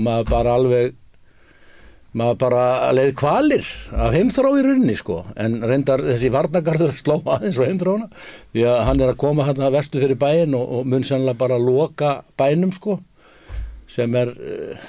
Hvernig lokunum, mennarðu að... Já, það bara komin, ég bý vestast í bænum, þar sem ég bara með útsýni yfir allt Atlantshafið og Játgerastaði og síðan út á Reykjanesi, sé alveg út á Reykinn og Reykjanesi, hafum bara hverfa, skilur við? Þannig það er ekki allt kosið. Það er ekki allt kosið, skilur við, en þetta ótrúlega breyting sem átt sér stað í Grindavík og ég á mjög erfitt með að sætta mig við það að fólk segi það þegar maður nefnir það að keyra í gegnum Grindavík ekki droslega upplífgandi tilfinning, sko, að þá vill að meina það að maður sé að tala bæinn niður. Ég meina, Sigurbjörn segir það að þetta nú samt svona, sko, að það verið að segja að fólk sé að jarðsyngja bæinn, það sé verið að drepa bæinn og alltaf fram til göttunum ef þú opnar þig á einhvern annan hátt heldur en það sem þetta fólk að segja, skilur við. Og það að segja að það virði skoðanir okkar og svona, það bara gera það ekki, stór hluti gera það ekki. Reyndar held ég að það sé ekki margir sem eru tilbúin að flytja heim í haust með börnin sín til að fara í skóla. Ég held ekki því miður, sko. Ef ég má kannski aðeins svara því, Palli, og núna tók ég viðtal við hann Magnús Tuma, jarðeðlisfræðing, og þetta eru náttúrulega allt fræðingar og ég allavega ber mikið traust til hans. Og ég til dæmis spurði hann bara, Palli, og bara þér að segja, ég spurði hann daginn, hefur þú trú á því að það verði einhverjar frekari sprungumyndanir í Grindavík hér eftir? Hann bara, nei, ég hef ekki trú að það verði frekari sprungumyndanir, en það verður áfram einhver hreyfing á jörðinni. Og þarna var tveimur sigtölur sem að þegar eru komnir. Já, eða bara hreyfi, það kannski ekki alveg að lýsa því. Þarna var dálítil umræð að kom að við þyrftum 100 milljóna til að laga sprungunar. Og hann sagði, þú veist, í mínum huga væri það eiginlega bara að kasta pening út í hafið. Þú veist, laga einhverju sprungu og svo verður hreyfing og svo viðgerð farin. Það bara fluff. Já, skilur við. En hann, og þetta ótrúlega klár maður að mínu mati, hann sagði, það alveg hægt að laga, það hægt að gera bæinn öruggan bara með því að setja ristar yfir, girða í kring, svona væri hægt að gera bæinn öruggan, vill ég meina. Og það hefur aldrei verið eldgos í Grindavík, það gaus hann einhverjum 100 metrum frá hann í byrjun janúar, það hraunir flættinni, það hlýtur að vera munur á því hvort það gjósi bara undir manni eða hraunir. 100 metrar er lítil fjallag. Já, en það gaus allavega ekki í Grindavík, ég bara segja það. Það hefur aldrei verið eldgos í Grindavík. Og hann hefur ekki trú á því að muni gjósa nær Grindavík úr þess að komið er. Og hann telur mesta líkur á þetta verði þarna sem þetta núna, eða færi sig yfir þessi eldvörp og en þannig ég fóna aðeins að koma inn á þetta líka. Það er bara eins og með mig að því að Sibbit annars að ég veit ekkert hvort að eina vilja fara heim og konans ekki eða öfugt eða skilur. Síðan eru bara margir að því ég hlustaði nefnilega mitt á allt þetta viðtal sem þú tókst við Magnús Tuma. Þar sagði Magnús Tumi, það er alveg óhætt að vera í Grindavík, hann sagði þessu viðtali við þig. Já. En þú skalt alltaf vera tilbúin til þess að flýja bæinn að hálftíma klukkutíma. Ég er sjómaður og er hálft árið frá fjölskyldunum mínu. Kona mín vinnur ekki í Grindavík. Það er ekki séns fyrir okkur að vera heima. Alveg saman hvort okkur langar það eða vilja það. Þú veist, við börn, við skiljum þau ekki eftir ein heima að kemur að rýmingu og við bæði í vinnu annars þar. Það er mjög mörg svona dæmi líka. Svona er þetta bara misjöld staðafólks. En ég vil bara meina það. Hvernig ertu í Grindavík að þú þarft að vera tilbúin að fara með hálftíma fyrirvara? Ertu bara tilbúin með töskur eða undir þér? Ég held að eina reglan hafa síman ekki á silent á nóttinni. Þú veist, og þessar rýmingar hinga til og þetta bara eru almannavarnir og allir að læra betur á þetta. Þú veist, menn sumir vildu meina það, þessir hörðustu, að það hefði verið hægt að hafa atvinnustarfsemi strax daginn eftir að þetta eldgos og komið inn í bæinn. Það hefði alveg verið hægt að vinna inn í Grindavík. Það var engin hætta.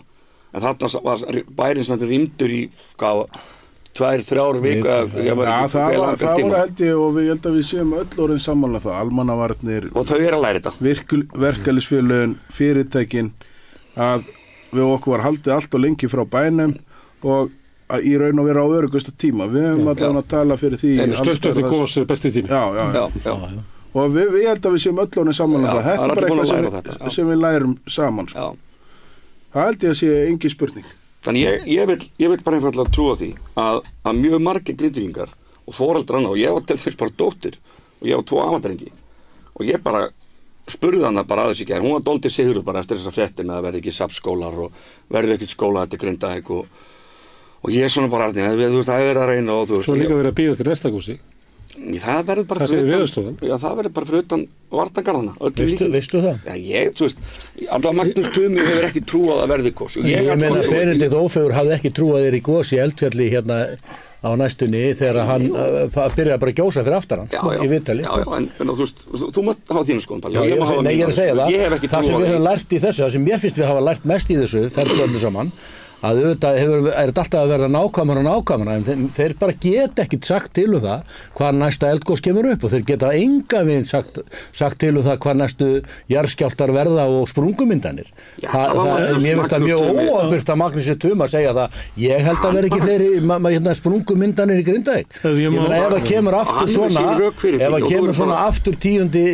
nóvember eins og gerðist og það getur vel gerst, þeir hafa sagt það, veist hvað gerist þá. Hann er ekki að fullera þetta, en hann hefur ekki trúið og svo tekur þú bara ákvörðun og mér finnst ég er ekki í kaffi á mannana í Ólís, eru þau með fundastjóra eða eitthvað? Nei. Þannig að hörður bara verður ef þú vilt fá orðið þá verður bara að taka það að frekjast, ég veit það, en það er bara ekki mikið ég sko, ég hef svo lítið frekur en ákveðin mér langar, og langrakinn en mér langar að koma inn á þetta, af því ég er búin að funda með fullt af þessum fræðingum og viðstofun og þess að þeir segja sko við getum ekki útlokað að það gjósi inn í Grindavík, það getur gerst það er ekki mikla líkur á því, en það getur gerst og það getur gerst með engum fyrirvara, þannig að það horfi ég á og finnst bara of hættulegt til að búa sérstaklega með börn.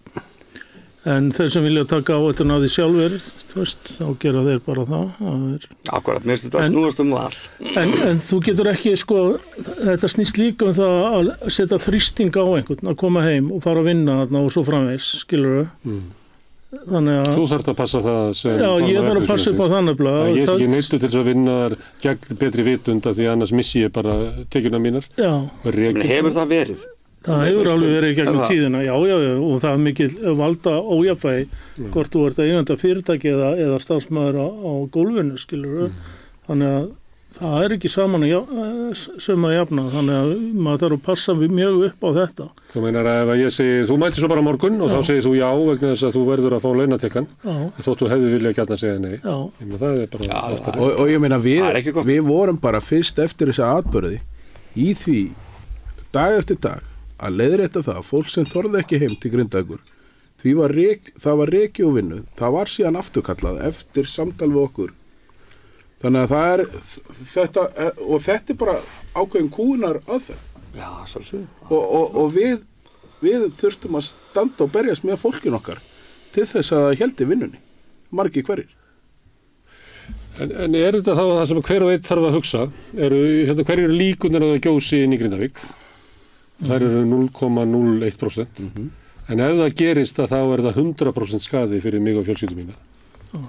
Og ég meina hverju líkundur á því maður farist í flugslissi eða í umferðinni eða skíðastökki eða köfun í silfru þannig að fólk er bara að taka svona ákvörðun hvað allra að búa. Og meina við kannski teljum okkur vera bara 100% örugg og 0% Magnús Tumi aftur á þessum fundi atvinnurekanda, varst þú ekki á honum hörður? Já. Þá talaði hann bara þetta, þú veist, líkunar á þessu og hann bara taldi ekki mikla líkur á því, það myndi gjósa innan Grindavíkur en hann býr ekki bara loftsteinn, þú veist, það allt í henni gæti bara pompa okkur loftsteinn, það er ekki mikla líkur á því, þannig að við verðum kannski dálítið bara að spila á líkurnar og ég veit fyrir mig, ég ætla mig bara, ég bara einfallega hef ekki trú á því að muni gjósa innan þessara vardagarða og ég er bara tilbúin að lifa með því. Og og eins og ég segi, ef að mín elskulega bæjarstjórn myndi doldi, ég myndi vilja sjá meiri kraft, mér finnst að þetta er bara að vera hlutverk bæjarstjórnar að reyna að byggja bæin upp. Og það er alltaf bara einhvern veginn. Bæjarstjórin saði nú bara í Silfrinu núna í gærkvöldi að Grindavík var ekki byggilugu staður í dag. Mér fannst það svolítið slegin eitthvað í þessu. Hann er bara búinn á því kall, þetta er indist og hann er búinn að standa sér frábæla. Og þetta er ekkert smáeðis verkefni sem að hann og bæjarstjórnin hafa haft og þú veist, þetta eru ótrúlega tímar og ég held að þau séu bara dálítið búin á því. Það vantar finnst mér bara baráttu hug, bara stefna áfram.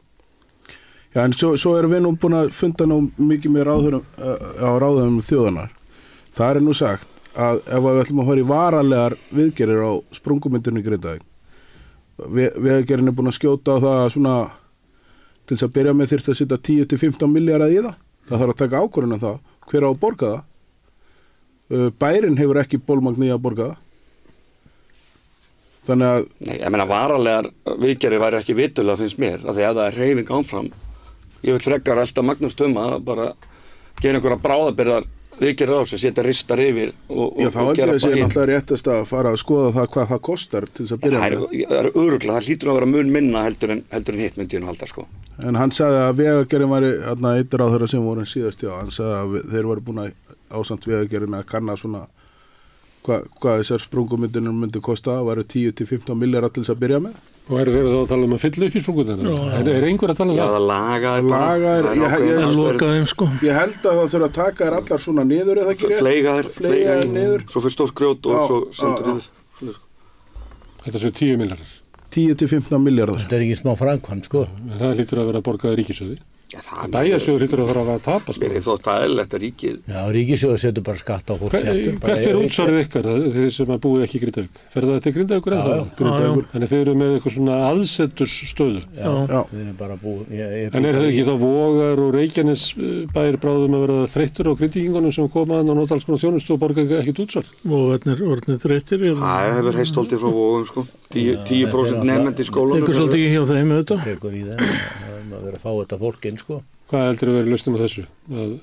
Það náttúrulega breytist allt ef að útsvarið fer ekki til Grindavíkur.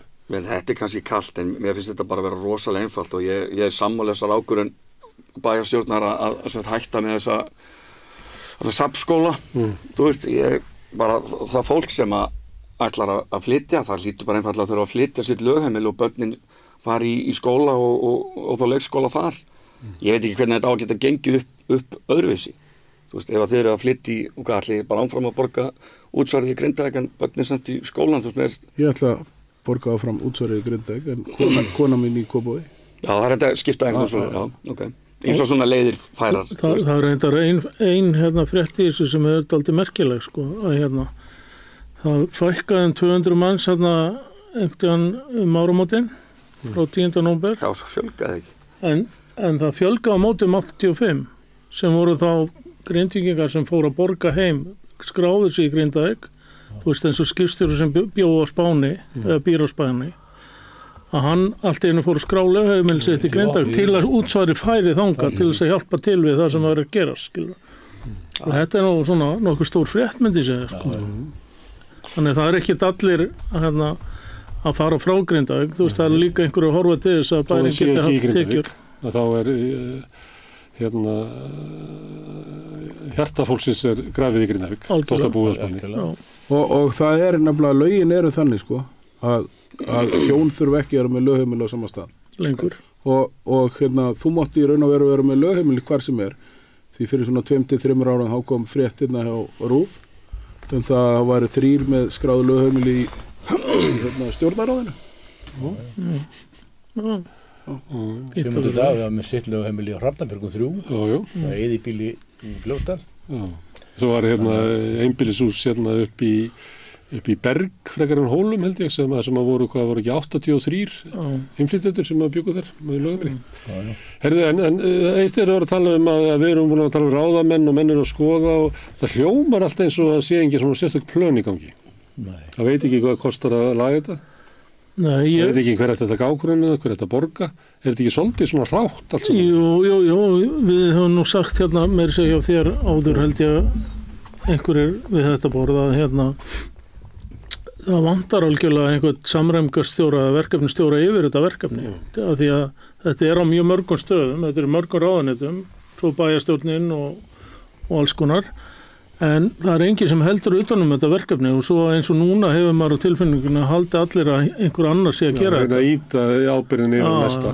Það svona mannlegt. Það lítur að vera Jón hérna í næsta ráðuneyti sem að sjá þetta, sko. En hann ekkert endilega gáð að því, held ég, sko. Og svo gerist ekki neitt. Og náttúrulega fyrir en kannski menn fara orðnir mjög pirraðar og fara að mótmæla eins og með Þórköllu. Þá allt í henni hægt að spýti í og fara afgreiða einhverju 119, sko.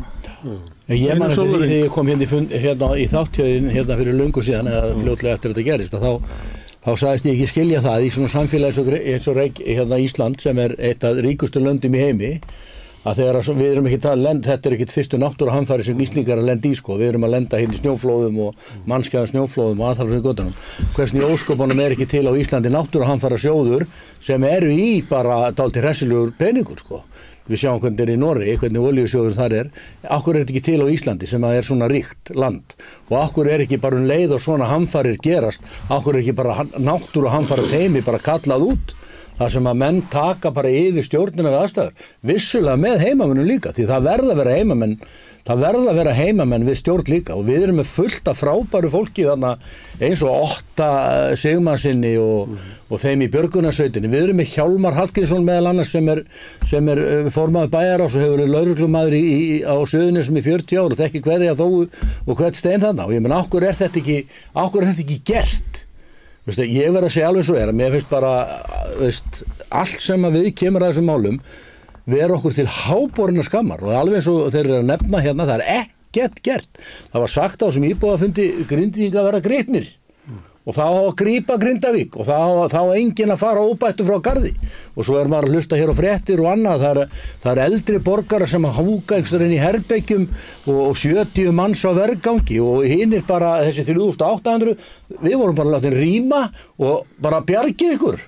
Og það fór allir inn á skildmenni og inn í, þetta náttúrulega búið að vera algjört kaos. Það fyrir að nálgast ekki að verða hálft ár síðan að bærið var í. Já, ég hitti mann í morgun sem að vann við það þegar Vestmannaeyja gosi var að reisa einbýlishúsin eða hérna einingahúsin á sínum tíma. Þetta var bara gert á núleitni. 5 mánuðum setna voru konum fyrir 500 hús. Og það var ekkert verið að pæla í þessu núna. Að byggja einingahús til þess að mæta þó það sumir gáttu bjarga sig, skilurðu, ég gætt bjarga mig, ég var heppinn, ég fekk. Já, en við komum með þessar hugmyndir til ráðherrana 13. nóvember komum við með það að byggja einhvers konar Grindavíkurbyggð eitthvað staðar í Vogum eða Reykjanesbæ hvað vorum við með? Jú, Ásbrú og Úlfarsárdal og fleiri stöðum og hérna, en það er ekki alveg rétt að það hefur ekkert verið pælt í það er algjörlega búið að vera pæl í því síðan en ekkert meira gerst það er ekkert gerst það sem ég er að segja, það hefur ekkert gerst og þessi maður sagði mér, ég var 22 ára gamall og þá fór ég smiður við þekkið hann, Arnar í Sparra að hann hérna sagði, við vorum bara vinnum hér bara kvöld og helgar við að byggja og reisa þessi hús, það er 33.000 hús í Grindavík, ég bý einu af því og þetta var bara reist út allt og sko eftir 9 mánuði voru held ég komin 500-600 hús en hér hefur ekki verið eitt hús gert í þessu. Það vola skrítið að sé ekki búið að gera neitt svona sko. Og Ragnar Þór Ingólfsson sem er varaformaður Bjargs og formaður VFR, hann var með okkur í þessari vinnu hann talaði við Eski einingahús á Selfossi, þeir svo skilta unnið þetta mjög hratt, þannig að það hefði verið innleitt framleiðsla og þeir bara ef við varum með svæðið, þá var það ekkert mál fyrir þá að gera þetta, hvað sögðu það, 9 mánuðir þá getur verið komið nokkra 20 húsa eða 100 húsa. Sko. Nokkra 100 húsa.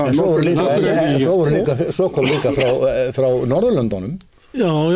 Hérna sem þar sem þeir gáði skina þeir gæti alveg komið inn og fluttin hús frá einingahús frá þar sko. Eitthvað tilbúð sem að bærin eitthvað að vinna með ég þekki ekki það málum en akkur er þetta ekki gert? En Ragnar Þór bauð fram Bjarg sem aðila til að halda utanum þetta verkefni en það hefur ekki verið þegið en akkur er þetta ekki gert? Það er stórstu spurt Já og síðan er náttúrulega mjög skrítið á þessari upplýsingaöld með öllum þessum samfélagsmiðlum og öllu þessu þá finnst mér mjög mikið í gegnum allan atburðin hafa skort upplýsingar til okkar Grindvíkinga. Það er náttúrulega alveg sér á báti sko.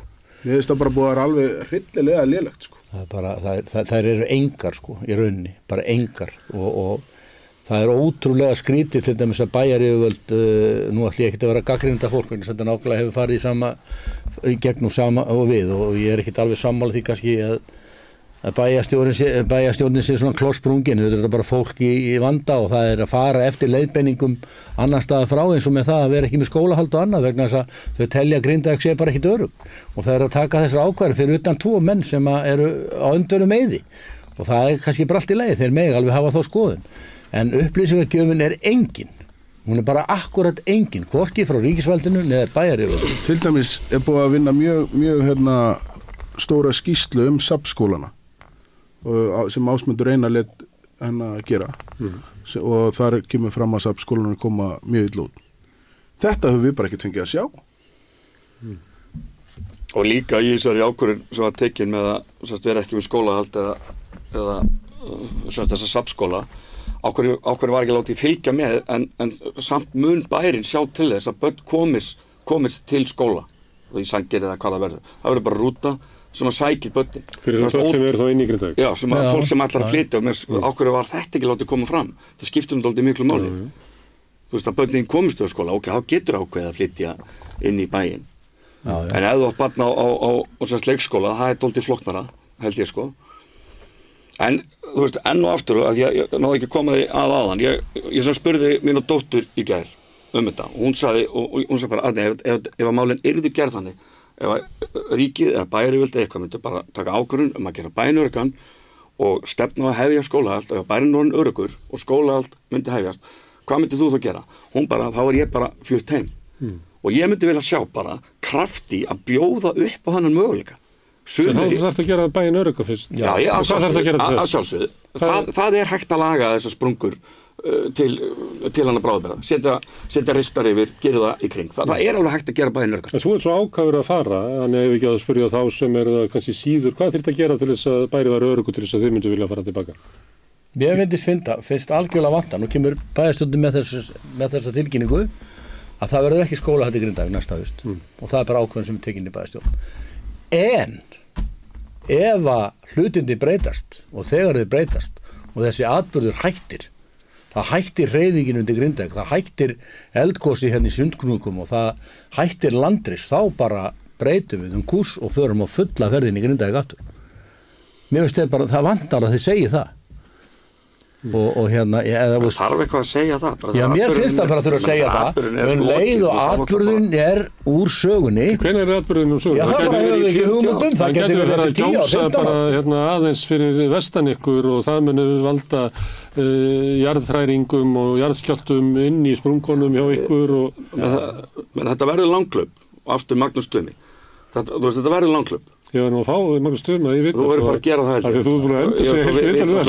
En hann til nús komið þetta. Þetta verður langklaup. En hann hefur aftur ekki trú á því að vera eldgos innan þessarna varnargarða, skiljum við.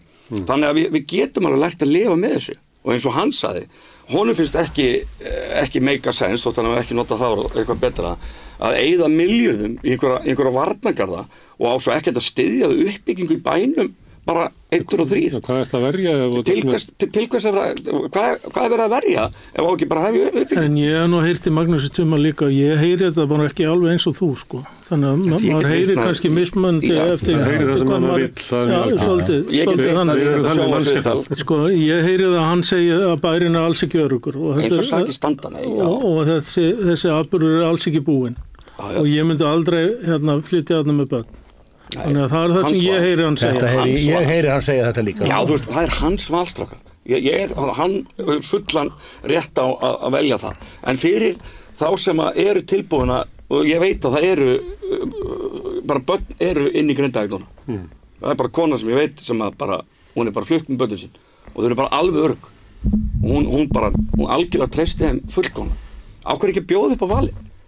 Einhverjir munur hafi ekki allir þetta val? Nei, ekki meðan bærin er bara sofnaður. Það er eins og sé bara búið að slökkva ljós. Já, en það hafa allir val að fara heim með börnin sinni eða vilja það. Já, gerir það ekkert að það er ekki skóli eða leikskóli. Nei, en síðan er líka annað sko. Það er búið að jarðvegskanna bæinn og bara þar sem ég bý. Já. Ég held að það verði ekki byggilegt. Hvert á ég að fara? ykkar hverfi mjög illa farið, ég veit. Hvert á ég að fara? Með börnum mín? Já, ég bara að spyrja á móti. Svona eru misjafnar stöður allra, þannig að það hentar ykkur ekki. En ég alveg sannfærður að ef þið setju kraftur í þetta, bara gefðu þetta ef bærin verður öruggur og þá muni ykkur nýta sér. Þú veist, það bara... En þú vilt það sem flesti komi, hann getur ekki farið verið þessu hverfi þessu ágætt. Viltu að verði byggt nýtt hverfi í hvað? Ég náttúrulega ekki með, ég hef ekki hundsvit á þessu, þú veist, og ég veit að hans hverfi, Hófskverfið mjög illa farið og sennilega bara verður ekkert búið þar. Ég veit það ekki, það mjög illa farið. Þannig ég alveg sætta mig við... Næsta gata við þig, Víkurbraut, náttúrulega bara í heilum, sko. Ég bý 50-100 metra frá stóru sprungunni sem liggur í gegnum bæinn. Það ekkert að mínu húsi. Ég myndi alveg sætta mig, mér þetta eðlilegt að þitt hverfi, Hófskverfið, þið bara girt algjörlega af. En nú ertu að lesa það til þess að Facebook að menn að segja það í morgun, mér skusti 2, að húsin þeirra bara á hreyfingu. Og bara grunnirnir þeirra bara þrýstast inn og einn kom heim til sín í gær eða fyrir þetta og þá kom sprunga í gegnum baðherbergisvegginn sem hann hefði aldrei séð áður og einn fyrir utan hjá einum á Túngötunni, þinni götu, bara hola sem stækkar dag frá degi og ég meina, veist... Ég heyrði einhvers staðar að 70% húsa í Grindavík séu bara í lagi. 70% húsa. Er það ekki doldið? Ég meina húsið mitt í Eyjafirði alveg toppstandi, ég get ekki fundið neitt að ég er búin að grandskoða það og það ekkert að, ég nefna það að það er komið 1,5 metra neðar. Það er komið 1,5 metra neðar og ef það verður aftur svona skjált að fyrir neðar, þá fyrir bara sjórinn að koma yfir, flæða bara inni, vegna þess að litla tjörnin sem fyrir neðan hjá mér, Játgerðstæðatjörnin, hún bara orðin vatn, skilurðu? Hún er miklu stærri og þið sáuð daginn fyrir viku síðan þegar var dauð að lokni Grindavíkurhöfn það flóði alveg upp í Vísi. Það var háflóð og það flóði alveg upp að Vísi. Ef það hefði verið áhlagandi 15-20 metrar á sekundu suðvestan hana, hvernig heldur ástand það hefði verið í bænum? Þetta er orðið hættu ástand. Já, það er bara orðið, þið sáu það bara fyrir 2 árum síðan. Þegar flóði svona, þá bara... Óveður í stórstreymi að þá verður hættu ástand. Og lágur þá er bara sjór fara alveg upp undir slökkvistöðu að lengra, sko. Það er alveg reyn. Það er landsík núna á höfðinni. Já, þetta og þið munið hvernig það var hjá Vísi, það var 20 miljóna tjón þegar flóði bara fyrir 2 árum síðan. Og svo er spurning sko með eins og lautina, er hún ekki komin undir sjávarmál? Jú, hún er komin undir sjávarmál, hún er það. Þú veist, það er rosa mikið sem á eftir að ákveða og á eftir að taka umræðum að mér finnst sko. Meðist þetta vinnast, ég er alveg sammálaður í því seppi, meðist þetta gera svolítið á hraða sníilsis. Já. Bara allt. En hvað er verið að ræða þetta? Nú ekki Ólís alltaf. Facebook. Það er Facebook. Það er ekki góður staður að tala saman. Nei, alls ekki. Og bara vestur fyrir þá sem í svona andlega illa þekkjandi sko því að þeir grafa sig bara dýpri og dýpri hólu einangra sig og liggja á Facebook og lesa bara neikvæðustu fréttirnar og þeir eru bara alltaf að lenda í dýpri og dýpri hólu og bara verri málum. Og það er bara orðið hópur af fólki þar. Og eins og við búin að fara að hitta margar ráðherra og óskipti stuðning að verkalýsfélögin fengi 3 mánaða stuðning fyrir sálfræðing að því að við vorum að gagnrýna það að var í sálfræði þjónustan væri öll í tollhúsinu að því að fólk sem þarf á sálfræðinga að halda það fer ekki fyrir opnum tjöldum og segir er einhver sálfræðingur hér sko. Þeir þurfa að fá þetta á stað þar sem að þeir koma bara einir og fara einir sko, ekki fyrir opnum tjöldum. Það er búið að vera mjög mikil skilningur á þessu. En það er engin ákvörðun tekin. Engin. Þeir eru á skilning á þessu saman sko. Já, en það er engin ákvörðun tekin. Það er svona ákveður ruddaskapur að þegar ég heyri hvað þú segir og ger ekki neitt sko. Málið er það nefnilega og við höfum nefnilega bent að það líka á þessum fundum. Að nei er líka svar. Já, nokkulega. Okkur vantar það var neið sko, líka. Annarkvort, já eða nei, þú veist, þá getum við bara hægt að hugsa það og fara að hugsa eitthvað annað, sko. Okay. En við fáum ekki eins og þetta nei, sko. Og kannski einn punktur sem við veist alltaf lýsandi dæmi bara hugafar, bara bæjarstjórnarinnar og bara bæjarstarfsmanna yfir höfuð. Hvernig stendur á því að þau eru ekki bara fann að vinna aftur í Grindavík? Bæjarstjórnin, af hverju fundar hún ekki alltaf í Grindavík? Men Grindvíkingar mjög margir keyra til Reykjavíkur til vinnu. Hvað, geta þau ekki keyrt til Grindavíkur í vinnu? Fundar þau í hvað í ráðhúsinu? Bara þetta huga, hugsa hvað Tollhúsinu. Bara ef yrði svona breyting bara, nú erum við bara farið til Grindavíkur, bara farin að vinna á bæjarskrifstofuna. Svona gæti þetta bara hægt og bítandi komið. En það bara, eins og ég bara slökka ljósin. Við vorum einhvern tímann að tala þetta ástand hérna og þá var svona, fannst mér eins og að lausnin verið kannski að væri svona SAR eins og heitir í Bandaríkjunum. Og ég held að viðlagasjóðs, framkvæmdastjóri viðlagasjóðs hafi haft svolítið umtalsvert vald til þess að leysa vanda Vestmanninga á sínum tíma. Af því að sko vandamálið það ekki hægt að þetta fólk sem í vanda að vera að labba alltaf á milli og vera að sækja svona, þannig að verður að samhæfita með einhverjum hætti. Það ennþá þannig að það væri líklega snjallara fyrir ríkisvaldið að búa til bara Grindavíkur ráðuneyti sem hefði bara einhvern bólmagn til þess að gera hlutina og afgreiða þetta. Algjörlega. Því að það þarf að samræma ólíkt í sveitafélagunum og allt skólahaldið og endalösa málum sem þarf að leysa úr. Það óraunhaft að bæjarstjórnin gerir það. Nei, það hefði þurft frá fyrsta degi átt að vera á hendi ríkisvaldsins en auðvitað bæjarstjórnin bara einn partur af þessu stjórnvaldi en þú veist en síðan eru öll ráðuneyti með þetta líka eða mjög mörg þannig að sem kom að þessu einn eða annan hátt þannig að við hefðum þurft svona framkvæmdastjóra frá bara fyrsta degi í raun og veru en við erum svolítið búin að vera að reyna að finna upp hjólið frá bara rýmingu, það var ekki til neitt plan, þú veist, það var til planum að rýma bæinn og svo erum við búin að vera að búa til eitthvað síðan á hraða snýðsins. Það bara rétt til þess að bjarga ráðamönnum fyrir kast og sköldsins.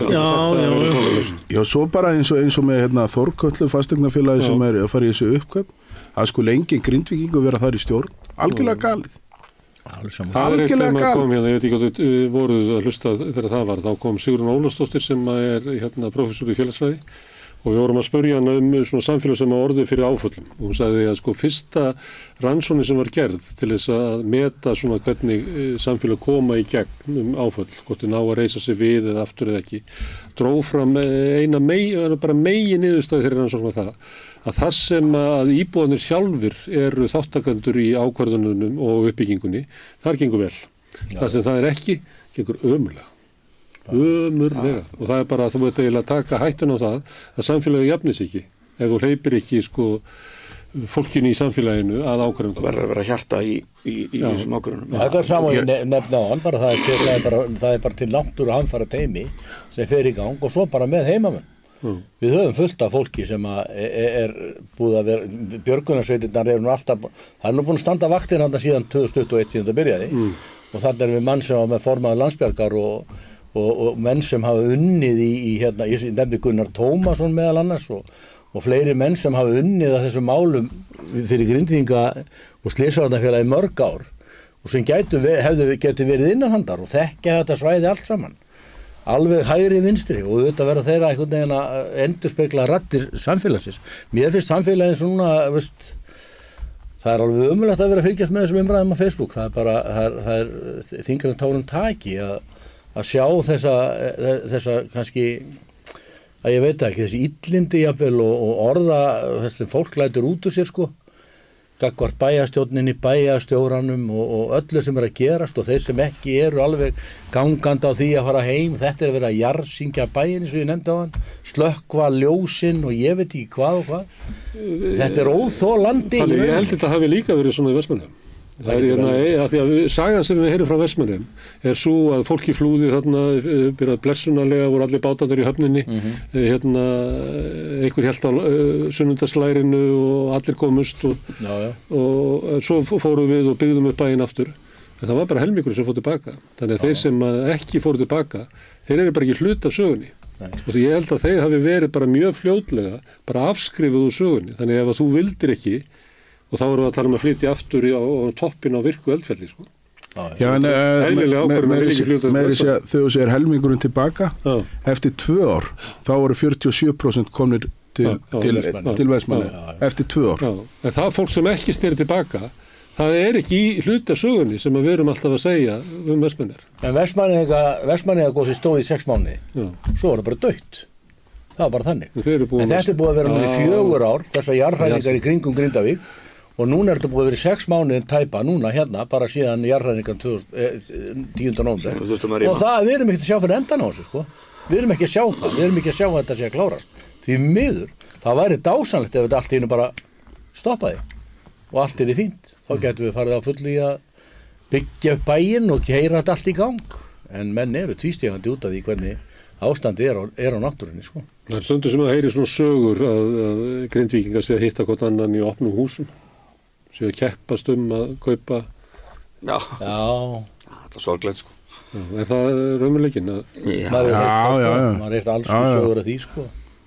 Ég veit konu sem voru út í Sandgerði var að lest mjög vel á raðhús þar og því miður þá var það nýselt ára 67 milljónir sagði mér og hún og maður ákveði að kaupa þá var húsið við hliðina sem var nákvæmlega eins og hún fer í fasteignasalan þá var það komið í 79 bara 12 milljónir og þetta er náttúrulega alveg galið sko hvernig svona veist en það sem það er svo mikill skortur en það sem er kannski skortur á íbúðum ég get ekki skilið það er bara verið að reisa hér blokkir fyrir fleiri þúsund manns út allt og það tala allur skort á íbúðum hvernig er þetta hægt? Hvað, veist en það sem er samt ég er bara svo hissa þjóðarinnar og kemur nýr sko fólk er lengur heima heldur að var eða ekki rétt fólk er miklu lengur heima það kom alltaf nýjar að líftíminu okkar eru fann að lengjast við sittum nú í fulltrúar að lífeyrissjóðana þannig að maður sér það það er verulegt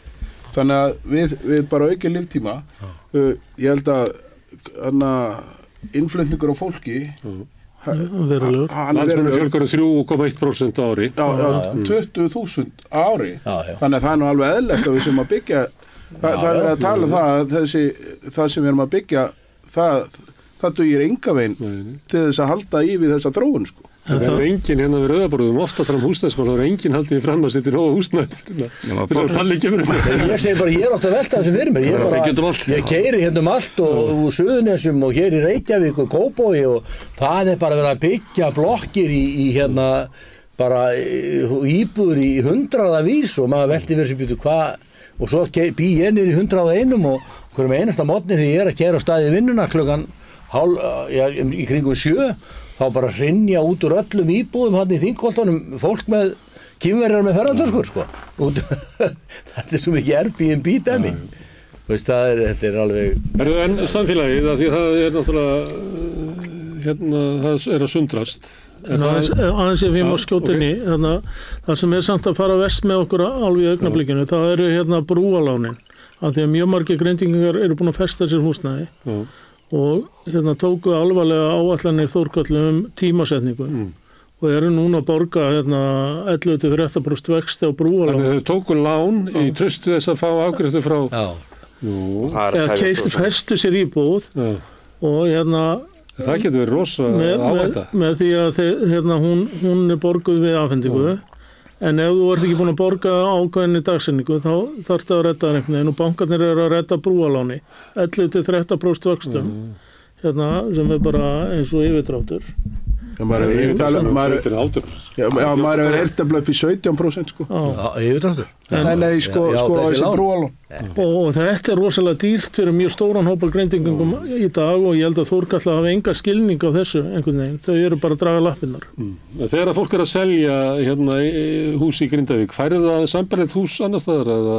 Nei, langt frá því Í raun hefði þetta borga út svona 110-15% brunabótamati Þannig að þú selur raðhús og þá færðu blokkar íbúð Þú selur heilbrigðishús Ég byggði fyrir 3 árum bara stórglæsilegt hús myndi ég segja og bara draumahúsið okkar hjóna Ég er að fara úr 200 fermetra húsnæði í Grindavík í 177 fermetra blokkar íbúð í Kópavogi og ég þarf að bæta 20 milljónum við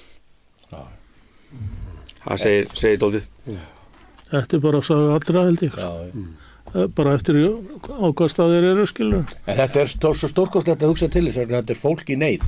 Við erum fólk á hold og blóði og þegar hrunið var á sínum tíma á COVID þá stóð ekki á yfirvöldum að borga peninga sko. Þeir dældu inn milljörðum. Hrunið var margir sem bara mistu húsnæði sitt í hruninu sko. Já þeir bara þeir dældu 100 milljónir inn í fyrirtækin í COVID. Já, í COVID. Já, ég meina bara tökum Æslandir dæmi, þeir fengu bara 15 milljarða bara svona innan lúuna, hérna stráka minni, gjörðu svo vel. En þegar að vera að tala fólk af holdi og blóði úr sveitafélagi sem hefur skilað, sko, við erum búin að veiða 1.000.000 tonn á síðustu 20 árum. Milljón tonna fiski sem hefur landað í Grindavík á 20 árum.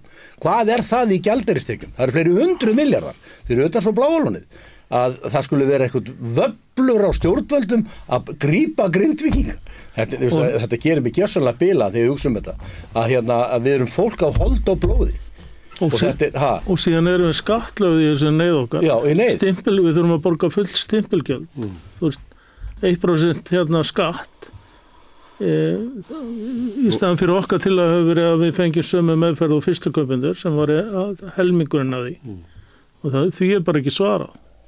Og svo maður fara tilfinninguna núna fólk sé að fara að snúast gegn okkur. Helvítis vællin í Grindvíkingum. Þetta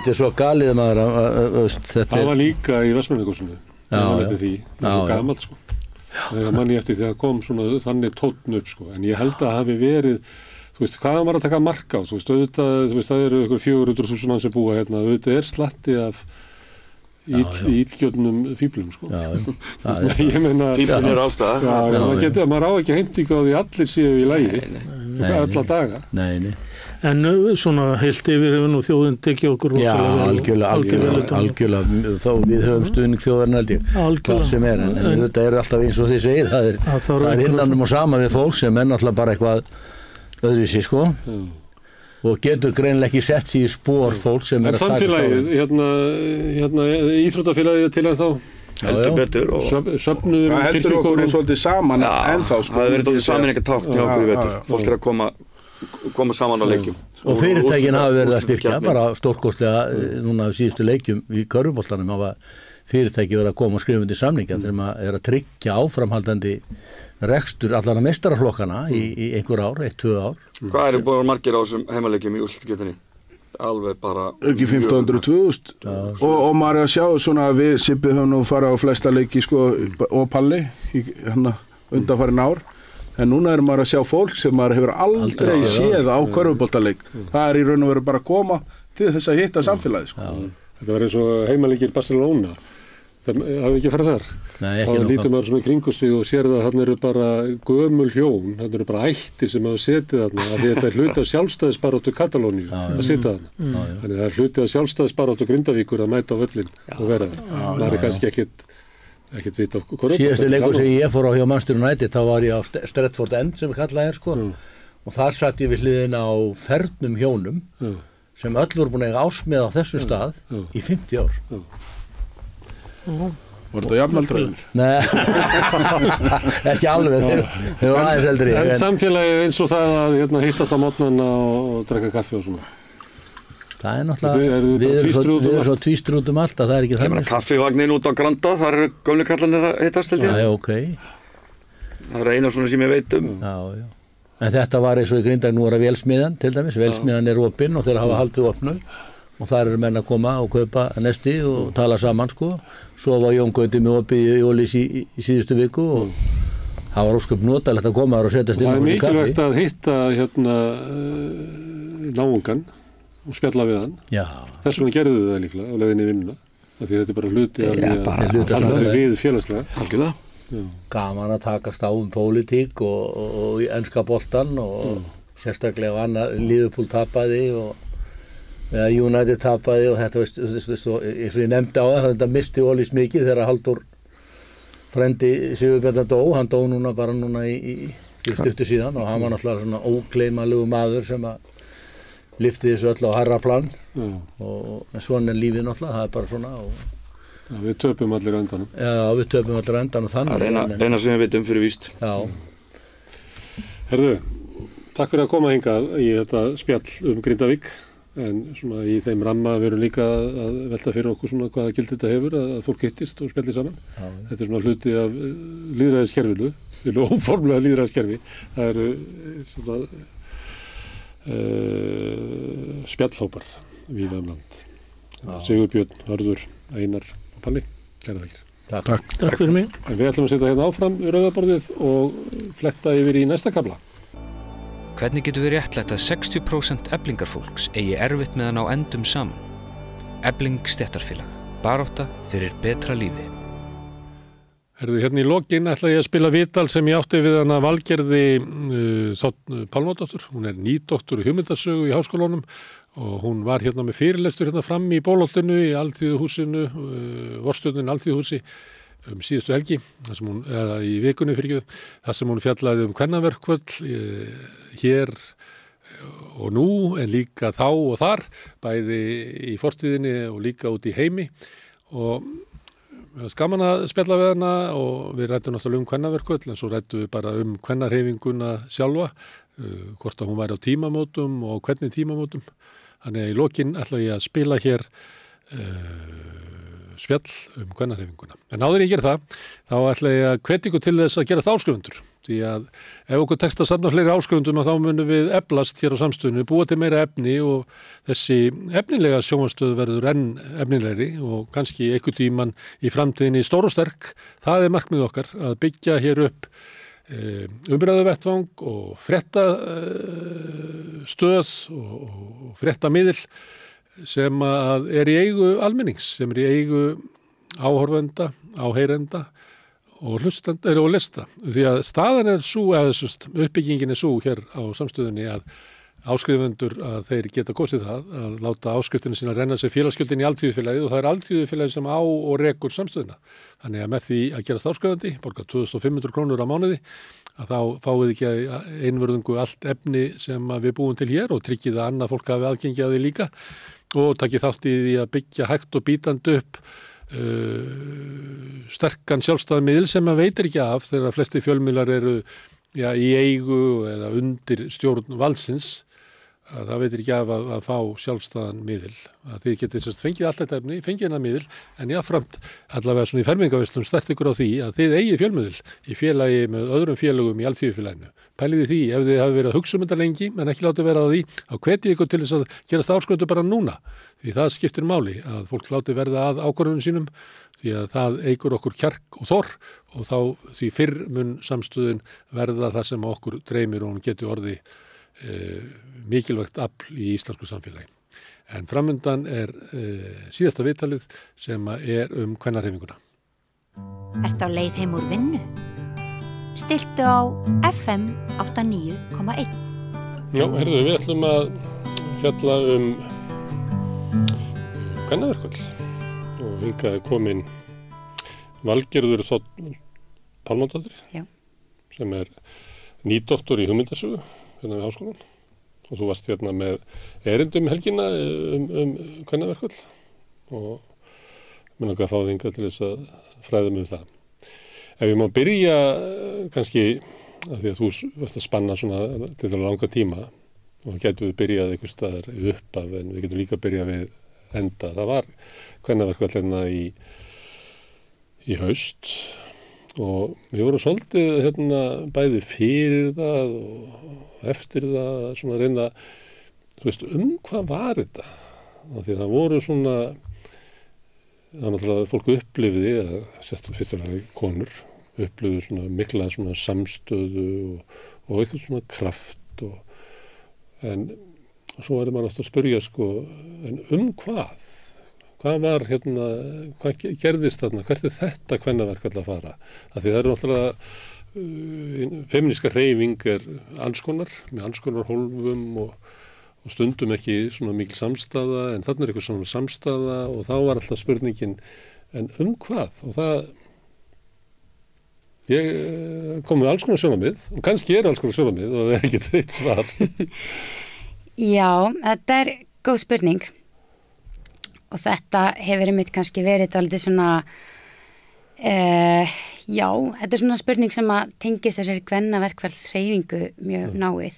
Að það er hægt að sameina konur sem hóp, sem pólitískur gerandi, hvaða hagsmuni eiga konur sem hópur. Þetta eru konur sem eru kannski bara frá mismunandi stéttum, þetta er allt frá, við erum að tala hérna Katrínu Jakobsdóttur sem að tók þátt og allt niður í sem sagt konur, erlendar konur sem eru kannski að þrífa hótelherbyggi og hérna.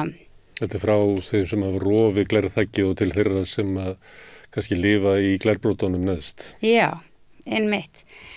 En það hefur svona kannski svo ég vísi svona í kannski þessa alþjóðlegu kvennaverkfallshreyfingu sem að fór að stað svona og eftir 2016 að þá var það sko það sem var kveikjan að þeirri hreyfingu var í rauninni eða þetta er oft rakið til Póllands 2016 þar sem að þær ákveðu þá að blása til kvennaverkfalls til þess að mótmæla þessum lögum sem átt að banna meðgöngurof og þær töluðu það margar þessum fórspörkum að þær sem sagt urðu fyrir áhrifum frá og fengið innblástur frá Íslandi frá kvennafríinu 1975 og þessari miklu kvennasamstöði sem að spratt fram þá og að maður segja til dæmis svona málefni eins og til dæmis rétturinn til eigin líkama sem að spurningin réttin til meðgöngur og snýst að þetta er eitthvað svona sem að snertir konur af öllum stéttum maður segja sömulegis er oft talað sko ofbeldi gegn konum að þetta svona kynbundið ofbeldi þetta er eitthvað sem sameinar allar konur hvar í heiminum sem við erum og hvaða stétt sem við erum en þau sem hafa svona stúderað þetta verkfall svarta mánudaginn í Black Monday í Pólandi tala að eitt lykillinn að þessari samstöðu sem að náðist var að það var einhvern veginn í orðræðu skiplegjenda og þáttakenda þá var taldið mikið talað þess að stétta vitt að sko, jú, þetta er eitthvað sem að snertur okkur allar en ekki alveg á sama hátt þannig að og þá var til dæmis talað það hvernig að þessi lög væru að mörguleiti árás á konur úr lægri stéttum sem að hefði til dæmis minni möguleika á því að fara svona í kringum löggjöfuna. Verður kaupmannahafnar eins og íslenska konur gerðu kannski. Já, einmitt. Þannig að millistétta konur eiga kannski meiri möguleika á því að mitt fara annað og bjarga sér sko. Milli fylgja í Bandaríkjunum og svona við þekkjum þetta. Já, þannig að og þar hefur verið talað það einmitt þessi áhersla að tala þetta að þetta hefur við sko virkjað konur þá kannski sem ekki áður hefur tekið þátt í kvennabaráttu sem hefur kannski haft oft orð á sér fyrir að vera svona eitthvað millistétta fyrirbæri. Síðari ár kannski. Já, en svo ekki kannski 75, myndur þú segja það að það hafi verið einkenni þess verkfalla? Nei, þetta er frekar síðar ár sem að millistétta feminismi Já, ég held reyndar sko að það sé ekkit endilega sko, það er talað það eins og í tengslum við þessa kvennaverkfallshreyfingu þá, það er margir sem hafa talað að sko hún hafi endurvakið svona feminisma sem breiðfylkingu að vera að tala sérstaklega að vera að leggja svona mikið áherslu á efnahagslegt réttlæti og eftir eitthvað svona tímabil af sko frjálslyndum feminisma sem hafa snúst eins og þú varst að vísa í áðan svona. Já. Snerist svona valdeflingu einstaklingsins og að hver kona ætti að hafa sömu tækifæri og kall en ekki hort á kannski svona félagslegu mismunum sem að í samfélaginu. Akkurat, já, að það hefur verið svona einmitt svona kannski mikil áhersla á þetta með að eiga sér fulltrúa á í efstu í stjórnunastöðum eða í valdastöðum í samfélaginu, þessi umræðum að brjóta glerþök og Katrín var í þessu sáðundur fyrir mig gæti pólskur innflytjandi sem að skúra hótel sagt að það kannski ekki alveg sýnilegt hvað það verður ekki mikið batna hennar staða kannski versnað. Já, kannski að þá er einhvern veginn komið að eins og hún Gyða Margrét Pétursdóttir sem er prófessor í kynjafræði í háskólanum, hún talar það að við höfum lifað lengi á einhvers svona tímabili sem að einkennist af svona áru kynjajafnréttis. Ísland hefur svona verið á toppi svona ýmissa svona lista, samanburðarlista kynjajafnrétti og svoleiðis og þá er alls konar svona atriði sem eru tekin fram að það hafa konur komist í þessar æðstu stöður, við hefum haft kvenforseta, forsætisráðherra, mér sé að samkynnaðan forsætisráðherra, konu, þannig að við skorum hátt þar og þá er hægt að segja já, jafnrétti komið, en svo að maður skoðar þetta aðeins öðruvísi, hefur staðan batnað fyrir verkakonu af erlendum uppruna. En á þetta ekki við eiginlega alla svona mannréttindabaráttu, getur ekki sagt þetta baráttur svartra í Bandaríkjunum að það hefur verið gríðarleg breyting á síðustu 60 árum á millistéttar manni menntuðum á austurströnd Bandaríkjana en kannski sáralítil breyting hjá fátækri svartri konu í Suðurríkjunum. Það svona ávinningurinn af frelsisbaráttunni, að hann bara leggst æði misjafnlega. Það er einmitt málega, það er svona þetta með þess að svona kannski frjálslindu réttindabaráttu eða svona eins og sem kannski sumir hafa gagnrýnt fyrir það, já það verður eitthvað svona tóken eða svona, það verður svona tákgrænt að við erum núna, já, það er, þú veist, eitt svartur karakter, það er ein kona, það er ein trans karakter, ef við tölum svona svo, bíómyndir eða svoleiðis. En þá er það líka svona kannski, eins og, feminískur heimspekingur, fræðikona Nancy Fraser, hefur talað að það hefur verið svo mikil áhersla á þessu viðurkenningu, viðurkenningu á mismun og margbreytileika og allir að fá sjást og heyrast og þannig, og þá hafa verið kannski einmitt orðið til þess að kannski sem jákvætt að mörgu leyti, og það spurninga þannig er ekki hægt að aðskilja þetta alveg, það er einhvers konar félagsleg. Það hjálpar okkur kannski ekki í sárum raunveruleikanum að hafa eitthvað svona tákmyndur árangur, ef við finnum það ekki bara á eigin skinn eða sé eitthvað árangur. Já, og þá getur náttúrulega talað inn í þessa mýtu eða svona þessa hugmyndum það, þú ert nú duglegur, þá getur þú líka eignast bens og villu. Svona því, og hinn endin á því er það ef þú ert fátæk, að þá er bara hvað þér. Já, einmitt. Akkurat. Þú er ekki tekti nógu langt eftir bata og þú er gefist upp og í sjálfum sér getur við ekkert gert í því, það er bara þitt persónulega vandamál og eru lyft við því.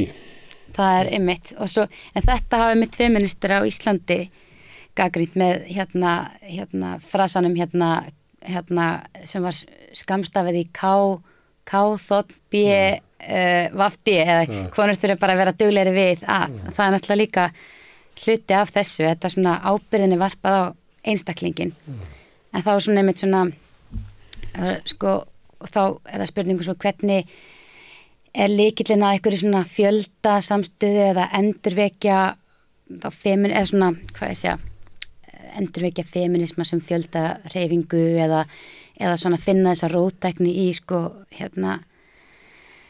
já, ég veit ekki hvort maður þetta segja aftur að róttækninni eða aftur hvarf eða af því að það er alltaf eitthvað nýtt sem við erum að kljást við Þörfin á svona endursköpun til þess að láta hreyfinguna þjóna nútímanum einhvern veginn. Ég, Women Mars, sem að var alltaf ekki verið 2016, þegar Trump var kjörinn. Já, einmitt. Þá var maður svona aðeins að fylgjast með þessu að því þetta var svona hreyfing sem að verða til og það fannst maður að vera mjög áberandi að millistéttar feministarnir verðu að víkja aðeins og hleypa inn í hreyfinguna fleirum. En síðan sprakk náttúrulega skipulagning meðal annars út af því í slíku og kannski var það ekkert svo mikið út úr þessu. Ég veit ekki hvort þú hafa fylgst með þessu eða hvort þetta sé hluti af þessari svona kvennaverkfalls baráttu en þau voru hann að gera svona massa til Washington eins og fleira. Kveikjan að því var náttúrulega kosning Trump.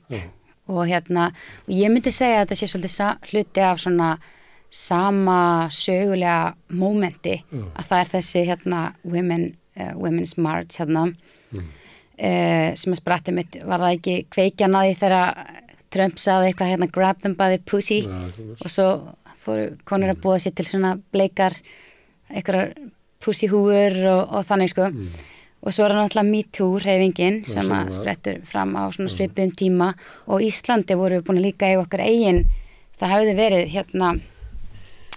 svona talað með þess að tilfinningabildingu og svona frásagna af ofbeldi, kynbundnu ofbeldi og áreitni hefði verið áður og svo náttúrulega Fríði Nippul.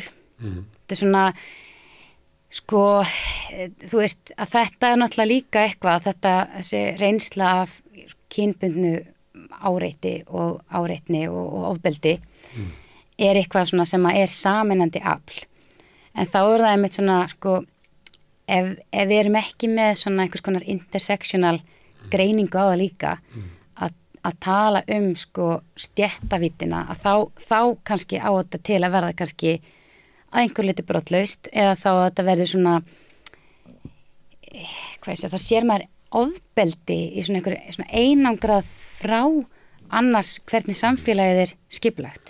Þú veit, eins og til dæmis ef við svo mikilvægt að tala það allar konur kannski og kvár og fólk sem fellur ekki inn í þetta norm á meiri hættu að verða fyrir ofbeldi en svo kannski lýsir ofbeldi sér á mismunandi hátt eftir því af hvaða stétt þú ert og svona þín bjargráð eru önnur og svo kannski líka ef við tölum sko ofbeldi sem svona kerfiðsbundið og þá getum við talað þá svona eins og kannski arðrán eða þú veist hvernig vinnu þú átt kost á og hvernig komið fram við í vinnunni sem, ef við talum það sem kynbundið, stéttalegt ofbeldi, eða maður geti sagt sem svo, sko. Það kom fram í þessum MeToo-sögum, af því að þetta kom í svona klösum, byrjaði eitthvað í leikhúsinu, eða ég man ekki alveg hvernig þráðurum var, en svo komu frásagnir innflytjenda og í láglaunastörfum.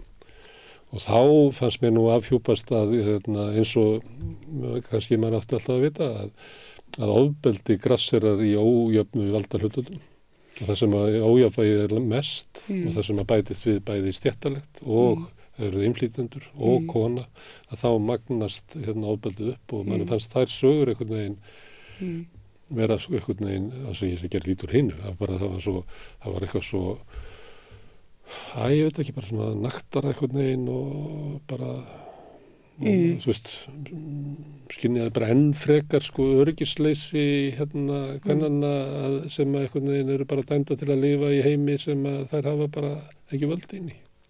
Mér finnst þetta að koma fram svolítið í, ég veit ekki hvort það var alveg áherslun á þessi svona stéttasjónarmið og fleira komu alveg fram. Í MeToo? Já, einmitt. Já, ég myndi segja það. Það upplýsingarlega allavega fyrir. Já. Það einmitt kannski málið með svona, þegar það verður eitthvað moment eins og ég myndi segja að feminismin hafi eigi eitthvað, ég veit ekki hvernig þetta núna, við verðum eitthvað að halda áfram að svona, að berjast og reyna að halda þessari róttækni og svona þessari, fjöldavirkjun, ef ég get notað það orðalag, en svo alltaf spurningum hvernig við, þú veist, eins og segir, upplýsingarnar eru þarna, þetta kemur fram og svo leið og eitthvað svona moment hefur átt sér stað, eins og þetta senustu árum, að þá byrjum við að segja sögur þetta og við byrjum svona að ljá þessu merkingu og eitthvað neða, þetta verður að einhverju minni. Og þá finnst mér kannski svolítið mikilvægt að, einmitt að við þurfum að halda áfram að gefa öllum þessum röddum rými og við getum líka alveg valið hvernig við túlkum þessa atburði. Tölum við hvenna samstöðu sem einhverja einhlíta eða svo konur hafa allar sömu hagsmuna gæta og allt það í einhverjum svona einföldum mæli eða notum við svona einhvers konar intersektional eða samtvinnandi sín þegar við erum að tala hlutina og svona við getum alveg svona kleimað þetta moment og svona haldið þessari róttæku hlið á lofti, held ég og ég held að það sé mikilvægt að því að annars geta þessir stóru svona sigrar eða þessi alveg eins og kvennafrídagurinn 75 orðið að einhverju svona rituali eða einhverju svona hátíð sem við höldum upp á hverju ári og klöppum okkur þú veist, svona mikið vorum við duglegar og svo höldum við kannski einhverja minningarhátíðum kvennafrídaginn 1975 og svo fara allar millistéttakonurnar á kaffihús og þjónað til borðs af konum af erlendum uppruna. Það náttúrulega ekki það sem við viljum, heldur við viljum halda í þetta. Þannig var það náttúrulega, núna í haust. Já, kannski að einhver leiti. Veitingastað sem auglýstu svona láfið að væri svona bleikt kampavín og svona vinkonu hittingur og tengslu við þetta. Það náttúrulega allir að reyna að græða. Jú, sjálfsög. Þannig að það er... Og það er alls ekkert einkenni dagsins, en ég minna þetta var bara innan. Já, en svo var það einmitt spurning, eins og við töluðum á sunnudaginn. Það voru náttúrulega allavega 2 af þeim sem að tóku mjög mikið þátt í að skipuleggja hana viðstættar og ég held til dæmis eins og það sé mikilvægt að sko vera þó ekki einhvern veginn að skamma skipuleggjendur sem að reyndu sitt allra besta og eru að reyna að virkja og fara á vinnustaði og það, náttúrulega, þú nærð aldrei öllum með og þá er það líka spurningum að reyna sko hvað sé að skamma þá sem að eiga skammast sín, sem eru þá kannski atvinnureikendur sem að hafa þá kannski ekki tekið þessi skilaboð til sín, ekki Þú vísir þess að þeir sem voru kannski svona betur settar konur, að þeir fengu bara frí í sinni vinnu en að þeir sem voru í lánunarstörfum fengu bara ekki frí. Já. Og þá held ég sér líka sko... Sumi voru í launu í verkfalli, en aðrar fóru bara yfirgáfu og voru í raunvurlugu verkfalli. En þetta er náttúrulega kannski mjög svona erfitt að svona, og sérstaklega fyrir fólk sem að skipuleggja svona viðburð og svona framkvæmt að þú veist að það verður oft svona umræða sem er svona eins og svona, já þetta nú bara eitthvað svona millisetta konurnar eins og það sé verið að svona seima þær sem ég finnst svolítið ósanngjarnt þegar þá maður rauninni þá maður að reyna að beina þú veist skömminni á rangan stað sko. Þær voru ekki gerendur í þessu. Það eru ekki gerendur í þessu myndi ég segja mitt. Þannig að það voru einhverjir líklega oftast kallar sem voru þetta í einhverju skugga inn í þessu fyrirtækjum. Já, sem ákveða að við ætlum að hafa opið og við ætlum að ekki að hvetja okkar, styðja okkar konur til þess að taka þátt. En krafan samstöðu, hún getur náttúrulega sömuleyti verið kúgandi. Já. Við þekkjum það úr svona þjóðernisbaráttu að getur verið bara mjög kúgandi að það verður til svo þröng mynd sem þú verður að ganga inn í að þú eiginlega afsalaðir persónuleikaðinu til að ganga þér inn sko. Og sama getur gerst í svona, ég meina konur eru helmingur af mannkynni og að halda utan einhverja hreyfingu sem á að berjast fyrir sko þeirra stöðu þú veist að þú ætlar að bara ná öllu, þú ætlar að taka eins og ykkur sagði á okkur fundi sko að taka samstöðuna fram yfir sannleikan að það getur orðið svona útþynning og það er líklega lítur að vera bara gegnum gangandi svona íhugunarefni allra sem er standa fyrir ykkur svona að þetta er ykkur kompromi á milli sko samstöðunar og að ná öllum svona mikilvægustu kröfunum og það er náttúrulega helst frá þeim sem að verða fyrir mest á óréttlætinu og það eru þeir sem að standa veikast og að veikastu rödd. Þannig að það er ábyggilega svona kunstinn. Já, það er það er það og eins og þú segir með sko bara þú veist, eiga allar konur sem hagsmuna gæta? Nei, kannski ekki. Og bara eitt ágætt dæmi sem að ég tek stundum að það er til dæmis það er önnur bylgja feminisman, svona komst á skriðana upp úr, í kringum 1970 og þá voru sko til dæmis, það var mjög stórt baráttumál þetta hitt persónulega er pólitískt sem að náttúrulega er að skilja alls konar skilningi og leggja alls konar merkingu í en eitt af því sem að var svona svolítið ráðandi og kannski í hópi, kannski þó hvítra feminista og að það var þetta með hvað heimilið var í rauninni svona kannski kúandi staður þetta er svona eins og þetta tímabil eftir þetta er svolítið komið aftur sko þetta er kannski áhersla sem að einhvern veginn gleymdist stundum fyrst manni það að því að þetta umræðum þriðjuvaktin og svona en ég er svo gamall sko ég man alveg eftir auðsókonum og stór hlusti að baráttunni var þetta sko það er rétt, það er mitt sko það er þessi, það mitt verið tala það, sko, þú veist, þessi barátta fyrir að sko komast út af vinnumarkaðin, að það væri sko, það er eitthvað frelsi fólki í því, það er fjárhagslegt frelsi og sjálfstæði, af því að þú ert inn á heimilinu þá þú færð ekki laun fyrir heimilis, þetta er ólaunuð heimilistörf. Svo líka ef þú ferð út á vinnumarkaðin og getur þar verið að berjast jafnstöðu við kallana hvað sem fólk er að berjast þar, svo ferðu heim og þá þarfst þú að taka allt heimilið. Já, það var eins og hún aldraða tengdamóðina og guðmaður hvað ekki sko.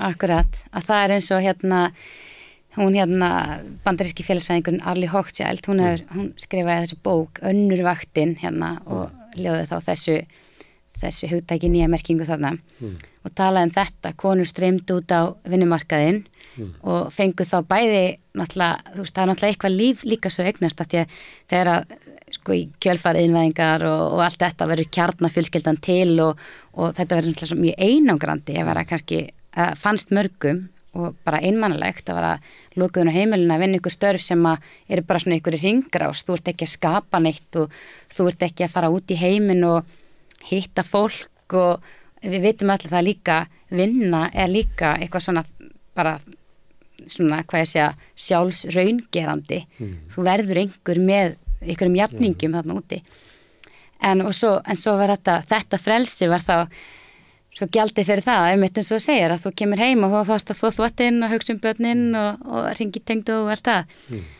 en það sem er líka áhugavert í þessu hvernig sko baráttumálin kannski litist á þessu og þetta er alveg skiljanlegt baráttumál en svo við tökum sko gagnrýni frá mörgum þá svörtum konum í Bandaríkjunum og þess að áherslu á það að heimilið væri sko eitthvað svona kúandi staður að þær gagnrýndi þetta, þessi áherslu bara, sko, fyrir okkur er heimilið líka griðastaður af því það er griðastaður frá rasismannum sem við upplifum þarna úti.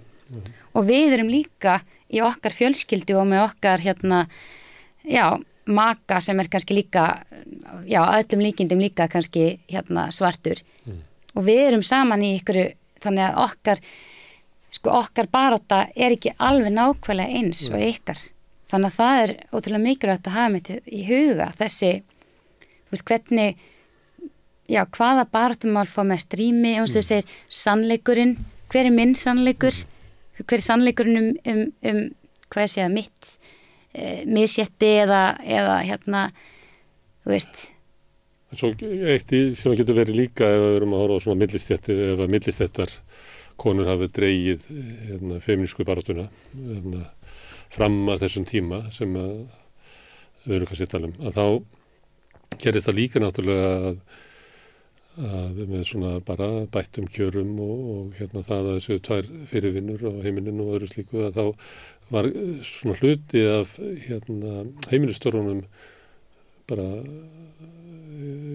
outsourcað til vinnukvenna sem oft voru sko lágstéttar konur sem að þrifu heimilið og eitthvað svona þannig að kynja átökinin á heimilinu hjá millistjættinni er mildari heldur en þú kemur inn í lágstéttina sem að hafa ekki efna á því að bara kaupið í burtu með vinnu kvenna sem lánuna kvenna. Einmitt, þetta er mjög góð punktur og þetta sýnir líka hvernig hvað segja átökin milli þá einhvers konar frjálslinds feminisma sem er þá svolítið svona einmitt einkennist af kannski einstaklingshyggju og og hvernig sko takmarkanir þess konar feminisma það þjónar alltaf ekki hinum sem eru undir sko. Nei, akkurat þannig að það er eins og þetta sko eins og þú komst inn á áðan með sko fullkomin samstaða á þá þinnast málefnin það veist við verið talað um það sko að í kjölfar svona í kringum og eftir svona þegar önnur bylgjan fer á skrið að þá verður líka eins og kvenna rannsóknir komast líka á skrið og allar þessir umræður býtum við konur eru bara búa við mjög margvíslegar aðstæður og og það bara hafi verið alls konar bara hvað sé átök í feminískum fræðum, þú veist hvað er hinn feminíska barátta, hvað er samstæðan hvað og allt þetta en ég skrifaði svolítið þetta í doktorsritgerðinni minni það sem var sko það sem ég svona heila færi rauk fyrir því að fólk var svo þreytt á því eða konur í þessum baráttu fyrir svona alþjóðlegri feminísku baráttu þreytt á þessum hártónum hvað er konan til þú veit, þetta var svona svo líka poststruktúralismin kemst að skrifa svona og þá svona við verðum að finna eitthvað baráttumál sem að saminar allar konur og þá er það einmitt ofbeldi og svo getur það einmitt eins og komið náðan að það getur líka orðið dálítið þunnt baráttumál ef það er ekki eitthvað svona samfélagsleg greining á bakvið og þannig að ef allir eru sammála og það er bara fullkomin samstæða, þá erum við að fela það er ykkur átök að mundir, það oft mismunandi hagsmunir, það þess vegna sem við erum líka í pólitískri baráttu og það kannski mikilvægt líka að halda því svona, hvar eru átakapunktarnir, hvar eru hagsmuna árekstrar? Áttu við að það sé eitthvað sem að við sjáum ekki inni í ofbeldinu eða áttu við að áherslan á ofbeldi geti leyti þess að við sjáum ekki annað misrétti sem að bæði kemur út af að fólk eru konur en líka að fólk af lægri stéttum og það magnast þá upp að við sjáum það ekki og þá erum við bara að tala ofbeldið og leiðilegt að segja þetta svona bara svona, ég meina það við erum ekki að gera lítið úr því baráttuhefni en þú veist að koma tímabil það sem lögð áherslu á það að þá hverfur eiginlega athyglin á annað og það það sem kannski að vakna þarna til dæmis að því við fórum til Bandaríkjanna á það það fannst mér vera svolítið augljóst að það væri svona vilji til þess að draga inn önnur element inn í kvennabaráttuna. Það ég alveg sammála þessu að það getur verið mynd svona að dregur athyglinna frá öðrum málefnum og svo það líka, ég meina til dæmis við hefum alveg séð það gegnum tíðina hvernig svona svona hvað ég segja, proto-feminísk orðræða svona hijackuð eða þannig af kannski einhverjum ráðandi öflum og það náttúrulega þekkt þegar að Bandaríkin notuðu sem sagt mannréttindi afganskra kvenna sem yfirskinn til þess að ráðast inn í landið og þetta til dæmis þá verður maður einhvern veginn að fatta bitun og við, hvað í gangi hér og svo náttúrulega það líka þráður sem að hefur kannski fyllt svona kannski, maður talar kannski vestrænan eða hvítan feminisma, það náttúrulega líka eins og annari svona hvað sé mannréttindabaráttu oft að það svona það þetta hvíti bjargvætturinn sem að kemur og það við heldur líka valda misræmi ef að koma hvítar konur sem með sinnskilninga og hvað frelsi kvenna og allt það og þið eru svo kúaðar og svo fyrir og þá réttindi samkynhneigðra er líka mikið notuð í þessu tilgangi. Já, og við sjáum það líka núna til dæmis eins og í Palestínu að þá og ég að fylgja á samfélagsmiðlum einhverjum hópi sem Palestinian Feminist Collective þar sem að þær eru að leggja svolítið mikla áherslu á þetta það er ekki gott fyrir okkur það gagnast okkur ekki að þið séð að skrimsla veiða mennina okkar syni, bræður, feður núna, við erum að kljást við annar, núna þetta er heimsvalda stefna og nýlendu yfirgangur og enduróma röddum sem að koma innan úr nýlendu einmitt þannig að þetta það passið ykkur að við getum upplöðið ykkur sem andstæðinga ekki samherja. Já þannig að það er bara svo ótrúlega mikilvægt þess að maður áttar sér alltaf meira og meira á mikilvægi þess að vera með einhvers konar svona samtvinnaða greiningu bara í allri svona mannréttindabaráttu held ég.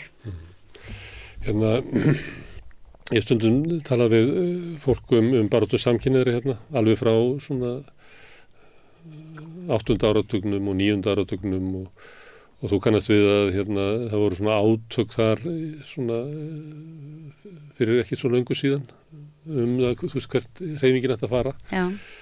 Og þegar maður er að hlusta á fólk segja þessa sögu og það var náttúrulega mikil svona fólk er náttúrulega mikla persónulega tengsl við baráttusögur sína það sem er að berjast fyrir bara einn tilvist og svo fer þróunin eitthvað sem að það kannast ekki við og finnst það ekki tengja eins mikið við og þar finnum maður þetta sama við eigum þessa baráttu saman og verðum að hafa hana saman en svo kannski rúmust við ekki inn í henni og þá hef ég alltaf verið að spyrja fólkið getur ekki bara verið það að samkynhneigðir og hinsegin fólk og kynsegin fólk er bara orðið svo fjölmennt að núna rúmar baráttan bara miklu fleiri herbergi og þörfin á því allir séu einhvern veginn í sömu baráttunni að hún sé farin og þetta ætti náttúrulega miklu frekar við konur að þú veist getur er eitthvað svona móður barátta sem að getur umverulega haldið þessu öllu saman kannski er það bara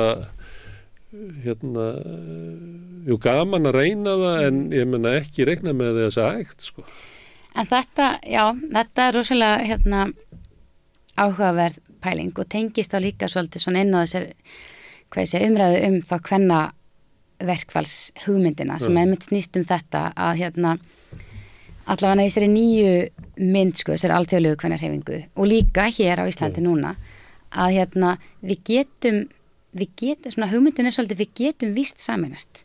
Við þurfum ekki að vera sammála nákvæmlega allt. En við þurfum að koma svolítið upp úr þessu, það kannski þetta, þú veist eins og sem hafa talað að ef við festumst í svona, sjálfsmyndar pólitík og svona litlum hópum og við eigum ekkert sameiginlegt með þú veist, þetta náttúrulega þekkt innan bara, þú veist, þetta líka kannski bara einn ástæði fyrir því að vinstrið alltaf tvístrað. Að það tekst ekki saman að stóra hreyfingu að því að nei, við erum mástar, nei, við erum trotskístar, þetta alveg þekkt þema. Þetta peningahagsmununa sem að samina hægri. Já, en svo það kannski líka því að þú veist, það kannski svolítið viðlóðandi þetta kannski vinstrið og þessar mannréttindabaráttur sem eru oftar á vinstri vengnum, að það er bara svo mikil, sko, það er mikil sjálfskoðun í gangi, það eru alls konar kenningar í gangi upphaf eða svona, þú veist, upphaf misréttisins eða hvernig þetta einkennist eða hverju eru lausnirnar, að þá stundum svona missum að það svona sjónar mig á stóra markmiðinu, sko, og þannig að mér finnst eins og, sko, það er það sem að, gladdi marga við þetta kvennaverkfall, bara heyrðu, já, við erum alls konar og baráttan hefur mismunandi blæ og mismunandi svona kannski stöða mismunandi og meðal mismunandi hópa, en það er samt eitthvað sameiginlegt og það er til dæmis þessi áhersla á eins og jöfnuð og eitt af því sem hefur svona skapað, var svona drifkraftur fyrir þessa kvennaverkfallshreyfingu, það er þessar aðhaldspólitík kjölfar nýfrjálshyggju, þar sem verið að grafa undan velferðarkerfinu til dæmis, þá séð maður, þetta er eitthvað sem við töpum öll á. Þú veist, við allir þessir hópar, þó við séum skilgrunnum okkur á mismunandi hátt og allt það, þá eigum við mikilvægara sameiginlega hagsmuna að gæta hér. Sko, maður getur svona ímyndað sér að þetta séu svona eins og bara tjaldbúðir. Þarna er eitt tjald og það eru lesbíski feministar og þarna eru svartir feministar og þarna eru við getum bara haft samkynniðir og það eru fatlaðir og það eru umhverfisinnar og á svona gegnum nýfrjálshyggju tíman þá voru allir að bara berjast fyrir sínu af því að það var eitthvað svona trú það að hugmyndabaráttan væri eins og markaður, að allir eru bara að berjast fyrir sínu og svo eru bara eins og eitthvað samkeppni á markaði og þannig myndi það nást.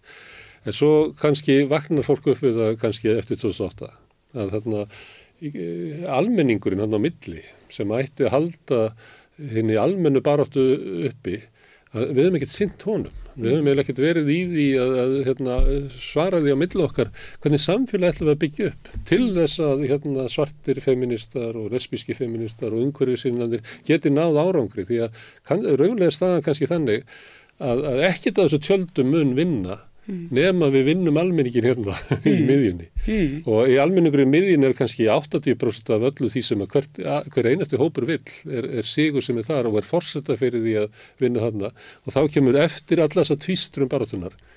Hvernig ætlum við að fara að því að vera inn í almenningunum og berjast saman? Og kannski það spurningin sem þessi hreyfing að reyna að svara.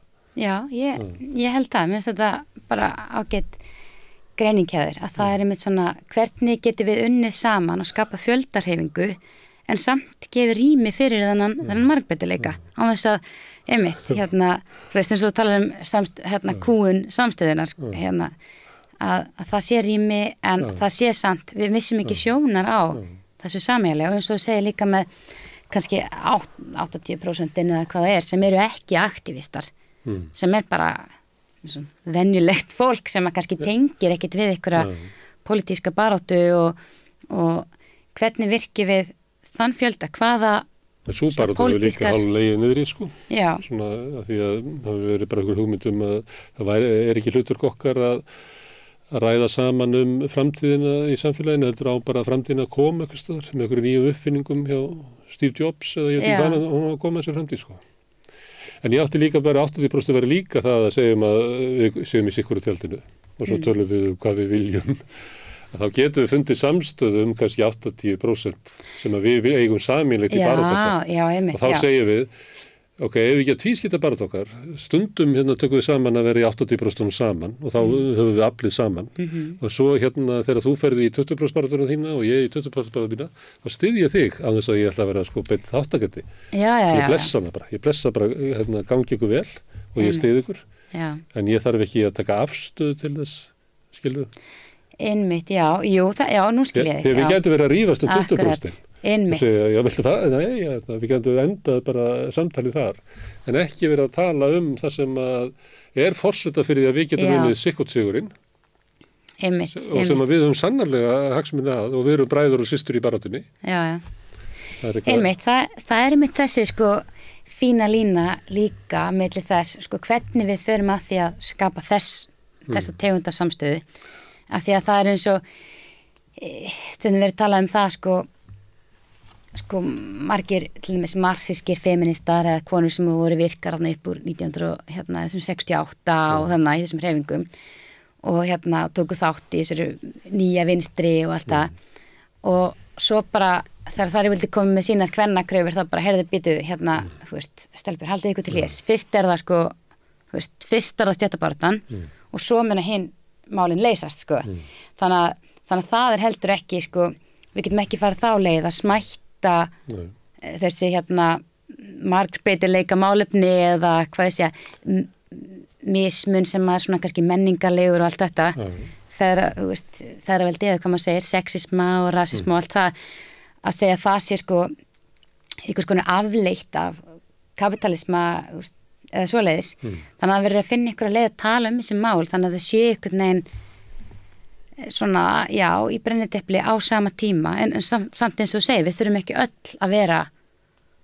í allri baráttu og þurfum ekki öll að vera nákvæmlega sammála allt, þannig að Og líka lagt kannski af eftirstríðsárunum þar sem að náðist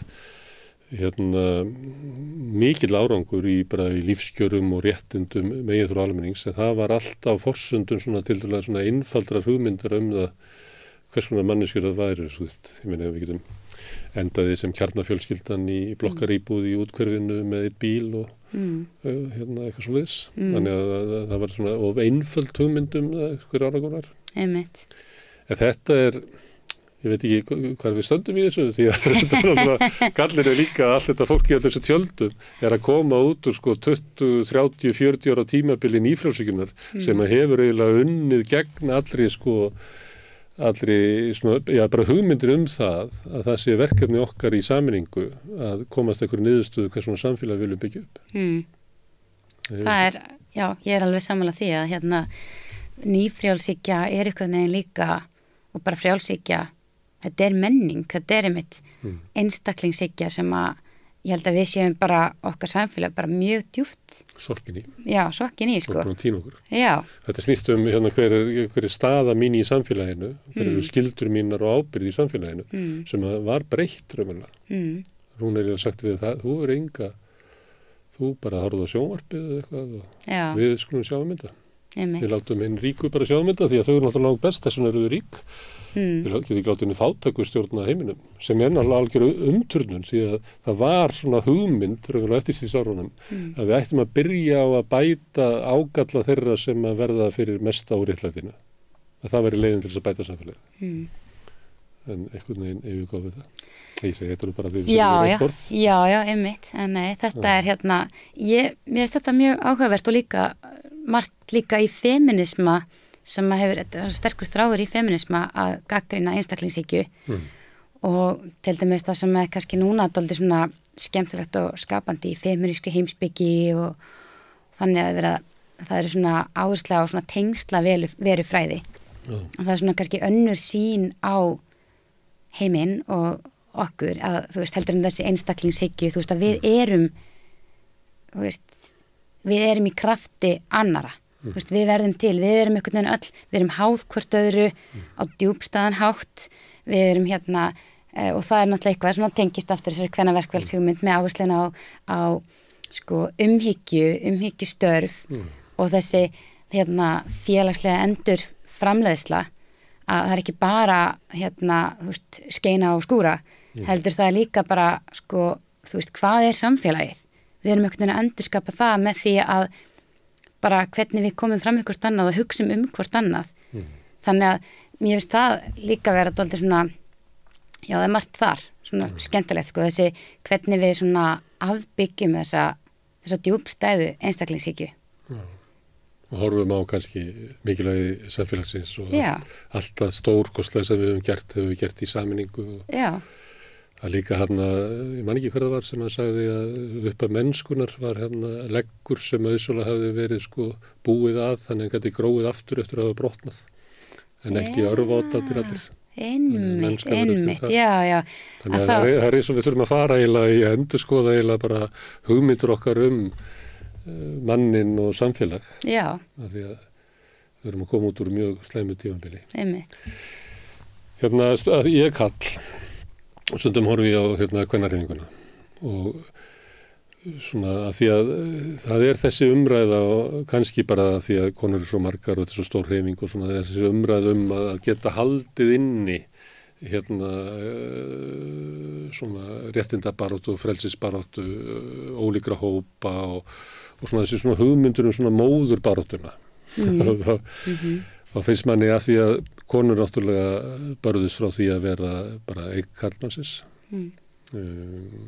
ekki taldi með í hennu formlega samfélagi störf þeirra voru ekki launuð þannig að þetta er bara kortir í frá því að vera gripfénaður en þeim tekst að hegja baráttu og komast til þeirra jafnstöðu sem að Íslendingar eru að flagga þeirra eru að stæra sig af þessu á bara kannski 4 kynslum 5 kynslum, stórkostlegt og þá veldur maður fyrir sér að hvort að svo barátta sem er óunnin af því að það er svo margt eins og hefur komið fram hjá okkur það er svo margt sem maður þarf að gera í viðbót hvort að sko maður getur því sagt að við getum náðu þessum árangri ef að kvennabaráttan næra halda þessu inn í sér og náðu þessu fram af því að eða er þetta frekja kalsis sem er stöðu fyrir utan að þið eins og stöðu getur unga fólki við umhverfismál að þau er að redda þessu að maður segir, maður fær svona oftrú á kvennarhreyfinguna út af einhverju svona helgi hennar að nái svona miklum árangri á skömmum tíma og að konur hafi sín á hinn undurokaða það er varðveitt inn í hreyfingunni og þess vegna hafi hún svona meiri getu til þess að bera starra hjarta, meiri húmanisma og kannski getur komið svona meiri árangur út frá henni. Stundum hugsaði ég þetta og ég stundum hugsaði er þetta ekki bara eitthvað svona frekja kalsis sem horfir á þetta líða fram með glukkanum? Já, ég er svona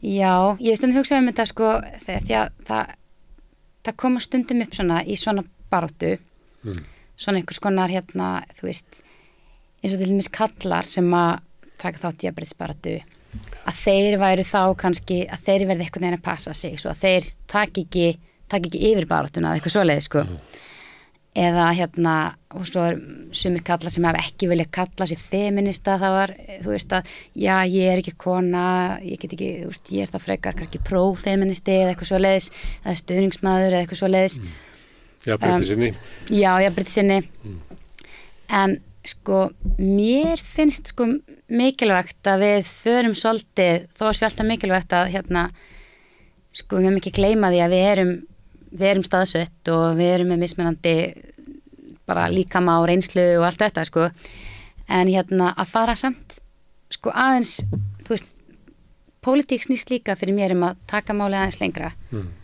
og ekki bara vera í þessu persónulega og hver er ég og eins og svona umræðum kvenna verkfalli þú veist þetta er dagur okkar kvennana eða kvenna og kvára þú veist mér finnst bara mjög mikilvægt að kallar líka segja eins og rauðsökkurnar þú veist þetta er líka þetta er allega mannréttindabarátta og ég held að kallar hafi líka mjög mikinn hag að því að þú veist tilinga sér feminíska hugmyndafræði ekkert vera hræddir við það og hérna já, ég held svolítið svona saman erum við sterk sko, ekki að horfa fram hjá því að sko að við erum að díla við sexisma og einmitt rasisma.